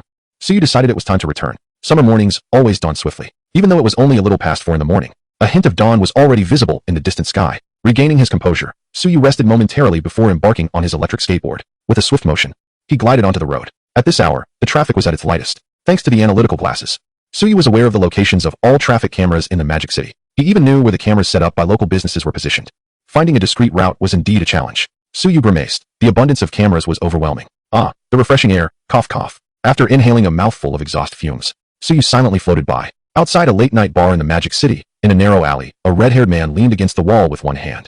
Alcohol had flushed his neck, and his gaze frequently drifted downwards. He swallowed hard. Beneath his arm stood a young woman in a revealing dress, her face flushed, caught in a dance of reluctance and invitation. Alcohol dulls the mind, and sleeplessness further blurs consciousness. The combination amplifies the effect. Such scenes are never absent in the early morning hours. However, it is often one or both parties who remain aware, intentionally crafting such moments under the guise of seduction. Let us not be seen, the young woman in the dress murmured, her body slightly weakening under the influence of alcohol, rendering her unable to resist, or perhaps she simply did not wish to. A glimmer of excitement flashed in the red-haired man's eyes. Don't worry, I come here often, I assure you. There isn't a single camera in this alley. The young woman in the dress blinked in surprise. You come here often? The red-haired man covered his mouth, offering an awkward smile. Oh no, he had spoken too quickly and inadvertently revealed too much. However, under the influence of his persuasion and alcohol, the young woman soon forgot what had transpired moments ago. Just as they were about to delve deeper into a discussion about the scent of lipstick, she nervously tugged at her dress. Why do I feel like something is watching us? Are you sure there are no cameras? Noticing the hint of skepticism in her tone, the red-haired man immediately patted his chest and assured her, absolutely not. You can rest easy. I've been here 800 times. How could I not be clear? As they drew closer, he exclaimed, Dad's dad is Grandpa. What the heck? Who's there? The red-haired man lifted his head and inquired loudly. On the rooftop of the alley, Suyu hastily tucked away his phone, having forgotten to turn off his grandmother's alarm for the soup she made a couple of days ago. You all carry on. I'm merely passing through, he remarked before departing without a trace. Regrettably, he had wished to observe for a while longer. Hey bro, if you capture anything noteworthy, remember to place me in the VIP section. Suyu stumbled, surprised by the openness of the outside world. Unfortunately, in his haste, he had neglected to activate the camera.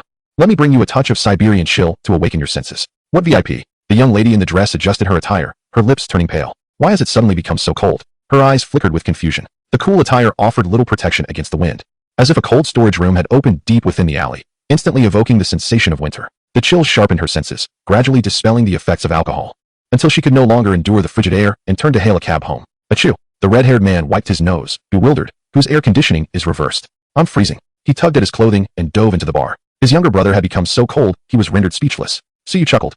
Having gained 2 points of emotional value, although morally questionable, it was quite exhilarating. On the rooftop, Suyu skillfully maneuvered a power skateboard, leaping over obstacles. In truth, he had not skateboarded much before, but the power skateboard was easily controllable. As long as he was careful not to be thrown off, he could manage it well. After a few attempts, he had already become proficient. Upon returning home, he found Suhee and Manhwa still fast asleep. After a casual wash-up, Suyu lay down on his bed and, just before drifting off, added a little something to his inventory. He soon fell into a peaceful slumber. It was not until the sun was high in the sky that Suyu finally awoke. The first order of business was to prepare an elaborate brunch. He then sat at his computer desk and published the video he had prepared in advance. The enticing aroma prompted Suhee to float out from the bedroom, munching on steamed buns and pickles, her mind swirling with questions. Her gaze darted around as she murmured, "Strange, I can definitely smell braised beef. Am I still dreaming?" In the room, Suyu discreetly stashed a plate of braised beef from the computer desk. With a click, the video he had labored over for nearly a week was finally released. The content was not particularly complex. With this advanced computer, information retrieval was exceedingly simple. However, he had been rather lackadaisical. Because he had issued a preview the day before, many of Suyu's fans eagerly clicked in at the first opportunity. The video was not overly long, yet it was densely packed with information. He meticulously categorized and analyzed the prevalent recruitment traps in the market, elucidating each one with clarity. Supported by images and case studies, even those who have never experienced the job hunting process could easily comprehend his insights. These traps included, but were not limited to, fake job listings, pyramid schemes, unscrupulous agencies, refusal to sign labor contracts, employment trials without hiring, and the retention of personal identification documents.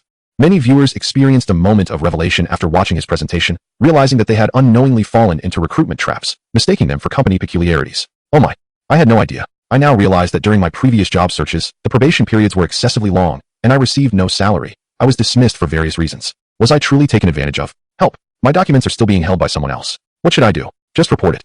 You can file a complaint about fire safety issues, as discussed in previous live streams. In short, anyone asking for money up front should be labeled as a scammer. Thank you.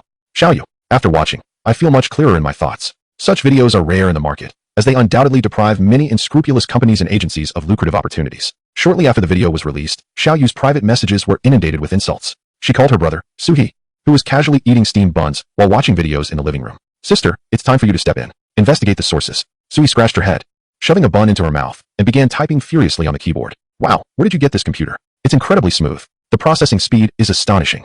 Within minutes of using it, Suhee was wide-eyed, realizing that this computer was even more seamless than the latest model she had purchased last year. After identifying the IP addresses of those sending private messages, her eyes sparkled with excitement. "What a great little brother. What is the configuration of this computer? Tell me.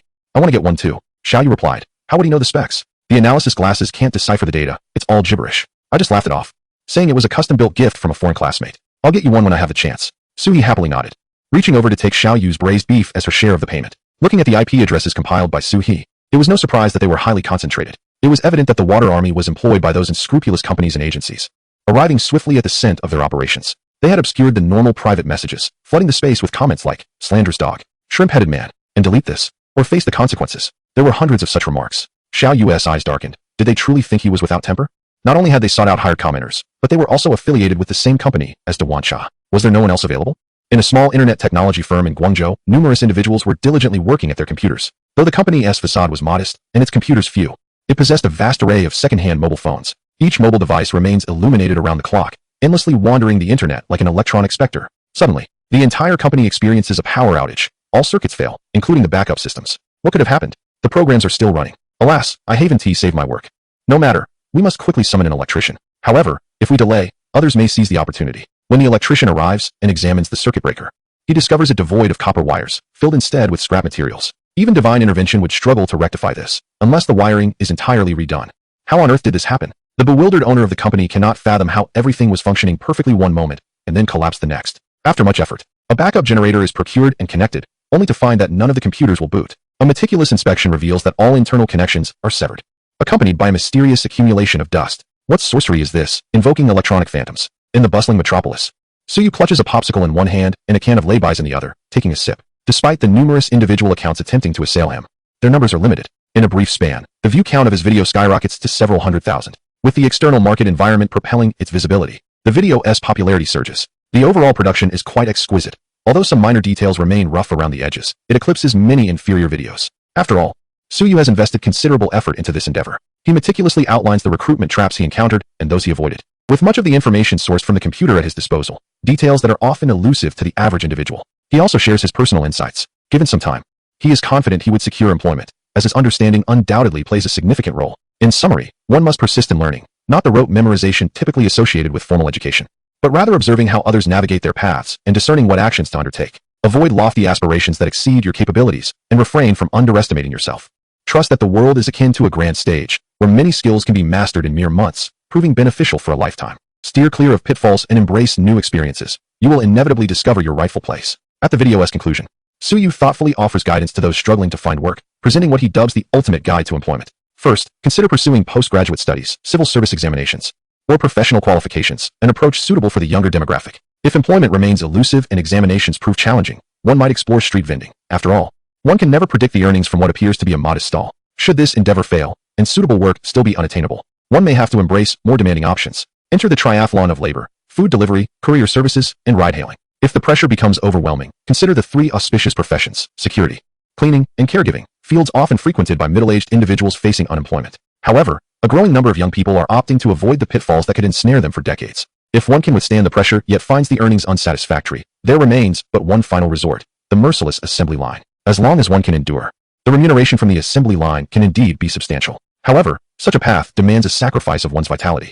It is not advisable for novices to embark upon it directly. These are merely choices born of desperation, as Suyu repeatedly cautioned, for the drawbacks are glaringly apparent. Pursuing further studies or public service examinations can easily deplete one's confidence, while setting up a stall or shop may swiftly drain one's savings. The rigors of a triathlon can wear down one's health, leaving only the fortunate three treasures to enjoy life. Netizens lament, claiming their education has been wasted. And now even security guards must compete. A video surfaced, encapsulating nearly every conceivable strategy present in the market, an all-encompassing resource rarely found elsewhere. Some insights were even beyond the grasp of seasoned professionals. Consequently, shortly after its release, a deluge of emotional responses flooded the platform, akin to snowflakes falling in winter. Observing the meteoric rise of these emotional values, Suyu couldn't suppress a grin. Their genuine engagement was indeed rewarding. Within a few days, the view count of Suyu's video soared to unprecedented heights, even drawing the attention of various official accounts in the comment section. It was astonishing, as this could be perceived as an endorsement from authoritative sources. While many comments were lighthearted jests, the presence of official accounts undoubtedly lent the video an additional boost. The reason was simple. The video meticulously unraveled nearly all recruitment traps and tactics, significantly reducing the likelihood of deception for many. In such a climate, those malevolent entities and unscrupulous intermediaries that might have sought to undermine the video hesitated to take action. Eventually, the official account of the Beijing Museum even shared the video. Suyu's fans were astounded. When did he forge a connection with such an influential figure? There had been no prior indication of this relationship. During a live stream, when questioned about it, Suyu merely scratched his head and attributed it to coincidence. Yet, he understood this was the museum's way of reciprocating goodwill. They were aware of their identities, and Suyu knew they were aware. This maintained a delicate equilibrium. As a result of this video, Suyu's follower count nearly doubled, skyrocketing from 0 to almost 700,000 in less than a month. In his leisure, he glanced at his virtual panel. Skill, equivalent exchange, concept, unique, LV1, expertise in firearms, mastery of psychological manipulation, emotional value, 326473. Having recently drawn from his luck, Suyu surmised that his fortune had yet to replenish. Now, if I were to draw again, I suspect the balcony would hardly accommodate the heaps of useless soil. Surely, I cannot treat them as gifts for my fans, can I? At the very least, I should add a sprig of scallion. Thus, Suyu resolved to set them aside for the time being, waiting for the next surge of inspiration before drawing again. He intended to accumulate more, unaware of how much emotional value would be required for the next upgrade of equivalent exchange. One can only hope it is not tenfold compared to the last time. Chapter 50. Allow the air conditioner a respite? As the fervor surrounding the video subsided, Suyu's streaming room returned to normalcy. However, due to that particular video, the daily viewership of his live streams increased significantly. After all, Suyu only streamed for a few hours each day. In comparison to others who broadcast for 7 or 8 hours at a stretch, his duration was rather modest. Suyu understood well that prolonged streaming could easily diminish the allure of the content. Therefore, it was essential to strike a balance. One must not exhaust themselves, for the viewers need their rest too. If the viewers do not sleep, he himself must also find time to rest. The artifacts on the shelves multiplied daily, and now Suyu could manage to carry a maximum of 5 artifacts to the delivery station each day. The delivery personnel had grown somewhat desensitized to the situation. He felt as if he might be destined to work here for a lifetime. Was the Dying Museum somehow granted a direct passage to the bustling metropolis? Such a delivery method was unprecedented. Even the capital's museum was struggling to keep up, with their funding nearly depleted. Nonetheless, they were more than willing to spend. For the current cost-effectiveness was exponentially better than the past, where tens of millions would yield only a single artifact. The expenditure was remarkably straightforward. If it fell short, they would simply seek additional approval. upon seeing the Capitol Museum reclaim so many artifacts, even though many originally belonged to the dying museum. The higher-ups did not care how they were retrieved. As long as they had returned, they would not be allowed to leave again. A substantial budget was promptly allocated for continued efforts. Within the Capitol Museum, Professor Zheng and the director entered and exited daily, both wearing uncontainable smiles. They appeared rejuvenated, looking several years younger. However, Suyu remained blissfully unaware of all this. As long as the small medals and bonuses continued to flow, he would persist. It was merely a matter of picking up something, hardly a significant endeavor. With the analytical glasses donned, he no longer needed to toil over calculations for half a day. His mind liberated, he could simply exchange for what he needed. As July was nearing its end, the temperatures continued to rise. The city streets resembled heated iron plates, with surface temperatures reaching a terrifying 40 to 50 degrees Celsius. Those brave enough to venture outside in such weather displayed remarkable courage. Even the boys, usually resistant to sun exposure and reluctant to use umbrellas, silently deployed sunshades. Compared to vanity, one's life was of utmost importance. However, all of this had little impact on Suyu, who remained comfortably ensconced at home. The air conditioner was set to operate 24 hours a day. Occasionally, when he found the cooling insufficient, Suyu would dramatically request a gust of Siberian wind for a refreshing breeze. The chilling air nearly left him with a facial paralysis. When Suyu returned from work, stepping from the sweltering outdoors into the air-conditioned sanctuary of their home, he instantly revived from his lethargy. It's unbearably hot. This summer is far hotter than any previous year. Suyu positioned herself in front of the air conditioner in the living room, relishing the cool breeze while voicing her complaints. Suyu casually handed her an old popsicle, rolling her eyes. When have you not said this? Suyu bared her teeth playfully as she tore open the popsicle wrapper, plopping down onto the sofa, inadvertently knocking over her beloved teddy bear. It wasn't a lack of affection. It was merely the oppressive heat making the toy feel too warm. After consuming 2 popsicles to sustain herself, Suyu tilted her head, gazing at the air conditioner. Why are you running the living room's air conditioning when you're home alone? Suyu replied nonchalantly. Because the bathroom doesn't have air conditioning. Suyu found this reasoning refreshingly blunt, rendering her momentarily speechless. After all, she too could not abide the thought of sweating profusely while attending to nature's call. Suyu chuckled to herself, as she initially had no intention of turning on the air conditioning. What about Manhwa? In your room. Suyu promptly retreated to her own room and soon reappeared, cradling Manhwa, as her room lacked cooling. Isn't Manhwa afraid of the heat? Why did she go in there? Holding Manhwa up, Suyu inhaled deeply, then inquired with a trace of confusion. She had no desire to linger in her sauna-like room. Suyu replied lightly, she is a cat, not a human. She doesn't need air conditioning all the time. You might consider emulating Manhwa, lying on the floor. That slight coolness is sufficient for her. After a moment's contemplation, Suhi, under Suyu's astonished gaze, lowered herself to the floor. Hey, it's actually quite refreshing, albeit a bit uncomfortable. Suyu buried her face in her hands, reluctant to acknowledge the familial bond they shared. Sister, have you been rendered foolish by the heat? Suhi sprang to her feet, lifting her chin defiantly. Didn't you suggest I try it? She then placed her hands on her hips, scrutinizing the air conditioner. How long have you had it running? Shouldn't we give it a break? Suyu opened her mouth, caught off guard. You actually care about the air conditioning now? Sister, our refrigerator runs 24/7. Should we let it rest too? Suhi momentarily faltered, lost in thought. Indeed, why did she feel the air conditioner needed a respite?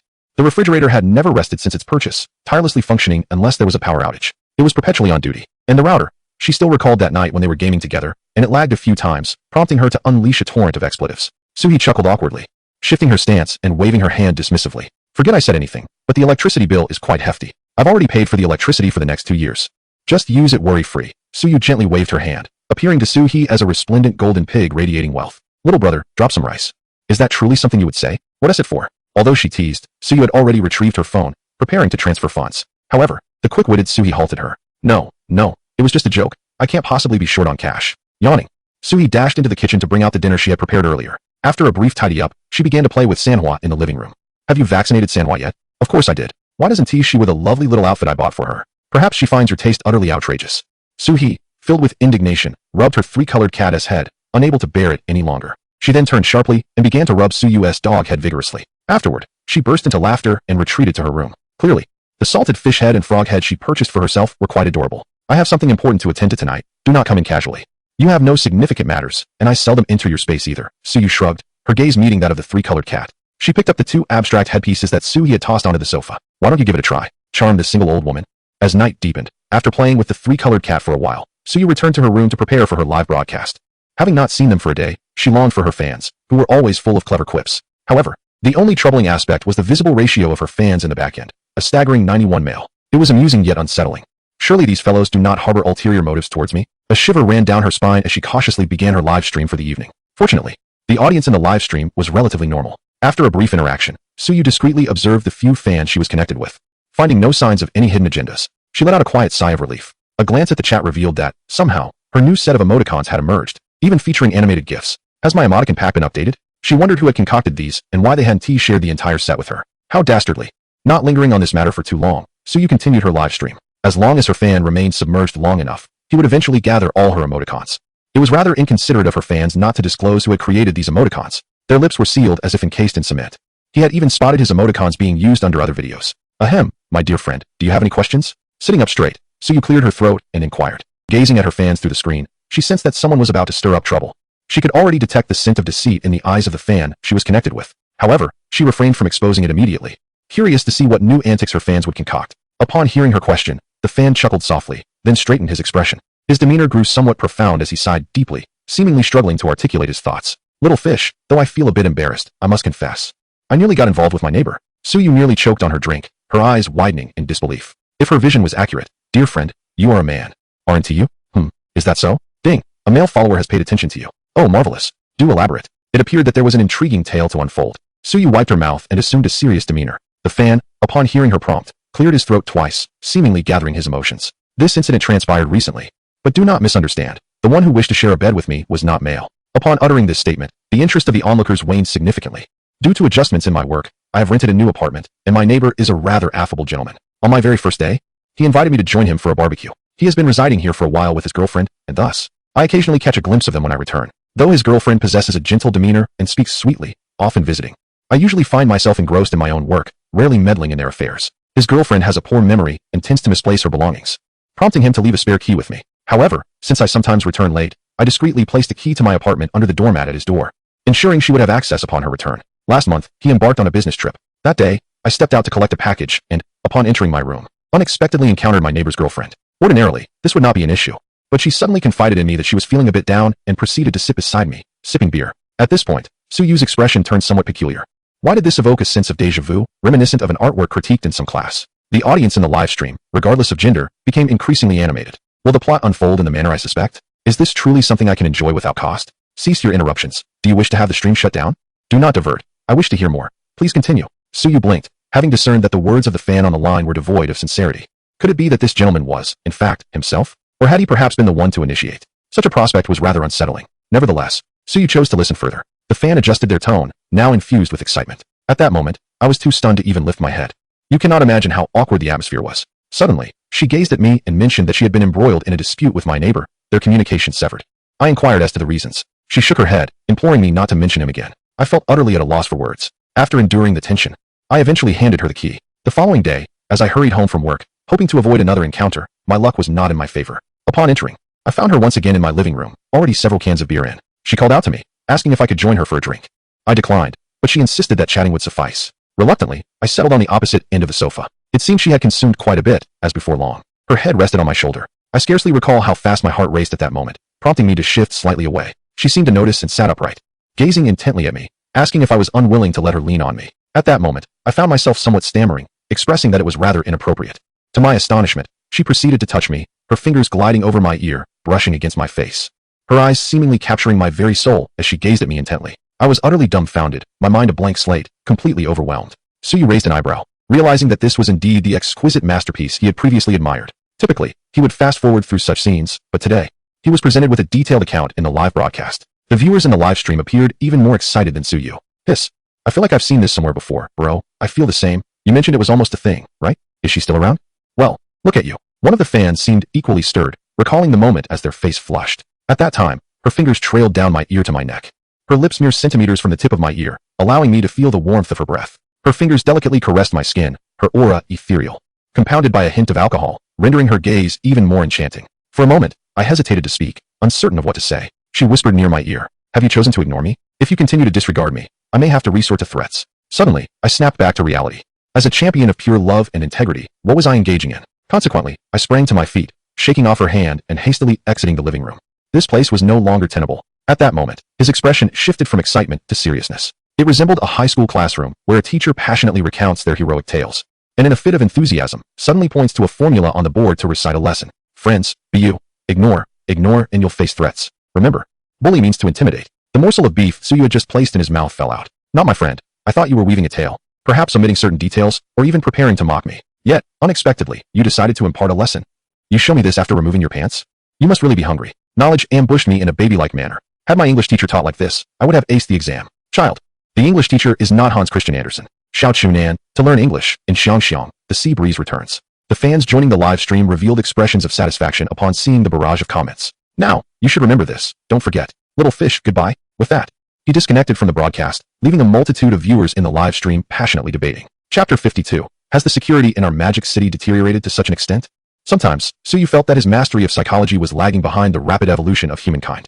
He could not analyze the personality and motives of every individual he encountered with exhaustive mental effort. Thus, he became somewhat numb. Darn it. I was thoroughly engrossed in your story. Who would have thought that by the end, you were here to teach me vocabulary? Words I already knew. The connection has been severed, and it is regrettable that Suyu can no longer play pranks on that fan from afar. Clearly, they were well prepared. Launching their ultimate move before retreating. Rubbing his temples, Suyu then noticed that the aforementioned fan had begun to flood the chat with his emoticons. In fact, he owed this fan a debt of gratitude. Without doing much more than sitting in a live stream and listening to stories, he had amassed a considerable amount of emotional value. It was unclear how the system determined this was related to him. Was it due to the channel of transmission he provided? The emotional value had already reached 400,000. Glancing at the clock, he realized it was getting late. Alright, friends, once you've memorized your vocabulary, it's time to sleep. Good night. With a click, he ended the stream. Doing so without any hesitation. This was his usual straightforward manner, not for any other reason, but to gather a final harvest of emotional value before departing. He completed his daily tasks and settled into bed, ready to sleep until dawn. Today was another rest day for Suyu. She drifted in, enjoyed a breakfast, and then floated back out. Suyu was puzzled by how she could accurately locate her seat and utensils with her eyes closed. Was it practice that made perfect? The morning hours sped by, and before long, half the day had slipped away like grains of sand through fingers, impossible to hold on to. Feeling a slight itch in his hands, Suyu hefted his fishing rod and set off once more. Behave and stay at home today. Later. Your sister Suyu will take you for a bath, understood? Upon hearing the word bath, the three-colored cat shivered in protest, filled with resistance. Meowing in objection, it voiced its feline rights. However, the protest fell on deaf ears. What kitten could evade a bath? Armed with 2 bags of treats for lunch, Suyu set off with a drone overhead, heading towards a secluded fishing spot he had visited previously. Despite having explored numerous fishing locations, that particular spot remained the most comfortable, with the promise of large fish, likely due to the fewer visitors it attracted. Driving to the mountainside where a temple stood, Suyu swiftly donned his gear and navigated his way inside. Nowadays, very few ventured to the temple. Aside from the heat, young people today hardly had the leisure to travel far just to light an incense stick and make a wish. Wishes were now made in cyberspace, wishing upon a sunrise, a snow-capped mountain, a shooting star, or even a sea turtle. Sometimes, he pondered whether it had any effect.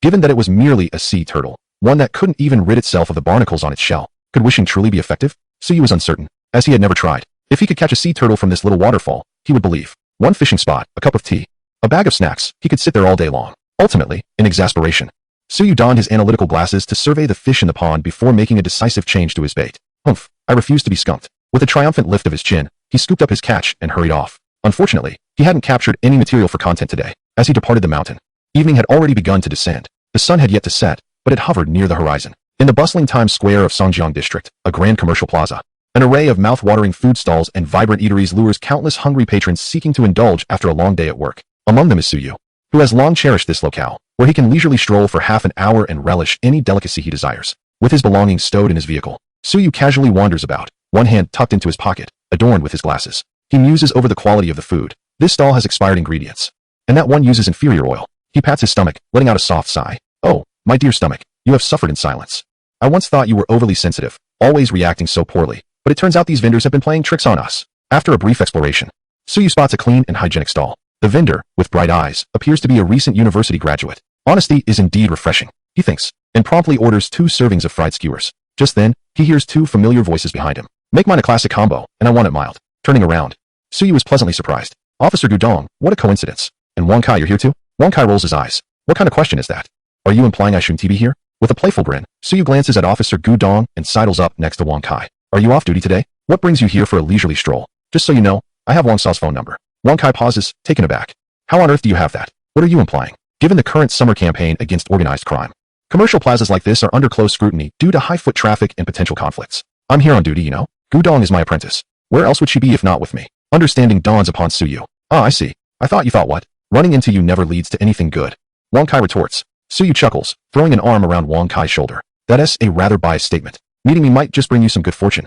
Let me ask you something. How old is Officer Gudong? Is she single? How many family members does she have? Wang Kai shoots him a sideways glance. Are you conducting a census? She is a gem in our police force. Don't entertain any foolish notions. Suyu shrugs, a playful smile on his face as he retracts his hand and gives an okay gesture, as if nothing has transpired. His analytical glasses beep, signaling the completion of a task. Analysis complete. Access key for the Songjiang District Public Security Bureau network acquired. Your skewers are ready. Would you like some drinks? Gudong announces as she approaches with a plate. Suyu lifts his gaze to meet her beaming smile. Despite his prior intentions, He cannot deny that Officer Gu Dong possesses a captivating presence. Even with her short hair, her beauty is undeniable. Wang Kai must consider himself quite fortunate to have such a promising apprentice. Wang Kai eyes Suyu warily, suspecting that he harbors ulterior motives. Suyu, already craving the delicious skewers, digs in as he notices Wang Kai multitasking, eating while responding to messages. Is your duty really that busy? Suyu stealthily approached, curious about what news could possibly be so captivating that this fellow would squeeze it into his mealtime. Why do you have my meme? What group is this? Why are there so many people? Wang Kai quickly retracted his phone, maintaining a calm demeanor as he continued to enjoy his fried skewers. It is quite reasonable to have saved a few of your memes, considering how ubiquitous they are during my idle moments watching live streams. I distinctly saw you had hundreds of them. Wang Kai scratched his head and pointed at Gudong. It's all my apprentice is doing. Officer Gudong looked up in bewilderment. Suyu rolled his eyes, still trying to deny it. Just as he was about to uncover which group Wang Kai had been chatting in, he noticed several familiar faces. When suddenly a scream pierced the air from not far away. Someone has been attacked. They're wielding a knife. Instantly, the entire room was thrown into chaos. Gudong stood up abruptly, his demeanor transforming entirely. Suyu quietly bit into a sweet and spicy sausage. Old Wang. Has the security in our magic city deteriorated to this extent? Chapter 53. Another hypnotist. Wang Kai's lips twitched. He knew that encountering Suyu would never bode well. With barely a plate of fried skewers finished and their duty not even officially begun, trouble had already surfaced. Truly, what a predicament. Enough dawdling. Help disperse the crowd. In a flurry, he stuffed a couple of fried skewers into his mouth to quell his hunger and immediately rose, pulling Gudong towards the source of the commotion. All right, boss, may I borrow your loudspeaker? Please, go ahead. Clearing his throat, Suyu took hold of the loudspeaker, pondered for a moment, and began to loudly direct the surrounding crowd. There is a dangerous individual in the vicinity. Please evacuate immediately if you are not involved. Initially a bit hesitant, Suyu soon liberated himself, fully embracing the new identity Wang Kai had thrust upon him. As the crowd began to disperse, Suyu moved closer to observe the unfolding spectacle. The onlookers formed a circle, with Wang Kai and Gudong positioned within. Opposite them stood a gaunt, seemingly troubled young man wielding a kitchen knife, pressed against a woman's neck. Thankfully, it was only the dull side of the blade. Nonetheless, Wang Kai dared not act rashly. Just in front of him, a bystander, fueled by adrenaline, attempted to rescue the woman but was met with a ruthless slash to his arm from the young man. Blood was already seeping onto the ground. Based on Wang Kai's years of experience in assessing people, this man appeared to be mentally unstable, erratic, and unpredictable. Quickly, put down the knife. You've already harmed someone. What do you intend to do? An erratic individual is unlikely to be after money. Could it be a personal vendetta? Yet, why did he hesitate to strike? Instead, he brandished the knife at the concerned crowd approaching him. Wang Kai's mind raced as he urged Gudong to contact other patrol teams. The situation was too precarious for just the two of them to handle. However, no matter how Wang Kai attempted to reason with the man, he received no response. As soon as they drew near, the man exhibited clearly aggressive reactions, leaving Wang Kai feeling increasingly helpless. Gudong stood anxiously by the sidelines, fully aware that her presence would be of no assistance. Her only role was to restrain the crowd of onlookers. In truth, when the menacing figure began his violent act, the majority of the timid had already fled, leaving only a handful of reckless spectators, the type that cannot be easily dispersed. Before long, additional law enforcement arrived and cordoned off the area, isolating the unwilling onlookers from the scene. In such dire circumstances, the police had no intentions of exercising courtesy. It was fortunate they had already labeled the gathering as obstructing law enforcement. Yet, despite being surrounded by numerous officers, the knife-wielding man made no particular demands, maintaining his initial stance. Any attempt to approach him would trigger his defensive instincts. Wang Kai was wary of risking an escalation that could lead to harm for the hostage. The atmosphere had descended into a standoff. After all, how does one negotiate with someone whose mental state is questionable? Outside the chaos, Suyu discerned a flicker of insight. The assailant's emotional state was erratic, caught in a turmoil between action and inaction. Perhaps this was the reason he had positioned the dull side of the blade against the hostage's throat. If his intention had truly been to kill, the hostage would have already perished at the onset. Wang Kai's peripheral vision caught a glimpse of Suyu in the crowd, and a spark of inspiration struck him. Why not utilize the skills of someone present? Suyu, with his remarkable psychological insight far exceeding his years, seemed perfectly suited for such a predicament. Upon hearing Wang Kai's suggestion, Suyu sighed in resignation. Old Wang, I possess some knowledge of psychology, but I am not a specialist in mental health.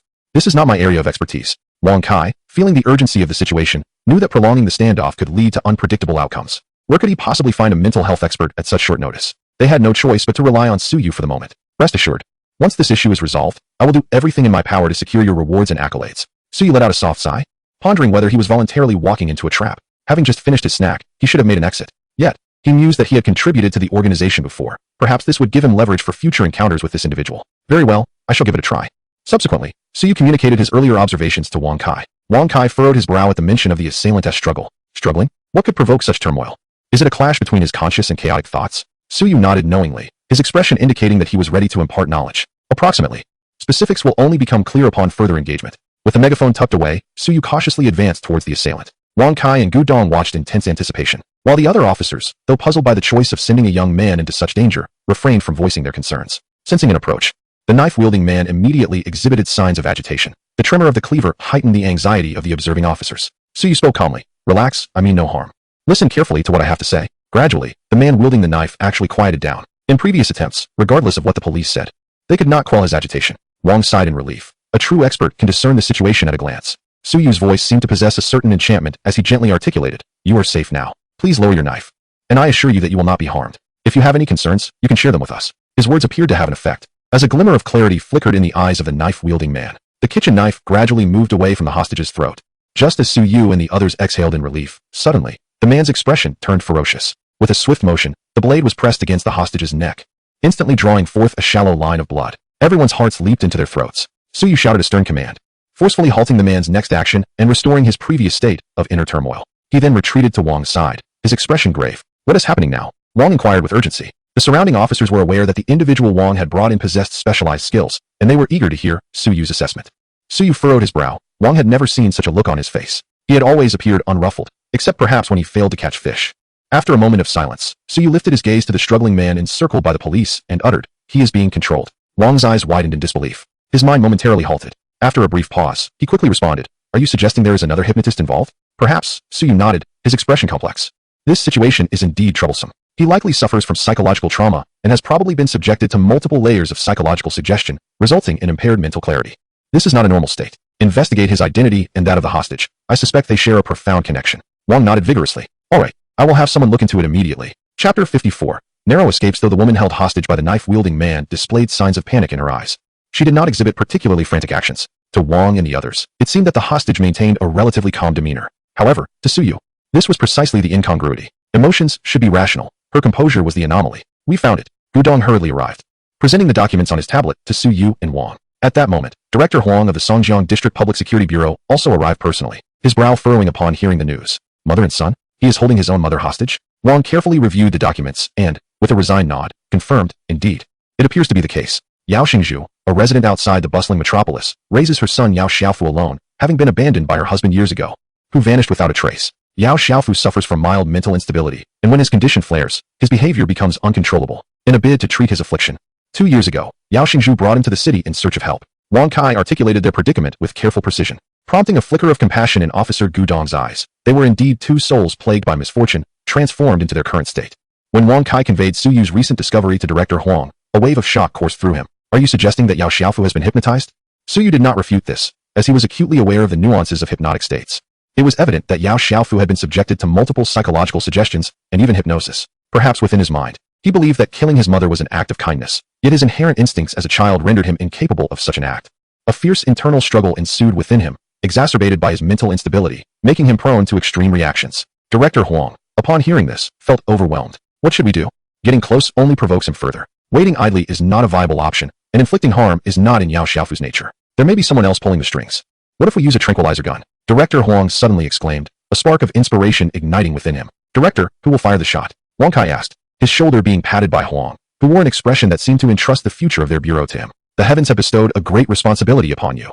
Old Wang, at this moment, if not you, then who? When I retire, the position of director will surely belong to you." Wang Kai's mind went blank for a moment, his hands trembling. At this juncture, Suyu interjected, setting aside the possibility of missing the target. What if Yao Xiaofu reacts violently? Even if the shot finds its mark, the time it takes for the drug to take effect may be sufficient for him to harm the hostage. Director Huang lowered his gaze, momentarily ensnared in conflict. Simultaneously, a drone from the Magic City television flew overhead. In the live broadcast room of the Magic City Evening News, the host spoke with a hint of tension in his voice. "Dear viewers, we are currently at Times Square in the Songjiang district of the Magic City, where at 5:13 this evening, a knife-wielding assault has occurred. The suspect is holding a hostage and is in a standoff with the police." Meanwhile, at Suyu's home, Suyu emerged from her bedroom, her pantry emptied. She turned on the television and rummaged through the refrigerator. Upon hearing the news, Suyu mused to herself, "A knife attack? It's been years since I've encountered such a thing, and it's happening so close by." Based on the information released by the police, the suspect was suspected of mental instability, with a highly unpredictable state of mind. Turning her head, she bit into half a carrot. Suddenly, she caught sight of an all-too-familiar figure. "Xiaoyu, what are you doing there?" The carrot in her mouth snapped as her mind began to race with anxiety. What if the suspect suddenly lashed out? What if he harmed someone and felt it was insufficient? How audacious he is to join every commotion. With a stamp of her foot, Suyu hurriedly slipped into her shoes and dashed out the door. In front of Times Square, Director Huang, deep in contemplation, suddenly raised his head. Professional matters require professional minds. Wasn't he Suyu right here? Little fish, we collaborated before, and given the urgency of the situation. Since you're here, do you have any solutions? The corner of Suyu's mouth twitched. He was adept in psychology, but he was not well versed in psychopathology. After a moment of thoughtful reflection, Suyu decided to give it a try, mainly because there was no one more suitable than himself at this moment. I will do my utmost, but you must prepare yourselves mentally. Also, Lao Wang, Suyu rubbed his wrist and spoke earnestly to Wang Kai. Investigate the psychiatric clinic where Yao Xiaofu sought treatment, and also look into Yao Xingzhu's recent spending records. Wang Kai paused for a moment, then quickly grasped the implications.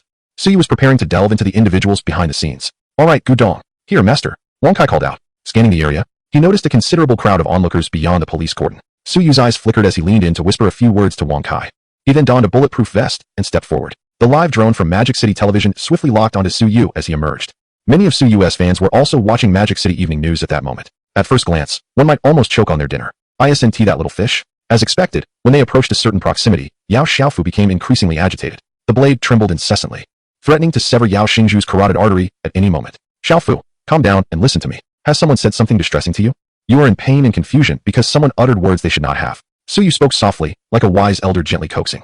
It was hard to imagine that someone of his age could possess such composure and kindness in his tone. Gradually, with Suyu's patient guidance, the knife in Yao Xiaofu's hand began to relax, and his emotions stabilized somewhat. Seeing this, Director Huang discreetly wiped the cold sweat from his brow. Little Fish's grasp of psychology is truly remarkable. Just then, a loud shout erupted from the crowd. Don't you want your mother to be freed from her suffering? In an instant, Yao Xiaofu's gaze flickered with turmoil once more, tightening his grip on the knife. To the surprise of Director Huang and the others, Yao Xingzhu, the hostage held by Yao Xiaofu, his mother, suddenly thrust her throat forward. Calculation complete. Required wind speed 208,244 milliseconds. Lock on. Exchange. Between the knife and Yao Xingzhu's neck, a gale of considerable force but limited range suddenly erupted. The knife in Yao Xiaofu's hand was instantly deflected away from Yao Xingzhu. The wind was invisible, and the crowd was momentarily taken aback. Meanwhile, Suyu quickly locked onto the target, his enhanced physique surging forth with newfound strength. With a swift motion, he lunged forward. Seizing the knife and casting it aside, he restrained Yao Xiaofu and Yao Xingzhu. Wake up. Do you truly believe that even in death, Yao Xiaofu will receive adequate care? Trust me, living well is far more significant for Xiaofu. Yao Xingzhu shut her eyes, a solitary tear tracing a cool path down her cheek. Yao Xiaofu's consciousness seemed to relinquish its struggle, his gaze vacant yet tinged with panic. Mom, please don't cry. Director Huang and the other officers quickly advanced to secure both individuals. Old Wang, have we apprehended the suspect? Suyu shouted. Coming. Wang Kai and Gudong escorted a disheveled-looking man forward. It has already reached over 130,000 words. This book follows a light-hearted daily slice of life style, incorporating elements of business, crime solving, travel, and more. If you have any delightful ideas, feel free to leave a message here. I implore you for small gifts, with just a little support. The author, along with other readers, will do anything. Chapter 55. If I call your name, will you dare to respond? Suyu stepped closer, grasping the thug's chin with a firm hand. In a cold tone, she demanded, how much did he pay you? The thug stammered, seemingly hesitant to divulge. His gaze flitted nervously, attempting to avert his eyes, yet he could not escape Suyu's grip. Their eyes locked, and he finally uttered, 1,000. Releasing her hold, Suyu wiped her hands on her clothing. WeVe discovered that they sought treatment at a private psychiatric clinic in Hongkou District. Recently, Yao Xingzhu purchased a personal accident insurance policy, naming the head psychologist of that clinic as the beneficiary, who also happens to be the clinic's owner. After reviewing the documents, Wang Kai immediately pondered, could it be that Yao Xingzhu sought death willingly? What a striking coincidence. Gudong gasped, covering his mouth in astonishment. Considering the current circumstances, this possibility seemed the most plausible. Suyu nodded in agreement with Wang Kai's hypothesis. The analytical lens had already unveiled the identities of Yao Xiaofu and Yao Xingzhu. According to the database of Motor City, Suyu had already learned that Yao Xingzhu had previously purchased insurance with a beneficiary who was not herself. Furthermore, within her bag, a prepared suicide note was unearthed. The clinic's head psychologist must have manipulated this mother, using her own life as leverage to secure insurance compensation for her son's medical expenses. From her financial records, it appeared that Yao Xiaofu had been receiving treatment in Modu for 2 years, switching between several clinics, yet with unclear outcomes. However, the duration of treatment at this particular clinic was the longest. In a somber tone, Suyu remarked, if all goes as suspected, the mastermind behind this is indeed the head psychologist of that clinic. Glancing at the drone broadcasting live from Motor City Television, she urged, we must act swiftly. Delays may allow the culprit to flee. Director Huang's expression hardened as he instructed his team to handle the aftermath. He then took Wang Kai and Gudong to contact the Public Security Bureau in Hongkou District. Xiaoyu, you should join us. The opposition may possess abilities similar to yours. We lack experience in this regard, so we would greatly appreciate your assistance, Director Huang cautiously proposed, without making any overt demands for Suyu to accompany them. Regarding Suyu's capabilities, he has first-hand experience. He must not be treated as an ordinary individual. Upon hearing this, Suyu did not hesitate, nodded, and promptly boarded the police vehicle, heading towards Hongkou District. Just as the police convoy departed, a bay blue sedan halted in front of Times Square. Suyu did not even exit the vehicle. She observed from the car's screen that Suyu had left with the police. With a swift press on the accelerator, she followed closely behind the police car. Xiaoyu, how could you not even make a call for such a significant matter? Suyu gritted her teeth, her heart filled with immense worry. After initially feeling relieved upon seeing the situation conclude, Her attempts to call him only revealed that his phone was turned off. The direction in which Suyu had departed with the police was not even towards the Songjiang District Public Security Bureau. In a state of anxiety and uncertainty, she could only follow behind. Inside the police car, Suyu was preparing to turn on his phone, having switched it off earlier to avoid any unexpected calls. At that moment, Wang handed him a document. This contains the information about the attending physician from the mental clinic. Take a look. Suyu retrieved his phone and accepted the document, glancing through it. The attending physician, named Liang Sheng, was a local from the Magic City, holding a doctorate in psychology and a minor in clinical psychiatry. He specialized in using psychological methods to treat mild mental disorders. After reviewing the information, Suyu reached a conclusion. This individual evidently possessed remarkable hypnotic skills. Otherwise, it would be impossible to impose multiple psychological suggestions on Yao Xiaofu. Xiaoyu, can hypnosis truly achieve such levels? Director Huang inquired thoughtfully. The idea of being able to control someone to commit murder is quite terrifying.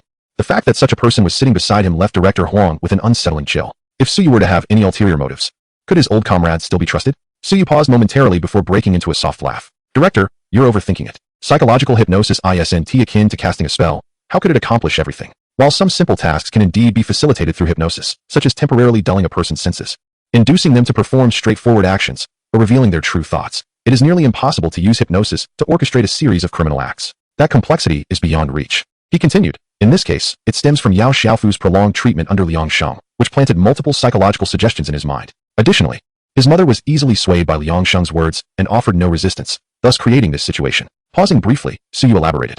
Hypnosis involves utilizing various methods to unlock the mental barriers of the subject. Environment, sound, and imagery serve as triggers, yet they do not alter a person's fundamental consciousness. Therefore, Director, you need not be overly concerned, nor should you distance yourself from me. Hearing this, Director Huang exhaled a sigh of relief. That's good to know. Indeed, if it were truly as terrifying as they say, why would these individuals still operate clinics? The profits come in slowly. As the conversation unfolded, they had already arrived outside the mental health clinic in Hongkou District. The area had been cordoned off in advance by the local police to prevent Liang Sheng from fleeing.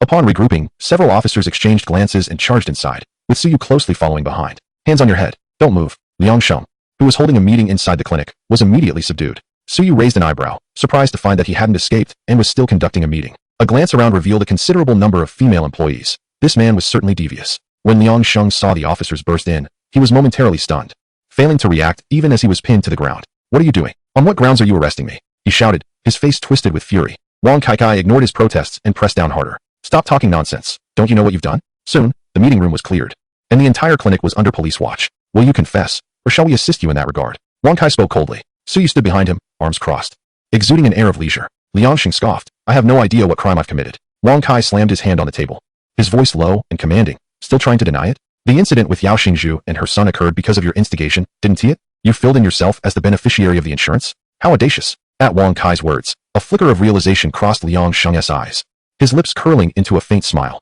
Ah, so it's about them. Officer, you must understand, I was merely providing standard treatment.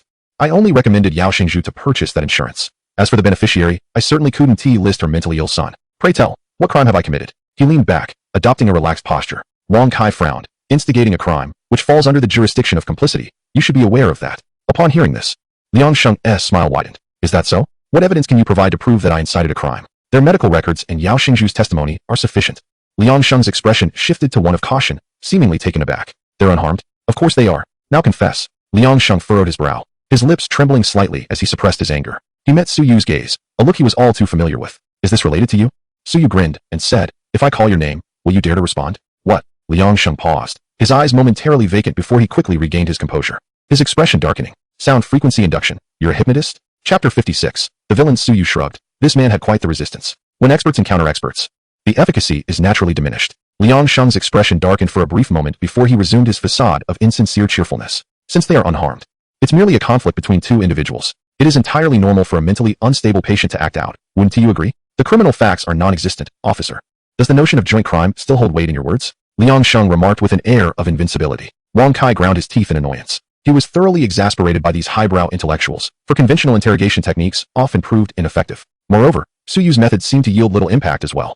In pursuit of promptly uncovering evidence of wrongdoing, they had opted to conduct the interrogation here. Were they truly to let him go, permitting him to continue his life of impunity? Yet, as Liang Sheng had pointed out, Yao Xiaofu lacked a concrete criminal act. It could only be deemed an attempted crime. Furthermore, he was a patient suffering from mental illness. Unless Liang Sheng himself admitted otherwise, apprehending him would be a formidable task. This left Wang Kai feeling as though he were on the brink of losing his own sanity. By the way, why was it that he and Gudong were once again assigned to this interrogation? Wang Kai turned to glance outside the meeting room, where Director Huang gave him a reassuring gesture of approval. how comfortable this director seemed in his role. Perhaps he should consider running for the next term. With no other option, Wang Kai redirected his gaze towards Suyu behind him, signaling with his eyes. You two are in the same field. Why don't you give it a try? I'm not a police officer. How could I possibly partake in an interrogation? Oh, such things can be flexible. We must swiftly contain this dangerous individual. Just think, you have already been invited for tea. How could he let him escape? Surely, you wouldn't want him to frolic freely outside, would you? Suyu's lips twitched slightly. Old Wang, you're quite adept at signaling. Gudong appeared perplexed, watching their eyes dart back and forth as if engaged in a dance. Clearing her throat, Suyu had no intention of merely being a passive listener. Old Wang, pay close attention to what comes next. Wang Kai quickly straightened his posture, signaling his readiness. Please, go ahead, teacher. Liang Sheng glared at Suyu with clenched teeth, a shadow of gloom enveloping him. This was undoubtedly the person who had thwarted his schemes. What more did he desire? Let us set aside the matter of Yao Xingzhu for now, Dr. Liang. Let us discuss Yao Xiaofu instead. Liang Sheng's pupils quivered imperceptibly, but were swiftly masked. He is merely one of my patients. What is there to discuss? Suyu smiled. There is much to converse about. From what I have gathered, Yao Xiaofu is merely experiencing mild mental disarray. This condition does not necessitate an abundance of medication. Once the root cause is identified, treatment is not overly complicated. 2 years ago, your clinic initiated a free consultation initiative, and among the visitors was Yao Xiaofu. At that time, how many medications did you prescribe for him? Furthermore, during my previous encounter with Yao Xiaofu, I noted a deterioration in his mental state. His emotions were exceedingly volatile. Has he received any treatment for this? Suyu leaned forward, hands planted on the table, her gaze fixed intently on Liang Sheng. For the sake of profit, you truly possess no conscience, do you? Liang Sheng swallowed hard. Although Suyu was younger, her commanding presence at that moment overshadowed him significantly. Wang Kai discreetly raised a thumb in admiration. It takes a professional touch. If only he could exude this aura during interrogations, he would have no fear of subduing these individuals. With a sardonic smile, Liang Sheng scoffed. Who can guarantee a cure for mental illness? Moreover, no matter how much you articulate, it is merely your unilateral narrative. Where's the evidence? Suyu lightly tapped the table with his fingers, the corners of his mouth slightly lifted. The deterioration of the patient's condition is undoubtedly your deliberate doing. During your treatment sessions, you generally refrain from any underhanded tactics, especially with Yao Xingzhu observing from outside. Yao Xiaofu is not your first victim. Nor is this your first instance of intentionally exacerbating a patient's mental illness. So, where else could you manipulate? Ah, certainly, it must be the pills. Retracting his hand, Suyu raised his leg to exit. Perhaps within your medical office, there might be some new discoveries awaiting. With that, he pushed open the door and intended to leave. Wait, I confess, the matter concerning Yao Xiaofu was orchestrated by me. I administered an excessive dose of the treatment medication. Liang Sheng suddenly altered his stance, attempting to impede Suyu's departure. It was too late. Resolute and unyielding, Officer Gudong, accompany me. Gudong exchanged a glance with Wang Kai and rose to follow Suyu out. Another officer took Gudong's place. Liang Sheng could no longer maintain his composure, visibly becoming agitated. Wang Kai squinted, pondering, could it be that this fellow's medical office truly concealed something of significance? Ah, the pills. The clinic was modest in size, consisting of merely 4 floors. Liang Sheng's medical office was undoubtedly the most spacious and opulent, located at the end of the 3rd floor corridor. Upon entering the office, a plethora of cabinets came into view, bookshelves, medicine cabinets, an array of precious ornaments, and several hypnotic tools. At the far end lay a discreet resting area akin to that of a hotel. Suyu glanced around, pursing his lips. Quite extravagant indeed.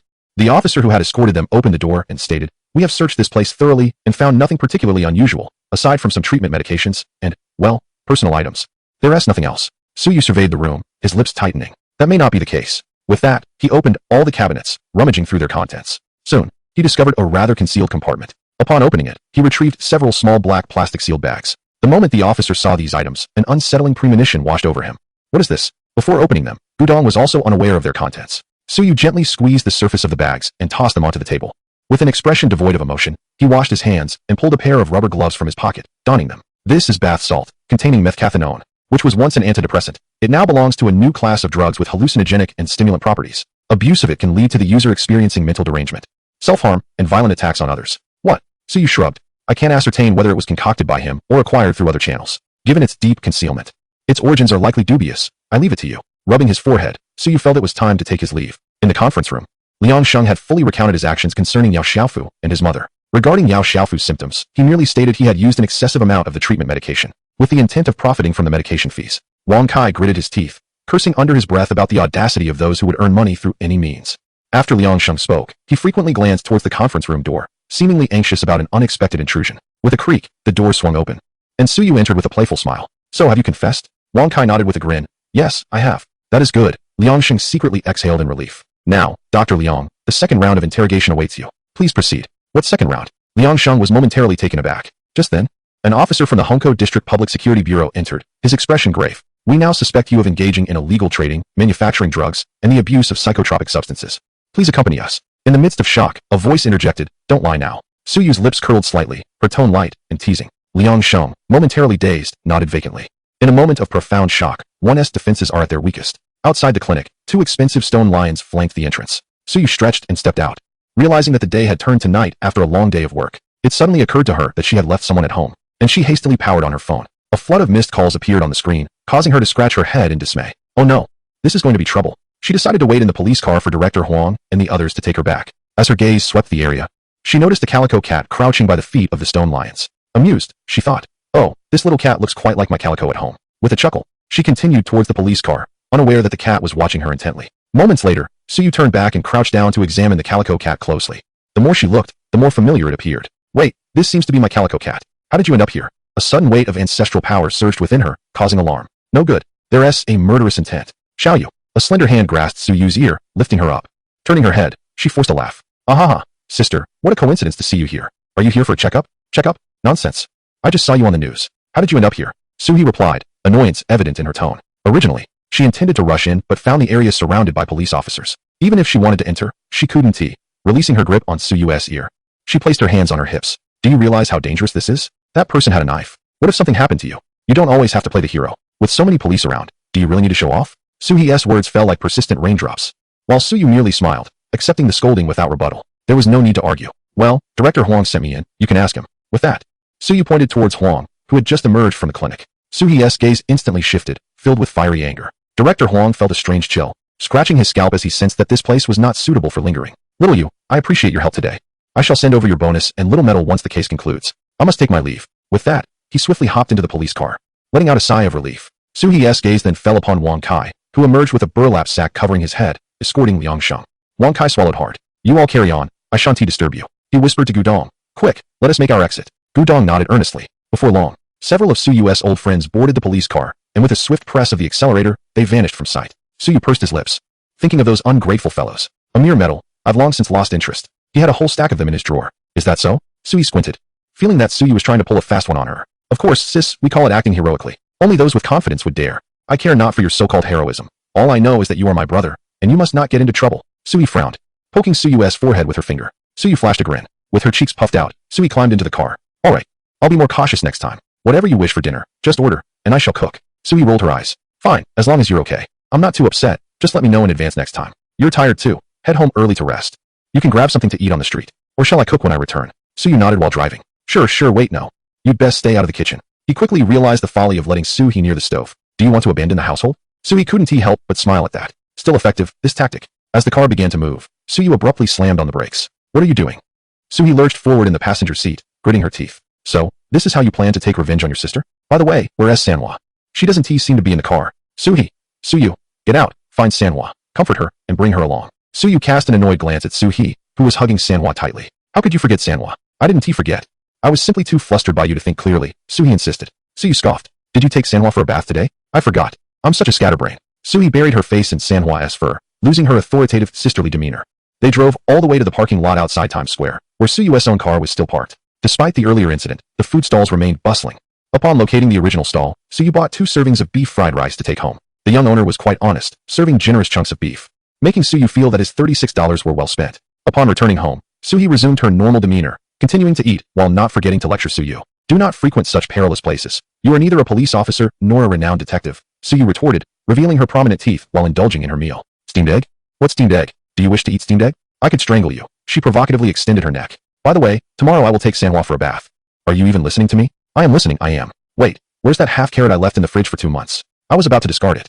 Suhi paused mid-bite. I don't know. Oh, never mind. Perhaps it was pilfered by a cockroach. Did we not just conduct a thorough cleaning? How can there still be cockroaches? Suhi's tone escalated sharply, her legs tucked under the table in fear. Suyu chuckled heartily, receiving a playful headbutt. Meow? Sanhwa leaped from beneath the table onto Suyu's lap. You forgot to feed Sanhwa again. Suhi glanced over, scolding her. Nonsense, she's just thirsty. I'll get her some water. Suhi made a face at Suyu as she went to fetch water, but as Suyu suddenly turned her head, Suhi promptly resumed her composure. By the way, elder sister, do you also watch my live stream? Do you know who creates those emoji packs? Those guys are quite tight-lipped. Suhi's gaze drifted slightly. Really? I have no idea. Perhaps some fans made them spontaneously. I haven't paid much attention, but they are rather adorable. Aren't they? Suyu mused while pouring water. There's nothing to fuss over. I merely wish to ask that emoji creator if they could refrain from embellishing me with 2 puffs of blush. It appears rather effeminate. After finishing their meal, Suhi felt her mood lighten. Ultimately, it was a relief that her foolish younger brother had not encountered any mishaps. Time for bed. I have work tomorrow. Sated and hydrated, drowsiness washed over her. Suyu was perplexed by how this individual could sleep so soundly. After completing her evening routine, it was already past midnight. She had decided against live streaming that day and had taken a moment to send out a notification about taking a day off. Upon accomplishing her daily tasks and lying in bed, Suyu glanced at her virtual panel. Skill, equivalent exchange, concept, unique, LV1, firearm mastery. Perfect psychological control, emotional value, 654,536, chapter 58. The addiction of accumulation in just one day, her emotional value had nearly doubled, resting at 650,000 on the panel. It beckoned alluringly, promising temptation. Come, draw me, it seemed to whisper. Suyu chuckled softly and promptly shut off the virtual panel with a snap. In times when her emotional value was scarce, she would have drawn from it almost immediately. She had no idea how much emotional value was required for upgrading, equivalent exchange. So it seemed wiser to extract something of utility first. However, now that her emotional value was nearing 1 million, she suddenly lost the desire to draw. The act of accumulating emotional value could indeed become addictive. When it was low, one was less concerned, akin to saving money. Initially, one spends whatever amount they have, perhaps setting aside a little for emergencies. As financial circumstances improved slightly, one found oneself less inclined to spend extravagantly. Instead, the inclination was to save. Such is the state of Suyu at present. Upon reaching a modest goal of 1 million, he would cease his endeavors. Resolute in this small ambition, Suyu closed his eyes and slept until dawn, awakened by the resounding slam of the door as Suhi stormed out. He rubbed his eyes and proceeded with his morning routine. Today, he planned to take Manhwa for a bath and tidy up her fur. A thorough checkup was in order. Although Manhwa appeared to be as healthy as any ordinary kitten, it was prudent to take precautions against any unforeseen issues, as this was his inaugural experience with cat ownership. Diligence was paramount. Perusing the morning news on his phone, Suyu stumbled upon his own image. However, the drone footage from the television station was of such quality that only those familiar with him could recognize him. The average viewer could merely glimpse his profile and silhouette. They would undoubtedly marvel, noting that his looks were but a fraction of this person's striking charm. Old Wang was quite efficient. The announcement regarding the case had already been released. Passers-by, intrigued, clicked to learn that it was not merely an ordinary knife attack, but rather a scheme orchestrated by a psychologist, who was now under investigation and potentially facing further complications. Many locals from the bustling metropolis, particularly those residing near the clinic, began to feel a sense of unease, for this was indeed a highly dangerous individual. Suyu glanced briefly at the news and chose not to dwell on it further. The article possessed a certain allure, primarily due to the inclusion of his profile photograph, which garnered him an influx of emotional value early in the day, bringing him joy. While enjoying breakfast, Suyu sent a message to Wang Kai. After all, he had previously assured Yao Xiaofu that he would ensure their safety. One must not be untrustworthy, even if Yao Xiaofu might not currently recall this promise. As parties involved in the case, Yao Xiaofu and Yao Xingzhu had been placed in a reputable psychiatric hospital. Regarding expenses, the treatment for mild mental disturbances, once the root cause was identified, would not be as dire as rumored, nor would it necessitate financial ruin. Furthermore, as Yao Xiaofu was also a victim, the costs were charged to Liangshan. Wang Kai, what is the update from Liangshan? It's been handed over to Hongkou. Don't worry, he won to escape. By the way, you sly rascal, you've taken advantage of me again. A slight smile crept onto Suyu's lips. This brought him considerable amusement. From Wang Kai's resentment value 111, he chuckled. Suyu's cold smirk JPG. In that case, Suyu hands on hips JPG. I shan't pretend any longer. Suyu grinning with dark teeth GIF. I am Yu Hei. Suyu undercover boss JPG. Wang Kai bombarded him with a flurry of emojis. Crack. The corn cob in Suyu's hand snapped. Wang Kai unleashed a psychological assault, inflicting 10 points of damage upon him. I shall file a complaint. The police have inflicted psychological harm upon me. Go ahead, I'll handle your complaint, and I'll answer the complaint hotline too. Suyu inhaled sharply. Ah, old Wang. Is this how you wish to play? Targeting me, are you? What is the complaint hotline for the general administration? No, I was merely jesting. I shall be honest and get to work. Your friend, I am not named Wang Kai, has gone offline. Suyu rolled his eyes. This fellow sure knows how to make a swift exit. The morning sun had yet to bear down with its heat, and after finishing breakfast, Suyu sprawled out on the floor alongside his calico cat. Mind your image. Remember, you are a cat girl. This was a daily reminder, repeated morning and night. Meow. Descending the stairs to drive, it did not take long for Suyu to arrive at the pet hospital where he had previously arranged for the calico's surgery. He had scheduled an appointment in advance. The calico was first taken for a health examination. She is recovering splendidly. Her skeletal condition is quite perfect. It appears you have taken good care of her, the veterinarian remarked, prompting Suyu to give a thumbs up in admiration of the veterinarian's discernment. The calico nestled closer. A small gesture of affection, for even kittens cannot escape the charm of being coddled. This pet hospital offered bathing services for pets, and Suyu decided to remain there. As the troublesome Suyu had purchased an annual membership at this establishment. A skilled groomer deftly wielded a fine comb, removing loose fur and dust from the calico's coat. The calico lay quietly on the table, eyes closed. Suyu could tell that should she feel any discomfort, she would voice her discontent. During the bath, the calico appeared somewhat displeased, her little mouth pouting. Suyu mused that perhaps all cats detest baths, except for those that frolic in rivers. Fortunately, the ordeal concluded swiftly. Otherwise, Suyu felt the calico's reproachful gaze would have overflowed with sorrow. Once dried, her fur fluffed up considerably. In Suyu's arms, she felt a touch lighter. Suyu would likely be quite pleased. She would not have to contend with a mouthful of cat fur after a hearty meal. Payment made. After the bath, The calico quickly regained her spirited nature, indulging in treats without restraint. Meanwhile, Suyu drove to the hospital entrance. He left the calico in the car with the air conditioning on to prevent her from becoming parched. How was he faring? Not particularly well. After examination, it was found that his brain had suffered some damage due to medication, but fortunately, the duration of this condition was brief, though it would require long-term treatment. Suyu nodded, his gaze drifting to the room where Yao Xiaofu stared blankly out the window. Yao Xingzhu sat opposite, her fingers deftly weaving 2 strands of yarn. Creak. The door opened. Upon seeing the visitor, Yao Xingzhu immediately set her work aside and approached Suyu, bowing deeply. Oh, what is this? Suyu quickly assisted the mother to her feet. Thank you. If it were not for you, I would have never known about the trouble Xiaofu was facing, she said, tears welling in her eyes. I am an incompetent mother, nearly ruining my son. Suyu smiled gently. If you consider yourself an incompetent mother, then are there any competent mothers in this world? No matter how much one does, it is merely to ensure he can live a life akin to that of a normal person. May I have a word with him? Yao Xingzhu naturally would not refuse. Please, but Xiaofu's current state may not allow him to respond to you. It's all right. Suyu reassured the mother. Moving to Xiaofu's side, gently patting his shoulder, Yao Xiaofu turned his head, greeted by a radiant smile. Hello, do you still remember me? A glimmer of recognition appeared in Yao Xiaofu's eyes, as if he were regaining his senses. He nodded excitedly, his voice hoarse and strained, yet he managed to utter. I remember you. Thank you. Chapter 59, Layoffs Targeting Vital Resources. Yao Xingzhu covered her mouth in excitement. Xiaofu rarely speaks, yet he has opened up since your arrival. Suyu's gaze met Yao Xiaofu's innocent eyes, revealing a depth akin to a tranquil pool. He smiled as he recalled yesterday's events.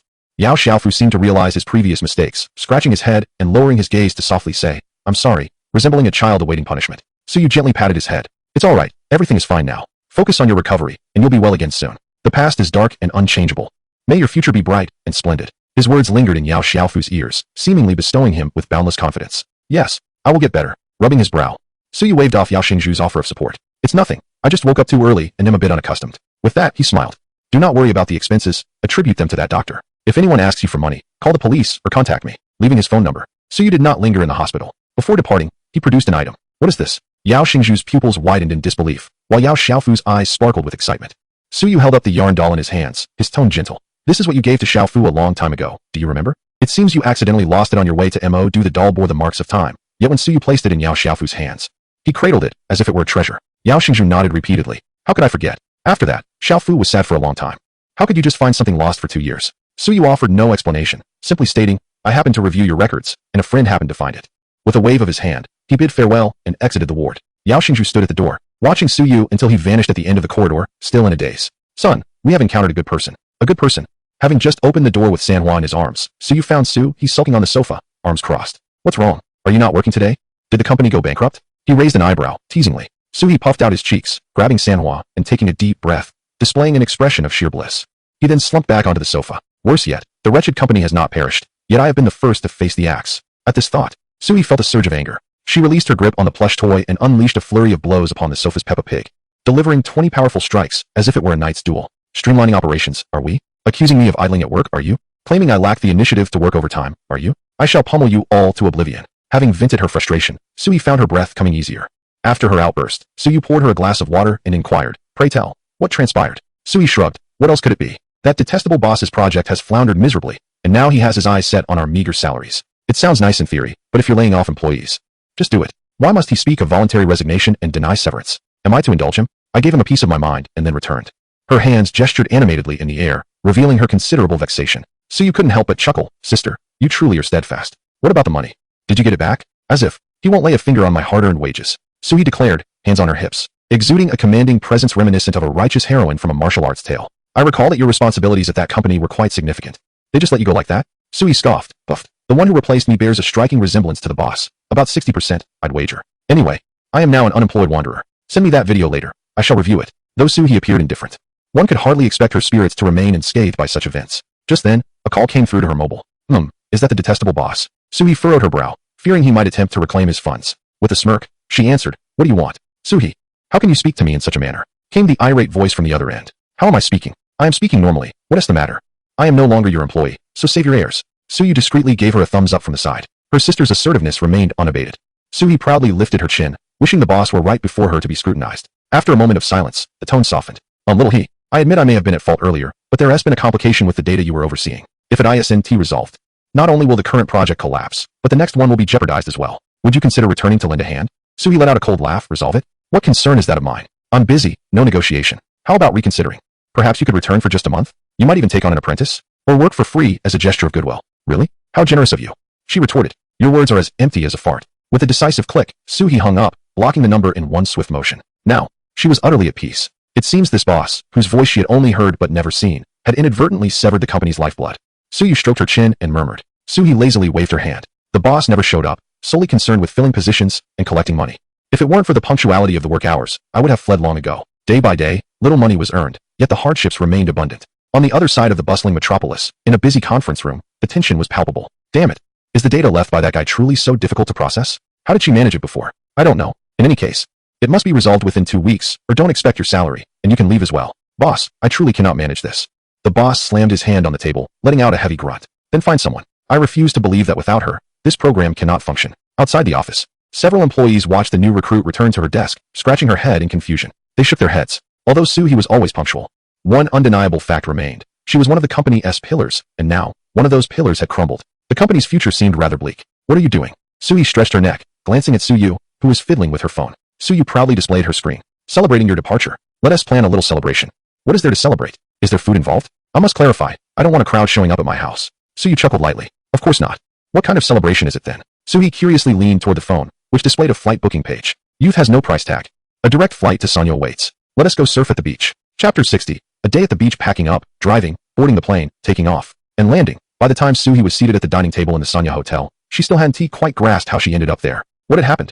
At the table, Suyu was vigorously munching on the claws of a large lobster. Delicious. Suyu snapped back to reality, glancing around anxiously. Where's Sanhwa? Don't worry.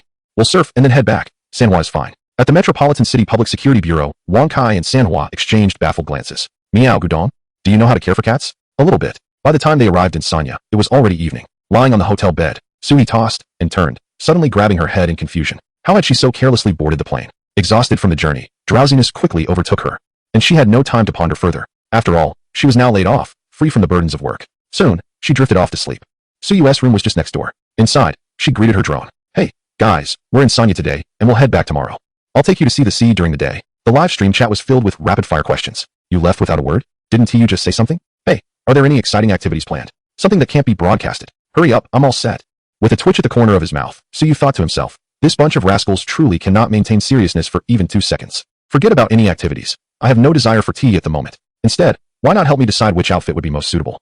On his bed lay several beachwear ensembles, exuding the essence of summer and the sea. TCH, utterly dull. I wish to see some exciting content. Without it, I feel an itch all over. Hug. Do you wish to see the streamer get banned? Once the stream ends, just send me a video to watch alone. You scoundrel.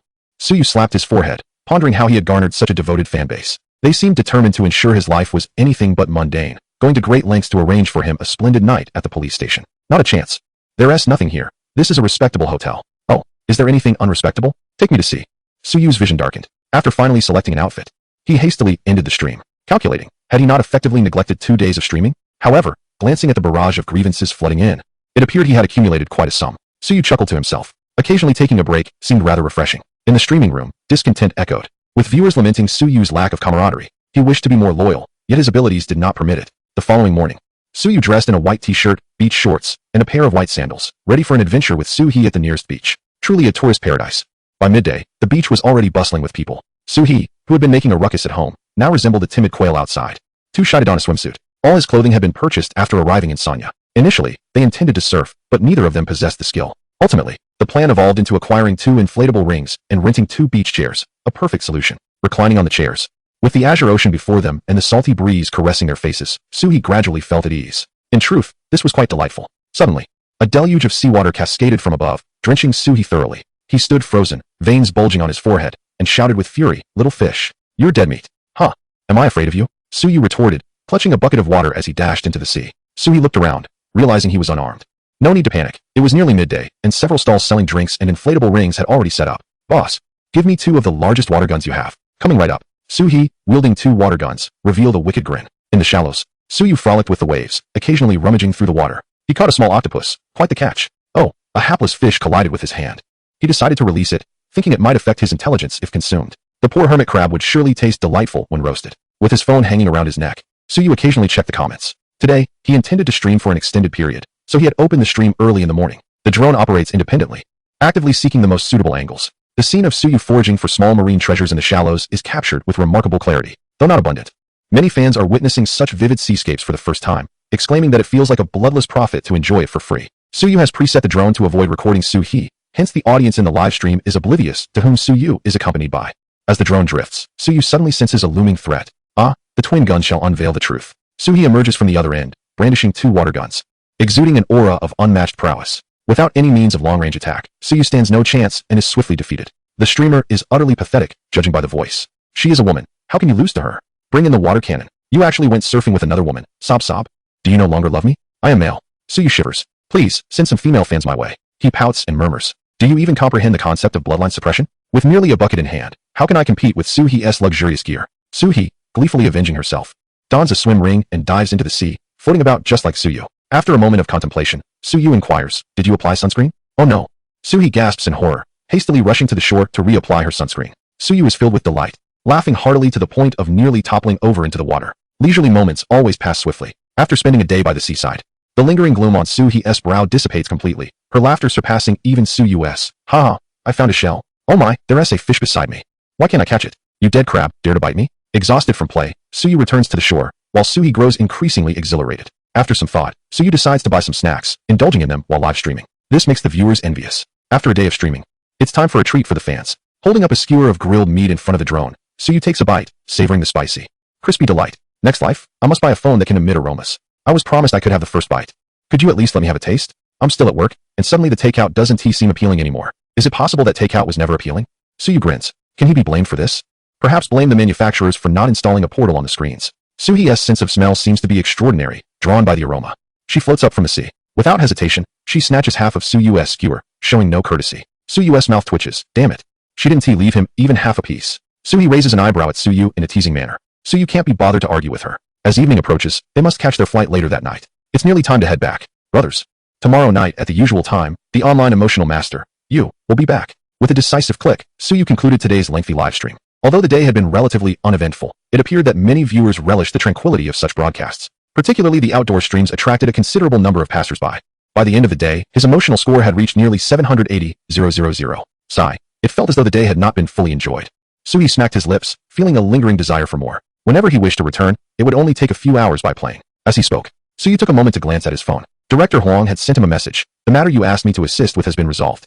A smile crept onto Suyu's lips. Thank you, Director. No need for pleasantries. Chapter 61. Advanced Sister. The two had just finished tidying up, though there was little to pack. As they prepared to leave the beach and head back to the hotel, an urgent cry for help echoed from nearby. Help! My daughter has been swept away by the waves. Suyu's brow furrowed, and he stood atop a rise to gaze into the distance. On the surface of the sea, amidst the frothy waves, there was a stark divide. A young girl struggled within, being pushed further from the shore by the currents. A rip current?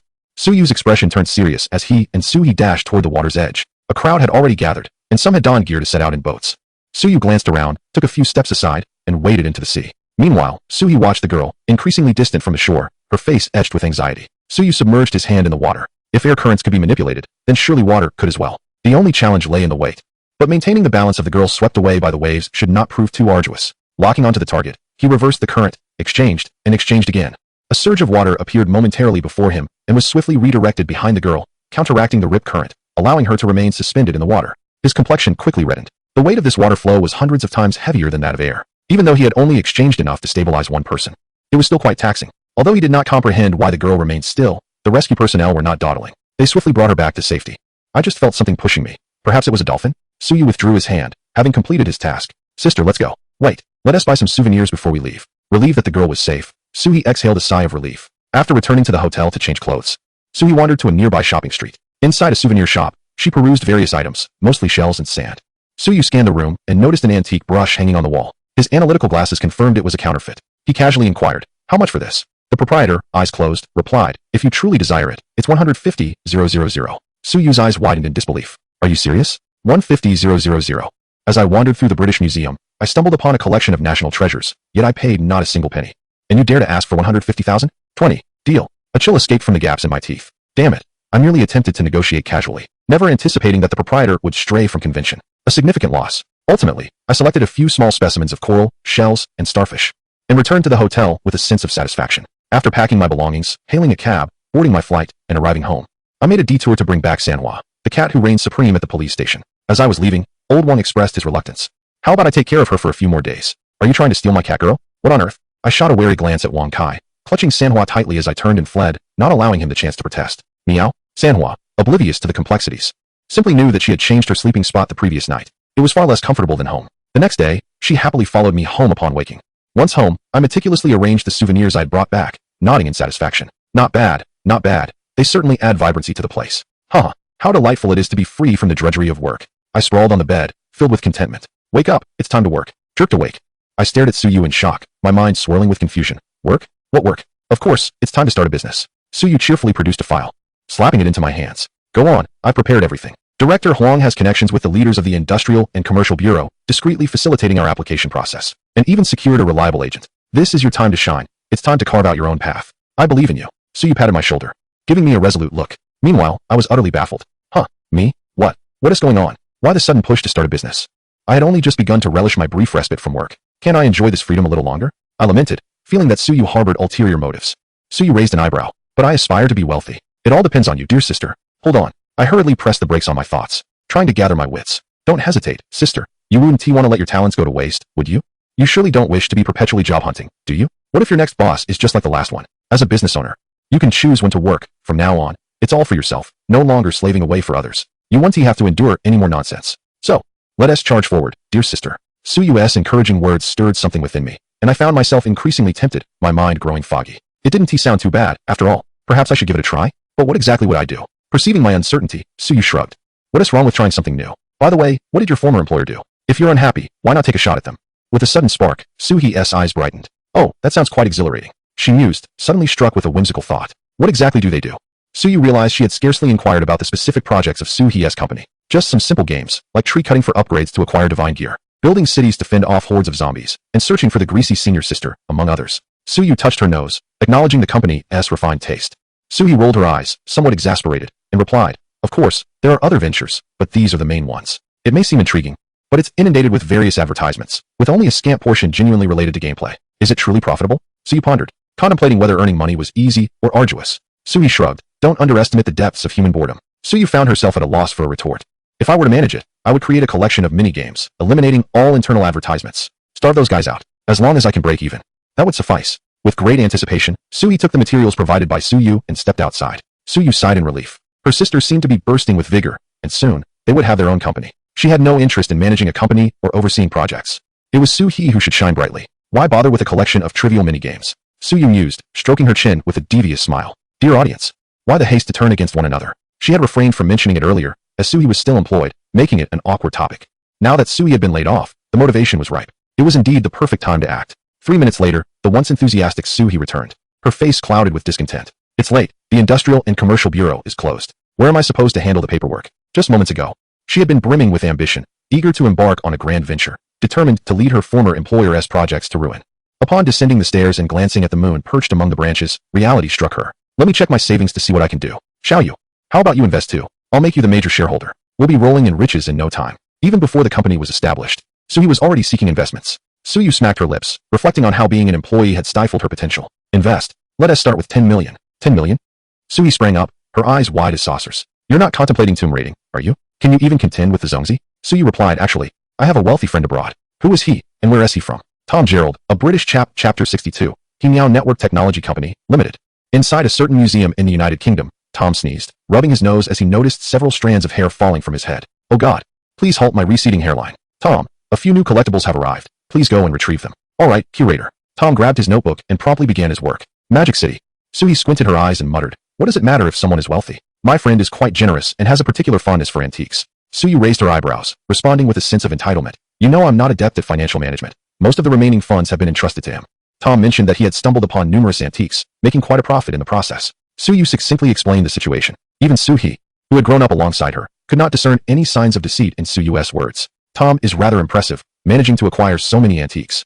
Suyu smiled, revealing her teeth. Indeed, Tom is quite remarkable. Consequently, Suyu directly invested 10 million, becoming a major shareholder in the soon-to-be established company, while Suhi opted for a technical stake, becoming the second shareholder. The Goshanju was closed for the night, thus the paperwork could not be processed. However, the preparatory work and documentation were largely completed. Suyu refrained from involving herself too much, as her elder sister, with her wealth of experience, was evidently more seasoned. She had yet to face the trials of society. Having already conducted a live stream earlier that day, it was impossible for her to work overtime that evening. Nevertheless, Suyu organized the videos taken by the seaside, intending to post them during the day. She decided to take a break from her daily tasks. The following morning, Suyu found herself lost in thought while gazing at the panel displaying over a dozen British names. What is going on? I've taken a day off. So why are these individuals still providing me with emotional value? From Rand, confusion value 324. From Bivis, confusion value 211. Hadn't they grown accustomed to a day without collecting anything? Suyu's expression became somewhat peculiar. What could these individuals be pondering? Shaking her head, she dismissed the thought. Search bar activate. 5 minutes later, 2 bags of trash were absent from the balcony. While Suyu now possessed 3 artifacts. From Rand, shock value 432. From Bivis, shock value 544. At this hour, it must still be early morning in England, right? Were these people not sleeping? After washing up and having breakfast, Suyu stood at the door, smiling as she bid farewell to Suhee. Take care. Suhee rolled her eyes and kicked the door shut. She did not head to the Gongshengjudik immediately, as the office address had yet to be finalized. In the nearest office building to her home, Suhee rented a 200 square meter office. Given that it was a startup, it was impractical to go big right from the start. The rent alone was $20,000 a month. The location was relatively close to the subway station and offered a pleasant view. Having resolved the issue of the office space, it was already midday. Without pause, Suhee contacted the agent. Hello, is this Mr. Su? Upon hearing this, Suhee couldn't help but smile slightly. Haha. I'm also part of the Mr. crowd now. Clearing her throat, she reminded herself to remain modest. The funds belonged to her younger brother. She needed to expedite the establishment of the company and produce something worthwhile. After all, she could not let her brother's money go to waste.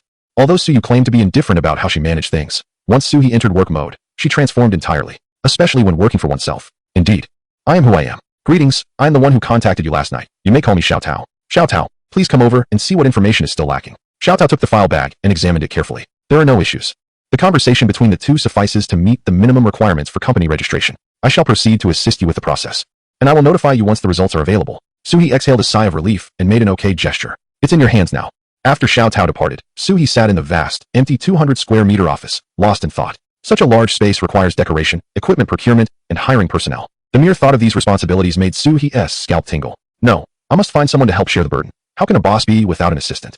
Suhee promptly turned around and headed home, beginning to browse recruitment websites. She also contacted headhunting firms, for attracting talent to a newly established company is rather challenging. Meanwhile, Suyu was in his room editing videos. The sea breeze, the waves, the sunlight, the beach. Suyu's editing skills improved with each endeavor, even adding a few artistic touches, accompanied by 2 songs about resignation. He published it to his account, and within a short while, comments began to flood in. Xiaoyu, don't tease me. It's only my first day at work. When unemployed, it felt like the sky was falling. Now that I have a job, it genuinely feels like the sky is collapsing. Oh dear, watching this makes me want to resign again. But alas, my pockets are empty. Enough of this. The boss is calling for a meeting. As Suyu observed the increasing number of comments, he clicked his tongue. If not for the necessity of making a living, who would wish to work? Those who love painting should paint. Those who enjoy writing should write poetry. And those who love traveling should roam freely. Instead of being confined to a 2 square meter workstation from dawn till dusk, perhaps I could go see the world for them? Suyu pondered, recalling the successful outdoor live stream in Sanya. Perhaps wandering the globe could be a splendid idea. He decided he need not become a master of online emotions. After some consideration, Suyu felt a flicker of inspiration. Nonetheless, he resolved to wait a while, at least until the company was up and running. By the afternoon, Suhee, who felt as though she were searching for a needle in a haystack, nearly blinded herself but indeed discovered a promising talent. Xiao Yueshi, a Ph.D. in financial management with experience studying in the UK, fluent in 3 languages, and possessing administrative management experience. Her previous employment was with a foreign enterprise. Suhee's eyes sparkled as she meticulously reviewed the resume, realizing this was indeed a highly capable individual. This was one of the resumes provided by the headhunter. Such an exceptional talent. Why did she not continue in the foreign enterprise? The headhunter replied, I inquired. And she mentioned that the atmosphere in the foreign enterprise was not favorable. She expressed a desire to grow alongside a company, which suggests you may be quite compatible. Rest assured, her identity and background are beyond question. Suhee scratched her head, somewhat perplexed, but it mattered not. Tomorrow, she would conduct an interview, and the details would soon be revealed. Xiaoyu, I intend to find an assistant. Do you have any requirements? Suhee discovered Suyu, who was busily tinkering with a myriad of disarrayed items in the room, and inquired, is this the sole request? This constitutes 3 requests, Suyu replied. After contemplating for a brief moment, Suhee flung a slipper in frustration. Forget it, I shan't ask you any further, especially since you seem indifferent to the company. Suyu rolled her eyes and continued organizing the shelves. Knowing I'm indifferent, why do you still seek my input? The connections of Director Huang proved somewhat advantageous, as by the afternoon, the company had been officially registered. The name was chosen by Suyu, Pimiao Network Technology Company, Limited. Suhee scrutinized the surroundings, but failed to spot Suyu. Where are you? I chose not to display my name. It might give the impression that we sell fishing gear. Suyu shrugged, seemingly unconcerned. The 3 flowers are present. They are our mascot. Meow. Chapter 63. Suhee's assistant during the evening live stream. Suyu shared his thoughts within the broadcast. It was imperative to cater to the sentiments of his loyal fans. Otherwise, what would happen if they ceased to express their emotional investment? Supplementary medicine. Watching your live stream while dining has become an indispensable part of my routine. I prefer watching the recorded version. Does watching the live stream while eating not elicit any reactions? My 2 fallen keyboards have grievances to voice. I believe it is feasible. A fisherman should not confine himself to a limited realm. Come, let us visit Salem Lake. Initially, Suyu suspected that many might disagree, considering that a substantial number of viewers were drawn to his persona as a cyber physician. To his surprise, however, over half expressed their agreement. After some reflection, Suyu affirmed that he should not forget his original profession. Rest assured, everyone, should any issues arise, feel free to connect with Xiaoyu. The plan to venture out remains tentative. For now, we shall maintain the status quo. Hooray! After the broadcast concluded, Suyu casually picked up 2 artifacts. The emotional value emanating from across the ocean exuded an essence of impotent rage. Time for sleep. The following day, within the office floor rented by Su-hee, the space was desolate, resembling a scene of pillage. Only a solitary desk and a few chairs remained, an abysmally sparse setting. Su-hee chuckled awkwardly and shrank his head. Well, time is of the essence, and I have yet to procure any equipment. Although Suyu had mentally prepared himself in advance, the situation appeared exceedingly haphazard. If this was sufficient to attract personnel, he would gladly invert his name. With a soft sigh, he turned his gaze to the opposite side of the desk, where a woman with a tall, sleek ponytail sat poised. She was the very first interviewee for He Miao Company, carefully selected by Su-hee, Xiaoyu. Earlier that morning, Su-hee had summoned Suyu under the pretense of needing a human lie detector. As a major shareholder, the company requires your assistance, Xiaoyu. You cannot simply stand idly by, can you? Didn't the company just register yesterday? How can I be accused of inaction? Ultimately, he had no choice but to comply.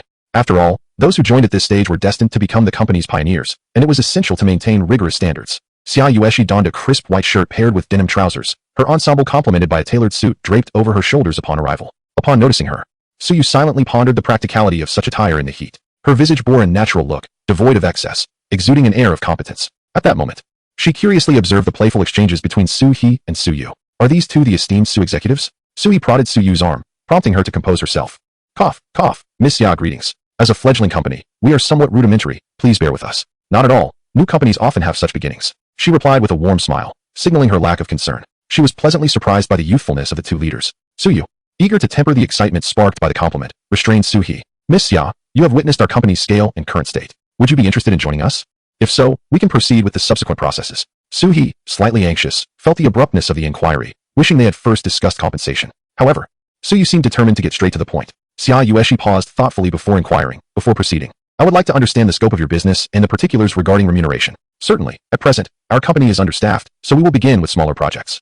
You might surmise that the first initiative, barring any unforeseen circumstances, will be a casual game led by her. Following that, we plan to delve into network technology, software, and cutting-edge technologies. Suyu expeditiously shared insights into the company as prospects and current status. Suyu stared at Suyu, feeling as though he was unblinkingly spinning grand visions. Where do we source cutting-edge technology? Isn't that a bit far-fetched? Our company doesn't even have a receptionist yet. Nevertheless, Xiaoyu, after absorbing the information, nodded frequently, appearing quite intrigued by the ambitious plans painted by Suyu. In that case, I would be delighted to join your company and grow alongside it, she responded, her lips curving into a smile. Then you may continue, Suyu said, stepping back slightly to leave the floor to Su-hee. Clearing her throat, Su-hee, while genuinely hoping for Xiaoyu's employment, felt it necessary to evaluate her fundamental capabilities.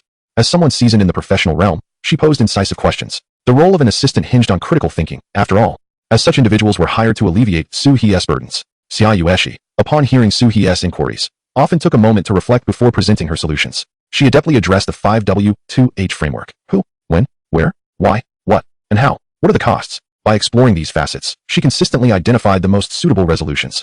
After the interview concluded, Suyu felt immensely satisfied. Suyu rested her elbow on the table, her chin supported by her hand. Seemingly unintentional, she inquired, Miss Xia, I have heard that you previously worked in a foreign enterprise. What prompted you to forsake a lucrative position and instead join our fledgling company? Xiaoyu tucked a stray lock of hair behind her ear and elucidated. The atmosphere in foreign firms is not as idyllic as one might imagine. They often prioritize efficiency, and the online embellishments are merely applicable to a select few companies. Overtime is still a norm, and competitiveness remains pervasive. If given the choice, I would prefer to work domestically. A faint smile tugged at her lips. The joys of nurturing are beyond your understanding. Su-hee and Suyu exchanged glances, their expressions shifting as they pondered what to say next. Regarding salary, I trust your esteemed company will not shortchange me, will you? Xiaoyu regarded them with notable confidence. One can often glean much from a person's demeanor. Although Suyu was neither the chairman nor particularly old, he possessed an unruffled composure that belied his age, a quality that can wield significant influence in the business realm. Suyu nodded at Su-hee, affirming, no exaggerations here, she is indeed a talent. Though none of my 3 stipulations have been met. Before Suyu could finish, Su-hee interjected with a swift gesture. Xiaoyu looked perplexed. What 3 stipulations? Oh, it's nothing. Just disregard his ramblings, Su-hee hastily clarified. Ahem. As for salary, let us provisionally set it at 140,000 per month, along with social insurance and housing fund, and you will enjoy the statutory holidays. How does that sound? I look forward to a pleasant collaboration. Without a moment's hesitation, Xiaoyu consented. Once the contract was successfully signed, Su-hee eagerly whisked her away to attend to procurement matters, as the company still resembled a mere shell, lacking in substance. With his tasks concluded, Suyu stretched and drove home. With time still on his side, he felt the familiar urge to fish. Skill may be lacking, but the journey itself is what matters. He pinpointed a new fishing spot on the outskirts of the city, venturing over an hour away, partly due to traffic. However, this marked the furthest he had traveled in some time. The narrow river welcomed him as he walked upstream, soon encountering a small pond formed by the confluence of several streams. The pond's edge was lined with flat grassy terrain, lush greenery rising to his calves. Though termed a small pond, it was considerably larger than the fishing spot he had visited last. Amidst the chorus of cicadas and birdsong, Suyu set up his gear, while Manhwa excitedly chased butterflies among the wildflowers. After a moment's contemplation, he decided to initiate a live stream, inviting his viewers to connect with nature. First, such swift fingers, does my brother harbor any secrets? Streaming in broad daylight again. The scenery is rather pleasant. A new fishing spot? Suyu chuckled as he glanced at the barrage of comments. Must you always flood the chat with mentions of a sister? Isn't the greenery more appealing? Quick, dismantle the camera in my house. Hey, how did you know I left your meme under the sisters video? The corners of Suyu's lips quivered slightly. Truly, what a mischievous bunch you all are. The newcomers in the audience were instantly captivated, as if they had stumbled upon a new world. You certainly have some clever ideas. I'll join in too. Consider it a playful distraction. Brilliant, simply brilliant. Suyu rolled his eyes. These fellows never ceased to create mischief for him. Yet, he had grown accustomed to it. Is this all they could muster? Haha, did they think he couldn't handle them? A sly smile crept across Suyu's face, sending shivers down the spines of his loyal fans. Oh no, little fish is up to no good again. However, humans are notoriously stubborn creatures. And some skeptics dared to comment, how can you possibly control us through the screen, without even a voice connection? Surely, this can't be hypnotism. Bring it on, I'm ready. Please, spare my feelings. Without any visible presence, hypnosis was indeed impossible. Yet, Suyu was not entirely devoid of means. A subtle smirk played upon his lips. Is that so? Ahem. Listen closely, everyone. Bala bala energy, makabaka, and now, I have manually adjusted your breathing. The barrage of comments momentarily paused, as many were unwittingly led to focus on their own breathing patterns. This newfound awareness proved troublesome. They began to inexplicably control their breaths, unable to cease. Stopping meant struggling for air. Oh no, I can't stop now. Someone help me. Breathe, breathe. In an instant, a surge of frustration flooded the virtual panel. Suyu grinned mischievously, shrugging. This is what you all asked for. The audience gritted their teeth, even through the screen. They couldn't grasp Suyu's shoulders and shake him senseless. They could only rack their brains for a method to revert their breathing from manual to automatic. This had nothing to do with hypnosis. It was merely a clever trick to tease. The butterfly flitted about, landing beside Suyu, who deftly adjusted the camera angle. Soon, the audience became enchanted by the butterfly, forgetting the earlier predicament. It's been ages since I've seen a butterfly. Butterflies are a rare sight in the city. Only mosquitoes persist relentlessly. Don't even mention it. The last time a mosquito bit the sole of my foot, it was pure torture. Suyu shuddered at the thought of such an image. It was a burden no human should bear. He retrieved a bottle of beer from his bag, popped the tap, and poured a bit onto his fingertips, then raised it above his head. A fun fact, most butterflies actually enjoy alcoholic beverages, such as beer. Is that true? So, little butterflies are alcoholics? Will I be able to claim that my tolerance for liquor is akin to that of a butterfly? Perhaps you are even inferior to the butterfly. In the frame, a gracefully fluttering butterfly circled in the air before delicately alighting on Suyu's fingertip. Suyu could feel the butterfly's weight, so light it was almost imperceptible. The drone captured the intricate patterns on the butterfly's wings with remarkable clarity, leaving many viewers in awe. Such a sight is rarely witnessed. I've learned. Next time I venture out, I'll bring a bottle of beer. Are you truly going to drink? Is this butterfly of age? Minors are prohibited from consuming alcohol. Your awareness of the law is commendable. The butterfly soon took flight, leaving Manhwa staring blankly at Suyu, her eyes wide in astonishment, as if witnessing something extraordinary.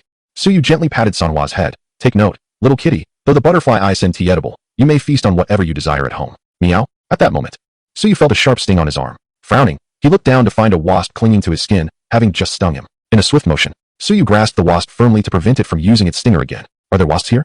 The viewers in the live stream also caught sight of this and erupted in gleeful remarks. Serves you right for messing with us. Wasp, be careful, it's venomous.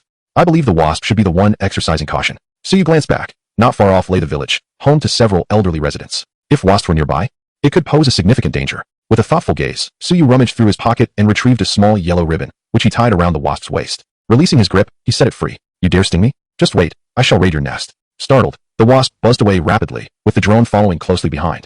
Tracking the flash of yellow, the audience in the live stream became increasingly excited. Little wasp, you've messed with the wrong fish. I love watching this. But is little fish planning to confront it barehanded? Isn't that tantamount to offering oneself as a meal? A bare fist cannot contend with a nest of wasps. By the pond, Suyu readied his gear, having changed his mind about fishing. Instead, he resolved to tackle the wasp nest. Returning to the car with Manhwa, Suyu pondered for a moment before opening the search bar. He searched for abandoned protective gear. After sifting through the options, he quickly found a set of neglected protective clothing lying in a warehouse. Apologies, but I shall be borrowing this for a while. Gathering a few branches and stones, Suyu made the necessary exchanges. Manhwa remained in the car, as there was no protective gear available for cats. Additionally, Suyu now possessed a bucket. He then made his way towards the direction the drone had flown. On the way, he encountered a friendly old man who greeted Suyu warmly, inquiring about his plans. Sir, I noticed some wasps over there. I'm going to take a look. The old man frowned upon hearing this. Wasps? That is not something to be trifled with. It's easy to get hurt. We have long desired to eliminate those wasps, but have been unable to locate their nest. Young man, you must exercise caution. Suyu smiled broadly and patted his protective clothing. Fear not, dear uncle, we are well prepared. The uncle's eyes sparkled with excitement. Ah, a prepared young man indeed. If you can truly find and eliminate those stinging wasps, I shall express my sincere gratitude. The uncle directed Suyu on how to navigate the mountain path. After a brief farewell, Suyu dashed up the mountain. The fans in the live stream followed the drone's footage as it meandered through the woods. At times, they could not see the wasps adorned with yellow ribbons, yet the drone adeptly tracked their movements. Where has little fish gone? Is he still in the live stream? Wasps are dangerous. Tell him not to act recklessly. He only took a couple of bites. It's nothing serious, little fish. I noticed there are many elderly people near where little fish is today. Perhaps he fears the wasps may sting them. He truly is something. I'm in tears. The author commented, I intend to enrich the inventory of Dragon Kingdom artifacts. Previously, a reader mentioned the imperial seal of the state multiple times.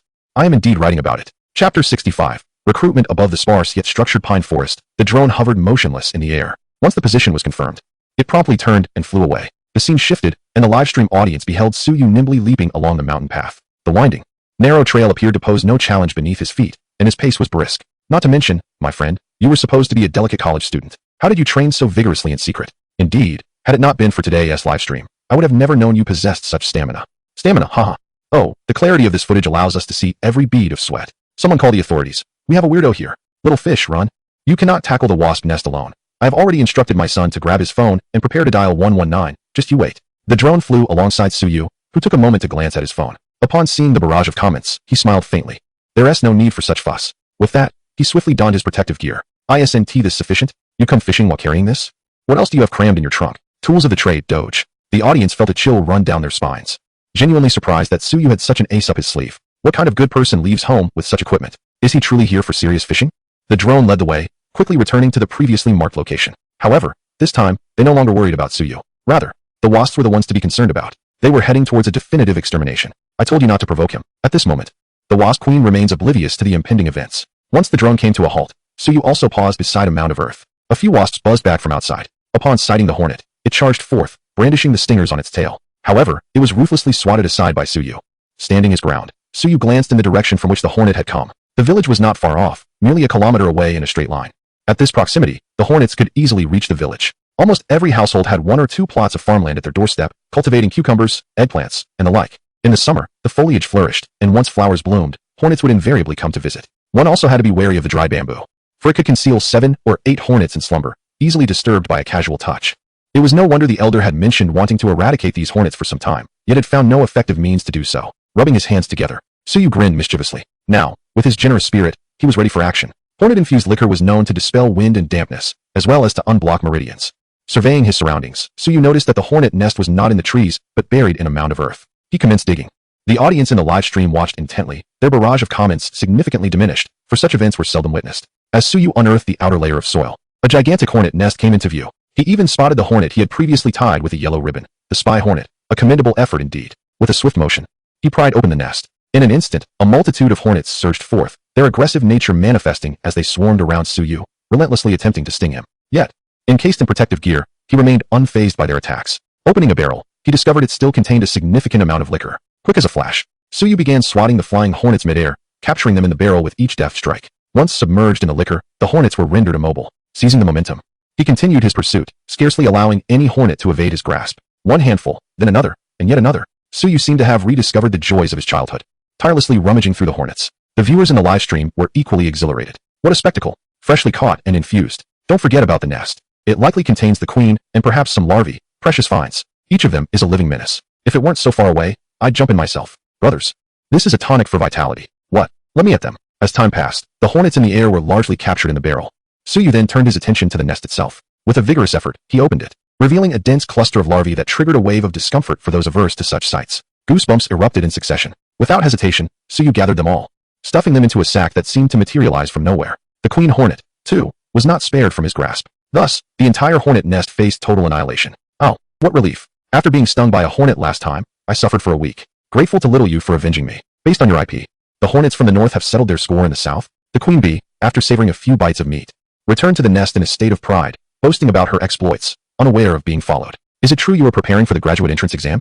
In a flurry, Suyu meticulously packed everything, ensuring nothing was overlooked, and merrily made his way back along the familiar mountain path. Upon reaching the road, he spotted the earlier gentleman hurriedly approaching, clutching a bottle of red flower oil and ointment. Upon seeing Suyu, the man paused momentarily, scratching his head and murmuring, "I thought you might have been stung by a wasp, considering how long you took. Are you all right, young man?" Suyu grinned, revealing his teeth, for he had already shed his protective gear and hardly broke a sweat. "Of course I'm fine, look." He lifted the barrel of liquor in his hand, brimming with wasps. The gentleman, astonished, stepped closer to inspect. "Goodness, so many? No wonder they keep invading homes. Young man, I truly owe you my gratitude."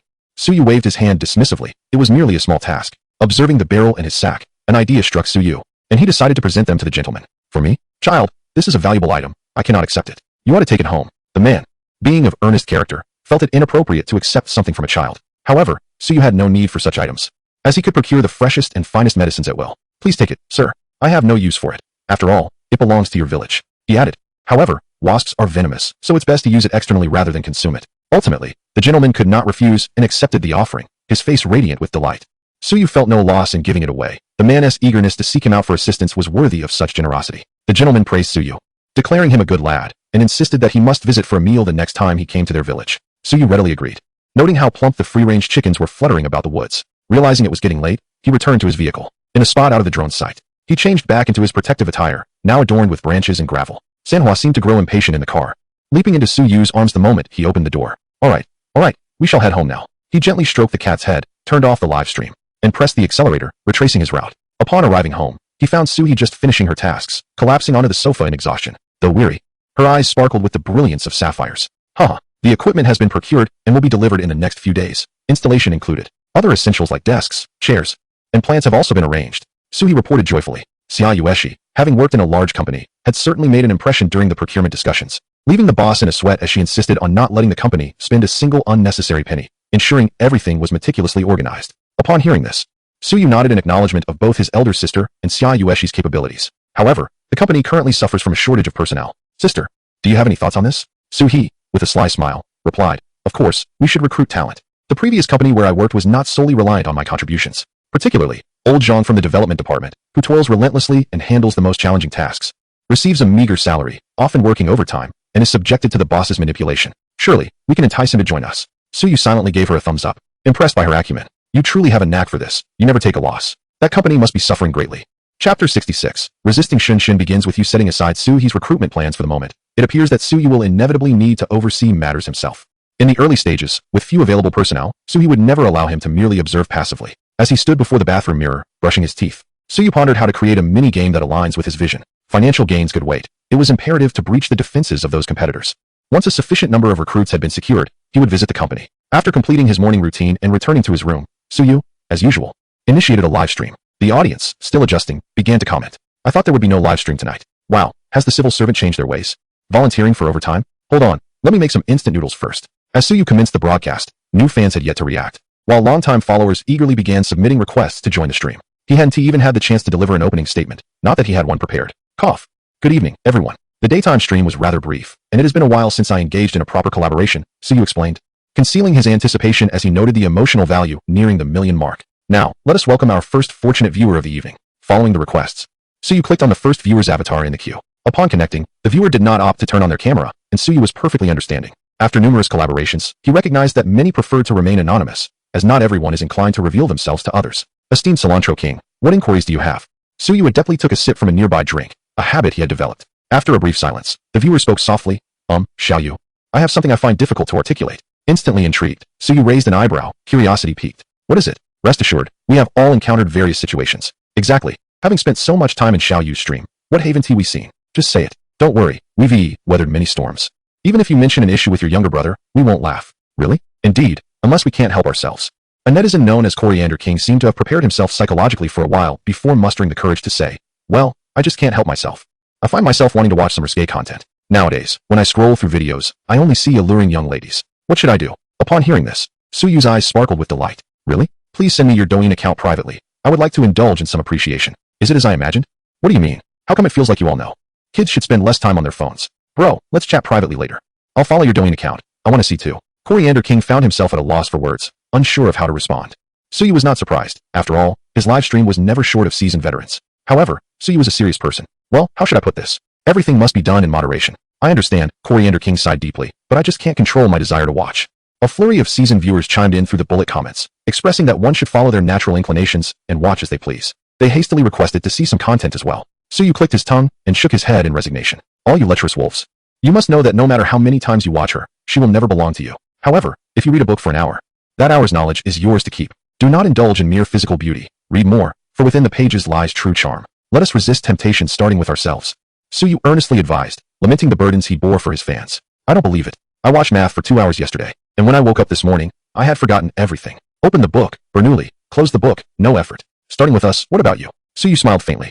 I cannot achieve that. You really are quite audacious. Not audacious, just fervent. Seeing Suyu say this, Coriander King felt as if he had found a kindred spirit. So, does that mean I shouldn't worry about it? Of course not. Suyu's expression turned serious, causing Coriander King's tone to falter. Every matter requires a balanced approach. First, you must understand what it is that you truly desire. Is it a fleeting virtual thrill, or the complex and genuine emotions of reality? The online world is vibrant, yet the vastness of the landscape holds places worthy of your gaze. Once the myriad sails have passed, you will find that the seemingly flourishing cyberspace is, in truth, a barren desert. Humans ultimately exist in reality. Moderation is key. Do not overindulge. Suyu's words resonated like thunder in Coriander King's ears. He seemed to grasp something profound, his tone growing considerably more resolute. All right, since you've said so, I will heed your advice. In that case, I will post a status later, vowing to do 1 push-up for every like. Suyu nodded slightly, pleased to see a teachable spirit, unlike the seasoned veterans in his live stream, who would only realize their folly when they could no longer rise. In youth, one is unaware of the value of things. In old age, one sheds tears for what is unattainable. After the connection was severed, Suyu responded to the bullet comments. You speak so reasonably. I feel quite ashamed. Upon observing the little fish, it is evident that they are seasoned individuals, possessing experience. What are you coveting, my friend? Young man, I perceive that your vitality is somewhat lacking. Suyu coldly chuckled, responding disdainfully. Heh, a quack. I can cure you, the gentleman proclaimed. As a healer, I am compelled by compassion. I eagerly await your insights. Suyu's demeanor shifted instantly, and he replied with newfound respect. Although he had no real concerns, he was intrigued to listen. Let us change the subject. I have placed too much faith in you all. The barrage of comments in the live stream was rife with sarcasm, and without needing to connect with Suyu, he could discern the disappointment etched across their faces.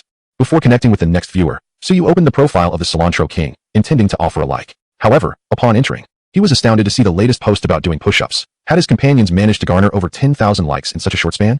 Were they attempting to transform him into a superhuman? Completing 100 push-ups a day for 3 consecutive months seemed a Herculean feat, the Cilantro King lamented in the comments, pleading with his comrades to cease their support, as he truly could not keep up. His brothers, ever compliant, promptly shared the post, urging more people to lend their likes. Suyu offered a moment of silent tribute for this cilantro-loving fan. Next, little fish, I currently have 20,000 yuan and wish to embark on a small venture. I seek your guidance. Before Suyu could utter a word, the comments began to flood the live stream. Purchase 10,000 packs of konjac jelly. It may be of little use, but it is undeniably delightful. Consider setting up a street stall selling towels. When weary, one may wipe off sweat, and in times of loss, dry their tears. Venture to the countryside and establish a coffee shop in the village. It would be quite reasonable for the elderly laborers to enjoy a cup of coffee after a hard day's work, wouldn't you agree? Brother, remember, whatever you choose to do, reserve 3,000 yuan as capital. For delivering meals requires an electric bike. The inquirer appeared utterly bewildered. Suyu's lips twitched. These suggestions sounded rather peculiar. Yet, there seemed to be a modicum of merit in their arguments. While I may not be well versed in business matters, I comprehend that 20,000 yuan can easily dissipate without making a significant impact, regardless of the endeavor. If you possess employment, it would be wise to prioritize that. Suyu's words resonated with sincerity, far surpassing the gravity of the comments. The fan who had connected reflected on this, recognizing that this amount sufficed for living expenses but was inadequate for any meaningful venture. Initially, he had merely been hesitant. After expressing his gratitude, he ended the connection. Glancing at the time, it was nearly time to conclude. Suyu denied these individuals any opportunity to ridicule him with emoticons, decisively shutting down the live stream. That old rascal is swift indeed. He ends the broadcast quicker than anyone. You'll get used to it. Brothers, new emoticons have been released. Rush to the group. Let us go. Chapter 67. Nearly 1 million followers? Suyu did not neglect his daily tasks. After replenishing the shelves in the corner, he peacefully drifted into slumber. He awoke naturally, greeted by the morning light. Good morning, Manhwa. Meow. Checking the time, it was already 1 o'clock in the afternoon. Suyu had a faint understanding of why. Upon awakening, Manhwa was sprawled across his face. With a swift kick, he sent the small blanket flying and proceeded to pour cat food and water for Manhwa. The cat ambled over in small steps, leisurely indulging in its meal. Suyu, with a cheerful demeanor, playfully poked Manhwa's tail. Ah, quite the reserved one, aren't we? Meow. It's time to transform into a cat girl. Rising, he made his way to the kitchen, simultaneously stirring a dish while messaging Suhi to inquire about her situation. Rest assured, with your sister on the case, success is guaranteed. In a quaint cafe, Suhi set her phone down. Opposite her sat a middle-aged man with thinning hair, clad in jeans and a plaid shirt, and carrying a backpack. He held a coffee cup with both hands, appearing somewhat apprehensive. Old Zhang, think carefully. How little did that Zhou pay you? Yet he expects so much from you. I know your capabilities. Without further ado, join me. and your salary will undoubtedly surpass what you currently earn.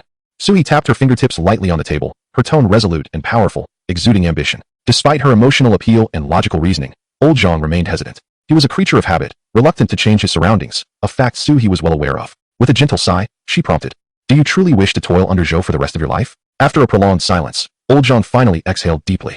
The ice in his coffee had melted away. "The mere act of meeting you signifies my decision. The current atmosphere at the company has become intolerable. However, according to company policy, I fear I must remain for at least another month." Observing his reaction, Suyu smiled calmly. "That's easily remedied. Just ignore him. You know how he is. He'll become so vexed that he'll terminate your position on his own." Old Zhang scratched his head, somewhat skeptical. "Will that truly work? I shall give it a try." He glanced at Summer Yueshi, who stood behind Suyu, clearly someone who had emerged from a major corporation. "I hadn't anticipated you possessed such resources to establish your own company." Suyu waved her hand proudly. "My brother provided the funds. It's not my doing." Old Zhang momentarily faltered. "Why is your brother so remarkable? I have a daughter who would like to meet him. If I'm not mistaken, your daughter has just started kindergarten, hasn't she?" At He Miao Company, the sign had yet to be hung, but the craftsman had already begun transporting and assembling the furniture. After finishing his lunch, Suyu arrived at the company to assist Suyu in interviewing several newly recruited accountants and receptionists. Under Suyu's discerning gaze, little could escape his notice. Ultimately, he selected a few diligent and earnest individuals, thereby fulfilling his task. Upon returning home, he edited the video from yesterday's livestream and uploaded it to his account. To his astonishment, he discovered his follower count had nearly reached 800,000, a milestone he had scarcely acknowledged. Contemplating the prospect of reaching 1 million followers, Suyu pondered what innovative endeavors he should embark upon. This was indeed a significant milestone. At the outset, he never anticipated such rapid success, solely owing to the abstract fans in his live streaming room. After much contemplation, Suyu decided to pose a question in the comments section beneath his recently uploaded video. "Brothers, what do 1 million fans wish to see?" He then set it aside, intending to revisit later to discern which comments garnered the most attention. After preparing dinner, Suyu reclined on the sofa, checking for responses to his comment. To his astonishment, there were already over 1,000 replies. Let me see what these individuals are eager to witness. However, upon glancing through the comments, he was immediately taken aback. "Little match girl, cross-dressing, taciturn Liang, cross-dressing. I'm not called Wonkai. Is the passion of youth truly this audacious? Then you should cross-dress. Gulajdong, little you. You absolutely must cross-dress. I am little you's dog. Host, do you require uniform support? I know some classmates from the COS community." This was utterly inconceivable. Cross-dressing was categorically out of the question. "You lot, do not even entertain the thought." Suyu rubbed his temples, gritting his teeth, feeling a throbbing headache coming on. When Suyu returned home that evening, Suyu inquired about her progress. Noticing the smile tugging at her lips, it seemed her endeavors were proceeding well. Several companies have been laying off employees recently. Old Zhang knows quite a few capable individuals. Tomorrow, could you assist me in interviewing about 10 people? There are also some aspiring students from nearby universities." With a wave of her hand, Suyu assigned Suyu his tasks for the following day. Suyu rolled his eyes, resigned to yet another late night. After all, he had grown accustomed to it. "What is the specific plan for your first project?" Suyu casually asked. Suyu pondered for a moment, resting her finger against her chin, then shook her head. "I haven't decided yet. Once we have gathered enough people, we can convene and discuss it." A sly smile crept across her face. "I know when that scoundrel Zhou will release his next game. We will confront him directly. I heard he is currently seeking collaborators. When he live streams the new game launch, I am baffled by his audacity to broadcast those trivial ad games. Any attention is good attention?" Suyu shrugged. "Who knows? Just inform me when the meeting is scheduled. I would like to attend. Aren't you uninterested?" Suyu teased. "As a devoted gamer, I believe I can offer some insights. Suit yourself." In the living room, Suyu paced, suddenly slapping her forehead. "What if we recruit a few players from 3 Kingdoms killed to leave negative reviews? We could have them help us sabotage Zhou's livestream." Suyu regarded her with a bemused expression. "That's not feasible. You must inform them that if they do not assist in disrupting the livestream, you will leave positive reviews for 3 Kingdoms kill." Suyu's eyes widened in confusion. Is that even possible? After stretching lazily, she decided not to dwell on it and headed off to eat. Suyu wore a triumphant grin. I have devised a splendid idea." After dinner, Suyu descended to dispatch a wave of packages. Upon returning to his room, Suyu swayed gently as he settled into his chair, while Manhwa rolled playfully on his bed. It had been quite some time since he last drew any cards, and the days without this indulgence felt interminable.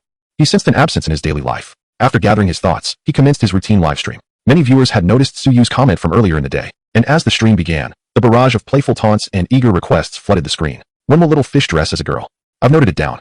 When you reach 1 million followers, you must dress up." "Is anyone drawing the pictures?" Working on it.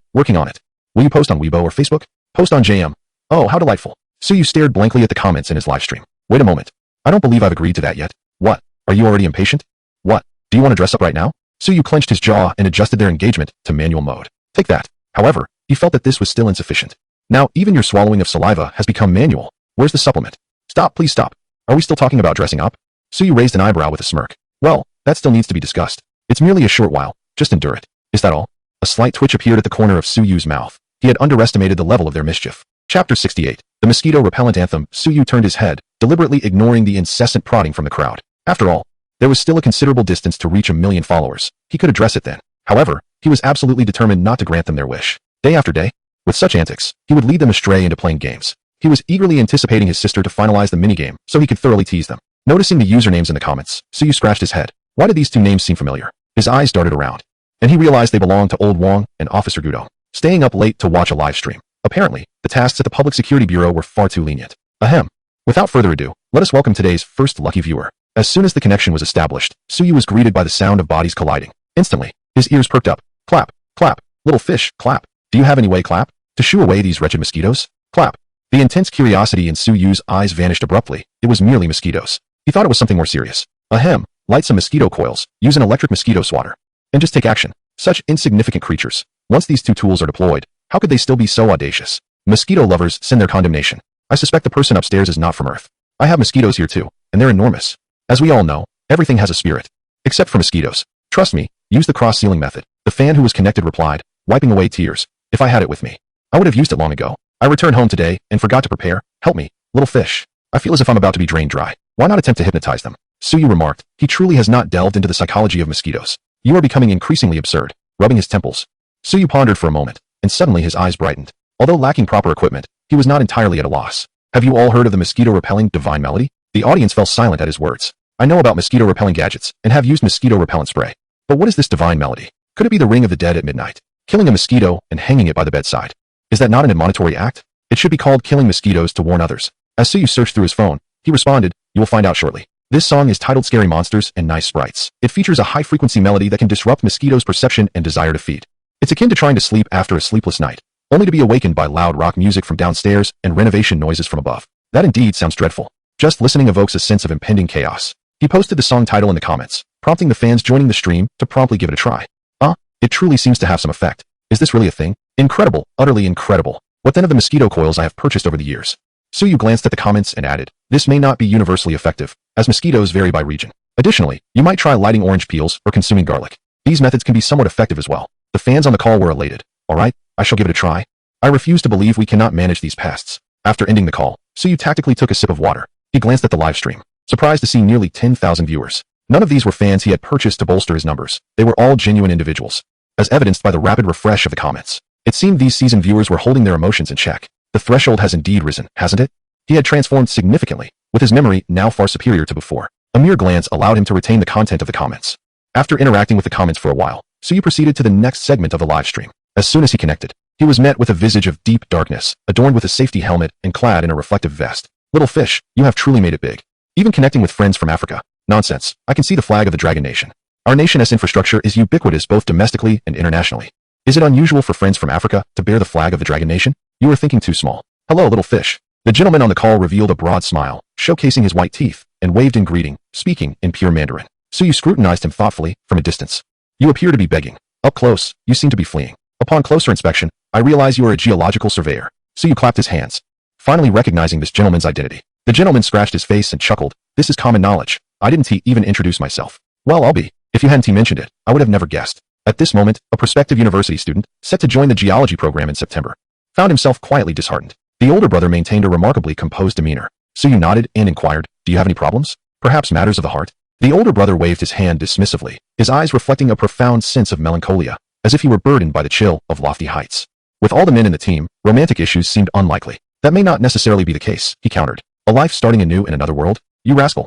He chided. Let us delve deeper. As Suyu glanced at the barrage of comments on screen, he couldn't help but twitch his lips slightly. At that moment, the older brother spoke again. I've been experiencing a bit of insomnia. Could you lend me a hand, little fish? Upon hearing this, Suyu scrutinized him closely. The weariness etched between the older brother's brows was unmistakable. It was no wonder he sought to connect. Insomnia could explain much. This is quite straightforward. Are you ready? In the frame, the older brother removed his safety helmet and reclined on the bed, signaling an okay gesture to Suyu. Observing this, Suyu's expression sharpened, and his lips parted slightly. Sleep now. With a snap of his fingers, the older brother's gaze became vacant, and he swiftly succumbed to slumber. His phone tumbling onto the bed. So fast? What a clever lad. Is there something else concealed? It's magic. This must be magic. Suyu waved his hands in front of the camera. Nonsense. This older brother was already fatigued. I merely guided him a bit. Any competent psychologist could achieve the same. We must believe in science. The comments flooded in, expressing disbelief. Suyu shrugged. Disbelief was of no consequence. It truly was that simple. After connecting with a couple more fans, the live stream had nearly concluded for the day. With lightning speed, Suyu ended the broadcast. leaving a flurry of fans in the chat clamoring for his attention. A glance at the virtual panel revealed his emotional value had already surpassed 900,000. If all went well, he would breach the million mark in just a few days. Rubbing his hands together, he felt in eager anticipation. It seemed he was on the verge of cultivating a peculiar resolve, one he whimsically dubbed the Tunton Mouse spirit. After washing up, he prepared for bed. Beneath the gentle glow of the bright yellow lamp by his bedside, a soft voice emerged. Exchange. 2 days later, the He Meow company had taken its initial shape. With Suyu overseeing the interviews, those who remained were undoubtedly diligent and straightforward individuals. Anyone harboring ulterior motives, no matter their technical prowess, would not gain entry. Suyu wholeheartedly endorsed Suyu's interview outcomes. If Suyu deemed someone unsuitable, even if Suyu had 1,000 reasons to want them on her team, she would not hesitate to dismiss them. Now, the entire company, including reception and finance, numbered around 20 people. The development team was even smaller, comprising just over 10 individuals.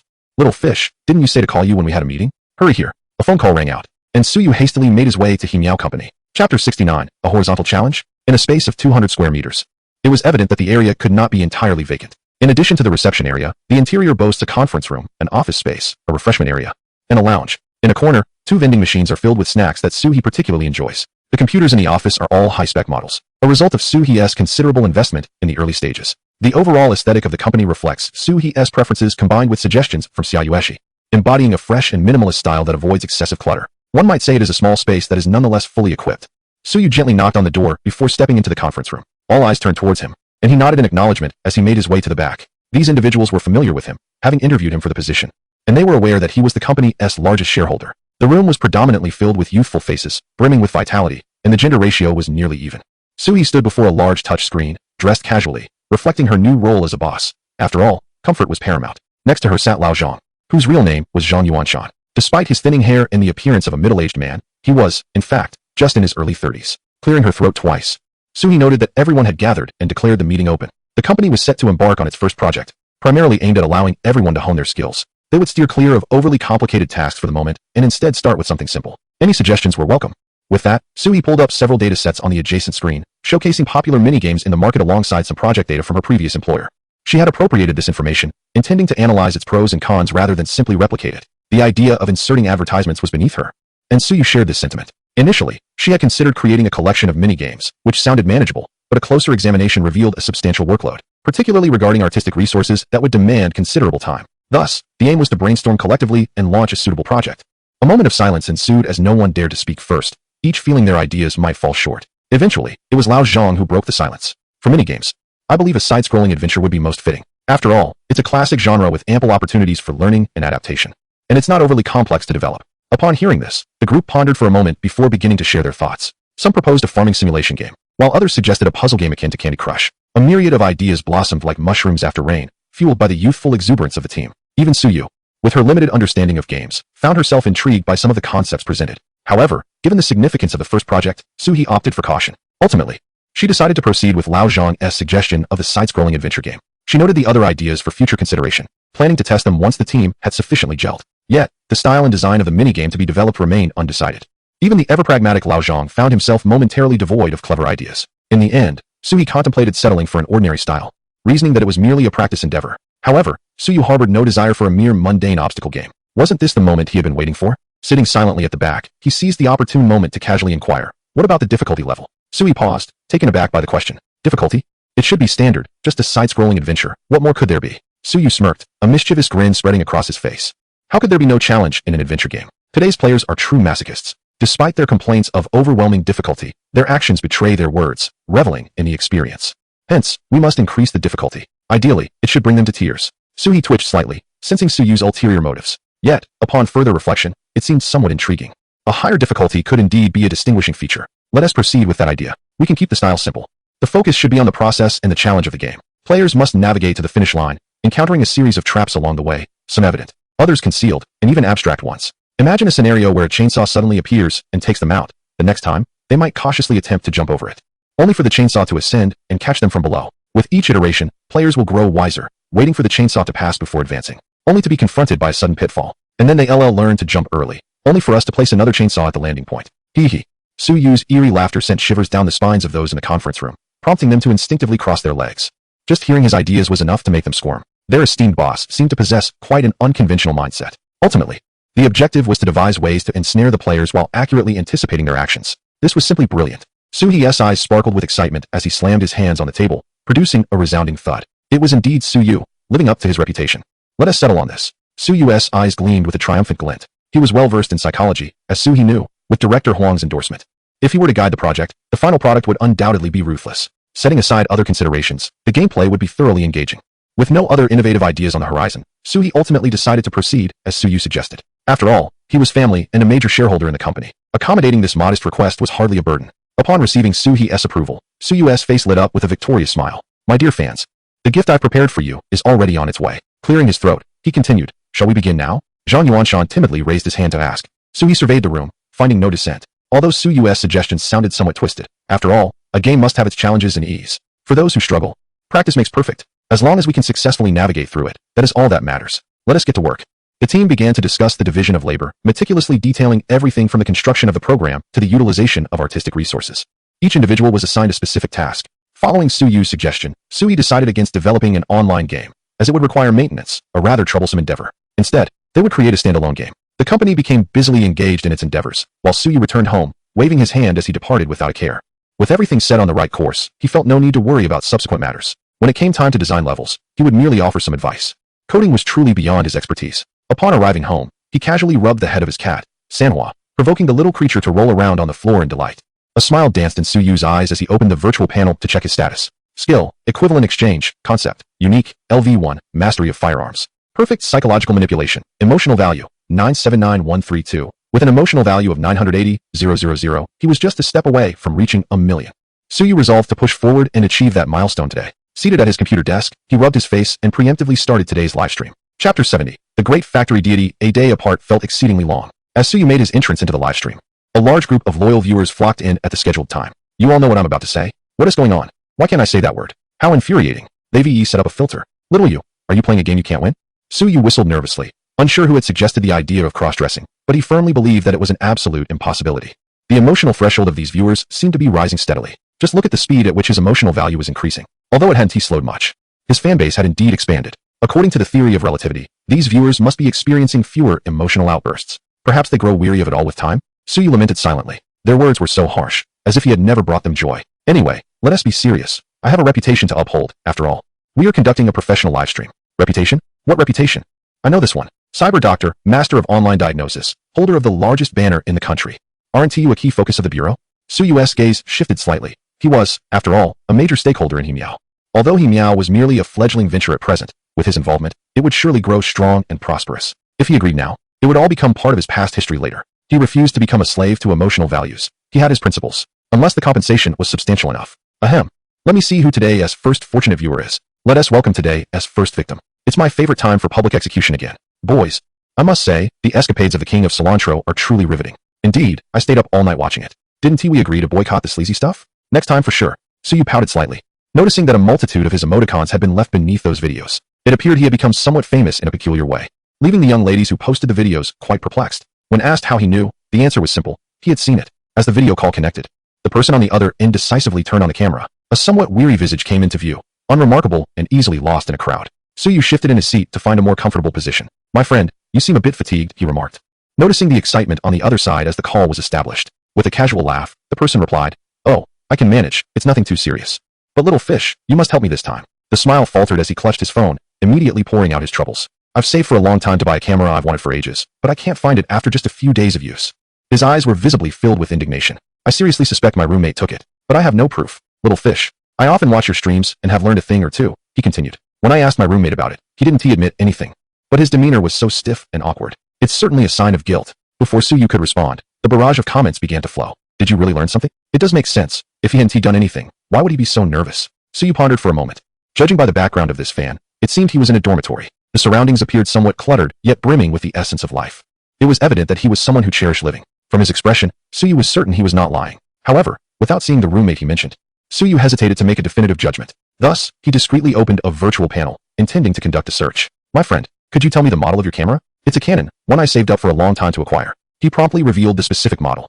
A camera worth several thousand, a significant amount indeed. The fan appeared to be quite young, and spending such a sum must have stung. No wonder he was so anxious. Wow, man, that is the latest model. It's so expensive, it makes my head spin. You bought it without a second thought? I'm impressed. Truly impressive. What job pays that well? Yeah, bro, do share your recommendations. Upon hearing this, the fan smiled faintly, rising to his feet, his figure exuding a certain aloofness. It's quite simple. I work in a factory. With that, he grabbed a disposable cup from the table and crushed it in an instant. His gaze was as resolute as iron, tinged with excitement, as if stars were flickering within. In that small dormitory, his presence seemed to evoke an invisible chasm, named labor. Standing before it with a proud defiance akin to snow, gently parting his lips, he softly murmured, "In my youth, I was acutely aware of the hardships of life.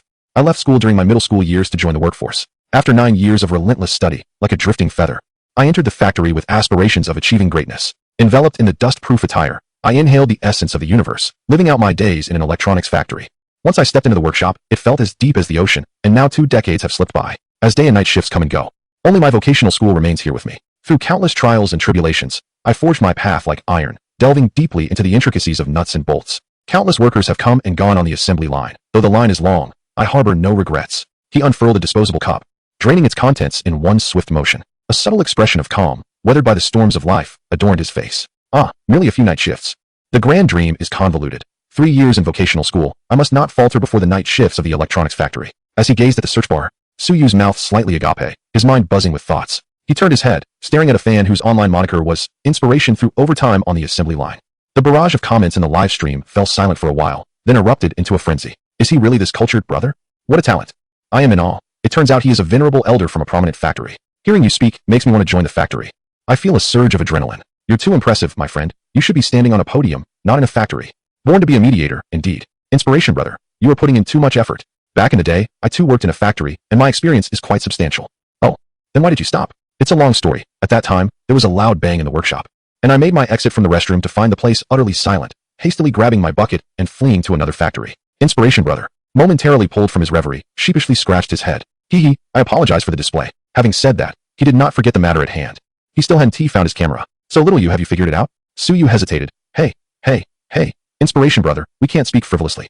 I cannot predict the future. Inspiration, brother, waved his hand dismissively. Then, little you, have you guessed where it is? Suyu replied, you have a knack for being indirect. Inspiration, brother, readily acquiesced, ensuring Suyu would not bear the burden of disseminating superstitions. Ahem, well, I think I have an inkling of where your camera might be. Guess.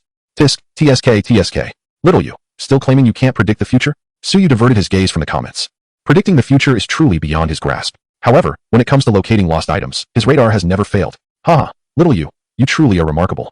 You can tell right away. Inspiration, brother, brimming with excitement, rubbed his hands together and glanced at the dormitory door. Little you, just tell me directly. Is my roommate secretly hiding it? Suyu calmly peeled an orange placed beside his computer, shaking his head. No. Inspiration, brother's expression immediately shifted to one of disbelief. How could that be possible? At that moment, the dormitory door behind Inspiration, brother swung open. A man clad in factory attire entered. Exhaustion etched across his face as he slumped into his seat, his gaze somewhat dazed. A palpable aura of reluctance to work enveloped the air. The motivational speaker glanced at Suyu, who nodded in understanding, aware of the speaker's intentions. It was merely an effort to ascertain whether his roommate was indeed being dishonest. There was a significant degree of suspicion, as he had not even inquired about the whereabouts of his camera. Suyu shook his head inwardly, deciding to use this moment to dispel any doubts. The motivational speaker was not surprised that Suyu could anticipate his thoughts even before he spoke. Having spent ample time in Suyu's livestream, such occurrences had become quite familiar. He approached his roommate, casting a shadow that blocked the light. The roommate looked up in confusion. Old Han, I will ask you one last time. Did you really not take my camera? The roommate, referred to as Old Han, stiffened at the question, blinking rapidly, his movements becoming noticeably awkward. I truly did not take it. Please stop asking me. The motivational speaker scratched his head, perceiving a clear sense of guilt in Old Han's demeanor. However, he refrained from pressing further, recalling that Suyu had just claimed to know where the camera was. The truth would eventually reveal itself. Returning to his bedside, the motivational speaker whispered, Little you, what do you think? Is he lying?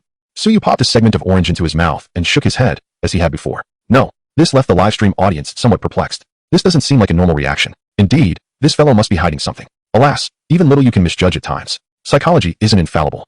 He.S. just making wild guesses. Suyu glanced at the barrage of comments, the skepticism failing to disturb his composure. A faint smile graced his lips.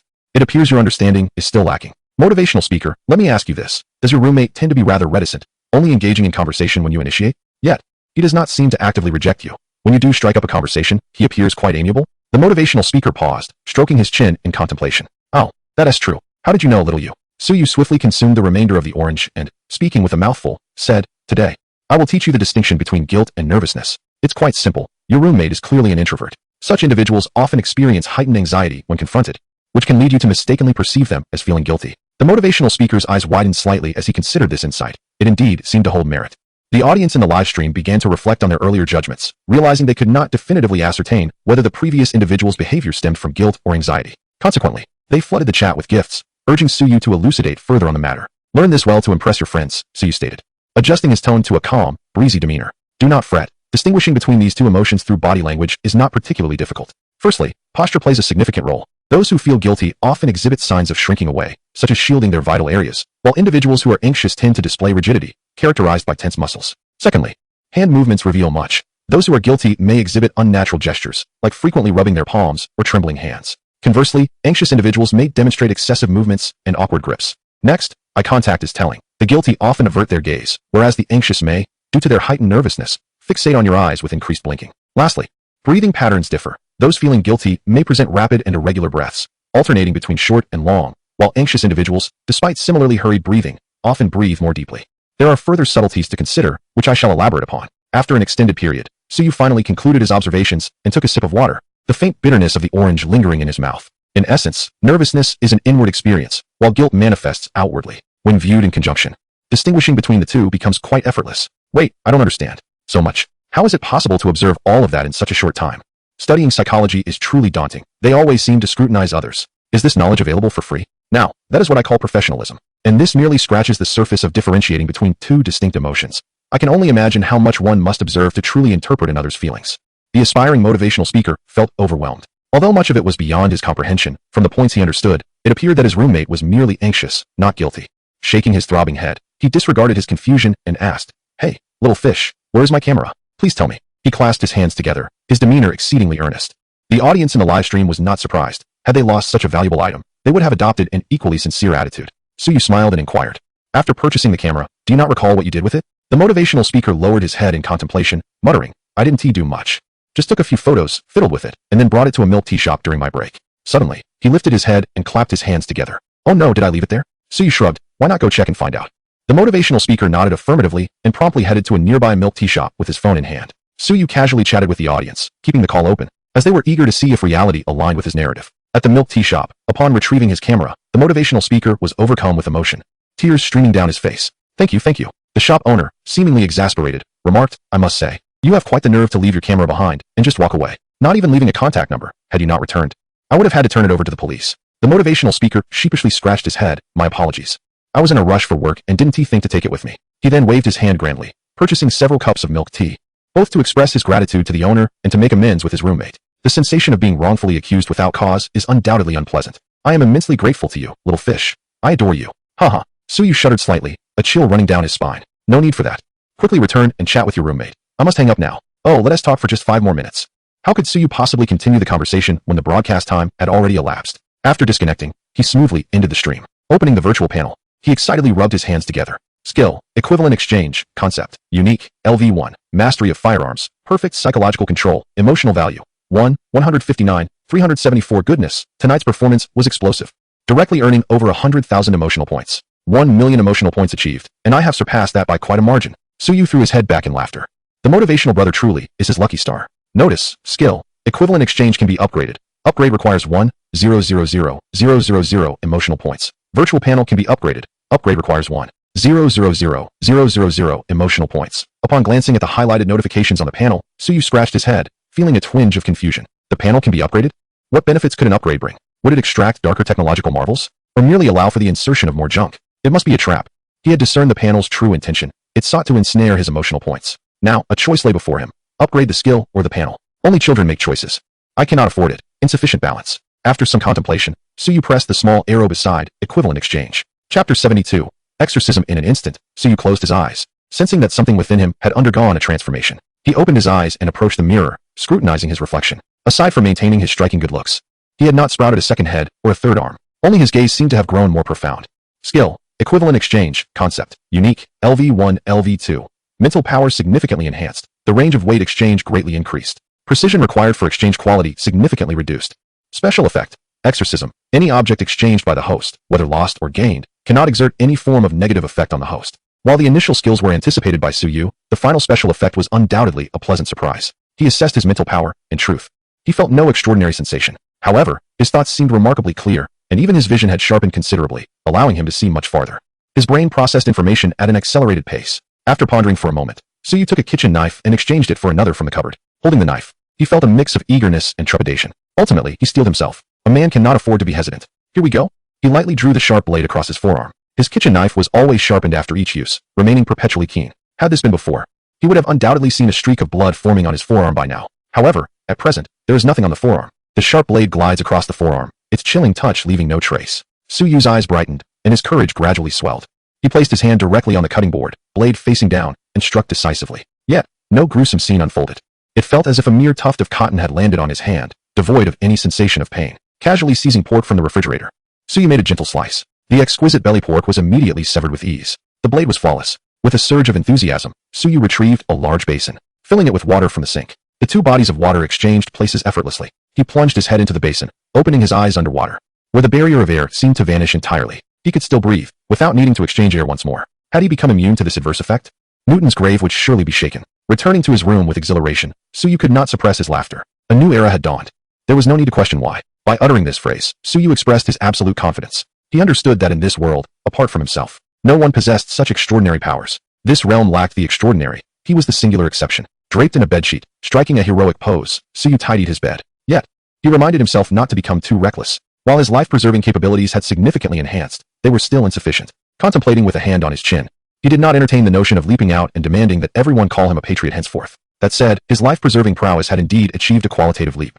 Even if a nuclear bomb were to fall from the sky while he was walking, as long as sufficient items for exchange were nearby, he could remain unscathed. Even if the bomb detonated the moment it was exchanged, even if resources were scarce, as long as he possessed ample emotional value, he could instantaneously conjure heaps of worthless earth. The concern of lacking exchangeable items was non-existent. Nonetheless, it was still inadequate. If explosions occurred in rapid succession, even he might struggle to react, let alone his elder sister. Suyu resolved to lay low for the time being, eagerly anticipating his next upgrade. If one day, all matter ceased to exert any negative effects on him, he would truly be invincible. Death would be a challenge. Furthermore, with the effect of exorcising evil, he could now dare to experiment with ideas he previously shied away from. Should his hypotheses prove correct, the concept of equivalent exchange would reveal its true essence. This night, sleep eluded him. Exchange, and again exchange. How exhilarating it was. Today, the Daing Museum faced its most significant theft in recent times. Now, Suyu withheld even the worthless earth, which grew things at an astonishing rate. Why should he squander it on those fools? He would simply buy coarse paper, the roughest, most unwieldy kind that sparked when used. This item serves no purpose beyond its mundane utility. Even that is rather uncomfortable. Just a few days ago, I fortuitously purchased an entire box for $99 on a certain online platform, which should suffice for my needs. It wasn't until the corner shelf of my room was nearly overflowing that I finally collapsed onto the bed, drifting off into a deep slumber. While I slept, the virtual panel incessantly refreshed with emotional values streaming in from across the ocean, each figure monumental in its significance. The following day, I set off to work with a piece of bread clamped between my teeth, filled with vigor. Meanwhile, I borrowed a cart, as my home was overflowing with items, and I was uncertain how many trips I would need to make to the delivery station. Upon arriving at the delivery station, the courier's eyes widened in disbelief as I approached, dragging a cart laden with boxes. His hair stood on end, and his lips trembled, rendering him momentarily speechless. Surely, it couldn't all be for me, and yet, the quantity seemed to increase. Impossible, absolutely impossible. The usual delivery to the Capital S Museum? The courier's mind erupted with confusion. What else could it be? Would all of these truly need to be sent? His throat felt parched as he asked in a hoarse voice. I grinned broadly. Of course not. The courier exhaled in relief, knowing a second cart was soon to follow. Eventually, he resigned himself to this reality, quietly processing the orders. However, upon delivering the second cart, I lingered rather than departing, inching closer to the courier. He appeared somewhat flustered, continuing to input the orders quietly. Hey, can you handle large items? I inquired, blinking innocently. The courier's heart raced. Large items? Just how large? This station only managed small deliveries. Anything sizable required professional logistics. I chuckled and nudged him with my shoulder. Stop pretending. I know you can. The courier hesitated, uncertainty flooding his mind. How could I possibly know? Had I exposed him? Recalling what I had learned about him, I noted his proficiency with firearms, his strong psychological acumen, and his hypnotic abilities. The realization made his cheeks tingle. Could he have been seen through so easily? How large? I continued. Quite substantial. About 1 or 2 stories high, nearly 6 meters tall, and exceedingly valuable. The courier pondered for a moment, matching my description to something he had researched, a Sui Dynasty Amitabha statue. Suddenly, he felt a chill run down his spine. The situation began to feel increasingly precarious. Staring blankly at me, he asked, where on earth did you manage to transport something of that size? Is there a gap in the border security of Manhwa? That is no simple task. Smaller items could be explained, but something so grand? How could it be smuggled in? And if we entertain the idea of it being stolen, how did you manage to extract it? Could there be an insider within the museum? Chapter 73. The acquisition of 2 warehouses. I am Tom Garrett. Achu. I am unsure why my sneezing has escalated in frequency these past few days.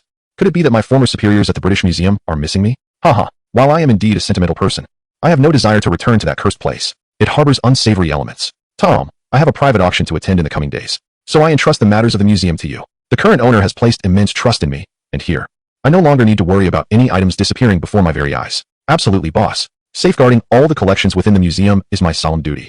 One I shall not take lightly. In the bustling metropolis, outside the courier station, Suyu refrained from offering any explanation and simply patted the courier's shoulder, giving him a knowing look. He believed the courier would comprehend his intent. After Suyu sauntered away, the courier glanced down at the stack of orders in his hand and quietly reached for the intercom. The situation was urgent. He needed assistance. Meanwhile, Suyu did not return home but instead drove towards the outskirts of the city, guided by his navigation system. He had purchased 2 warehouses here. Some items could no longer reside in his home, as there was simply no room for them. Hello, Mr. Su. I am Xiao Zhang, the one who contacted you earlier. I did not expect you to be so young. Truly, you are a person of remarkable achievement. Upon exiting his vehicle, he was greeted by a middle-aged man with a broad smile, exuding a shrewdness that was unmistakable. Suyu's eyes flickered momentarily before he returned a courteous handshake. Enough with the flattery about youth and success. It's evident you perceive me as a naive individual with deep pockets. Brother Zhang, where are the warehouses located? Upon hearing Suyu's straightforward inquiry, Xiao Zhang momentarily faltered but quickly regained his composure. Mr. Su, the 2 warehouses you are interested in are situated in an excellent location. Allow me to escort you there. They are spacious with complete facilities, making them ideal for storing steel, goods, serving as a logistics hub, or even establishing a processing plant. As he extolled the virtues of the warehouses, Suyu absorbed none of it. Upon arrival, he inspected the 2 adjacent warehouses. Their location was somewhat secluded, devoid of towering structures nearby. The transportation options were not particularly convenient, but as Suyu owned a vehicle, it did not concern him greatly. Upon entry, he noted the ample space available. The warehouses boasted 2 levels and were not a singular expanse, but rather divided into numerous areas of varying sizes, resulting in a considerable usable area. The other warehouse was significantly smaller, resembling a miniature version of the first. Xiao Zhang rubbed his hands together, repeatedly stating that had it not been for cash flow issues, he would not sell such prime warehouses. Suyu's eyes glinted with meaning as he scrutinized him. What is the bottom line? Are you selling or not? Xiao Zhang's expression momentarily blanked before he slapped his forehead. Have I been disingenuous in my speech? Of course I am selling. Suyu was not merely renting or intending to default on his obligations. Given his current financial capacity, purchasing was more than feasible. Once we part ways, forget these 2 warehouses and erase any data related to your company. Understood? Yes. With that, Xiao Zhang departed, leaving Suyu standing before the 2 warehouses, a smirk playing on his lips. He then made a phone call. Is this the merchant from YX? Hello? I shall take all your grass paper. Huh. I have but one request. The grass paper must be sufficiently robust, for I refuse any that sparkles with embers. Ah. The merchant never anticipated that by selling mere grass paper, he would have his entire stock cleared in an instant. Such peculiar demands. He feared that the buyer might be plotting to ambush him, only to request a full refund later, rendering his efforts over the years futile. Suyu understood the merchant's trepidation and chose to bypass the platform, opting for an offline transaction instead. As Suhi's team struggled through the initial stages of development, Suyu's warehouse was already brimming with grass paper. The merchant departed, satisfied with both the contract and the funds received. Suyu calculated that his own funds were dwindling. Well, having acquired the warehouse, it was time to consider expanding the business. Rubbing his chin, Suyu glanced at the international news on his phone.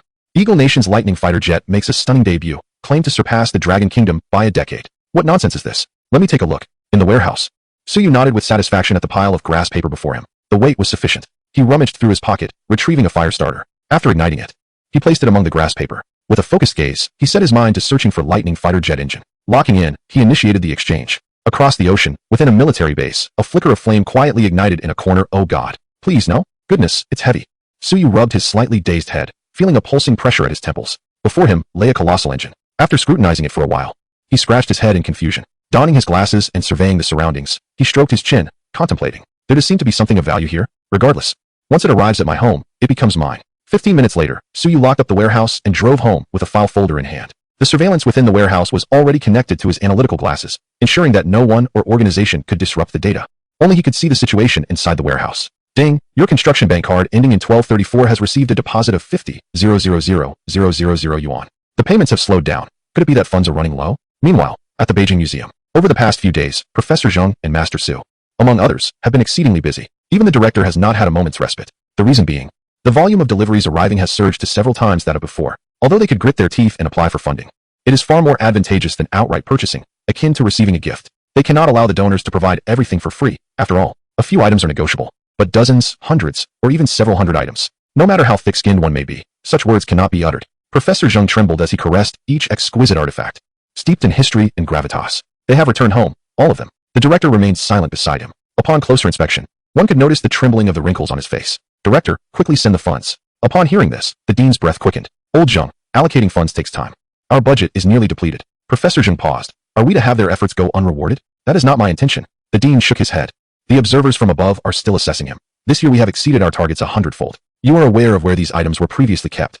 We cannot be too ostentatious. We can allow him some time. Transporting such a large quantity into the country will require considerable effort. Professor Jing's aged brows knitted tightly together, only to slowly relax after a lengthy silence. Well, I understand your predicament. How about this? We continue to apply for funding, and I shall visit the Magic City to gauge the situation with Xiaoyu and ascertain what treasures he still possesses. This way, we will have some clarity and avoid drawing attention with repeated applications, resolving everything in one go. The dean sighed in relief upon hearing this.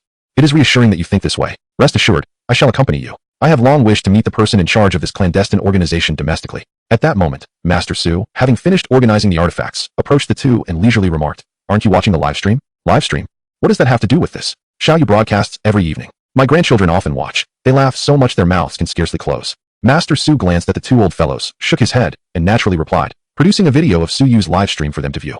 Is the lifestyle of the youth so advanced?" Professor Zheng did not comprehend, but was greatly astonished. I am now even more eager to meet him. Chapter 74. The Magic of Shinbei. What have you been up to these past few days? You return later than I do. That evening, in the living room, Suyu squatted in front of the cat litter box, scooping while glancing back with a question. Suyu pursed her lips. "Why are you silent? You've taken the wrong item. That was meant for making potato pancakes." Suyu froze momentarily, a noticeable blush creeping across her cheeks. With a nervous chuckle, she offered the spatula back. "Shall I return it to you?" Suyu remained unfazed, tidying the dining table. "No need. Just refrain from entering the kitchen next time. Oh, otherwise, I might use that to make potato pancakes for you." "What? I don't want that." Suyu pouted, feeling insulted. Yet, she found herself unable to retort. After all, the item in her hand had made pancakes for her just yesterday, now reduced to this state. How lamentable, how regrettable. The spatula, having scooped excrement, had lost its purity. Such a distraction caused Suhi to forget her earlier question. A glimmer of mischief crossed her eyes as she grinned. "I have good news. Our game framework is nearly complete. Coordinating the development of an entire game for the first time is indeed no easy feat." Suhi wiped non-existent sweat from her forehead, reflecting on the effort. "The team has designed several levels. You should provide your insights tomorrow since you have plenty of clever ideas." With a grand gesture, Suhi assigned Suyu her tasks for the following day. A subtle smile crept across Suyu's lips, for such requests were truly desired. "You all work quite swiftly. It hasn't been long at all," she remarked. Although unfamiliar with game development, Suhi waved her hand dismissively, clarifying that only the basic framework had been established. There remained bugs to fix, levels to design, and music to compose. Despite its small scale, every essential component was indispensable. There was still a considerable distance before reaching completion. "How long until it goes live?" Suyu inquired with curiosity. On the day the video launched, she would unhesitatingly encourage all her fans to play. First, to boost sales, even the smallest gains matter. Second, to redeem herself from past criticisms, as those who incessantly mocked her in the comments deserved a taste of their own medicine. Third, as this was the inaugural work of He Miao, and her own involvement warranted support. Fourth, the more players there were, the more emotional responses would be generated. Fifth, it activated her persona. Sixth, it would save on advertising costs. After some contemplation, Suhi counted on her fingers. Once the design is finalized, it should take about a week at most. Suyu raised an eyebrow, finding that rather efficient. "Considering our company never works overtime and leaves promptly at closing, it could be even swifter," she declared, hands on her hips, brimming with pride. Meanwhile, Three Flowers had scampered over to Suyu, staring blankly at the disarray in the living room. "Is this place still livable?" Suhi quickly realized the mess, poked her own head, and stuck out her tongue in apology. Like a quail, she grabbed a broom and began tidying up, occasionally glancing back with a silly grin. The dining table had already been set, and Suyu observed Suhi cleaning. "Why does this person seem so foolish?" she pondered. "Will the game launch without a hitch?" She must have been burning the midnight oil. Otherwise, Shiwun Tea appears so dazed. Stepping onto the balcony, Suyu peered into the pot containing ginseng. The roots resembled plump radishes, thriving abundantly. Reflecting on it, she realized the soil must have originated from the golden garbage bag, comparable to an extravagant concentrated version of ginkgo, capable of growing ginseng into radishes. Turning her gaze to the small green onions, she rubbed her eyes in disbelief.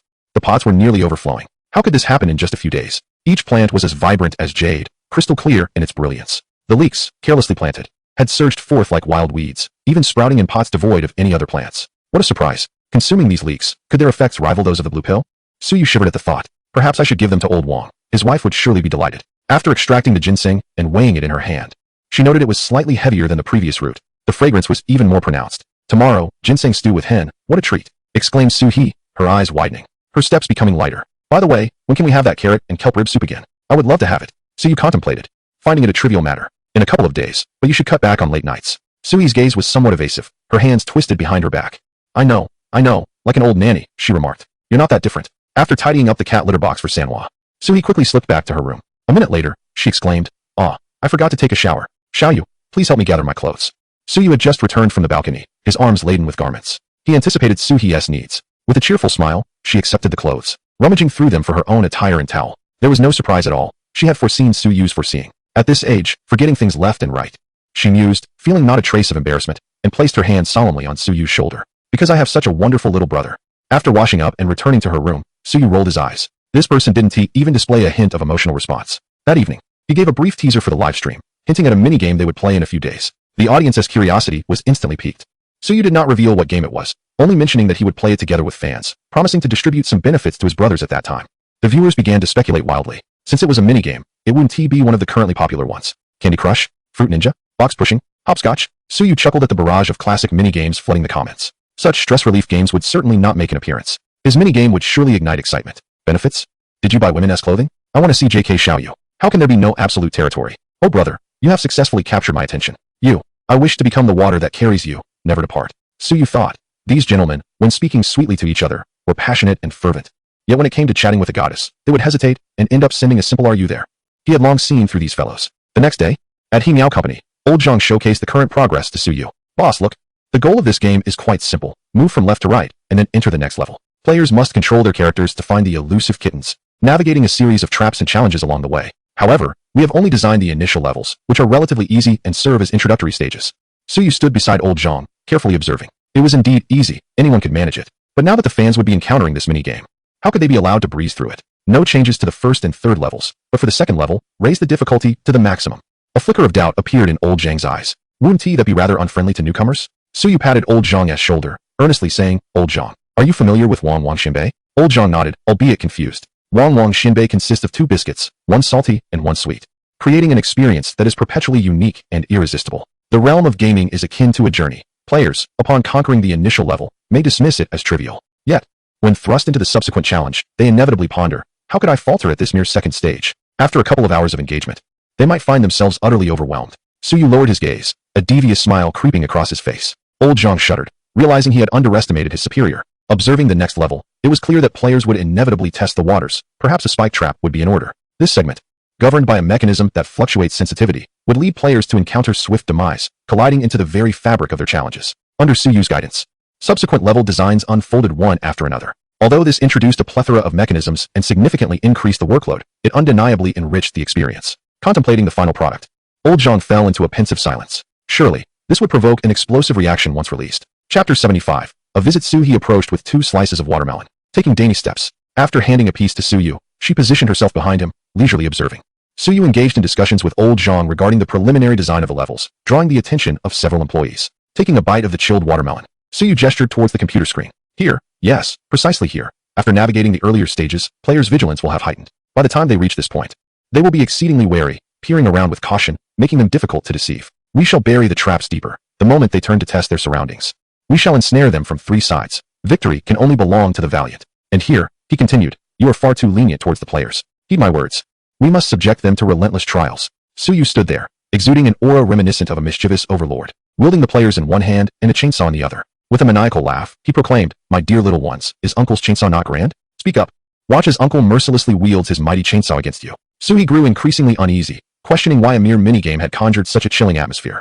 Was the difficulty not excessively daunting? Would they not face backlash for this? Tentatively, she inquired, is this truly wise? Suyu chuckled, you underestimate them. Some players revel in adversity. The harsher the challenge, the greater their delight. Besides, this is merely the beginning. I have already trimmed down numerous elements. Otherwise, they wouldn't even manage to reach the next level, let alone hunt for hidden treasures. They might lose track of their very own heads.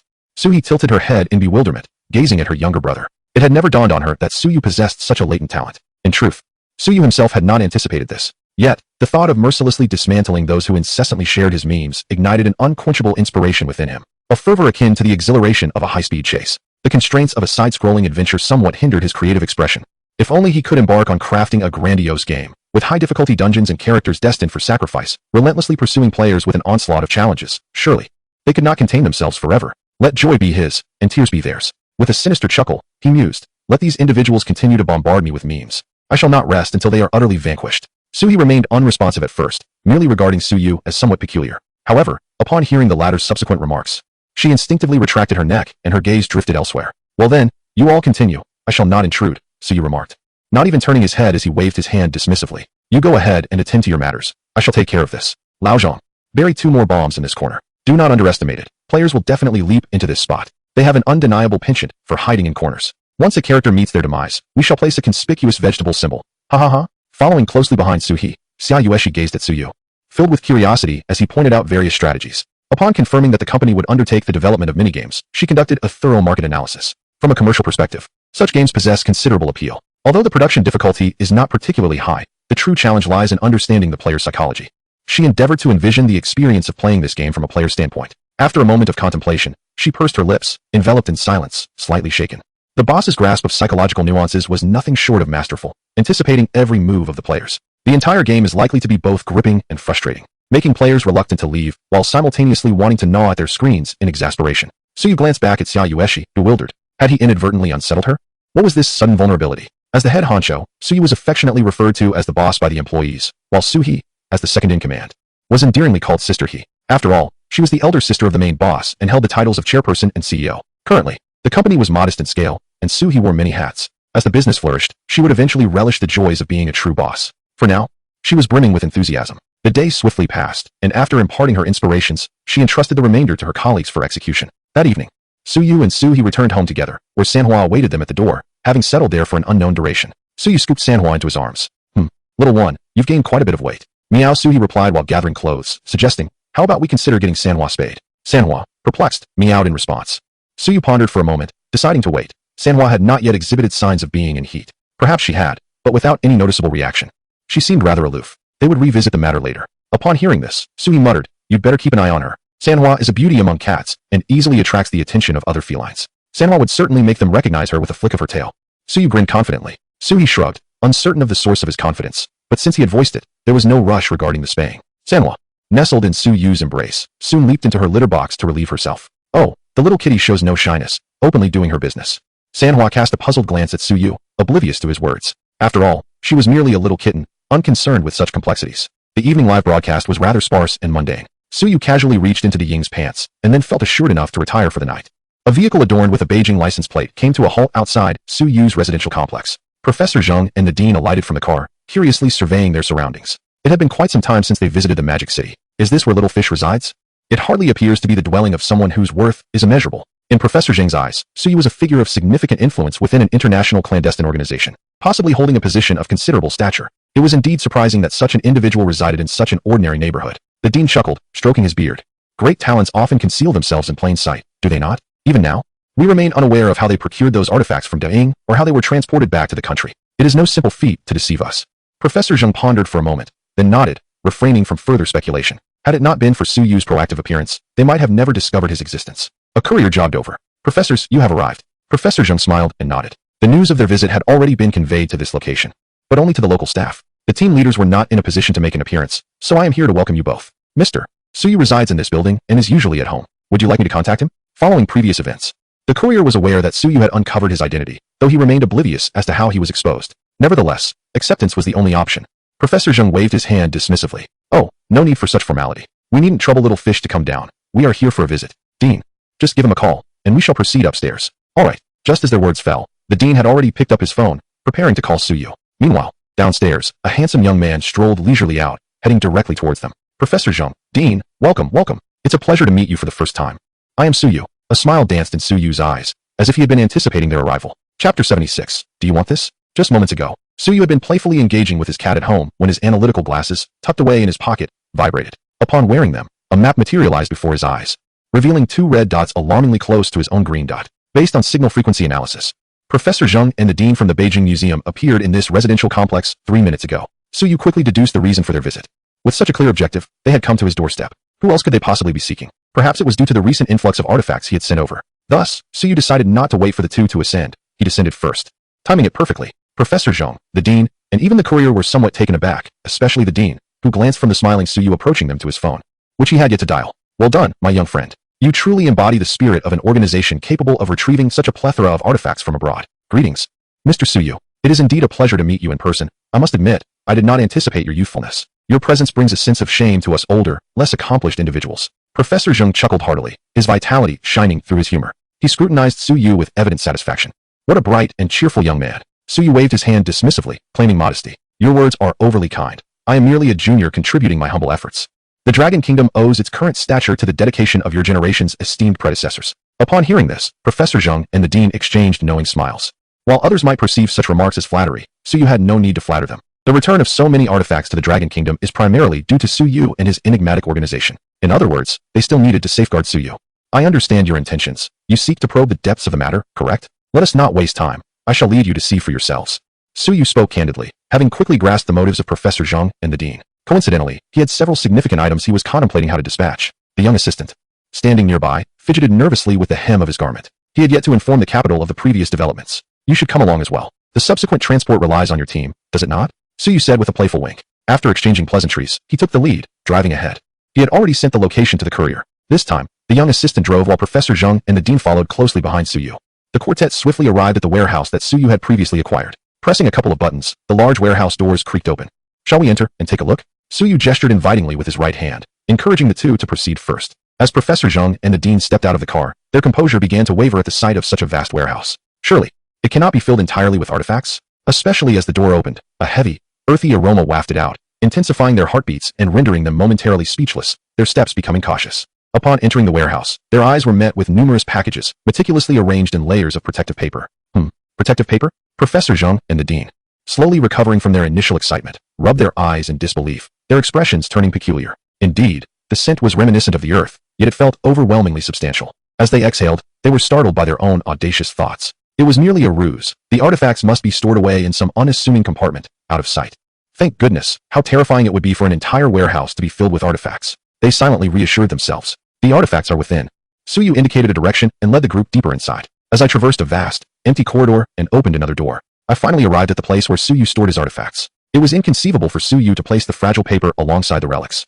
A fire would spell catastrophe. The intervening rooms were specifically designed to impede the spread of flames. He had invested significantly in installing ample thermal insulation materials, transforming the final space into a sanctuary resistant to moisture, fire, and corrosion. At that moment, darkness enveloped me, rendering everything invisible. Suyu clapped his hands, and the lights gradually illuminated the room. The size of this chamber exceeded the estimations of Professor Zhang and the dean. With a height surpassing 10 meters and dimensions exceeding 50 meters in both length and width, rows of cabinets were meticulously organized, many of which remained vacant. However, a considerable number housed ancient and dignified artifacts, treasures that had been lost from the Dragon Kingdom and found their way overseas. The most striking, and the source of astonishment for Professors Zhang and his companion, was the statue of Buddha standing prominently in the center. Its compassionate visage, reminiscent of mutton-fat jade, seemed to calm the spirit upon prolonged gaze. Professor Zhang found himself at a loss for words to articulate his emotions, his hands trembling uncertainly. One question consumed his thoughts. How had this been smuggled out? And how was it returned to the homeland? The courier who had accompanied them was now utterly bewildered. You really managed to bring it back? How on earth was that accomplished? The delivery man seriously doubted the staff at the British Museum had their wits about them. Otherwise, such a colossal item could not be transported without a sizable team. Unless they were blind, how could they have failed to notice? No records of the Buddha's entry were found at the borders of the Dragon Kingdom, nor through maritime or air transport, just like the previous artifacts. In a daze, they stared at Suyu, who wore a perpetual smile. Their understanding of the clandestine organization that procured artifacts abroad was fundamentally altered. Little you, is your organization not being a bit too audacious in this matter? Professor Zhang felt a twinge of unease. The manner in which Suyu's organization operated seemed rather reckless. If they could retrieve such an object, he had no doubt that emptying the British Museum would merely be a matter of time. This recklessness could easily lead to mishaps, and if caught by British authorities, escape would be impossible. Suyu waved his hand dismissively. What sort of accidents could possibly occur? I am the only member of the entire organization. What could go wrong? The sole victim on the British side has already fled. You need not worry. As long as we possess the capability to retrieve, we need not fear any tricks from the British. He added that some artifacts were still en route and had yet to arrive, offering a precautionary note. The dean stroked his trembling beard, struggling to catch his breath. There are still more? Little you, this quantity is beyond our immediate capacity to accommodate. The funding was still under application. These items could not simply be returned without proper arrangements. The dean knew he had to be prepared. Rest assured, we will expedite all necessary preparations to ensure that your efforts are not in vain, he promptly assured, eager to dispel any misunderstandings from Suyu. After all, Suyu is not in the business of selling antiques. The meager reward is akin to a pittance. Can we truly be unable to afford it? In comparison to the significant endeavors undertaken by this organization, even this modest reward seems rather paltry to the dean. Professor Zhang, meanwhile, stands amidst a plethora of artifacts, gazing through the glass at the relics that have returned to their homeland, tears welling in his eyes. Suyu grinned, baring her teeth, and said, of course, I am at ease. Observing Professor Zhang as he returned from his stroll, her eyes flickered with excitement. Suddenly lowering her voice conspiratorially, she whispered, I have something remarkable. Do you wish to see it? The dean could not suppress a chuckle. What could be so extraordinary that it rendered Suyu with the expression of a scalper? What could it be? As long as it pertains to our treasured artifacts, we shall do our utmost to accommodate any request you may have. Suyu gently shook her head. No requests, merely a desire for them to see the light of day once more. Dean, Professor Zhang, one of the bronze heads of the 12 zodiac animals, the snake head, would you be interested? Both Zhang and the dean were momentarily at a loss for words. Wasn't that piece long thought to be lost? Noticing their lack of response, Suyu scratched her head. Not enough. What about the rooster head, the dog head, or the goat head? Suyu was relentless in her astonishing revelations. Enough, child. Professor Zheng's face flushed, and he reached into his pocket for a heart-saving pill. Where on earth did you find all this? The two were incredulous. These were precious artifacts that had been missing for ages. I stumbled upon them. Suyu replied with a cheerful grin. Professor Zheng, Dean, you truly have a knack for exhausting all possibilities. If the 12 heads can reunite, it would be a tremendous relief. Upon hearing this, both men could not help but smile. Indeed, it is wonderful if they can be reunited. Wait.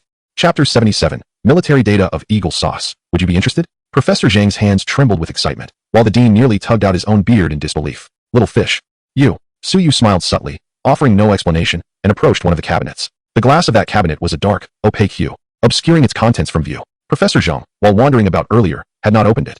For these items still belonged to Suyu and had not yet been entrusted to them. He was quite prudent in that regard. Now, as Suyu halted in front of the cabinet, Professor Zhang immediately surmised, could the other bronze heads be housed here? After a moment of fussing, the cabinet door gently opened.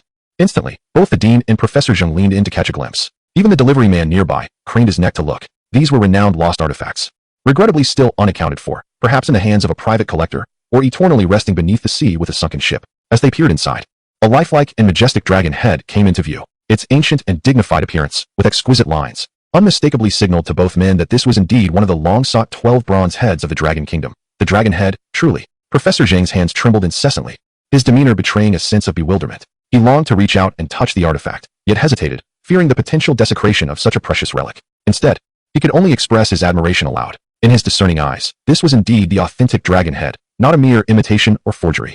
It was the very piece that once graced the Yuan Minjuan, which had vanished from sight after being taken overseas by invaders. How did you manage to find this? After a prolonged moment of silence, their emotions gradually stabilized, prompting them to hastily direct their inquiry towards Suyu. Within the cabinet, there lay not just the dragon head, but also 4 other bronze beast heads, all of which remained unaccounted for until now. These were the 5 beast heads that the Dragon Kingdom has been missing. To their astonishment, they had all reappeared in Suyu's possession. The revelation, if made public, would undoubtedly send shockwaves throughout the entirety of the Dragon Kingdom. However, the condition of the snake head was notably poorer compared to the others. Suyu smiled and shrugged. Of course, I simply found them. The dean and Professor Zhang exchanged glances filled with a mix of admiration and exasperation. This young man was indeed tight-lipped.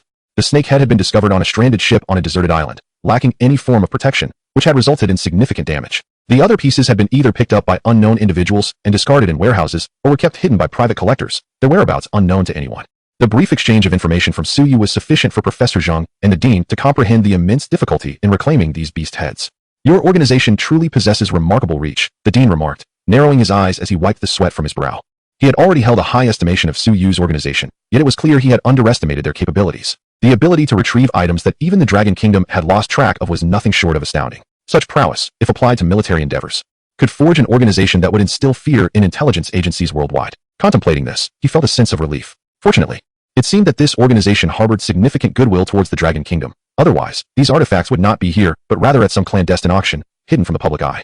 After a thorough observation, Professor Zhang and the dean reluctantly departed from Suyu's warehouse. Rest assured, upon our return to the capital, I shall promptly report to the higher-ups. Our Dragon Kingdom will never neglect any of its own, the dean declared resolutely, fully prepared for a vigorous defense of their cause. Suyu flashed a cunning smile, recognizing the newfound motivation these beast heads had instilled in the dean. In fact, I have some other items as well, though they have yet to arrive. Upon hearing this, the dean and Professor Zhang exchanged astonished glances, realizing they may have misjudged Suyu's depth. It appeared that they were unable to grasp the true extent of his resources.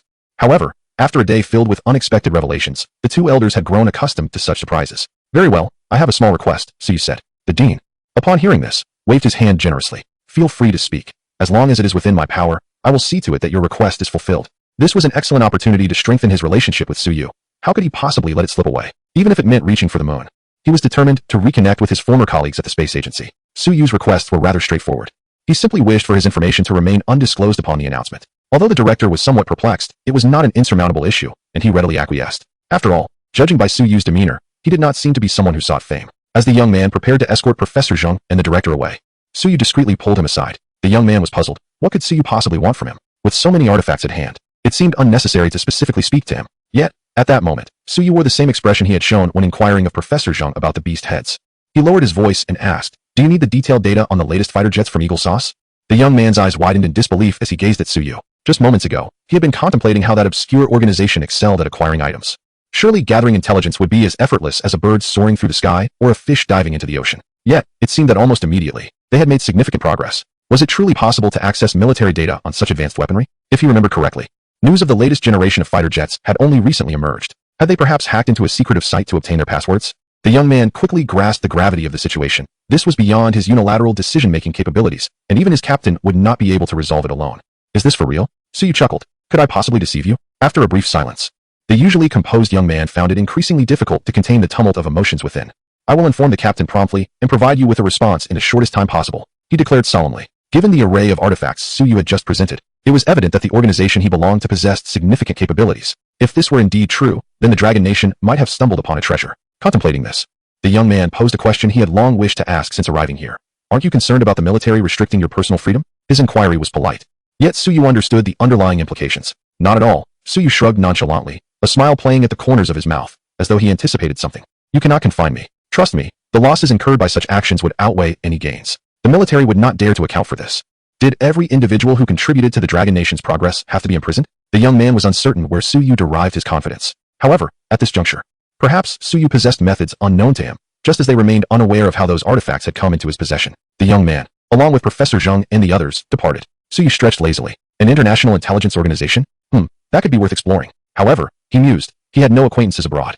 Lost in thought, Suyu returned home to continue amusing his cat. Chapter 78. When he came to see me, he was always impeccably polite. Delicious, absolutely delicious. Suyu exclaimed, holding a bowl larger than her face, nearly attempting to immerse her entire head within it. With a soft thud, she set the bowl down and, lacking any semblance of decorum, let out a burp. After wiping her mouth with a napkin, she began to search for Suyu's presence. In the corner of the living room, Suyu discovered Suyu squatting on the floor. She patted his shoulder and cheerfully remarked, "Little fish, your culinary skills are improving splendidly." Suyu, who was currently attending to the litter box of Manhwa, looked up and shrugged noncommittally. It's merely a matter of practice. By the way, how is the project progressing? Suyu inquired casually after washing his hands. Suyu confidently waved her hand. Of course, it's progressing smoothly. I must say, little fish, your ideas are indeed inspired. We should have a demo version ready in a couple of days. You can give it a try first. The corners of Suyu's mouth curled slightly upward. Great. It seems the game will be launching soon. Tremble in anticipation, my dear old babies. After a few days of absence, he felt a deep yearning. After freshening up, Suyu returned to his room and skillfully initiated a live broadcast. He had been preoccupied with various tasks these past few days, causing his streaming to become rather lackadaisical. However, he presumed his audience had grown accustomed to it. As soon as Suyu's face appeared on the screen, the chat began to scroll rapidly. Upon closer inspection, he noticed that his emoticons had received updates. Some of the expressions even made him stifle a laugh. Who was the genius meticulously crafting these frames? Ahem. Without further ado, let us welcome today as first fortunate viewer. The connection was established quickly, revealing a female fan on the other end. Suyu's eyes brightened as he adjusted his posture to sit more upright. Hello, little fish. Greetings. What seems to be the issue, dear member of the production team? Upon hearing this, the girl did not hesitate, letting out a soft sigh. I've been feeling quite troubled lately. I met someone who has shown me considerable kindness, and I believe he might have some special feelings for me as well. Little fish, do you think I should seize the moment and give it a try? Before Suyu could respond, the seasoned commenters in the chat began to wail. Who is it? Looks like she hasn't started dating yet. I'll jump in first. I wonder which lucky guy it will be. No way. I just got here, and the lady has already been swooped up? I'm curious to see which lad has captured her heart. Suyu pondered for a moment. Since she had been so forthright, what harm was there in giving it a go? Why don't you elaborate a bit more? I can offer you some advice. Suyu's expression turned serious. It had been a while since he encountered a genuine query amidst a sea of abstract discussions. It was time for the matchmaker, Su, to make a comeback. The girl on the other end seemed somewhat shy. After a moment of contemplation and tucking away a few stray strands of hair, she slowly began. He is an exceptionally polite person. Whenever he comes to see me, he is always well-dressed and courteous. Sometimes, he even jogs over to my side, suggesting he has been paying attention to me for quite some time. As the audience listened, an image of a gentleman with a smile at the corner of his lips, holding a bouquet of flowers, gradually took shape in their minds. It seemed that this brother was indeed quite remarkable. If he were indifferent, he likely wouldn't even bother to wash his hair, yet he dressed impeccably. It was evident he had genuine intentions.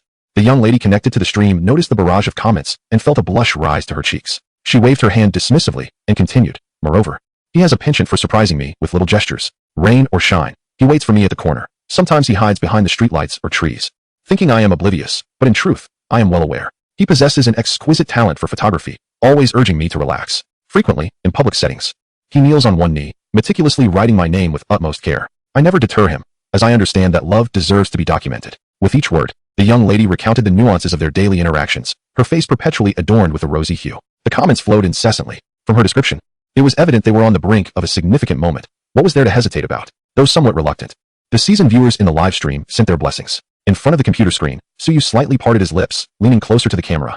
One eye wide open while the other squinted, creating a comical disparity. Those in the know had already begun taking screenshots. Have you taken a liking to the traffic police? The young lady quickly covered her face with her hands and nodded. The comments fell silent for a brief moment before erupting with question marks. What on earth? That doesn't seem right. Love struck are we? Sister, this one do. He treats everyone the same, being courteous when he meets me as well.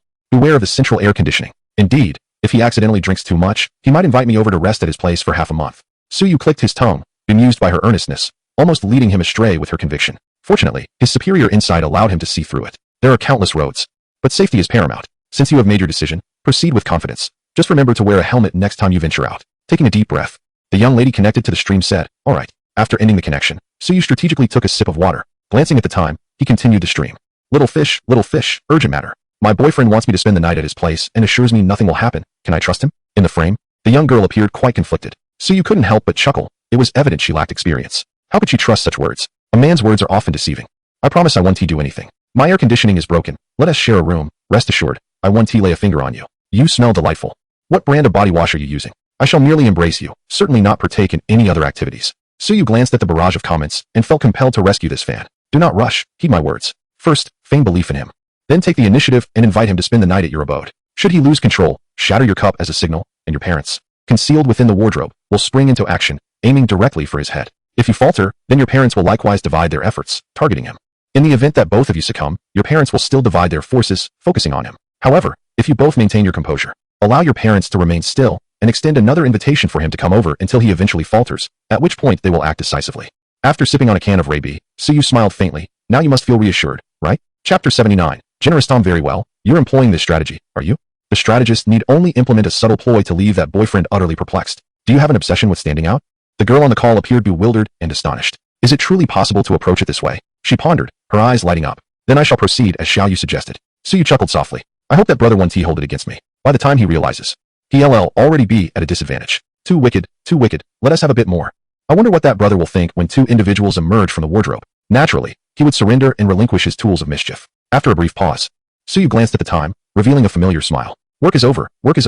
With a clap, he ended the stream and stretched lazily. The raucous atmosphere of the now darkened live stream gradually dissipated. Casually retrieving a handful of snacks, Suyu slowly drifted into slumber. The following day, at Himiao Company, Suyu stood behind old Zhang, observing him test the newly constructed level. The results are satisfactory. However, I believe there are areas for improvement. Suyu pointed out several aspects, and old Zhang quickly noted them down. Although Suyu lacked knowledge in game development, he had a keen understanding of human nature. He was adept at grasping the psychology of players, ensuring that each individual would feel warmly welcomed. After a flurry of activity, Suyu reclined in the break area of Himiao Company. Manhwa nestled on his stomach as he gently closed his eyes, lost in thought. Suyu passed by and noticed Suyu in a daze, his eyes darting around. He wondered if this fellow was still contemplating ways to torment players. Those levels made her shudder just by looking at them. Perhaps he was still fixated on those risque images? In reality, Suyu's thoughts were, what would the journey for scriptures look like if it occurred in modern times? Guanyin, Sinzong. Complete Buddhist scriptures RAR has been sent to your QQ email. Please check. Indeed, that makes perfect sense. Are you just idling about here? The silhouette of Suyu cast a shadow, obscuring the light. Suyu raised her head, flashing a broad grin as she exclaimed, No, I am in search of inspiration. Suyu regarded Suyu with a hint of skepticism, fully aware that she was merely idling. However, it was hardly a matter of great concern, as Suyu had nearly completed her tasks. In other matters, Suyu lacked understanding. Any unwarranted interference might lead to an outsider attempting to guide an expert, potentially resulting in counterproductive outcomes. After lingering at the company for a while and making a few rounds, it was evident that the project was nearing its conclusion. Suyu felt a sense of ease as she drove home with Manhwa. At the Capitol Museum, Professor Zhang, upon his return, was consumed with an unrelenting flurry of activity. The director seemed to have vanished entirely. Even Master Su found himself puzzled. Was it merely a trip to the Magic City to seek out Suyu? Why did it seem as though they had been invigorated? Finally managing to intercept Professor Zhang, Master Su hastily inquired, What has transpired between you and the director? You both appear exceptionally busy. Has something occurred? With a sweeping gesture, Professor Zhang replied, There is no time to explain, old Su. A significant influx of artifacts is en route. Quickly, clear some space and prepare. Master Su stood momentarily stunned, unaware of when Professor Zhang had departed again. Just how many treasures could possibly incite such excitement in these two old fellows? At that moment, the director hurried back, his face glistening with sweat and breathless, yet unable to conceal the exuberance radiating from him. Haha, we shall know the outcome as soon as we act. The funding has been approved. Quickly, old Zhang. Old Su, clear some space. Oh, and do be discreet, as some items are not yet ready for public view. In the Magic City, at Suyu's residence. She raised an eyebrow at the continuous influx of bonuses. It seemed the director had triumphed in his eloquent negotiations. After all, such prompt payments were hardly coincidental. Shaking the pot, Suyu resolved to instruct her brother and the others to ensure the safe transfer of artifacts from her warehouse. Numerous treasures awaited her attention. Turning off the stove and closing the oven, Suyu carried the dishes to the dining table. Suhee, clutching her phone, laughed like a neighbor's exuberant husky, slyly concealing her screen from Suyu. I can smell the fragrance of carrots. Upon setting down her phone, Suhee suddenly seemed to awaken her olfactory senses.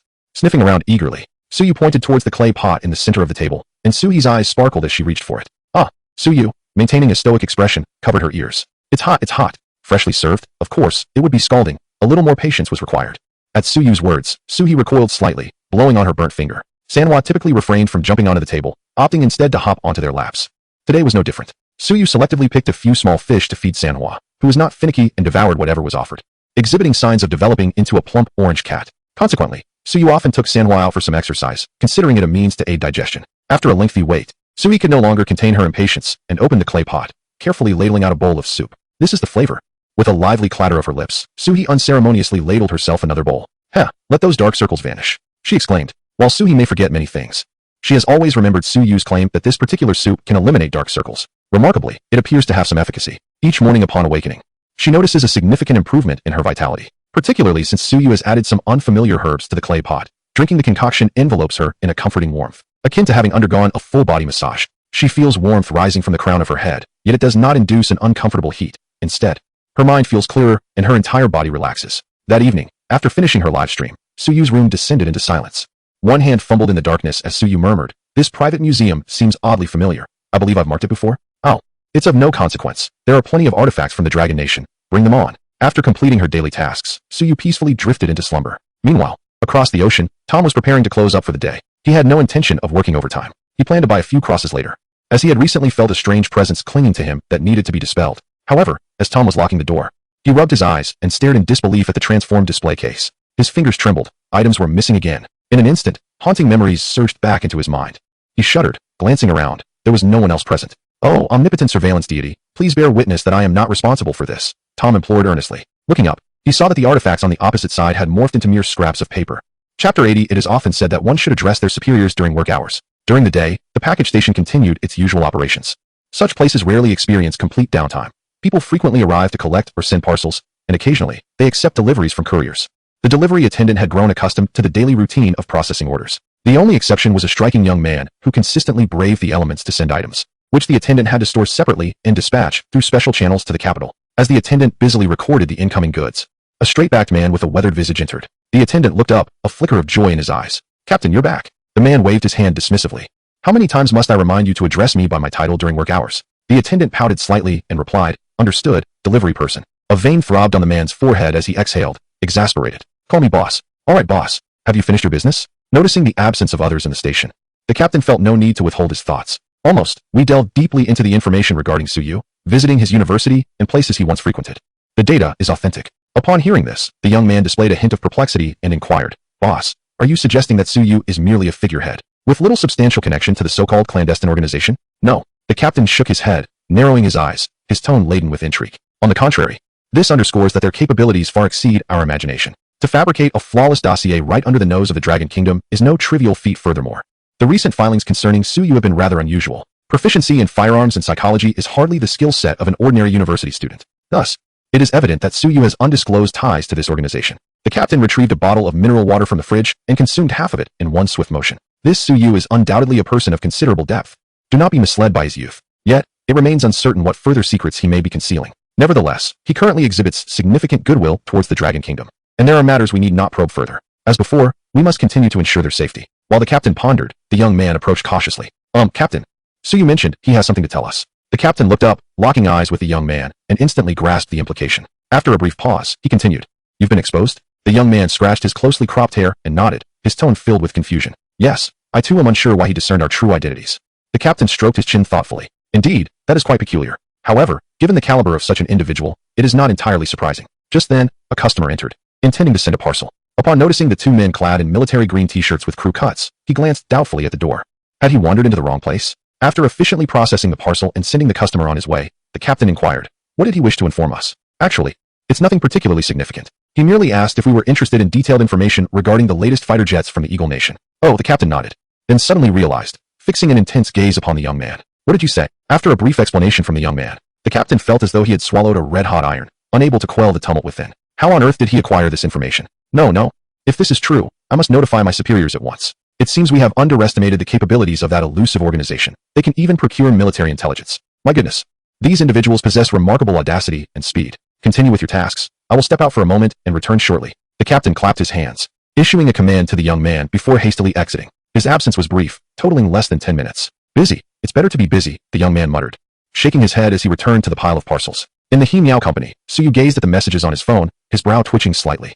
Why haven't you answered my call? Do you have any idea how anxious I am? As Suyu read the two messages, he found himself momentarily perplexed. He was holding Suhi's phone, while Suhi was currently engaged in a meeting. The project was on the verge of launching, and it was imperative to ensure everything was in order. Suhi had been actively involved in its development and was well aware of the existing issues. More importantly, the project had revealed their current shortcomings, which needed to be addressed in the future. To maintain focus, Suhi had left her phone in his possession. Naturally, he knew the password, though he generally refrained from checking it. Unfortunately, Suhi had locked both QQ and WeChat, rendering them inaccessible. After some contemplation, Suyu decided to reply to the message. Apologies, I was in a meeting. The response came almost immediately. Could you please refrain from doing this in the future?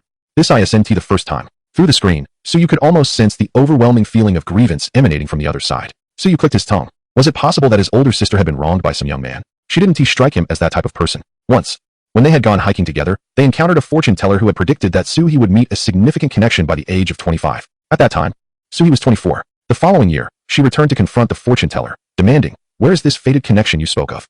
I haven't seen a hint of it. The fortune teller calculated and remarked, you're pursuing a doctorate, aren't you? Yes, and what of it? She retorted. The fortune teller chuckled, child, knowledge alters destiny. This nearly infuriated Suhi to the point of appending his stall. In truth, Suyu believed the fortune teller was quite accurate. Destiny had indeed changed. With a flick of his finger, Suyu sent another message. May I ask who you are? I'm the delivery person, and I'm downstairs. Suyu thought, he is still so naive, believing his sister would suddenly gain insight. That's as unlikely as seeing pigs line up to tumble into a ditch on the way home tonight. Sister, the delivery is here. Just then, Suyu finished her meeting and rushed out of the conference room. Perfect timing. Little you, please help me with the delivery. Suyu tilted his head. It's just a takeout. Do you really need my assistance? Is it as if those soups were rendered useless? Suyu grasped Suyu's sleeve and pulled him along. Oh, just follow me. Recently, our company has been relying on takeout, and as the boss, I simply can't bear for them to eat those pre-packaged meals. So, I found that nearby restaurant, where the food is freshly prepared and delivered. From now on, that will be our company cafeteria. How could I possibly carry enough takeout for 20 people by myself? Upon reaching the ground floor, Suyu noticed the delivery person's face, which was filled with a mix of resentment and exhaustion. There were also 2 boxes of takeout, with the dishes and rice neatly separated. The familiar aroma wafted through the air. It was from the restaurant they frequently dined at. Suyu expressed his appreciation for the choice. Well, it seems I need not worry about old Zhang and the others hanging you from a streetlight, remarked Suhi, rolling her eyes as she playfully struck Suyu's head. Stop talking nonsense and lend a hand. Oh, why don't you just call old Zhang and the others to help? Suhi replied with an air of certainty. They've each gone off to fix bugs. You, of all people, have the most free time at the company. A chill crept up Suyu's spine. It's all because of you. I've decided to cut back on investments. My dear brother, I was merely jesting. It's not that I wish to see you languish for too long and fall ill. I simply wanted you to get up and move a bit. Suhi winked playfully. Please, don't misunderstand my good intentions. Mimicking Suhi, Suyu rolled his eyes. Fine, seeing that you've decided to come down with me, I shan't pursue the matter further. Besides, I'm feeling peckish. You won't be getting any of my share. Suhi, just kidding.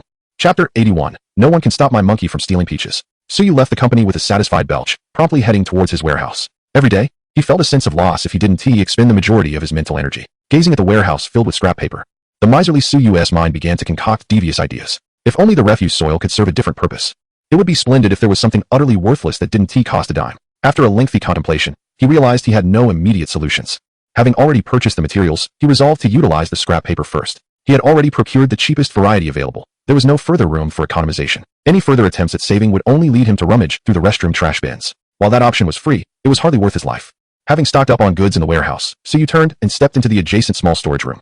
He had yet to bring Professor Zheng and the others in here, as some items were rather personal. The exterior was fortified with numerous barriers, ensuring that no matter the angle, the interior remained concealed. Upon entering, Suyu activated the virtual panel while pondering what additional items he could procure from the Eagle Nation. He illuminated the warehouse lights and pulled out his office chair, settling down leisurely. Skill, equivalent exchange, concept, unique, LV2, firearm proficiency, mastery of perfect psychology, emotional value, 311232. His emotional value surged once more. Gazing at the lottery button on the emotional value wheel, Suyu pressed his trembling hand down, turning away to force himself not to look. The last time his emotional value reached 1 million, an option to upgrade the virtual panel had appeared. Although he had not selected it, it lingered in his mind. Surely, after an upgrade, the items drawn would be of better quality? At the very least, it would increase the probability of acquiring a skill. He had discerned that within the panel, there were no utterly useless items.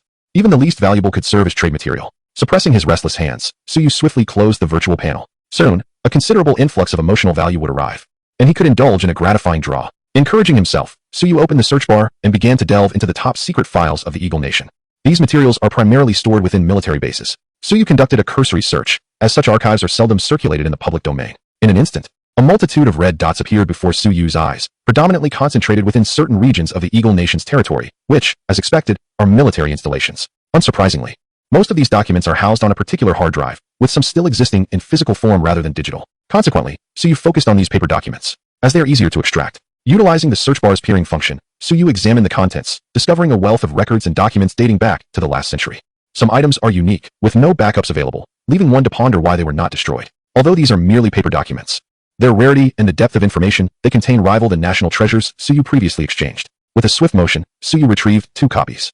As he touched the yellowed pages, a soft sigh escaped his lips. In a grand nation, often beset by calamities, the flourishing present does not forget the past. Redirecting his search, Suyu aimed at the island nation, which enjoys a comfortable existence. If memory serves, there are numerous historical grievances that the island nation still refuses to acknowledge. However, evidence prevails. Facts cannot be denied simply because they are wished away.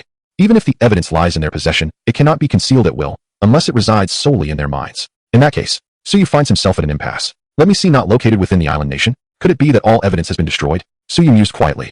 This indeed aligns with their typical conduct. Bring it forth. A cunning smile crept across Suyu's face. Nothing could impede his ambitions. Calculating his resources, he realized he already possessed a considerable amount of information. The light illuminated behind him, revealing a colossal figure glimmering with a chilling radiance. Within a deeply concealed archive room of a military base in the Eagle Nation, numerous records from the last century lay stored. Unbeknownst to anyone, several archive bags contained yellowed papers that had quietly transformed into coarse parchment. One wonders when these would be discovered. Meanwhile, in an ordinary household in the Eagle Nation, walls adorned with black and white photographs from the last century tell tales of yesteryears. Inside a meticulously maintained cabinet, several antique cameras are displayed, indicating that the home's owner was an avid photographer in his youth, having traveled extensively even then. Despite advancing age, he continues to cherish his precious photographs. Yet, as time passes, memory falters, and some details slip away, leaving even his son with only vague recollections. Father, why is there a stack of dollars in the basement? It appears to be freshly withdrawn. A young man with golden hair emerged from the basement, disregarding the dust on his clothes, holding the bundle of cash aloft before the elder. The elder's response was somewhat sluggish. Is that so? The basement? Those must be left by your grandfather. Yet, I vaguely recall there being something of great importance down there. The elder rubbed his temple, struggling to remember. The young man waved his hand dismissively. Just some old film reels. I organized them for you. If I hadn't, the mice would have devoured them. Oh, perhaps I left the money down there when I took it out. You can use it. What are you saying, Dad? I'm not in need of money. Keep your own for yourself. Didn't you want to buy that camera collectible you've been eyeing? I brought it back for you. The elder's eyes brightened as he stood up with the young man's assistance, and they walked outside together, leaving the stack of cash on the coffee table beside the elder. I must ask, how come you look entirely dry? Wang Kai wiped the incessant sweat from his forehead, casting a glance at Suyu, who was enjoying an ice pop. His mind filled with questions. Logically, one would expect a young person to sweat more when restless. Yet how was it that he appeared so composed, while Wang felt as if he had just emerged from water? Suyu, donning a cool hat, flashed a cheerful glance at Wang Kai. Want to learn? I can teach you. Wang Kai was somewhat skeptical, wondering if such a thing could be learned. Listen closely. The secret is... Wang Kai perked up, his body eagerly attentive. A tranquil heart begets coolness. Wang Kai thought to himself. He has truly fallen for Suyu's trick. Finish up and hurry home. Don't disrupt my duty. Wang Kai waved his hand, feeling a sense of helplessness as if he had been duped. Suyu patted his stomach and called out to the familiar vendor nearby. Boss, I'll have 30 skewers of duck intestines, 20 skewers of corn, and 2 skewers of lamb kidneys to go. Coming right up. The young vendor perked up, swiftly grabbing the skewers and beginning to grill them with practiced skill. 20 corn? Are you feeding pigs? Wang Kai quietly scoffed at Suyu. Suyu shrugged. Old Wang. It's clear you don't eat here often. Our corn skewers are just the kernels. Each skewer has a dozen or so kernels. One bite, and it's gone. 20 skewers amount to just 2 ears of corn. Old Wang inhaled sharply, nearly choking. Actually, I came to bring you something good. What good thing? An exclusive delicacy, vibrant green chives. Chapter 82. I have other ways to make money. Wang Kai was momentarily stunned as Suyu thrust a large bag of chives into his hands. Buddy, you're being far too generous. He gritted his teeth. I must thank you. Suyu chuckled, waving his hand dismissively. Oh, come now, don't be so formal with me. Should I have the boss grill them fresh for you? Wang Kai glanced at the vibrant chives in the bag, left speechless. You truly went through a lot of trouble to find such fresh chives. But your words, are you suggesting grilling me or the chives? Not necessary. Not to your taste. The boss still has some eggs. Would you like me to prepare a chive and egg stir fry for you to take home for dinner? Wang Kai inhaled sharply, realizing that he simply had to eat it today. I'm at work, so there's no need to trouble yourself, he replied. Suyu, understanding his predicament, winked at Wang Kai as she snatched the bag of chives and dashed over to the boss. Boss, could you do me a favor and stir fry these chives with eggs? Then pack it up for my friend to take home for dinner? The boss waved his hand, displaying a keen intuition. No problem. As Wang Kai observed the dinner that had been arranged for him, he realized he could not escape it tonight. He could only hope that Suyu's chives would have a decent effect. After the skewers were ready, Suyu stubbornly waited for the chives and egg to be cooked before she felt it was safe to leave. He thought to himself that Wang would never waste food. Watching Suyu's retreating figure, Wang Kai felt at a loss for words. A fine young man, albeit with too many quirky ideas. Before heading home, Suyu made a detour to the shopping mall. After countless restless nights, the cooling mat that had accompanied him for 4 years had finally succumbed to wear and tear. declaring a strike that very morning. Boss, do you have any mosquito repellent mats? Suyu casually inquired, recalling his past painful experiences. The store clerk, upon noticing a customer, immediately donned a characteristic fake smile. Good day, sir. Yes, we have the latest mugwort mosquito repellent mat. Feel free to take a look. Instantly on guard, Suyu muttered. What a ridiculous mat. Do I really need mugwort to repel mosquitoes? Never mind, just give me a silk cooling mat, he replied. After casually selecting a visually appealing mat, Suyu turned and headed home. Upon his return, Suyu emerged from the bathroom, and her eyes lit up at the sight of the skewers Suyu was carrying. How did you know I was hungry? Ha ha ha, just in time. Suyu rolled his eyes. What's wrong? Didn't they provide dinner at the company? As Suyu munched on duck intestines with one hand and corn skewers with the other, she mumbled, I forgot to eat. I consumed my lunch too quickly. After all, mental exertion is part of physical effort. Suyu managed to salvage a few skewers of duck intestines and lamb kidneys, darting into his room in a flash. Suyu pouted, it's just kidneys. It's not like I haven't brought them to you before. Patting her stomach, she considered herself somewhat full, though she suspected it was due to the drink she had consumed. The game launches in a few days. Remember to try it tomorrow. Got it. Suyu nodded, chuckling to herself as she slipped into her own room. Inside his room, Suyu heard the door close next door and breathed a sigh of relief. Manhwa has arrived. My sister is unaware that I've secretly stashed away some grilled fish. Ha! Low in oil and salt, with no bones. Just the type you love to eat. Manhwa popped out from under the bed and leapt onto Suyu's lap. Meow? Good things must be kept hidden from the gluttonous sister. Though she seems to be full, she could easily devour 20 more skewers if offered. Even if Suyu claims she's full, one shouldn't take her word for it. Most of the time, she could still manage to squeeze in another 7 or 8 skewers of lamb. This fellow possessed an elastic stomach. After feeding the 3 flour skewers, Suyu glanced at the time and adeptly began his live stream. His sister's gaming name had already been decided. Meow meow. The pricing was remarkably inexpensive, merely 6 yuan. Just to make friends. Do not inquire why at ISNT 5 yuan. It's because the youth do not adhere to the number 5. Although at first glance, one might not discern what this game entails, it mattered little. When the time came, Suyu would simply distribute dozens of copies, and earning would be a trivial matter. It was imperative to provoke these fellows emotionally, otherwise, it would be a disservice to his heartfelt intentions. Without emotional fluctuations, one could easily lose passion for life. He was merely looking out for his loyal fans. Thus, after commencing the broadcast, Suyu began to advertise, promoting Meow Meow. Yet, he refrained from disclosing the type of game it was, or its connection to him. One could tell from the name that it was a soothing little game. Well-crafted and affordably priced, one could neither incur losses nor be deceived. Suyu gently enticed, gradually piquing the curiosity of the viewers. 6 yuan was indeed a modest sum. In comparison to other games, it was merely the cost of an initial recharge. It was worth a try. Teacher Su, you've finally taken on an advertisement. What kind of advertisement is this? Not even a picture. If I were the client, I'd deduct his wages. What? Still not taking on ads? Little fish 1T quit one day, will he? Exactly. Then what will I watch while eating? How do you know I'm just eating? It is well known that in the streaming or video industry, advertisements constitute a significant portion of income. Without ads, 90% of content creators would face starvation.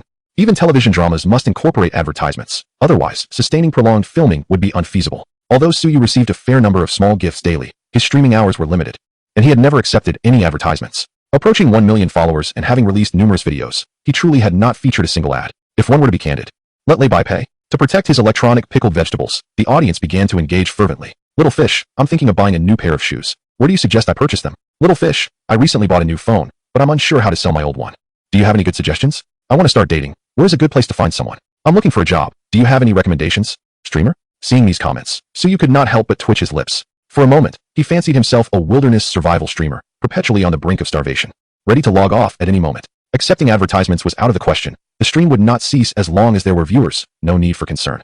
Taking on ads would only entail unnecessary risks. He had other avenues for earning. He was on the government payroll. As of now, he has yet to sign a contract with anyone, prioritizing his freedom above all else. Rubbing his brow, Suyu suddenly realized that this group of individuals possessed a certain endearing quality. Hooray, really? That's a jackpot. With you saying that, I can indulge myself guilt-free from now on. Suyu gasped in surprise. He had underestimated this bunch. It was time to connect and share some sweet nothings. Suyu's heart raced. He was quite familiar with this. Clearing his throat, he prepared to embarrass himself. The chat fell silent as those who understood promptly began recording. How nostalgic it was, 2.5 million years ago, when I was in Zhoukou, Beijing, and you were in Yuanmo, Yunnan. Back then, our aspirations soared high, proclaiming that love was more important than anything else. Is that romantic? One could argue it is, though it sounds rather odd. There's a reason you're single. Suyu smiled confidently. What do you think? Thanks, little fish. I suppose I should consult Baidu instead. Farewell, little fish. With a snap, he ended the connection. Chapter 83. An evaluation of Suyu rubbing his nose. Suyu displayed an awkward yet polite smile. It was truly disheartening that no one understood his romantic notions. This audience was quite challenging to engage. The time was approaching, and with a hum, Suyu continued his live stream for a while longer. As the viewers inundated the chat with emojis, he swiftly concluded the broadcast. Each black screen was adorned with a vividly expressive face. Stretching lazily, Suyu ushered Manhwa through the door and into her cozy corner in the living room, ensuring his sleep would not be disturbed by her nighttime antics. Fortunately, there were no rodents in his home, sparing him from the morning surprise of finding Manhwa beside him with a small gift or a piece of rodent remains. The following morning at Hamao Company, Suyu sat before a high-performance computer, flanked by old Zhang and Su-hee, who observed his every move. The levels were designed by Suyu, and he was well aware of where the traps lay. Even in the challenging second level, he navigated through effortlessly. Sui pouted, not witnessing the spectacle he had anticipated, feeling somewhat disappointed. However, old Zhang remained composed. As they progressed to the later levels, Suyu introduced several random elements to increase the difficulty. To evade a certain trap, if it did not activate due to its randomness, another hidden mechanism would trigger instead, leading to a dazzling array of combos that caught Suyu off guard with astonishing speed. This caused him to struggle through those levels for quite some time. Much to Suhi's amusement, Suyu turned back, suppressing a smirk. As the company owner, shouldn't you give it a try? Huh? Dazed, Sui found herself suddenly thrust into her seat. Though she was a game developer, she lacked proficiency in playing games. After having perished 49 times, Suyu, with a playful grin, gazed at the less than pleased Su-hee. Without further ado, he turned and fled. Well done, you've achieved a high level of completion. Keep up the good work. I shall take my leave. With that, Suyu vanished in less than half a minute, disappearing with remarkable swiftness. He sensed an aura of hostility. Someone's fury was nearing its peak, granting their attack power and alarming intensity. Gritting her teeth, Sui huffed, but made no attempt to pursue. She decided to check the project, preparing it for submission to the gaming platform for launch. Excellent. A modestly sized game. The release faced few restrictions. The application for the game license was remarkably swift, far exceeding their expectations. Meanwhile, Suyu had turned his attention to his warehouse. Professor Zheng and his team had already arrived, eagerly awaiting his presence. Xiaoyu, you've worked so hard, the dean exclaimed, shaking Suyu's hand with palpable excitement. It was a momentous occasion, having so many artifacts returned to the Dragon Country in one go. Such a feat had previously seemed unimaginable, especially with some artifacts having been lost to time. In all his years as dean, he had never felt as exhilarated as he did today. Suyu chuckled, scratching his head. You're too kind. Do you have enough personnel on hand? The dean waved his hand confidently. Rest assured, we have more than enough. Suyu observed the several closed freight trucks outside the warehouse and nodded. Numerous soldiers from the Dragon Country stood at attention, their expressions serious, ready to assist with the artifact transportation, alongside several seasoned experts from the capital's museum. Led by Professor Zheng, Suyu guided them as each artifact was carefully loaded onto the trucks. The statue of the Buddha, in particular, was meticulously protected, with every precaution taken to ensure its safety. Professor Zheng reflected on the immense cost required to transport this unscathed statue from the distant land of Britain, particularly as there were no records associated with it. This lack of documentation was what he found truly astonishing. A modest reward could hardly cover the costs incurred by Suyu and his team. He resolved to have a thorough discussion with the dean upon their return. At worst, he could engage in another debate with the scholars, ensuring that his team was duly compensated. As the dean busily directed operations, he suddenly felt a chill run down his spine, leaving him perplexed. How strange. Is the air conditioning too cold? After leading them into a corner, Suyu entered a dimly lit area, devoid of onlookers, evoking an atmosphere reminiscent of clandestine meetings. Greetings, Mr. Suyu, came the voice from the shadows. Hello, esteemed courier station manager. Suyu replied earnestly. The team leader's mouth twitched as he glanced at the courier, who stood with his hands clasped behind his back. His gaze averted. Ahem, since Mr. Suyu is already aware of our identities, I shall speak plainly. We are quite interested in the data on the lightning-type fighter jet you mentioned. Suyu, upon hearing this, felt unsurprised. It would indeed be odd if they were not interested. As the saying goes, to know oneself and one's enemy is to achieve victory in every battle. Whenever one comprehensively understands the opponent's weaponry, it proves immensely beneficial for the Dragon Kingdom. Subsequently, the captain whispered, the higher-ups have indicated that Mr. Suyu may freely express any requests. Even monetary compensation is not out of the question. This clearly demonstrated a robust confidence. The young man beside him recalled what the captain had mentioned prior to their arrival today regarding Suyu's evaluations. Based on their recent interactions and covert investigations, the captain's team concluded that Suyu is an outgoing individual with a remarkable ability to embrace new ideas. His capabilities are commendable as well. However, these traits merely skim the surface. From the current revelations about Suyu, their assessment leaned more towards a mysterious patriotic youth. The information available was scant, particularly beneath the surface, where little could be unearthed. Upon hearing the captain's words, Suyu rolled his eyes and jested, suggesting monetary compensation feels rather distant. The captain, upon hearing this, became somewhat anxious. Not wanting money, that implied he desired something far beyond mere currency. Mr. Suyu, what is it that you seek? Suyu blinked, bemused by the captain's nervousness. His assertion of not wanting money was indeed sincere. After all, it was not as if he was requesting a genuine weapon. I would like a special permit for military firearm possession. The captain's pupils constricted. It was indeed as he suspected.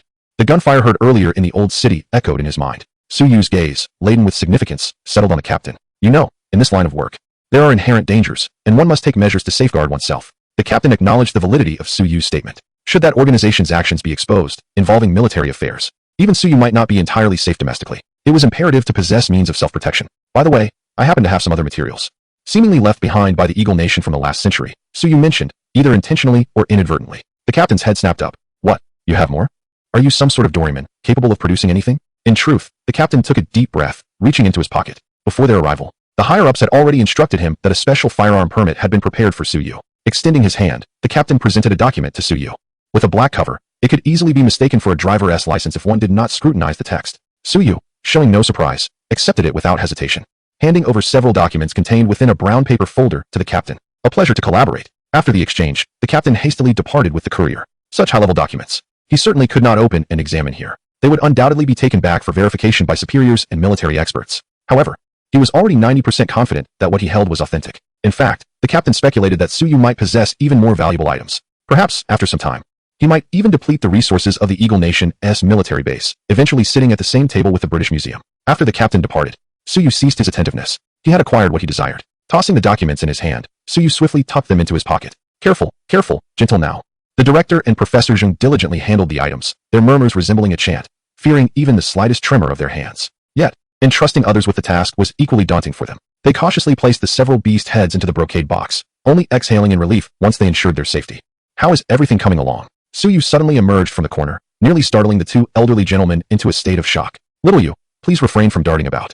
Professor Zheng admonished. Suyu scratched his head, explaining that the design of the space necessitated such movement. After purchasing the warehouse, he had invested a considerable sum in reconstructing the compartments. To expedite the process, he had even offered a premium. It must be noted that the workers demonstrated a speed that matched the promptness of his payments. Do take care next time. The director and Professor Zheng sighed in relief, grateful that their prolonged association with Suyu had bolstered their resilience, sparing them the need for their emergency heart medication. Your collection seems to have expanded since our last visit, Professor Zheng inquired, his curiosity piqued. Suyu chuckled and waved his hand dismissively. Oh, quite normal, really. It happens every day? Professor Zheng, with a slight tremor in his hand, uncertainly asked, Little you, do you mean the usual 1 or 2 pieces daily?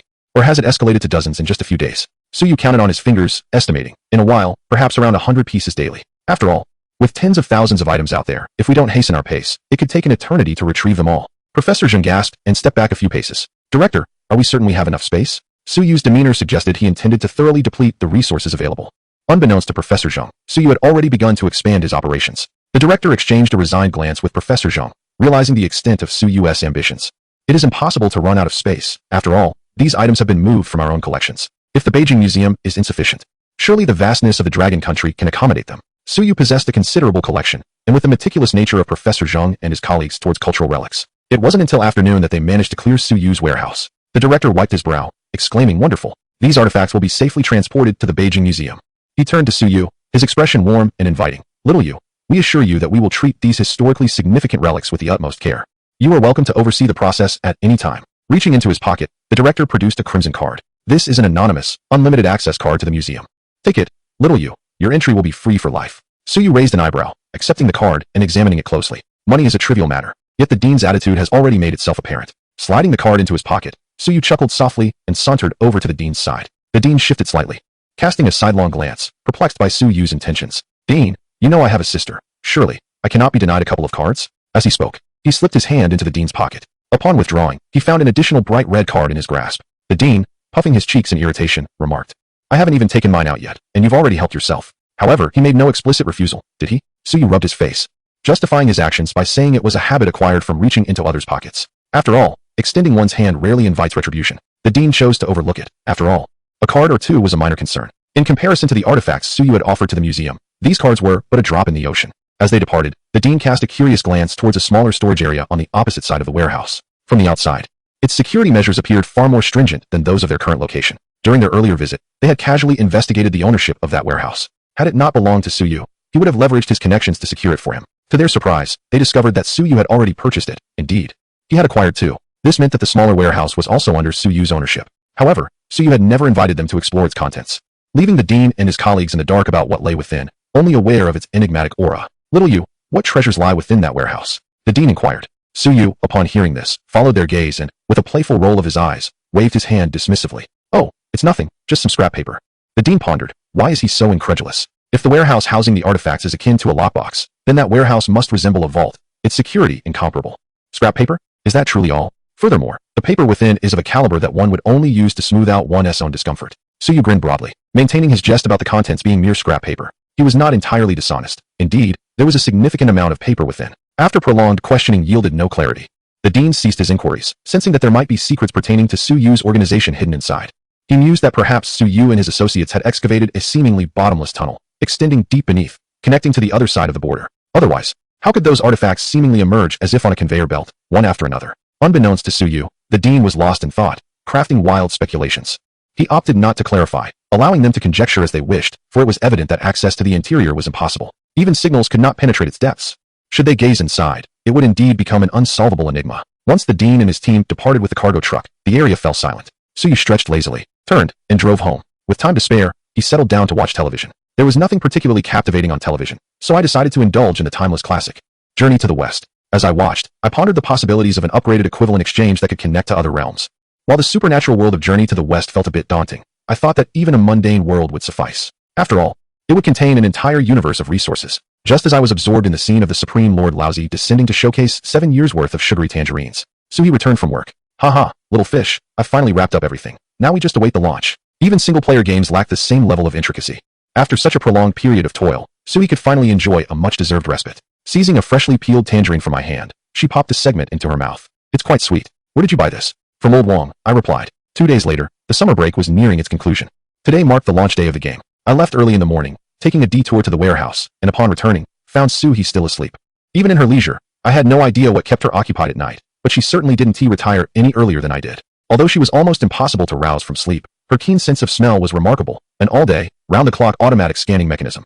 The moment she caught a whiff of the breakfast I had brought home, she activated her forceful awakening protocol. As I set down the breakfast, before I could even call out to her, she floated out of the bedroom. Huh, it's already several months in, and we still have Zongzi?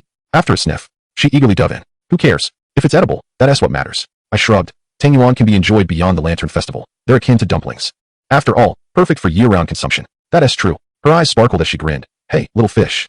How about we go watch the Dragon Boat Race's next Dragon Boat Festival? I've never seen them before. Previously, she had been too preoccupied, and when she did find time, she was often deep in slumber. Now, she relished the freedom to manage her own schedule, able to pursue whatever she desired.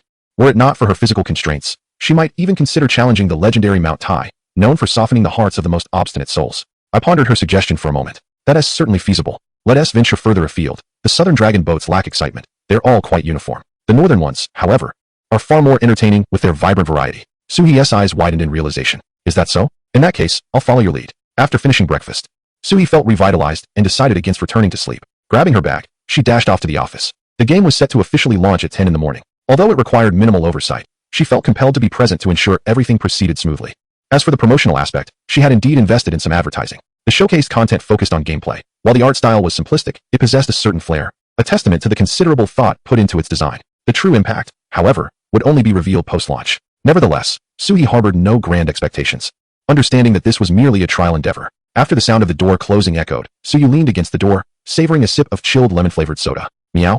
Do you wish to partake as well? With a raised eyebrow, Suyu poured a small cup and placed it on the coffee table. Manhwa glanced at him, then hopped up with dainty steps. Peering in, she licked the surface a couple of times, her expression inscrutable, neither indicating delight nor distaste. It was likely quite icy. Manhwa cast a sidelong glance at Suyu and nudged the cup again, then looked up once more, pushing the cup forward. Push it again, and I shall set up a cucumber formation beside your little nest. Uncertain if Manhwa comprehended, her fur bristled slightly as she turned and darted into Suyu's room. In the living room, Suyu's hands were in constant motion. Occasionally, a puff of white mist would materialize, only to vanish and transform into a smaller, grayish cloud. The air was thick with moisture. He could summon the wind. It was merely a matter of achieving the requisite speed and frequency to conjure a tempest. Now, he wished to experiment with invoking rain. Though it appeared as if the clouds floated high above, in truth, their vastness was boundless and their weight substantial. However, manipulating a small section was still within his grasp. He rushed to the rooftop and surveyed his surroundings. It was parched here, and despite it being morning, the heat was oppressive. Exchange, and exchange again. The air above his palm vanished, coalescing into a gray cloud that subsequently dissipated above his head. After several attempts, as his mental energy waned, Suyu finally paused. At that moment, a dark cloud measuring roughly 10 meters in both length and width loomed above him, obscuring the sun. A few drops of rain began to fall, though they were scant. Cumulonimbus clouds required accumulation to yield significant rainfall. The present cloud was merely capable of a light drizzle. It quickly dissipated, but Suyu felt no disappointment. This was merely an experiment. Earlier that morning, he had expended nearly half of his mental energy, which had yet to fully recover. Even if it did, summoning a cloud capable of unleashing a torrential downpour was beyond his current limitations. A single cloud could weigh several hundred tons, while a large cumulonimbus capable of producing a storm weighed over 1,000,000 tons. This was far beyond what his current level 2 powers could achieve. Nonetheless, for the purpose of generating a localized shower, it sufficed perfectly. With a mischievous grin, Suyu leisurely returned home, embarking on an unprecedented live stream in the morning. Instantly, a crowd flocked in, eager to witness this adept slacker's unusual initiative to work overtime today. Suyu made no attempt to conceal his motives. He was there solely for their entertainment. A new game? Oh, I remember. It's the one little fish wanted to play. Is it online? I see it now. Had you not mentioned it, I would have been unaware. Is it enjoyable? Suyu glanced at the comments and chuckled. It's a blast, truly a cause for hearty laughter. Upon hearing this, The audience perked up, eager to give it a try. Suyu promptly identified a few enthusiastic participants who had been sending him emoji-filled messages and initiated a voice chat with them. Liang, little matchstick, do not be so reserved. Log in, I shall send you the activation codes. Soon, under Suyu's encouragement, many began to download the game. Not for any particular reason, but simply because Suyu had drawn hundreds of activation codes during the live stream, astonishingly becoming a benefactor. A grand prize awaited anyone who completed the level. After a bit of persuasion, many had already started to play. Today being a day of rest, Liang rubbed his hands together, thinking it was time to profit from Suyu. To Suyu's surprise, little matchstick turned out to be a female fan. She appeared youthful and delicate. And if not for her words, one would never guess she was several years older than Suyu. The cabinet in the background was filled with various plush dolls. She mentioned that she sold these. The two of them began to play together, as it cost nothing. And playing online together evoked a nostalgic feeling of gaming in an internet cafe. The first level was quite simple, and Liang breezed through it effortlessly. The graphics are pleasant, quite interesting, but the difficulty is rather low. Isn't it just a matter of having hands? Haha, little fish, your prize is at risk. Are you underestimating us? This game has no numerical values. I could play it with my feet. The comments brimmed with confidence, oblivious to what was about to unfold. Suyu smiled silently, skillfully initiating the screen recording. Minutes passed, and the barrage of comments had dwindled by nearly a third. Liang and little matchstick fell silent, biting their lips and frowning. Only the sound of clattering keyboards could be heard. New viewers scratched their heads in confusion. What is going on? I just want to pick up a package. Why has the live stream not changed at all? What on earth? Who designed this dreadful level? The disparity between the second and first levels is too great. I assent it. Is there truly anyone who can pass this? Liang and little matchstick could no longer contain themselves. If they continued, their keyboards would surely perish first. Little fish, did you make a mistake? Why did you place the later levels before the earlier ones? Indeed, the level designer of this game surely deserves a pay cut. They had both perished a staggering 81 times in the second level. Each corner bore witness to their many failures. Each attempt yielded a failure notification, leaving them with a sense of PTSD regarding that word. Just as Suyu was immersed in observing the dwindling failure values, he looked up at their complaints. Without further ado, he took control. He moved with agility akin to a monkey, swiftly navigating through the second level in no time. The comments fell into silence. Liang and little matchstick gaped in astonishment. What on earth? Is this the true prowess of a cat owner seeking their feline? This is merely the second level. It cannot stop me. Burn, little universe. From Zhang Liang, failure value, 678. From Su Ruan, failure value, 834. From Gudong. Failure value, 34. Suyu's body jolted. Officer Gudong's resilience was indeed formidable. Chapter 86. Why does this company's logo seem so familiar? People often find themselves fiercely competing in the most peculiar places. As Suyu skillfully navigated through the game, those who were stuck immediately rallied their efforts, determined to persevere. How could they afford to lag behind? This challenge required no monetary investment or numerical prowess. It was purely a test of reflexes. If he could succeed, why couldn't they?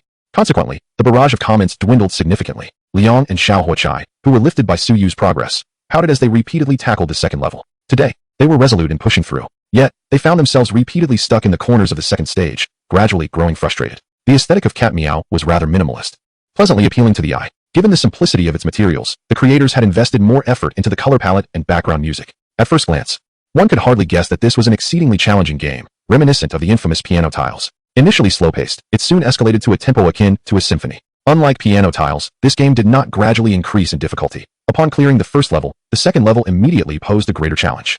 Suyu leaned back in his chair, a smile gracing his face as he observed Liang and Xiao Huochai, whose expressions conveyed a sense of having been wronged.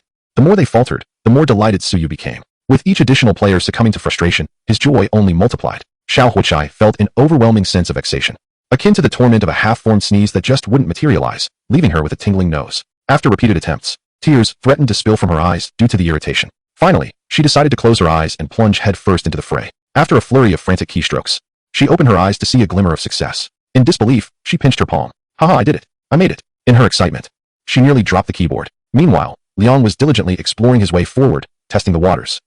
Such a simple game is hardly a challenge. I just need to be cautious and discern the patterns. It's straightforward enough. The character on the screen took small steps, moving 1 step forward and 3 steps back. It was all about careful navigation. With a triumphant smile, Liang realized he was now quite close to the finish line, where the elusive cat awaited. Don't run away. Little cat. A sudden leap startled him, as the cat executed a stealthy slide, revealing a chainsaw. Hey wait, brother, crash. Another spectacular failure ensued. Suyu chuckled, patting his belly in amusement. Liang, why are you clucking like a chicken? Liang pursed his lips and muttered, chickens don't cluck like that. Suyu raised an eyebrow at his remark. Is that so? How then do chickens cluck? 800 for a night. The innocent Suyu covered his ears, claiming he couldn't comprehend. It seemed Liang was also a VIP client of the foot massage parlor. It's not that Liang wants to go. It's just that whenever he gets into his Cadillac, the car automatically drives him to the foot massage parlor, with the room already prepared. What the heck? Officer Gudong, you should apprehend them. This has nothing to do with me. Suyu quickly asserted his innocence. This group of seasoned players always manages to ambush him unexpectedly in places he least anticipates. Clearly, the difficulty of the game remains rather low. failing to reach a level that would render these individuals speechless. There is room for improvement. Upon witnessing this, Liang shrank back slightly. Goodness. Why is there a police officer in this live stream? Officer, I was merely joking. You mustn't take me seriously. At this moment, he dared not act recklessly. He had just grasped the intricacies of the second level. Attempting it once more, Liang proceeded with utmost caution and narrowly made it through. In that instant, it felt as if a surge of exhilaration had exploded within him. All traces of anger vanished, replaced by a radiant smile. He wished to proclaim his triumph to the world. Huh, I told you, it's not difficult at all, Liang exclaimed proudly. Beside him, Xiao Huachai teasingly remarked. You've been at it for half an hour. Liang retorted, why bring up an irrelevant topic? With all three of them having passed the second level, the audience, still struggling, was engrossed in their own endeavors. Today he must break through. Those who had yet to download the game, witnessing the joy of the three players, felt an irresistible urge to join in. After all, it was merely 6 yuan. There was no risk in trying. What could possibly go wrong? Suyu chuckled to himself. Indeed, nothing could be bought, save for an empty void. Suyu did not let up on Liang and Xiao Huachai, who were currently in a call. This game, after all, was not limited to just 2 levels. Upon hearing this, Liang felt a tinge of apprehension. He thought to himself that perhaps he could slip away. Suyu immediately detected the retreat in Liang's eyes and employed a bit of provocation. Look, Xiao Huachai has already started the 3rd level. Liang, you wouldn't want to be outdone by a soft-spoken girl, would you? Xiao Huachai blinked her large eyes in response. But I'm older than you, Suyu. Suyu's taunts indeed stirred Liang's competitive spirit. Gritting his teeth, he declared, all right, I, Zhang Liang, shall compete with you today. Xiao Huachai chuckled, rubbing her hands together. Before you stands a loyal player of the game, having conquered level 9054. The 3rd level appeared rather unremarkable. However, upon entering, Liang sensed an almost imperceptible aura of danger. Surely, there was something amiss. With utmost caution, Liang took each step as if it were 2. He decided to test the waters. I jump, then I jump again. Huh. A little chainsaw, how amusing. Do you dare to deceive me? Just as Liang was carefully probing ahead, he heard Xiao Huachai's voice beside him. Hey, this level is really easy. I breezed right through it. Liang fell momentarily silent and quickly glanced at the call screen. To his astonishment, Xiao Huachai had indeed already passed the 3rd level. What is going on? Were there truly no traps? A great leap. He landed squarely on a slowly rising chainsaw. Crack. The sound of his keyboard being destroyed echoed. However, with the 2nd attempt, he successfully navigated through. It felt deceptively simple. He could even go for another round. The enchanting magic of Suyu's Sunbei has begun to take effect. He has retained some uncomplicated levels, allowing players to understand that they are indeed engaged in a game. Many less skilled players have already given up on progressing through the challenges. Observing others play the game proves to be far more entertaining, as attempting it oneself can lead to frustration. The barrage of comments has gradually increased, and Suyu has advanced to the latter stages of the game. When Liang raised his gaze towards Suyu's screen, a shiver ran down his spine. What sinister intentions could the designer possibly have behind such treacherous levels? And amidst such adversity, how could Suyu navigate so adeptly? Either he has practiced in advance, or he shares some mysterious communication with the designer. Naturally, the audience was not idle either. Although Meow Meow is not a large-scale game, it possesses considerable gameplay depth. It is indeed enjoyable. Yet the production company appears to be relatively new. Many believe this company harbors intriguing ideas and merits further attention. Wait a moment. Why does the logo of this Meow company seem so familiar? A viewer raised this question, immediately capturing the attention of others. Logo? What logo? Upon investigation, the logo of Meow company depicted a cat holding a small fish, characterized by a minimalist style akin to Meow Meow. Why does the pattern on this cat look so familiar? Strange, I feel the same way. It seems as though I have encountered it somewhere before. Chapter 87, Old Thief. How dare you deceive me? Suyu's gaze wandered. What logo? I don't understand. That rascal Su, he has indeed incorporated the fish. However, there is no doubt that his intentions are suspect. Liang, who was currently enduring torment in the 4th level, rubbed his temples. During a brief moment of respite, he too noticed the barrage of comments and grew puzzled. He sought out the logo of Meow company and, upon closer inspection, felt a sense of familiarity, as if he had seen it before. How peculiar. The more he looked, the more familiar it seemed, yet he could not recall where he had encountered it. The little matchstick also grew curious, sharing the same sensation, but, for the moment, unable to pinpoint its origin. Suyu explained, is it not merely a cat eating a small fish? Such elements are quite common. Perhaps you have simply seen too many. The crowd considered this and found it plausible, likely attributing their confusion to a misperception. Within Meow company, Suyu felt restless, eagerly awaiting the first wave of data to be released. Boss, the game has become a sensation. Xia Yueshi hurriedly entered Su He's office, her tone urgent. Upon hearing this, Su He felt a jolt of anxiety and sprang to his feet. What? I and Old Zhang have conducted numerous checks. There were no major bugs detected. How could it still have exploded? Unable to remain calm, Su He immediately decided to find Old Zhang and the others to rectify any issues. After all, this was his inaugural project, and mistakes could not be tolerated. Xia Yueshi grasped the hurried Su He, saying, no, boss, the game has become a hit. It hasn't truly exploded. Realizing this, Su He rolled his eyes and finally exhaled in relief. You should have mentioned it earlier. You nearly startled me, she exclaimed, her eyes darting as she inquired, what is the current status of the data? Within an hour of the release, over 10,000 copies had already been sold, and the numbers were rapidly escalating. Really? Hee, I didn't anticipate that Xiao Yu's idea would prove quite effective, Su He mused, stroking her chin as she recalled Su Yu's suggestion prior to the launch. While transforming it into an online game seemed unnecessary, incorporating a leaderboard feature would undoubtedly entice sharing. The competitive nature of individuals would compel even those with little interest to take a glance, and eventually, they would be inclined to give it a try. After all, one cannot afford to lag behind their peers, right? This cycle would inevitably lead to an increase in players. Those who manipulate psychology are truly cunning. Suyu thought with a sly smile. Thankfully, they were on the same side. Xia Yueshi also smiled faintly, as the atmosphere in the office brimmed with joy. The first trial project was certain to recoup its costs. Moreover, Suyu was still making strides, streaming live while simultaneously initiating a split screen for editing a piece titled A Thousand Ways for Fans to Perish. The footage of Liang and Xiao Huichai, along with clips that Su He and her companions had recorded during their playtesting at the company, were compiled together, accompanied by extremely catchy music, making it quite appetizing to watch. In no time, it surged into the trending section, attracting even more players. The emotional value for Suyu soared dramatically. A glance at the emotional panel revealed skill, equivalent exchange, concept, unique, LV2, firearm proficiency, mastery of psychology, emotional value, 939,475. In just one morning, Suyu amassed hundreds of thousands of emotional points, marking the fastest accumulation in his history. He understood that such emotional value typically spikes most significantly at the onset. As players become familiar with the mechanics of Cat Got Your Tongue, it would be increasingly challenging to elicit such emotional responses. Nevertheless, surpassing the million mark was a certainty. Yet, some individuals, like Officer Gudong, found that typical emotional triggers were insufficient to provoke a significant response. It appeared that deeper emotional tactics were necessary to sway them. Suyu tilted his head, and a surge of clever ideas began to brew in his mind. Liang found himself stuck once more, ensnared at that infernal fourth level. Just as he regained his confidence in the third level, the fourth level swiftly dealt him two crushing blows. Such cruelty. Liang felt he needed a moment to collect himself. Sipping water, he pondered the logo he had just glimpsed. Why did it seem increasingly familiar? His thoughts raced, yet he couldn't pinpoint the connection. Meanwhile, in Suyu's room, Manhwa, sprawled on the floor in a large X, appeared to be growing bored. With a little leap, he scampered over to Suyu's feet, then hopped into Suyu's embrace, his upper body perfectly framed within the camera's view. Liang casually glanced over, and suddenly, a spark ignited within him. His eyes widened as he examined Manhwa and the logo, glancing left and right in disbelief. The positioning of this pattern is utterly identical. Although the logo of Himiao Company is monochromatic, disregarding its colors, it appears to have been crafted from the same mold. Wait a moment, Xiaoyu. How is it that your calico cat resembles Himiao Company's kitten so perfectly? He keenly sensed something amiss. The audience also began to take notice. Upon closer inspection, it was indeed the case. Not exactly identical, but rather completely consistent. Even the curvature of the cat's ears is the same. What a coincidence. And there's even a little fish. Something feels off, significantly off. Brothers, allow me to investigate further. I checked on Himiao Company.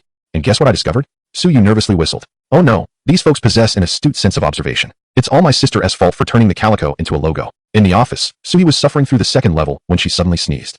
Rubbing her nose, she wondered aloud. Who's whispering about me behind my back? It must be Xiaoyu, major shareholder of Himiao Company. Suyu? What's Suyu? It can't be the Suyu I'm thinking of, right? Furthermore, the official website features an introduction to Cat Meow, with level design guidance credited to Suyu. What? You're telling me I've been thwarted 250 times by Xiaoyu? A trap. The prize is merely bait. Oh no, I've fallen into his scheme. Gazing at the barrage of comments, Suyu smiled shyly, trying to slip past unnoticed. However, it was evident that Liang was not convinced. His complexion shifted from pale to red, then to green, and finally to a deep shade of black. His defenses had been thoroughly breached. Defensive value breached from Zhang Liang. 999, you scoundrel. How dare you trick me? Suyu recoiled, realizing Liang was on the verge of a furious outburst. Little matchstick covered her ears, yet her eyes sparkled with excitement, murmuring, let the fight begin. I want to see rivers of blood. Now is the time to flee. Brothers, my calico cat desperately needs surgery for her hemorrhoids. I must take my leave. That saying still holds true. The first three to clear the level are always welcome to claim their rewards from me. With that, Suyu did not linger any longer. Remaining would only risk being overwhelmed by Liang's wrath through the screen. With a sudden click, the broadcast ended unexpectedly. In a study somewhere, Zhang Liang sat before his computer, breathless with anger, feeling as if his head might explode. In the darkened livestream room, Suyu's avatar appeared, featuring her big, toothy grin emoji. Glancing at it, Zhang Liang puffed out his cheeks. Unable to contain himself, he let out a laugh. All the pent-up frustration dissipated instantly. Joy value from Zhang Liang, 132. Suyu felt a bit uncertain. Could Liang have any peculiar inclinations? Chapter 88, Panel Upgrade. Hey, brother, did you see the link I sent you? Try this game. Trust me, it's explosively fun. Complete the fourth level, and there's a mysterious link where you can win a PS gaming console. My dear sister, I have stumbled upon an exquisite game that you simply must try. Currently, it is in its promotional phase, and by surpassing the fourth level, one can earn a splendid fruit-themed smartphone. Xiaozi, it's your old classmate here. I recently discovered a marvelous game that offers delightful rewards, and the promotional efforts are quite substantial. By conquering the fourth level, one can obtain generous discount coupons. Just consider our relationship. Would I deceive you? Is that you? Liang Go? I shall give it a go. Rest assured, I will express my gratitude once I receive the rewards. Zhang Liang glanced at the messages on his phone, donning a sly smile. Such an entertaining game. How could he keep it to himself? He simply could not resist inviting his dear friends and brothers to join in the fun. This joy was not meant to be hoarded. With a swift tap, he silenced his phone, eagerly anticipating the delighted reactions of his companions. He, with his high moral standards, had immediately thought of his old friends. Alas, many of the seasoned players in the group were fans of Suyu, making it impossible for him to deceive them. What a pity. His character fragments scattered across every corner of the 4th level, his resolve as steadfast as iron. He decided to take a moment before diving back in. Meanwhile, after finishing his live stream, Suyu made his way to Himiao Company. Upon lifting his gaze, he spotted the newly installed company logo. The familiar cat head, clutching a small salted fish, was topped with a modest little seedling. It was this very emblem that had inadvertently revealed his identity. With light steps, Suyu approached Su-hee, who was standing with her hands on her hips, admiring the view outside. "What are you up to?" he inquired. "Oh dear." Su-hee jumped in surprise, nearly transforming into a wild jungle creature. "You scared me." She grabbed a cushion from the chair and playfully swatted at Suyu, who had no chance to retaliate. After a while, Su-hee finally caught her breath and spared Suyu this time. Having perished over 40 times in the 2nd level, she had intended to stand and appreciate the scenery as a means of relaxation, almost losing her composure at Suyu's sudden appearance. "Sister, how's it going? How many copies have you sold?" Suyu nudged her shoulder and whispered. Sui shot him a glance and handed him the report that Xia Yueshi had just delivered. "Copies. We've sold tens of thousands. Your ingenious idea proved quite effective. I've even seen players posting videos about it. The game's popularity is soaring like wildfire." Scratching his head, Suyu noted that a particular IP had experienced a surge in purchases, and the buying trend showed no signs of abating. They 1T increased the price. It's almost akin to investing in financial products. Just keep adding. His eyebrows twitched as a thought struck him. "Oh, it seems they're not willing to part with their money just yet. What are you mumbling about?" Suhi inquired. "Oh, nothing much. It appears this little game hasn't incurred losses." Hearing this, Suhi couldn't suppress her smile. "Not just no losses, according to our current estimates. We will soon recover our costs, and after that, it will be pure profit." Of course, this calculation did not include the expenses of running their company. Suyu nodded slightly, pondering before asking, "Have you decided on your next project?" After completing Meow Meow, the company was left with little to occupy its time. Suyu contemplated hiring additional personnel. The second project, undoubtedly, would be grander than the first. Upon hearing Suhi's thoughts, Suyu blinked rapidly and leaned in to whisper a few words. As Suyu spoke, Suhi nodded frequently, her eyes gradually sparkling with enthusiasm. "You're quite mischievous, aren't you?" Suyu chuckled, playfully touching her nose. "I'm merely considering the players' well-being. They need to unwind and experience some genuinely healing games." Suhi rolled her eyes. "Is that what you call healing? Let's reconvene for a meeting. I'll do some research beforehand." "Sure thing." After Suyu departed, Suhi settled in front of her computer, diving into various short stories published across different platforms to seek inspiration. Her command of language was average, yet with no pressing matters at hand, she figured it would be wise to gather some intriguing material. When the time came to pass it to the copywriters, acquiring the rights to any outstanding pieces would be a trivial matter. Before she realized it, day had turned to night. Watching the moon clock in outside her office window, Suhi stretched lazily. After an afternoon spent poring over novels and short stories, her eyes felt strained. Nevertheless, she had stumbled upon a wealth of captivating content. In moments of deep emotion, Suhi felt an overwhelming urge to dive in and summon divine intervention to capture the villains and send them to mine coal. She noted how authors portrayed their protagonists' poverty with meticulous detail, immersing readers in their plight, while their transition to wealth was hastily sketched. Suhi understood that these writers were just like her, lacking in funds. Suyu's money belonged to her, and as an older sister, should she really expect her younger brother to support her? Time to head home for some soup, she decided. That evening, in her room, Suyu gently caressed the chin of the three-colored cat, who contentedly closed its eyes. The computer screen displayed an ongoing connection with Little Match, a connection established earlier that morning. To Suyu's astonishment, she discovered that Little Match had already surpassed the halfway mark in progress. It was only the first day. On the leaderboard, she had claimed the top spot. It turned out Little Match was quite the expert. After conquering a particularly challenging level, Little Match sighed in relief. "Let us call it a day. Continuing further feels like my head might explode." Suyu had no objections. This was her major client after all. Throughout the day, the fragments of emotional value emanating from Little Match had accumulated significantly. Aside from Tom, this was her second most generous client. Not only generating emotional value, but also abundant coins. "I had considered getting a floral sleeve tattoo to look more imposing," Little Match declared, waving its tiny fist and lifting its nose in pride. "A tattoo?" Suyu frowned. "Small tattoos are one thing, but a floral sleeve paired with your little frame seems rather mismatched. So why didn't you get it?" Little Match asked, sticking out its tongue. "I wanted to. But alas, my mother's chatter was incessant." With a wave of his hand, my father declared it to be a matter of life or death. One was somewhat knowledgeable in martial arts, while the other had a modicum of understanding in rap. At such a tender age, I have no desire to report to the underworld. Suyu's lips twitched slightly, remarking on the fiery temperament of my parents, which seemed to resonate with him. He connected with several fans to assist them in resolving their romantic dilemmas. As the time approached, Suyu swiftly ended the broadcast and departed. Opening the virtual panel, he chuckled and rubbed his hands together. Skill, equivalent exchange, concept, unique, LV2. Proficiency in firearms, mastery of psychology, emotional value, 1, 325, 346. Panel upgrade available, requires 1, 000 emotional value. This time, no arrow indicating a skill upgrade appeared. Evidently, the million emotional points were insufficient for the equivalent exchange to ascend to LV3. Nevertheless, he decided to attempt the upgrade. Panel upgrading. Current panel functionalities temporarily unavailable. Host skills unaffected by this limitation. Chapter 89. A good brother in the heart. Suyu was not kept waiting for long. In less than 10 minutes, the panel completed its upgrade. He had just finished preparing 2 bowls of instant noodles. initially expecting the process to take at least 5 or 6 hours, akin to a game server undergoing maintenance. To his surprise, it was completed so swiftly. Suyu appeared once more, this time surprisingly still awake. "What are you doing up at this hour?" Suyu inquired. Suyu waved his hand dismissively, stating, "Just attending to a few minor matters. Didn't you come up with a new idea during the day?" "I'm researching it." Suyu rolled his eyes. "You dare to lie in front of me? That's akin to flaunting your skills in front of an expert. Sister, you are not being forthright." Upon hearing this, Suyu abandoned her pretense, placing her hands on her hips and turning her head, "Just tending to personal affairs. Besides, you've already made 2 bowls of noodles. Hurry up, I'm starving." Suyu was uncertain why he had prepared 2 bowls. Perhaps it was simply habit. Every time he prepared a midnight snack, Suyu would invariably appear. If he had not made a portion for her, she would certainly invade the kitchen. For the sake of his own well-being, he had wisely prepared an extra serving. Once satiated, Suyu returned to his room to examine the upgraded panel. The design had scarcely changed. Upgrade complete. Emotional value prize pool expanded. Now includes a new 100,000 tier. Panel permissions elevated. Now able to foresee the emotional value required for the next upgrade of the host's core skill, as well as the special abilities post-upgrade. Upon noticing the addition of the 100,000 tier to the prize pool, a wry smile crept onto Suyu's face. This little panel seemed intent on siphoning his emotional value. However, the expansion of the prize pool was indeed a silver lining. Perhaps he might draw something useful or entertaining. When he read the subsequent line, Suyu's eyes brightened. Finally, he could ascertain the emotional value required for the next skill upgrade. Turning to the skill section, he saw skill, equivalent exchange, concept, unique, LV2, required for upgrade, 10,000,000 emotional value. LV3 unlocks God's perspective, 10 million? Are you extorting me? Suyu's eyes widened in disbelief, wishing he could throttle the panel. After all his hard work, he had accumulated a mere fraction of the needed emotional value. Did they think he was a bank? As Suyu's hand delved into the drawer, he raised it, a dark barrel of a gun aimed directly at the virtual panel. "Give me a discount." The panel, impervious to damage, flashed a message. The host is about to amass a substantial amount of emotional value, sufficient for skill upgrades. Suyu scratched his face, feeling somewhat awkward with the weapon in hand. He discreetly tucked it away, letting out a hum. It turned out he was fixated on the emotional value. "Well, little panel, you certainly are quite greedy. No need for further words. If you were to transform into a panel girl, I might just forgive you." The panel indicated that the emotional value was essential for upgrading its auxiliary skills, with nothing left to spare. Rubbing his chin, Suyu began to grasp the situation.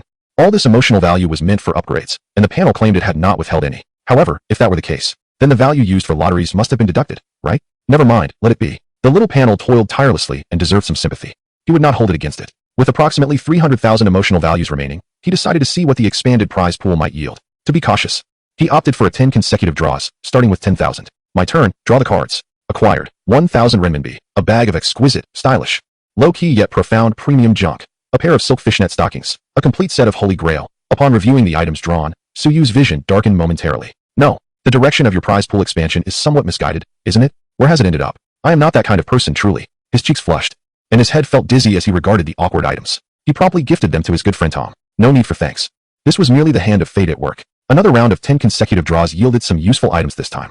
Acquired, traction ring, can alter the orientation of the magnetic field, emitting an invisible traction beam capable of retrieving objects within a 200-meter radius. The ring itself was a black, frosted, metallic-like band, slightly weighty, adorned with a black crystal of uncertain utility. Accompanied by a manual filled with dense text that made Suyu's head spin, he discovered it was indeed a technological product. He slipped it onto his middle finger without questioning the choice. It simply felt right. Upon wearing it, a slight tingling sensation coursed through him, quickly dissipating into nothingness. In his palm, it felt as though there was nothing at all. Raising his hand, Suyu aimed at the corner where Lei Bai stood. Pull. In an instant, Lei Bai flew into his grasp. Like a child with a new toy, Suyu joyfully experimented around the room. Despite its modest size, the emitted traction beam was remarkably powerful, capable of even drawing his bed closer. The results were impressive. Wearing it posed no issue. This contraption, much like his analytical glasses, boasted an absurd level of durability. Suyu began to suspect that it was intended for some interstellar traveler from space. Could it be that this technology was pilfered from the M78 nebula by the panel? Shaking his head to cast away the chaotic thoughts, Suyu glanced at the final item displayed on the panel after the upgrade. A special ability to foresee the next skill upgrade? Divine perspective? What on earth could that be? Filled with confusion, Suyu lamented that the panel offered no answers. It remained unclear whether it was due to insufficient permissions or some other reason. Currently, through the search bar, he could glimpse a few images surrounding the searched object. But the scope was quite limited, with only a handful of images visible. If he could freely observe the surroundings of the exchange items, the realm of possibilities would expand significantly. Suyu chuckled to himself, deeming this upgrade worthwhile. Aside from the somewhat absurd direction of the prize pool expansion, everything else seemed satisfactory, providing good value for the investment. If the divine perspective truly functioned as he envisioned, the opportunities after the exchange would far exceed his previous capabilities. For instance, he could finally shed light on the international secret organization that had long been misunderstood. As night deepened and the moon began its descent in the western sky, it was time to rest. In the dead of night, just as Suyu embraced his beloved bed, his phone lit up. It was a message from Wang Kai. "Hey, little fish, do you think we are good brothers?" Suyu scratched his head, puzzled by Wang Kai's sudden sentimentality. Had he perhaps overindulged while enjoying stir-fried white leeks with eggs? No, it had been several days. He should have sobered up by now. Could it be a heartbreak? Did Wang's wife know about this? Certainly, old Wang and I share a bond forged over tea at the precinct. Of course, we are good brothers. To prevent old Wang from making any rash decisions in the dead of night, Suyu quickly replied, absolutely. Little fish, you truly are my good brother. By the way, we encountered some troublesome matters at the precinct recently and would like to ask for your assistance. Little fish, why are you silent? Are you asleep? Where are you? Are you there? Automatic reply, sorry, I'm currently resting. Please go back to sleep. Wang Kai, with dark circles under his eyes, stared at his phone, utterly bewildered. What happened to the so-called good brother? How could he vanish in the blink of an eye? A call went unanswered. Suyu had buried himself under the covers. A good brother in need, yet the phone connection was lost. Chapter 90. The gambling skills I just learned upon waking the next morning. Suyu had already left for work. Now, as she stepped out for her job, she appeared far more enthusiastic than during her time at that dreadful company. She even managed to close the door without slamming it, leaving lightly. She did not disturb Suyu, who continued to enjoy his slumber. Suyu and Manhwa awakened around the same time. The two famished souls, with their small eyes darting about, set off in search of food. Only after a hearty meal would they have the energy to continue their sleep. Feeling his belly and cradling Manhwa, a satisfied Suyu lazily ambled back home. Yet, upon reaching his doorstep, he encountered a giant panda. Rubbing his eyes for clarity, he squinted and realized, oh dear, is that not Wang Kai? After a few days apart, he seemed to have transformed into a different species. Wang Kai stood at the entrance of Suyu's home, pacing back and forth, his expression anxious, occasionally clapping his hands. He appeared to be in quite a predicament. That fellow Suyu seems to have vanished. One wonders why he is not home. This predicament is rather troublesome. Plopping down on the steps, Wang felt his head spinning, having spent the entire night pondering solutions. Initially, he had considered seeking Suyu's assistance, but that clever rascal slipped away, leaving him to his own devices. After a restless night, he still found himself without a viable plan, which is precisely why he found himself in this predicament. Just then, Suyu stealthily approached from behind and clapped a hand on his shoulder. Old Wang, what are you doing? Startled, Wang shook off the drowsiness that had engulfed him moments before, instantly becoming alert. Xiaoyu, why didn't you reply to my messages last night? Suyu opened the door and set down Manhwa. Wang, familiar with the surroundings, swiftly made his way to the table to pour himself a glass of water. He had been waiting all morning, parched and famished, and if he didn't dehydrate soon, he might very well collapse right there. Suyu rolled his eyes at this. You sent a message at dawn. Did you expect me to stay awake? He added. It was merely a matter of not seeing your message. Why the rush? At this, Wang felt a light fog of confusion settle over him. So, was that message from last night from Jinzi or from Manhwa? That snarky tone was undoubtedly yours, Suyu. Enough about that. There is a rather troublesome matter at hand, and I need your assistance. Rest assured, I shall compensate you generously. After a moment's contemplation, Suyu decided to lend an ear to the troubles Wang faced. What is the urgency? Wang gathered his thoughts and sighed. Do you remember that Dr. Liang we apprehended earlier? Upon hearing this, Suyu immediately recalled the incident, as it had not been long ago. What is the matter? Wasn't he taken away by the authorities in Hongkou? Has he escaped? Wang waved his hand dismissively.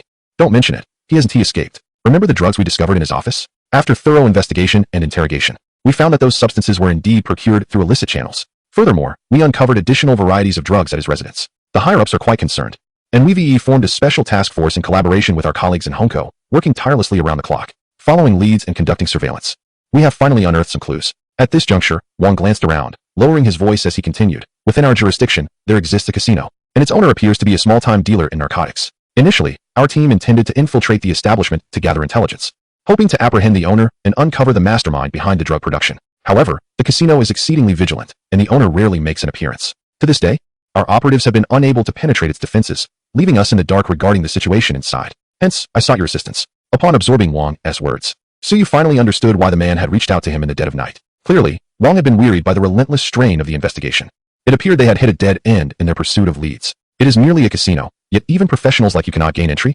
Old Wang is indeed troubled. Who would disagree? The layers of security are formidable, and identity checks are exceedingly strict. In our attempts to send people there, we have been repeatedly discovered. Were it not for the assistance from outside, they might not have returned at all. Furthermore, the owner is exceptionally astute. Upon being discovered once, he swiftly relocates. Those gamblers are quite cunning as well, feigning ignorance as if trained for such encounters. The director, fearing further disturbances, has inadvertently turned to you. Wang Kai rubbed his hands together. Suyu's hypnotic skills are the most enigmatic he has ever witnessed. He has encountered hypnotists before. Wasn't Dr. Liang, who was apprehended, one of them? During the interrogation, that individual attempted to employ hypnosis on them, but was effortlessly shaken off. Unlike Suyu, who can hypnotize without them even realizing it, clearly, they operate on entirely different levels. Casting a glance at Suyu, who was seated on the sofa peeling an orange, Wang Kai contemplated and set down his cup. He leaned closer to Suyu. Ah, you seem unfamiliar. All we need is for you to help us infiltrate and gather information. If you can lure out the mastermind behind that casino, even better. You need not worry about safety. Our team will be stationed around the casino, coordinating with you. At the slightest hint of trouble, they will rush in to extract you. As he spoke, Wang Kai felt a twinge of unease. After all, Suyu was still a young man, Despite his remarkable hypnotic abilities, danger lurks. Contemplating this, Wang Kai thought perhaps it would be best to reconsider. The internal conditions of the casino are unclear, and it is highly likely that firearms are concealed within, given its connections to drug trafficking. Forget it, little fish. You should stay at home. I will devise another plan. Just as Wang Kai rose to leave, Suyu grasped his hand, beaming as if he had won the lottery. Wang Kai, momentarily perplexed, wondered what was happening. Hold on, I never said I wouldn't help you. Suyu's gaze drifted to the side, where a virtual panel shimmered with golden light. Skill acquired. God of gambling. At the gambling table, luck prevails, teleportation, and dexterity like the divine. Old Wang's timing was impeccable. After hearing this, he felt an urge akin to drawing a winning card. Seizing the moment while Wang Kai was distracted, he opened the virtual panel and drew the highest tier. Indeed, fortune favored him, yielding the rarest of skill-based items. While this skill is typically of little practical use, it has now become fortuitously relevant. Observing this, Wang Kai felt a surge of gratitude. Truly, he is a good brother. Yet, it must be said, even aside from safety concerns, this remains a precarious undertaking. Having spent a sleepless night, I am rather muddled, and you lack the insight into the casino's intricacies, making exposure inevitable. Let us first apprehend a few seasoned gamblers, and then you can assist us in the interrogation. With you present, they should have no secrets to hide. For now, I shall return to rest. There is a meeting to attend this afternoon. With that, Wang Kai lifted his leg, preparing to depart. Simultaneously, he silently chastised himself for being so foolish, wondering why every troublesome matter led him to think of Suyu. After all, Xiaoyu was not versed in the art of gambling. Yet, Xiaoyu had once again grasped him, seemingly filled with playful enthusiasm. Hey, don't rush. Who says I can't? She exclaimed. What is there to examine? I'll just take a look myself. In the living room, Suyu produced a deck of playing cards, expertly shuffling them twice. The finesse with which Suyu shuffled sparked a twinge of unusual awareness in Wang Kai. How come you're so adept? He inquired. Once the cards were shuffled, Suyu handed them to Wang Kai. You played blackjack before, right? Just deal me 2 cards at random, she commanded, her hands confidently on her hips. It was a jest. She had just learned the skills of a gambling prodigy. Wang Kai wished to confess that he had never played before, yet he understood the rules. Suyu had already discarded the 2 jokers, so dealing the cards was straightforward. In blackjack, the dealer distributes 2 cards to both the player and themselves, one face up and one face down. In a standard deck, the 10, J, Q, and K are valued at 10 points, also known as cards. An ace can be worth either 1 or 11 points, based on the player's preference, with the goal being to achieve the highest total without exceeding 21 points. Exceeding 21 results in a bust and a loss. If one receives an ace and AT card, the total reaches 21, thus winning the game. Otherwise, players may choose to hit or stand until all have decided to stop, at which point the dealer reveals their hidden card to compare totals, with the highest winning. Wang Kai casually picked 2 cards and placed them in Suyu's hands, not following any particular order, but rather drawing randomly. By right, Suyu had no opportunity to cheat. However, when Suyu revealed the cards, he glanced down and found she had exactly 21 points. This pattern repeated itself several times, as if engaged in a surreal game. Suyu beamed at Wang Kai, relishing the simplicity of the game, requiring no elaborate techniques from the gambling table. It was merely an exchange of cards, ensuring absolute certainty while circumventing the risks of cheating. Her newfound skills endowed her with an understanding of every strategy employed in casinos, ensuring her hand was always superior. At the gambling table, some seemingly innocuous strategies could, in reality, be insatiable money pits, unknowingly devouring players whole. It was no wonder that some even lost their entire fortunes. How so? Wang Kai wiped the sweat from his brow, gazing at Suyu with an enigmatic expression. How come I didn't know you had this talent? Where did you learn it? Suyu scratched her head and waved her hand dismissively. Oh, I learned it from watching television. It's not difficult. Wang Kai's eyes momentarily clouded with confusion, yet he held no suspicion. I see. However, there may be dangers in a casino. If you feel uncomfortable, it's best to refrain. After all, you're not a professional. Suyu chuckled at his words. Had Wang Kai mentioned this earlier, she might have ventured to the station last night. If she were unfamiliar with the rules, she would have been disinterested. But now such an exhilarating affair, how could he possibly be absent? Until he has thoroughly cleaned out that casino, he shall not be deemed the god of gambling. Rest assured, those individuals cannot harm me. Even with firearms, I remain unperturbed. You shall simply provide me with a weapon, and that will suffice. Wang Kai scrutinized Suyu with palpable skepticism. While equipping you with a firearm is feasible, how do you intend to smuggle it in? Suyu waved his hand dismissively, signaling Wang Kai to refrain from further inquiries. A handsome man possesses his own ingenious strategies. There is no need for you to pry further. Hurry back and inform Director Huang. If we delay, we risk letting them slip away. Off you go. After pushing Wang Kai out, Suyu turned back to his room. A brief excursion necessitated a word with my sister, lest this fellow return and fret unnecessarily. Sister, I am stepping out on an errand. Should I not be home upon your return, it simply means I've become engrossed in my duties, so do not worry. Suhi, engrossed in her novel within the office, was left bewildered. What errand are you running? My dear friend Tom from abroad has invited me for a meal. I shall show him around. You focus on your tasks. Oh, after ending the call, Suyu reassured the cat, Sanhua. Sanhua, guard the house well. We shall return victorious. Leaving them utterly bewildered, Sanhua tilted her head curiously. You may win, but how will they be bewildered? Is that serious? Nevertheless, she was merely a small kitten and need not concern herself with such matters. Meowing softly, Suyu gently patted Sanhua's little head before descending the stairs. Following Wang Kai to the Songjiang District Public Security Bureau. Captain, Suyu has gone to the police station again. It appears something has transpired. How many times must I repeat it? Address your superiors by their titles while at work. Stay here, I will summon some assistants to investigate. At the express delivery station, the courier, upon hearing this, pouted slightly. He suspected his captain had forgotten that he was quite capable himself, having not handled a firearm in recent times. He felt somewhat out of practice. The captain soon returned, his tone tinged with urgency. I know what he is up to, quickly. Accompany him and join forces with the others to provide covert protection for Suyu. Remember to bring your weapons. The courier felt a surge of excitement. At last, we shall engage in serious business. If I do not stir into action soon, I might consider a career change. Those ants next door have been praising my strength and speed in processing their orders. All right, your marksmanship hasn't dulled, has it? Fear not, Captain. I'm steady. The courier changed into his uniform, grabbed his backpack, and dashed out. The captain pondered for a moment before deciding to close the express station. Router. It has been a while. Not long after Suyu entered the bureau, he encountered an old acquaintance. Lu Youqi was momentarily taken aback, casting a resentful glance at Wang Kai, convinced he was the instigator in this scenario. Wang Kai whistled nonchalantly, indicating his innocence. He too was a victim. Gudong. Please present the information to Suyu. Of course, master. In the conference room, Suyu perused the materials provided by Gudong, his brow furrowing slightly. There are so many gamblers involved, and they are implicated in drug trafficking as well. Their counter-surveillance capabilities are so formidable, no wonder you've made little progress. Lu Youqi's face flushed, for this was originally a matter for the police, and now they found themselves enlisting outside aid. It may sound somewhat unappealing to speak of, yet Suyu's prowess is well acknowledged. Moreover, as Wang Kai has mentioned, Suyu possesses considerable skill in gambling techniques. Such an ally is precisely what they urgently require. After a brief discussion, they promptly established an operational plan. Suyu would infiltrate to gather intelligence while Lu Youqi and his team would remain outside on standby. Communication would be facilitated through miniature walkie-talkies. Should anything arise, the criminal investigation team and the narcotics squad would immediately spring into action, accompanied by Wang Kai and Gudong. Initially, the miniature walkie-talkies were not meant to be taken inside, but Suyu assured them he had a method. The primary objective was to apprehend the enigmatic owner of the casino. If that individual did not appear, gleaning information from within would suffice. Most importantly, ensuring Suyu's safety was paramount. This time, even a sniper was enlisted. The casino was located underground at the Nongha Villa in Songjiang district. A fact confirmed after tracking numerous gamblers. Little Yu, since you are confident, we are counting on you. Director Huang earnestly implored. Were it not for the urgency of the situation and the casino owner's excessive caution, he would have preferred not to involve Suyu at all. Suyu waved his hand dismissively, grabbing 2 oranges from the table. Enough with the unnecessary talk. Let us go, he declared. By the way, how will you bring the gun in? Wang Kai inquired, having already entrusted the weapon to Suyu. With a mysterious smile, Suyu reassured him, don't worry, they won't find it. Striding out the door, Suyu boarded a bus directly headed for the Nongha Villa. Lu Youqi and Wang Kai exchanged glances, promptly organizing their team and hastening to prepare. Outside the Nongha Villa, Suyu stealthily approached. The establishment appeared to be a restaurant, yet it was eerily deserted.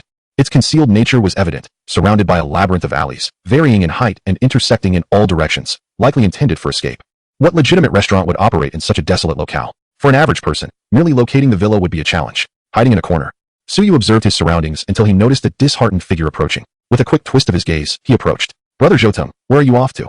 Take me along. The man looked up, a hint of confusion flickering in his eyes. Who are you? Have you forgotten? I'm your good brother, Liu Kai? Didn't you mention there is something fun here that you wanted to share with me? Zhotong's expression momentarily blanked, and he scratched his head. Then, a light bulb seemed to go off in his mind. Oh, my apologies. I didn't sleep well last night, and didn't recognize you. There are indeed entertaining things inside, but they don't come cheap. Suyu, striking a pose like a nouveau riche, replied, no worries, we have plenty of money to spare. We're just here for some fun, shall we? Zhotong chuckled. All right, today I'll make sure you have a splendid time. The two, now shoulder to shoulder, strode into the Nongha Villa with an air of camaraderie. Chapter 92. The underground casino. Upon entering the Nongha Villa, the interior was surprisingly lively. In stark contrast to the desolate exterior, in various corners, some individuals were still partaking in their meals. Suyu furrowed his brow, his eyes darting around restlessly, and adjusted his glasses. It turned out they were merely a group of famished gamblers. Upon entering the inner chamber, the duo was halted. Halt. This is the kitchen. No loiterers allowed. 2 burly men guarded the entrance, their expressions menacing. Although they proclaimed that this area was the kitchen, Suyu failed to detect any signs of grease or smoke, an outright fabrication. Moreover, which establishment would station such robust NPCs in their kitchen? Was genuine cuisine even being prepared here? At this moment, Zhotong began to take action, shuffling closer with small steps. Hey brothers, it's me, old Zhou. This is my good friend. I brought him to help you with business. The burly man, while recognizing Zhotong, still didn't immediately relax his guard. Old Zhou, it's not that I distrust you, but you know how stringent the inspections have been lately. Is this kid tight-lipped? Is his background clean? We can't have any trouble with the authorities. Upon hearing this, Zhotong fervently shook his head. No, how could I not trust my friend of many years? You can rest easy. The 2 burly men exchanged glances, and one of them moved aside to activate a walkie-talkie. Suyu's eyes darted about, and he raised his hand to greet them. Brothers, I'm genuinely here for leisure. You needn't worry, I'm the most discreet person around. The burly man appeared momentarily bewildered, cradling the walkie-talkie as he muttered something unintelligible. When he returned, Suyu was engaged in hushed conversation with Zhotong. All right, the boss says you can enter, but no electronic devices, including phones, are permitted. No problem. Suyu readily complied, handing over his phone to the burly man. A body search is also required. Go ahead. Suyu replied nonchalantly. The burly man nodded, and Zhou leaned in to reassure Suyu. Apologies, brother. The items inside aren't meant for public eyes, as you're aware. Don't worry, they won't do anything to you. Suyu nodded slightly, indicating his understanding, and extended his arms, allowing the two burly men to conduct their search. They rummaged through his pockets and extracted 2 oranges, finding nothing else. All right, you can go in. The oranges are returned to you, said the burly man as he stepped aside, gesturing towards the interior. Suyu, smiling, patted the burly man on the shoulder and exchanged a knowing glance. Without uttering a word, he and Zhou linked arms and ambled inside. Indeed, it was a kitchen, though devoid of activity and layered with dust. Venturing deeper, they pushed open a concealed door leading to a corridor descending underground. Halfway through, they encountered another pair of burly men who conducted yet another search, this time employing a scanner on both Suyu and Zhou. Suyu remained composed, for apart from the 2 oranges, he had nothing else on him. Outside Nonghua Mountain Villa, beneath the eaves by the alley, Luyu wore a look of anxiousness. Suyu had been inside for quite some time, yet the walkie-talkie remained silent, devoid of any communication from him. This caused him some concern. Could it be that Suyu had encountered trouble shortly after entering? Had the walkie-talkie been destroyed? From the sniper's vantage point, he observed Suyu entering the depths of the Nonghua Manor with a gambler. Beyond that, he remained oblivious. Let us wait another 3 minutes. If there is still no word, Lao Wang, we should prepare to storm in and rescue him. His expression was grave as he turned to Wang Kai, who was equally anxious, his fingers whitening from tension. If Suyu were to face difficulties, how would he explain it to Suyu's sister? He couldn't fathom where this young man found his confidence. Could he truly smuggle in a gun and a miniature walkie-talkie? Surely, those items couldn't fit. Besides, there were metal detectors, and they had informed Suyu of that. As he pondered, Lao Wang felt a twinge of unease, suspecting that this decision may have been somewhat hasty. Meanwhile, they were anxiously sweating, while Suyu was enjoying a smooth passage, having traversed several hidden doors. Finally arriving at the true casino. Oh ho, old Zhou, is this the exciting place you spoke of? Quite exhilarating. The lights shone like in a bar, and of course, alcohol was indispensable. After a drink, people become more impulsive. The waitresses, balancing trays of drinks, had skin so fair and delicate that it seemed almost fragile under the lights. Their clothing was scant, and their laughter captivated the attention of many predatory gazes, causing the onlookers to forget analyzing the situation at the gaming tables. Suyu smacked his lips. Good grief, they were even employing the beauty trap. Hey, isn't this thrilling? I'll tell you if you win. You can touch a couple of times, and if you win big, there are rooms available for you. Zhou chuckled mischievously, his eyes glued to the long legs of the waitresses, clearly a seasoned lecher. No wonder his eyes were sunken, and he walked with an unsteady gait. Suyu was taken aback. Huh, am I, Su, such a base individual? I am a scholar of the classics. Since Suyu's arrival, Zhou had not immediately engaged in gambling, but instead led Suyu on a tour inside. The venue was not as small as he had imagined. Though it was a basement, it was quite spacious, roughly the same size as the Nonghua Manor above. Adjusting his glasses, Suyu peeled an orange while following Zhou around, documenting everything before him. The 2 segments of orange in his palm morphed into a small black walkie-talkie, which Suyu discreetly tucked into his collar. Simultaneously, he inserted a miniature earpiece to receive messages from Lu Youqi outside. Outside the manor, Lu Youqi promptly received the signal and heard the sounds from within. A wave of relief washed over him, accompanied by a hint of joy. Little fish has successfully entered. The walkie-talkie had received the signal. Wang Kai exhaled heavily, feeling a weight lift. Now that Suyu was inside, the remaining task was straightforward. They simply needed to gather information from within. If they could draw out the mastermind behind the scenes, immediate capture could ensue without any delay. However, the boss was exceedingly cunning, certainly not to be taken lightly. Within the underground casino, Suyu leisurely indulged in an orange, following Zhou as he gestured around. As expected, this piqued the interest of certain individuals. Suyu tucked the orange peel into his pocket and stretched languidly, gazing at the approaching figure of a slender man who appeared rather refined. What was he swaying about for? Did he think this was a tourist attraction? Zhou, suddenly alert, hurriedly approached, saying, Manager Gao, this is my friend, Lu Yukai. Manager Gao, upon hearing this, scrutinized Suyu with a condescending glance. You haven't brought a cop in here, have you? He has been searched, right? Yes, he has been searched 7 or 8 times on the way. You can rest assured. Zhou whispered a few words into Manager Gao's ear. My good brother has struck it rich and has plenty of money to spend. Would you let him have some fun? Manager Gao nodded thoughtfully. He approached Suyu, circling him while licking his lips with a grin. It's fine to play.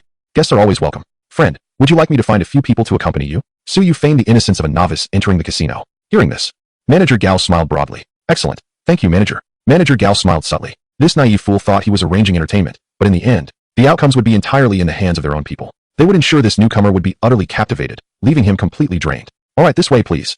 Zhou pulled Suyu along closely behind. Come on, Yukai, the manager's arrangements will surely satisfy you. Chapter 93. Win once, then keep winning between the sofas.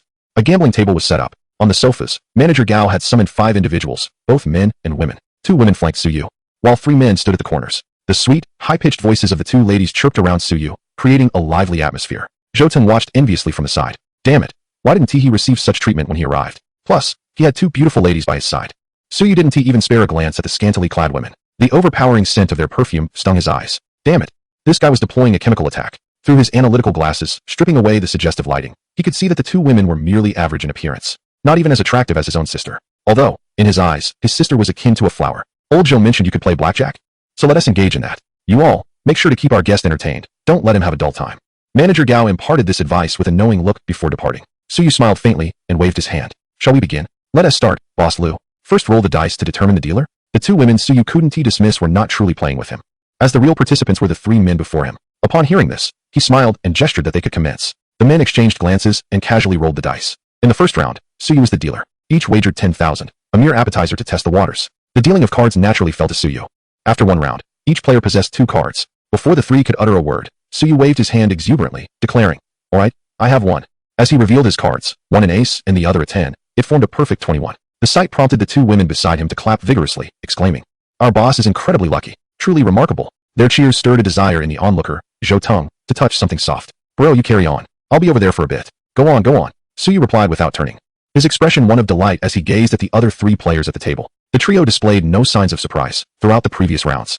Regardless of Suyu's wins, it had been of little consequence to them. In the subsequent rounds, sometimes Suyu was the dealer, sometimes not. Yet, regardless of his role, after each round concluded, he would spread his hand to reveal an ace and a 10, demonstrating an almost supernatural luck. Among the 3 players, a man with a pair of small mustaches, seated directly across from Suyu, furrowed his brow at this phenomenon. His luck is astonishing, isn't it? A beginner's protection period? Given his adeptness, he surely cannot be a novice. Could it be that fortune truly favors him? He pondered this while they had yet to resort to any underhanded tactics. After a moment's thought, the mustached man gestured discreetly behind him, and soon, several spectators approached, encircling the table to watch. Suyu raised an eyebrow, wondering if 2 spies were insufficient. Regardless of how many came, he thought, as long as they could see clearly, he would ensure their loss. By this point, Suyu had amassed a fortune of several 100,000. Most individuals, upon witnessing such a sum, would either withdraw from the game and leave with their winnings or continue playing until they had nothing left. Seeing the situation nearing its peak, the mustached man stroked his chin and cheerfully suggested, "Boss Liu, this game lacks excitement. How about we raise the stakes?" "What stakes?" Suyu inquired with an innocent, curious expression. The mustached man chuckled. 1,000 at a time is too slow. Let us play for something substantial. If you lose, the stakes double. How about it? With your fortune today, you're bound to win big. It gives us a chance as well." As he spoke, he signaled to a nearby waiter, who promptly approached with a glass of wine. "This round, it's on me, boss." Suyu accepted the glass, glanced at it, and smiled subtly. "I won't hold back then." He drank it without a hint of caution, savoring it as if he craved more. His gaze became pleasantly hazy. "Let us continue." In this round, the mustached man took the role of dealer. He examined his cards, nodding in satisfaction. An ace and a 10, secure victory. Wait. Just as the mustached man raised his cards, Suyu suddenly interrupted, revealing his own hand. An ace and a 10 as well, at best a draw. With a sharp glare, the man with the little mustache rubbed his eyes in disbelief. How could it be that the cards he had dealt had been tampered with? Yet this fellow still held those 2 cards? What sorcery was this? Suyu merely smiled, remaining silent, gritting his teeth. The man resolved that his previous play had been flawed, and he promptly commenced the next round. This time, none of the players held an ace and a 10, forcing them to draw more cards. As for the dealer, they were compelled to draw until exceeding 17 points. Here, a particular counting method was employed. Cards numbered 7, 8, and 9 were counted as 0 points, those below 7 as 1 point, and those above 9 also as 1 point. The sum of these values indicated the presence of smaller cards in previous draws. A higher total suggested a greater number of small cards had appeared, thereby favoring the players, as the dealer was more likely to bust with larger cards. Conversely, a lower total was advantageous for the dealer. Suyu drew only 1 card before stopping. Adjusting his glasses, he signaled for the others to continue. The little mustache man exchanged glances with the 2 women beside Suyu. Their eyes blinked a few times, and he began to formulate a plan. Suyu's hand was quite weak, consisting of a 7, a 2, and a 5, summing to a mere 14 points. They could confidently draw more cards. After all, the cards were supplied by the casino. What they drew was entirely within their control. No more pretense. It was time to reveal their hand. The earlier rounds had merely been bait to draw Suyu into a trap. Now that the fish had bitten, it was time to reel him in. Their objective was to make Suyu lose as much as possible, escalating the stakes to unimaginable heights and stripping him of everything he had. The little mustache man, brimming with confidence, examined his own hand, a 2 and a 10. All he needed was a 9. As he was about to draw a card, the 2 girls beside Suyu picked up a fruit platter and offered it to him. The scent of perfume made Suyu's eyes sting. "Boss, do try this," one of them urged, while the other chimed in, "How about tasting mine?" Outside, Liu Yochi's expression darkened as he listened to the commotion over the intercom. What on earth was happening in there? It was like a scene from a film. Seizing the opportunity, the little mustache man subtly manipulated his cards to ensure he drew a 9. Once he had his card, Suyu managed to break free from the girl's enchanting distraction, only to find the little mustache man wearing a confident grin. Raising an eyebrow, Suyu inquired, "So, what good cards do you have?" The little mustache man smirked. What else could it be? Obviously a 9. However, upon revealing his hand, he felt a jolt of panic. How could it be a 10? His total was 22 points, exceeding the limit of 21 and resulting in an immediate bust. Initially, he had hoped to discreetly manipulate the cards during the other players' turns, but could Suyu be so complacent? Certainly not. How could he be unaware that the little mustache man's hand had already gone bust? "Let me see. Oh dear, you've busted. You've lost." Coincidentally, The two players next to him had also drawn just one or two cards, resulting in their own busts. With a triumphant grin, Suyu gathered all the stakes, claiming victory. At this point, the money he had won had already exceeded 500,000. Keep going. Little Huzi wiped the sweat from his brow, steeling himself. It seemed that ordinary methods were proving ineffective. Today, luck was not on his side, and he kept making mistakes. No matter, he decided to resort to technology. The author noted, battling a cold while playing blackjack, feeling dizzy and disoriented. Tomorrow should bring a new dawn. I haven't even had my chocolate. Chapter 94, Call your boss. Brother, this deck of cards is too old. Let me get you a new one. Hey, someone, pour a drink for our boss. Put it on my tab. Boss, enjoy your drink. I'll fetch the cards. In a flash, little Huzi darted away, and upon seeing this, Suyu chose not to pursue. He glanced at the tray of drinks before him, lifted a glass, swirled it, and drank it down in one go. Not bad, but the flavor of the liquor could use some improvement. Bring me more. After downing 4 or 5 glasses, although this was not pure white liquor, it was certainly potent. Most people would feel lightheaded after such a drink, not to mention the additional substances mixed in. The two remaining players at the gambling table exchanged triumphant glances and nodded knowingly. This is a sure win. By the way, where's your boss? Suyu tossed aside his cup and, rubbing his belly, inquired. One of them replied, our boss rarely makes an appearance. He is not someone everyone can meet.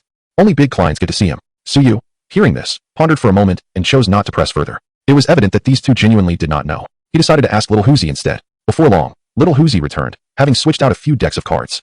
He did not change the rules. After all, at the gambling table, playing cards merely led to the same destination. With an air of confidence, he laid down the cards. Crossing his legs, let us continue, but don't let Boss Lu run away halfway through. Suyu glanced around, sensing an atmosphere akin to a sandwich with cheese, with himself as the cheese. Whoever runs away is a coward. Step outside and get hit by a car. They'll have bad luck every day. Are you brave enough to take that risk? Little Huzi inhaled sharply. Oh, you're playing hardball, huh? I'm definitely in. Alright, whoever runs away is a coward. Step outside and get hit by a car. They'll have bad luck every day. In the first round, based on the dice roll, the dealer was little Huzi. Brimming with confidence, he dealt 2 cards to each player. After all, he was the dealer, holding the cards, and having employed technology. How could he not win? With a subtle motion, Suyu received the 2 lowest cards. The remaining 2 players were dealt high cards close to 21. As for little Huzi, he naturally arranged for himself the highest cards. With a smirk, he picked up his cards and wiped them clean. The value of the cards subtly shifted. In an instant, the situation transformed. Good, I win. Before he could finish his sentence, Suyu swiftly laid down 2 cards. Undoubtedly, they were the highest 2 cards. Little Huzi's eyes widened in disbelief as he rubbed them, trying to comprehend the situation. This can't be right. The cards I dealt were tampered with. I clearly gave him the lowest cards. What is happening? He sighed, relieved that his opponent's hand was substantial enough to result in a draw, albeit at the expense of his 2 companions. Casually glancing at his own cards, he was poised to play, only to halt abruptly. What a twist. Just moments ago, he held 2 of the highest cards, yet now he found himself with a 3 and a 4. Winning this round? Seriously? Come on, what has to hold up? Play your cards. Let me see what you've got, Suyu said, smiling brightly. The girls flanking them fell silent, sensing an unusual tension in the air. Suyu's voice lingered in the ears of the 3 men, gradually clouding their judgment. Shaking his head, the man with the mustache slammed his cards down. Once again, he faced defeat. In subsequent rounds, whether Suyu was dealing or someone else was, whenever a player sought to end the game swiftly, Suyu would reveal a hand totaling a perfect 21. He was effectively terminating the competition. If he didn't have that, he would nonchalantly display his cards to the onlookers and the girls beside him, exuding an air of complete confidence. His hand's value was only slightly superior to theirs. Just one more card could significantly increase his chances of victory. Consequently, they opted to raise the stakes and draw again, only to bust. This pattern repeated itself, with them losing each time. Even though the mustached man possessed a wealth of knowledge, this deck harbored numerous hidden traps. Yet, victory eluded him. The mustached man scratched his head, perplexed about where things had gone awry. Suyu maintained a serene smile, seemingly unaffected by the alcohol. The mustached man pondered. Could he be some sort of divine drinker? Suyu clarified that he was merely consuming plain water. It would be quite strange to get intoxicated from that. What if he had advanced techniques? Indeed, he had activated 2. Gentlemen, collectively, you've lost over 50 million, Suyu remarked. Sensing it was time to draw attention to the staggering losses, the trio jolted in surprise. They truly had yet to win a single hand. Even the dullest minds could discern they were up against a formidable opponent. Boss Lu, it's just a game. Why take it so seriously? They chimed in unison. Suyu shook his head, realizing that even at this juncture, they were still attempting to dodge accountability. There was no escaping this fate for any of them. With a snap of his fingers, silence enveloped the group, including the mustached man. Summon your boss. It was a rare occasion for this boss to make an appearance. Suyu shot a glare at the man, then let us settle the payment. The mustached man opened his mouth to protest, but ultimately held his tongue, hastily retreating to fetch the boss. If he didn't act soon, they might lose everything at the casino. They had to either win back their losses or deal with the troublemakers. Boss Lu, our boss requests your presence, they announced as Suyu stood, brushing off his clothes, finally ready to meet the figure behind the casino. Outside, Lu Yochi listened intently, his heart racing with excitement and anxiety at the prospect of Suyu meeting the enigmatic owner. Caution was imperative. As they walked toward the back of the casino, the cacophony of noise began to fade away. Little Mustache could only take him this far, unable to venture further. Instead, he was replaced by Manager Gao, whom Suyu had just encountered. Boss Lu, Your luck is truly remarkable. Our boss wishes to meet you, Manager Gao remarked, his tone tinged with barely concealed annoyance. Suyu shrugged nonchalantly. What of it? As long as the payment is forthcoming, I shall speak as necessary. Your casino is quite generous, preparing such an elaborate welcome gift right from the start. With a raised brow of mockery, Suyu sauntered deeper inside. The interior was labyrinthine, and after much effort, he finally arrived before a hidden door. Please, Manager Gao gestured. Displaying his audacity, Suyu boldly pushed the door open. Inside, two burly men approached, demanding to search him. Why do you have 2 orange slices on your neck? The scent here is far too overpowering. It pales in comparison to the fragrance of these oranges. The strongman hesitated, slowly returning the oranges to their rightful place. On the other side, Lu Yochi experienced a brief loss of signal before it returned to normal, though somewhat perplexed. He held no suspicions. You possess quite the enthusiasm, Suyu observed as he stepped into the innermost room, where he spotted a figure seated in the boss's chair. Turned away from him. What is this air of mystery? Are you the proprietor here? Have you sustained scars on your face that you wish to hide? Boss Lu, your words are quite sharp, came the response from the chair. Suyu remained noncommittal. Upon hearing this name, Lu Yochi felt a wave of darkness wash over him. What a ridiculous name. Could he not be more creative? Chapter 95. I bet your gun is empty, Boss Lu. You have won quite a sum today. Are you here to cause trouble? The chair turned, revealing a man with a scarred face. To Suyu's surprise, the scar was not as long as he had envisioned. It merely bisected his eyebrow. With arms spread wide, Suyu chuckled. Let us not say it that way, boss. I am here to discuss business with you. The boss paused, scrutinizing Suyu with suspicion. How did he know there were other dealings here? What business? Suyu waved his hand dismissively and shifted the topic. By the way, I don't even know your name. My name is Wu Chong. As soon as the words escaped his lips, Wu Chong covered his mouth, a look of uncertainty crossing his face. How had he divulged that so readily? Strange. Noticing Wu Chong's guarded demeanor, Suyu maintained his smile. So, Mr. Wu, do you have some potent items available? Wu Chong waved his hand grandly. Of course we do. What do you need? Suddenly, he clapped a hand over his mouth, startled by his own impulsiveness. What is wrong with me today? He wondered. Why can't I control my tongue? Mr. Wu, what else with the excitement? I'm here to procure goods, so please, do not be so wary. Suyu raised his hand in a calming gesture. Wu Chong, feeling anxious, took a seat once more, eyeing Suyu from head to toe. Suyu, in turn, donned an expression of innocent bewilderment, appearing remarkably gullible. In that instant, Wu Chong began to formulate a plan. Since the truth was now out, he decided to drop the pretense altogether. In this setting, a valuable exchange is about to unfold. Yet the protagonist, Wu Chong, raises a question of propriety regarding the use of casino funds for purchasing items from the establishment. With a narrowed gaze, he threatens, his hand already reaching into a nearby drawer. Suyu discreetly glances at the drawer, shaking his head to dispel any misunderstanding, asserting that as long as the business is conducted, the money is of little consequence. Wu Chong, taken aback by Suyu's unexpected flexibility, momentarily relaxes, retracting his hand. In light of this, he inquires about the specific items of interest. Suyu, with a sly smile, asks whether the goods in question are powder or pills. Wu Chong raises an eyebrow, recognizing Suyu as an informed individual. After a brief contemplation, he retrieves a nail clipper from the drawer, leisurely sharpening his nails as he responds, indicating that both forms are available. Delighted, Suyu expresses his preference for powder, suggesting that Wu Chong should keep the pills for himself. Wu Chong, momentarily perplexed, queries why he would need the pills. Suyu insists that since they are conducting business, he should state how much he desires. Recognizing the opportunity, Suyu boldly requests 100 pounds. Wu Chong's eyes widen in disbelief at the enormity of the request, prompting Suyu to scale it back to 10 pounds instead. Wu Chong contemplates the transaction, ultimately conceding that selling the product is his business. He jovially agrees, grateful for Suyu's patronage. Suyu, seizing the moment, suggests a toast to celebrate their new partnership. Wu Chong, realizing the significance of the occasion, agrees to fetch some fine liquor. As Suyu subtly prepares to conclude the deal, he inquires about restroom facilities, humorously noting the necessity of such a convenience after indulging in drink. Upon receiving directions, he enters the restroom, revealing a cunning smile as he plunges his fingers into a basin of water, uttering the word exchange with a sinister glee. Meanwhile, outside, a burly man accompanying Suyu appears perplexed by the unfolding events. Suyu signals to his associates, indicating it is time to execute their plan. The outside team, having received Suyu's cue, promptly mobilizes. Returning to Wu Chong's room, Suyu finds the celebratory drinks prepared. He nods in affirmation, initiating the transaction with a gentle push of his glasses. With a congenial demeanor, he pours wine for both Wu Chong and himself, suggesting they toast before proceeding. After serving the two robust men at the door, Wu Chong, reassured by his preparations, does not object. The two clink their glasses and down the contents in one go, allowing Wu Chong to fully relax into the atmosphere. With a light chuckle, he calmly remarked, Boss Lu, being so young, are you unaware that one should not consume the belongings of strangers indiscriminately? Suyu, taken aback by the words, swayed unsteadily, on the verge of collapsing. Trembling, he pointed a finger at Wu Chong. Did you not drink as well? Wu Chong shook his head dismissively, clicking his tongue in disdain. The liquor bears no treachery, but I never claimed the cup was untouched. Sleep well. By morning, you shall find yourself in Myanmar, having won such a substantial sum from him. He had embarrassed the casino and still desired to conduct business. How audacious. Suyu mused, I did not anticipate such unexpected gains. Instantly, his body stabilized, and his gaze regained clarity. I was feigning dizziness. Boss Lu is merely here to conduct business. Why all the fuss? Suyu shook his head and sighed.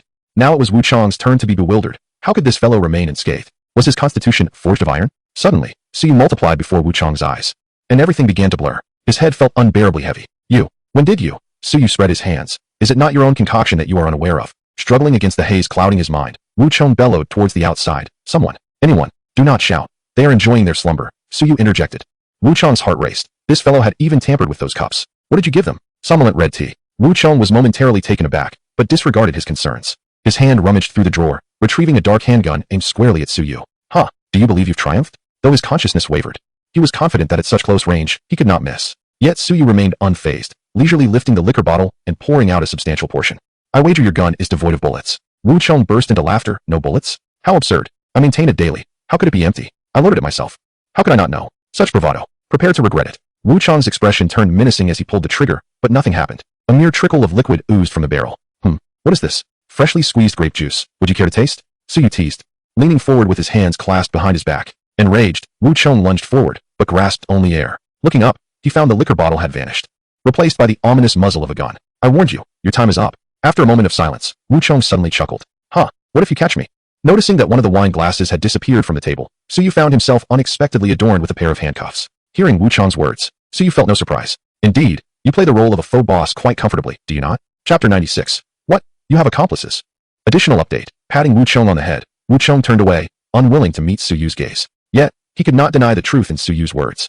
Let me think. The mastermind must ensure their own safety and be able to escape at a moment's notice. This wretched place is surely unsuitable for their lingering presence. Suyu pointed to the deeply concealed room and expressed his disdain. Furthermore, he needed to ensure that he could keep track of all the movements within the casino, even safeguarding himself against a lesser sentence if apprehended. Could it be possible that he was currently within the casino, albeit not in the capacity of the owner? Wu Chong bit his lip, clenching his teeth in silence. His unwavering loyalty to the owner meant he would never reveal the identity of the boss. Who is your boss? It's Manager Gao. Wu Chong suddenly leapt up, his heart filled with profound astonishment. How could he have inadvertently let that slip? Was this the end for him? Are you a cop? He scoffed. With so many people in our casino, do you really think you can catch them all? He had already discreetly pressed a button under the table, and Manager Gao should now have received the message to make a swift exit. You officers won't be able to catch him, he chuckled. Suyu shook his head helplessly. This fellow had quite the resilience, still not fainting. Rest assured. Your patrons are currently sleeping soundly, just like those two outside your door. You should sleep as well. Upon hearing Suyu's voice, Wu Chong could no longer resist the overwhelming wave of drowsiness that washed over him, and he collapsed backward. Lu Dui, how is it on your end? We have surrounded the casino. You can be at ease. As Suyu tucked both guns into his pockets, he began to search the room diligently. Surrounding them wasn't enough. Heed my words, you need to go to this particular location. Meanwhile, within a hidden passage, Manager Gao and several trusted subordinates were making their escape. Given his cautious nature, upon witnessing the inebriated gamblers fall asleep one after another, unresponsive to calls, he understood the gravity of the situation. The person who had just gone to the back, Lu Yukai, was likely a cop. If there was no escape now, when would there be? His subordinates, both male and female, remained silent as they pressed onward. Soon, they finally exited the hidden passage and entered an empty house situated a considerable distance from the Manhwa villa. Outside, their getaway vehicles awaited. Hee. Manager Gao's expression relaxed significantly as he chuckled. One of his subordinates, puzzled, asked, Boss, what are you laughing about? Gao pointed to the sides outside. I laugh at the cops' lack of cunning. If they ambushed here with two teams, what then? Surrounded on both sides. The only escape would be the river at the back. Upon hearing this, his subordinates immediately flattered him. The boss is far more astute than that cop. How could they possibly know we have a hidden passage leading here? They are likely busy trying to catch Wu Chong right now. Laughing heartily, Manager Gao pushed open the door. With a crash, two fully armed teams of police officers suddenly surged forth from both sides, their weapons glinting ominously even from the rooftops. In an instant, Gao's heart raced, and he retreated swiftly. As he drew his handgun, his very pores trembled. How did the police know he was here?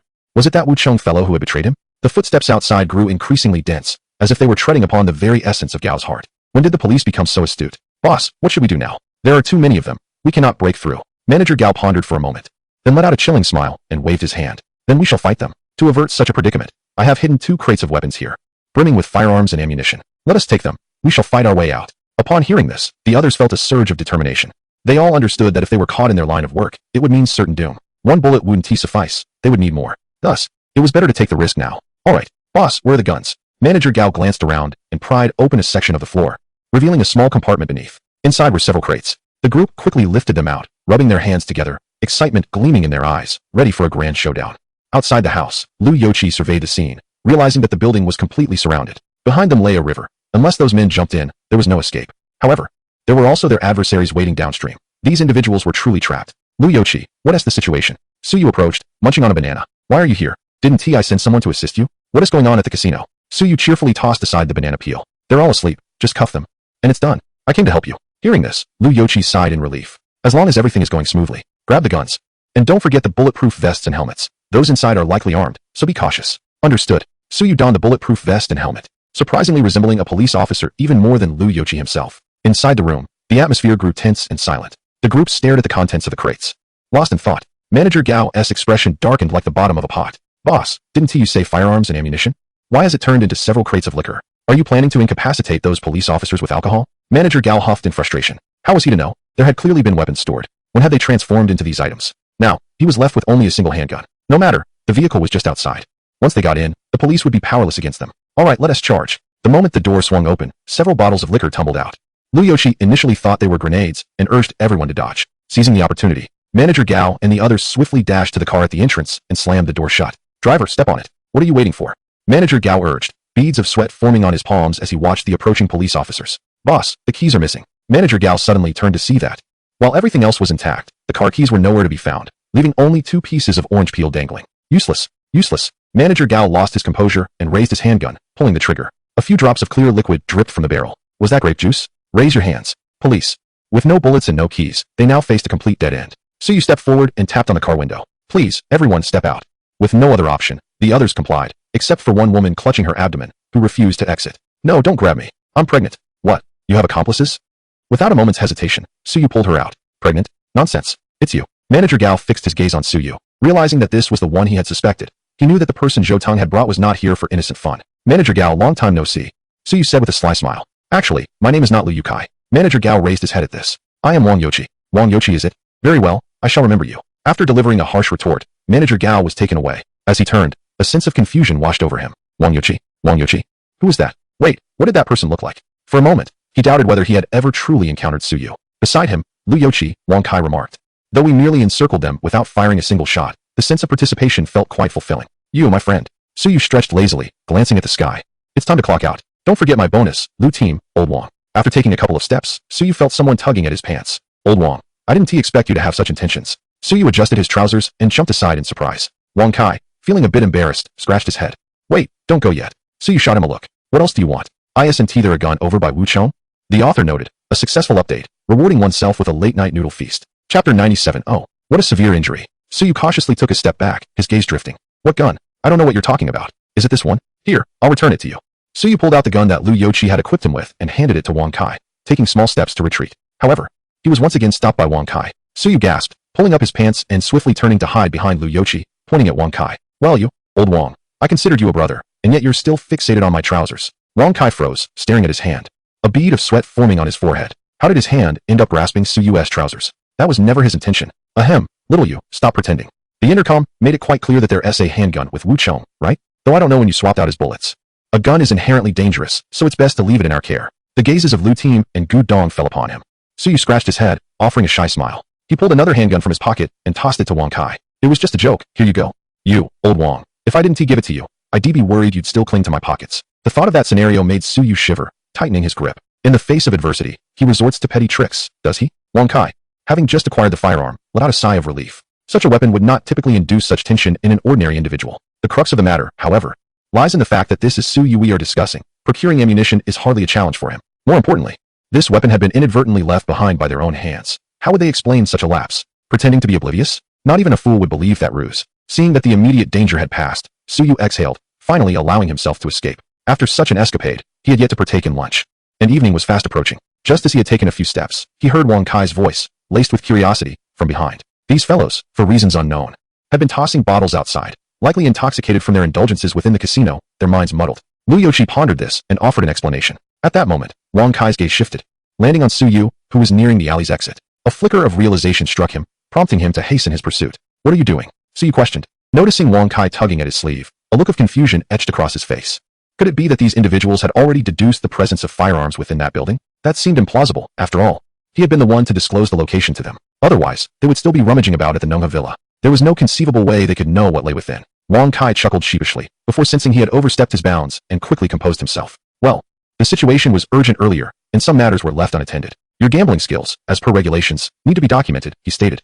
His voice tapering off as Suyu's eyes widened, nearly bulging from their sockets in disbelief. What? Old Wang, you ungrateful, cold-hearted man. I came to assist you, and you wish to drag me into this mess? You have no conscience. Suyu exclaimed, arms flung wide as he collapsed onto the ground, rolling about in despair.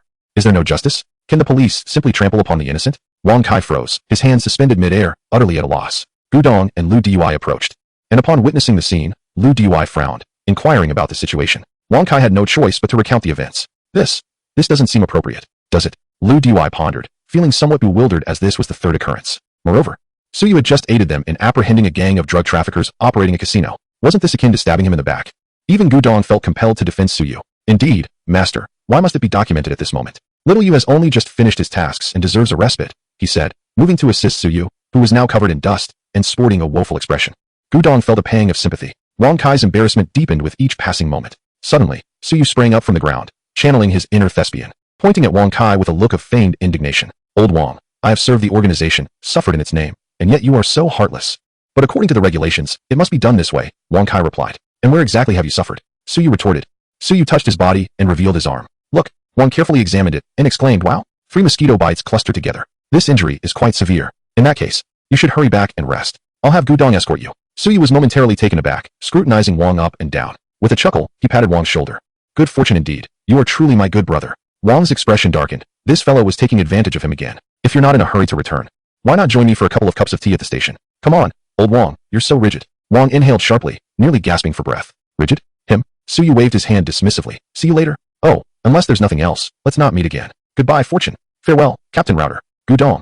Can I sit in the front passenger seat? Seeing the flushed faces of his mentor and the team leader, Gudong couldn't help but stifle a laugh. Sure.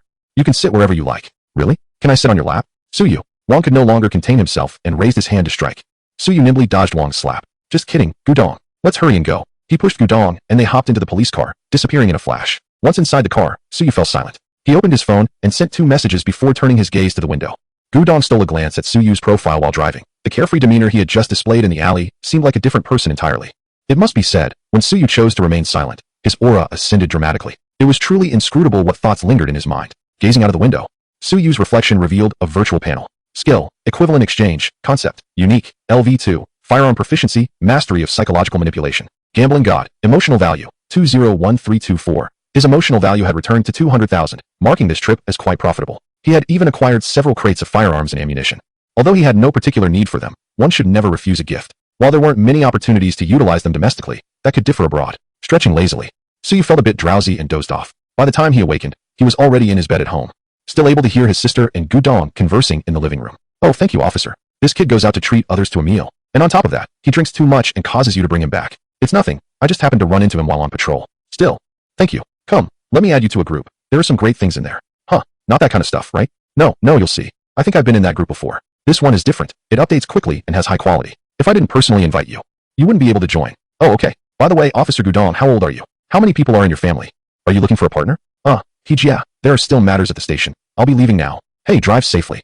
Chapter 98. The bold embrace the world. The sound of the door slamming startled Suyu, prompting him to hastily pull the blanket over his head. His elder sister truly concerned herself with trivial matters. She ought to prioritize her own affairs instead. When the door swung open, Suyu remained perfectly still, feigning silence. However, Suyu was not easily deceived. If you wish to sleep, then sleep. Why cover your head with the blanket? You've employed this ruse since childhood. When have you ever fooled me? She yanked the blanket away, meeting Suyu's gaze with a knowing look, to which he responded with an awkward yet courteous smile. Haha, good morning, sister. Good morning, my foot. It's already evening. What do you want for dinner? I'll prepare it while you sleep. With that, she rolled up her sleeves and headed out. Suyu felt a jolt of anxiety. So he intended to cook? This was unacceptable. No, you mustn't enter the kitchen. There are mischievous little sprites in there. Startled, Suyu shot him an incredulous glare, having developed a newfound awareness of the term sprites. She patted her chest and glared at him in frustration. This fellow only knew how to scare her. Ultimately, dinner was prepared by Suyu.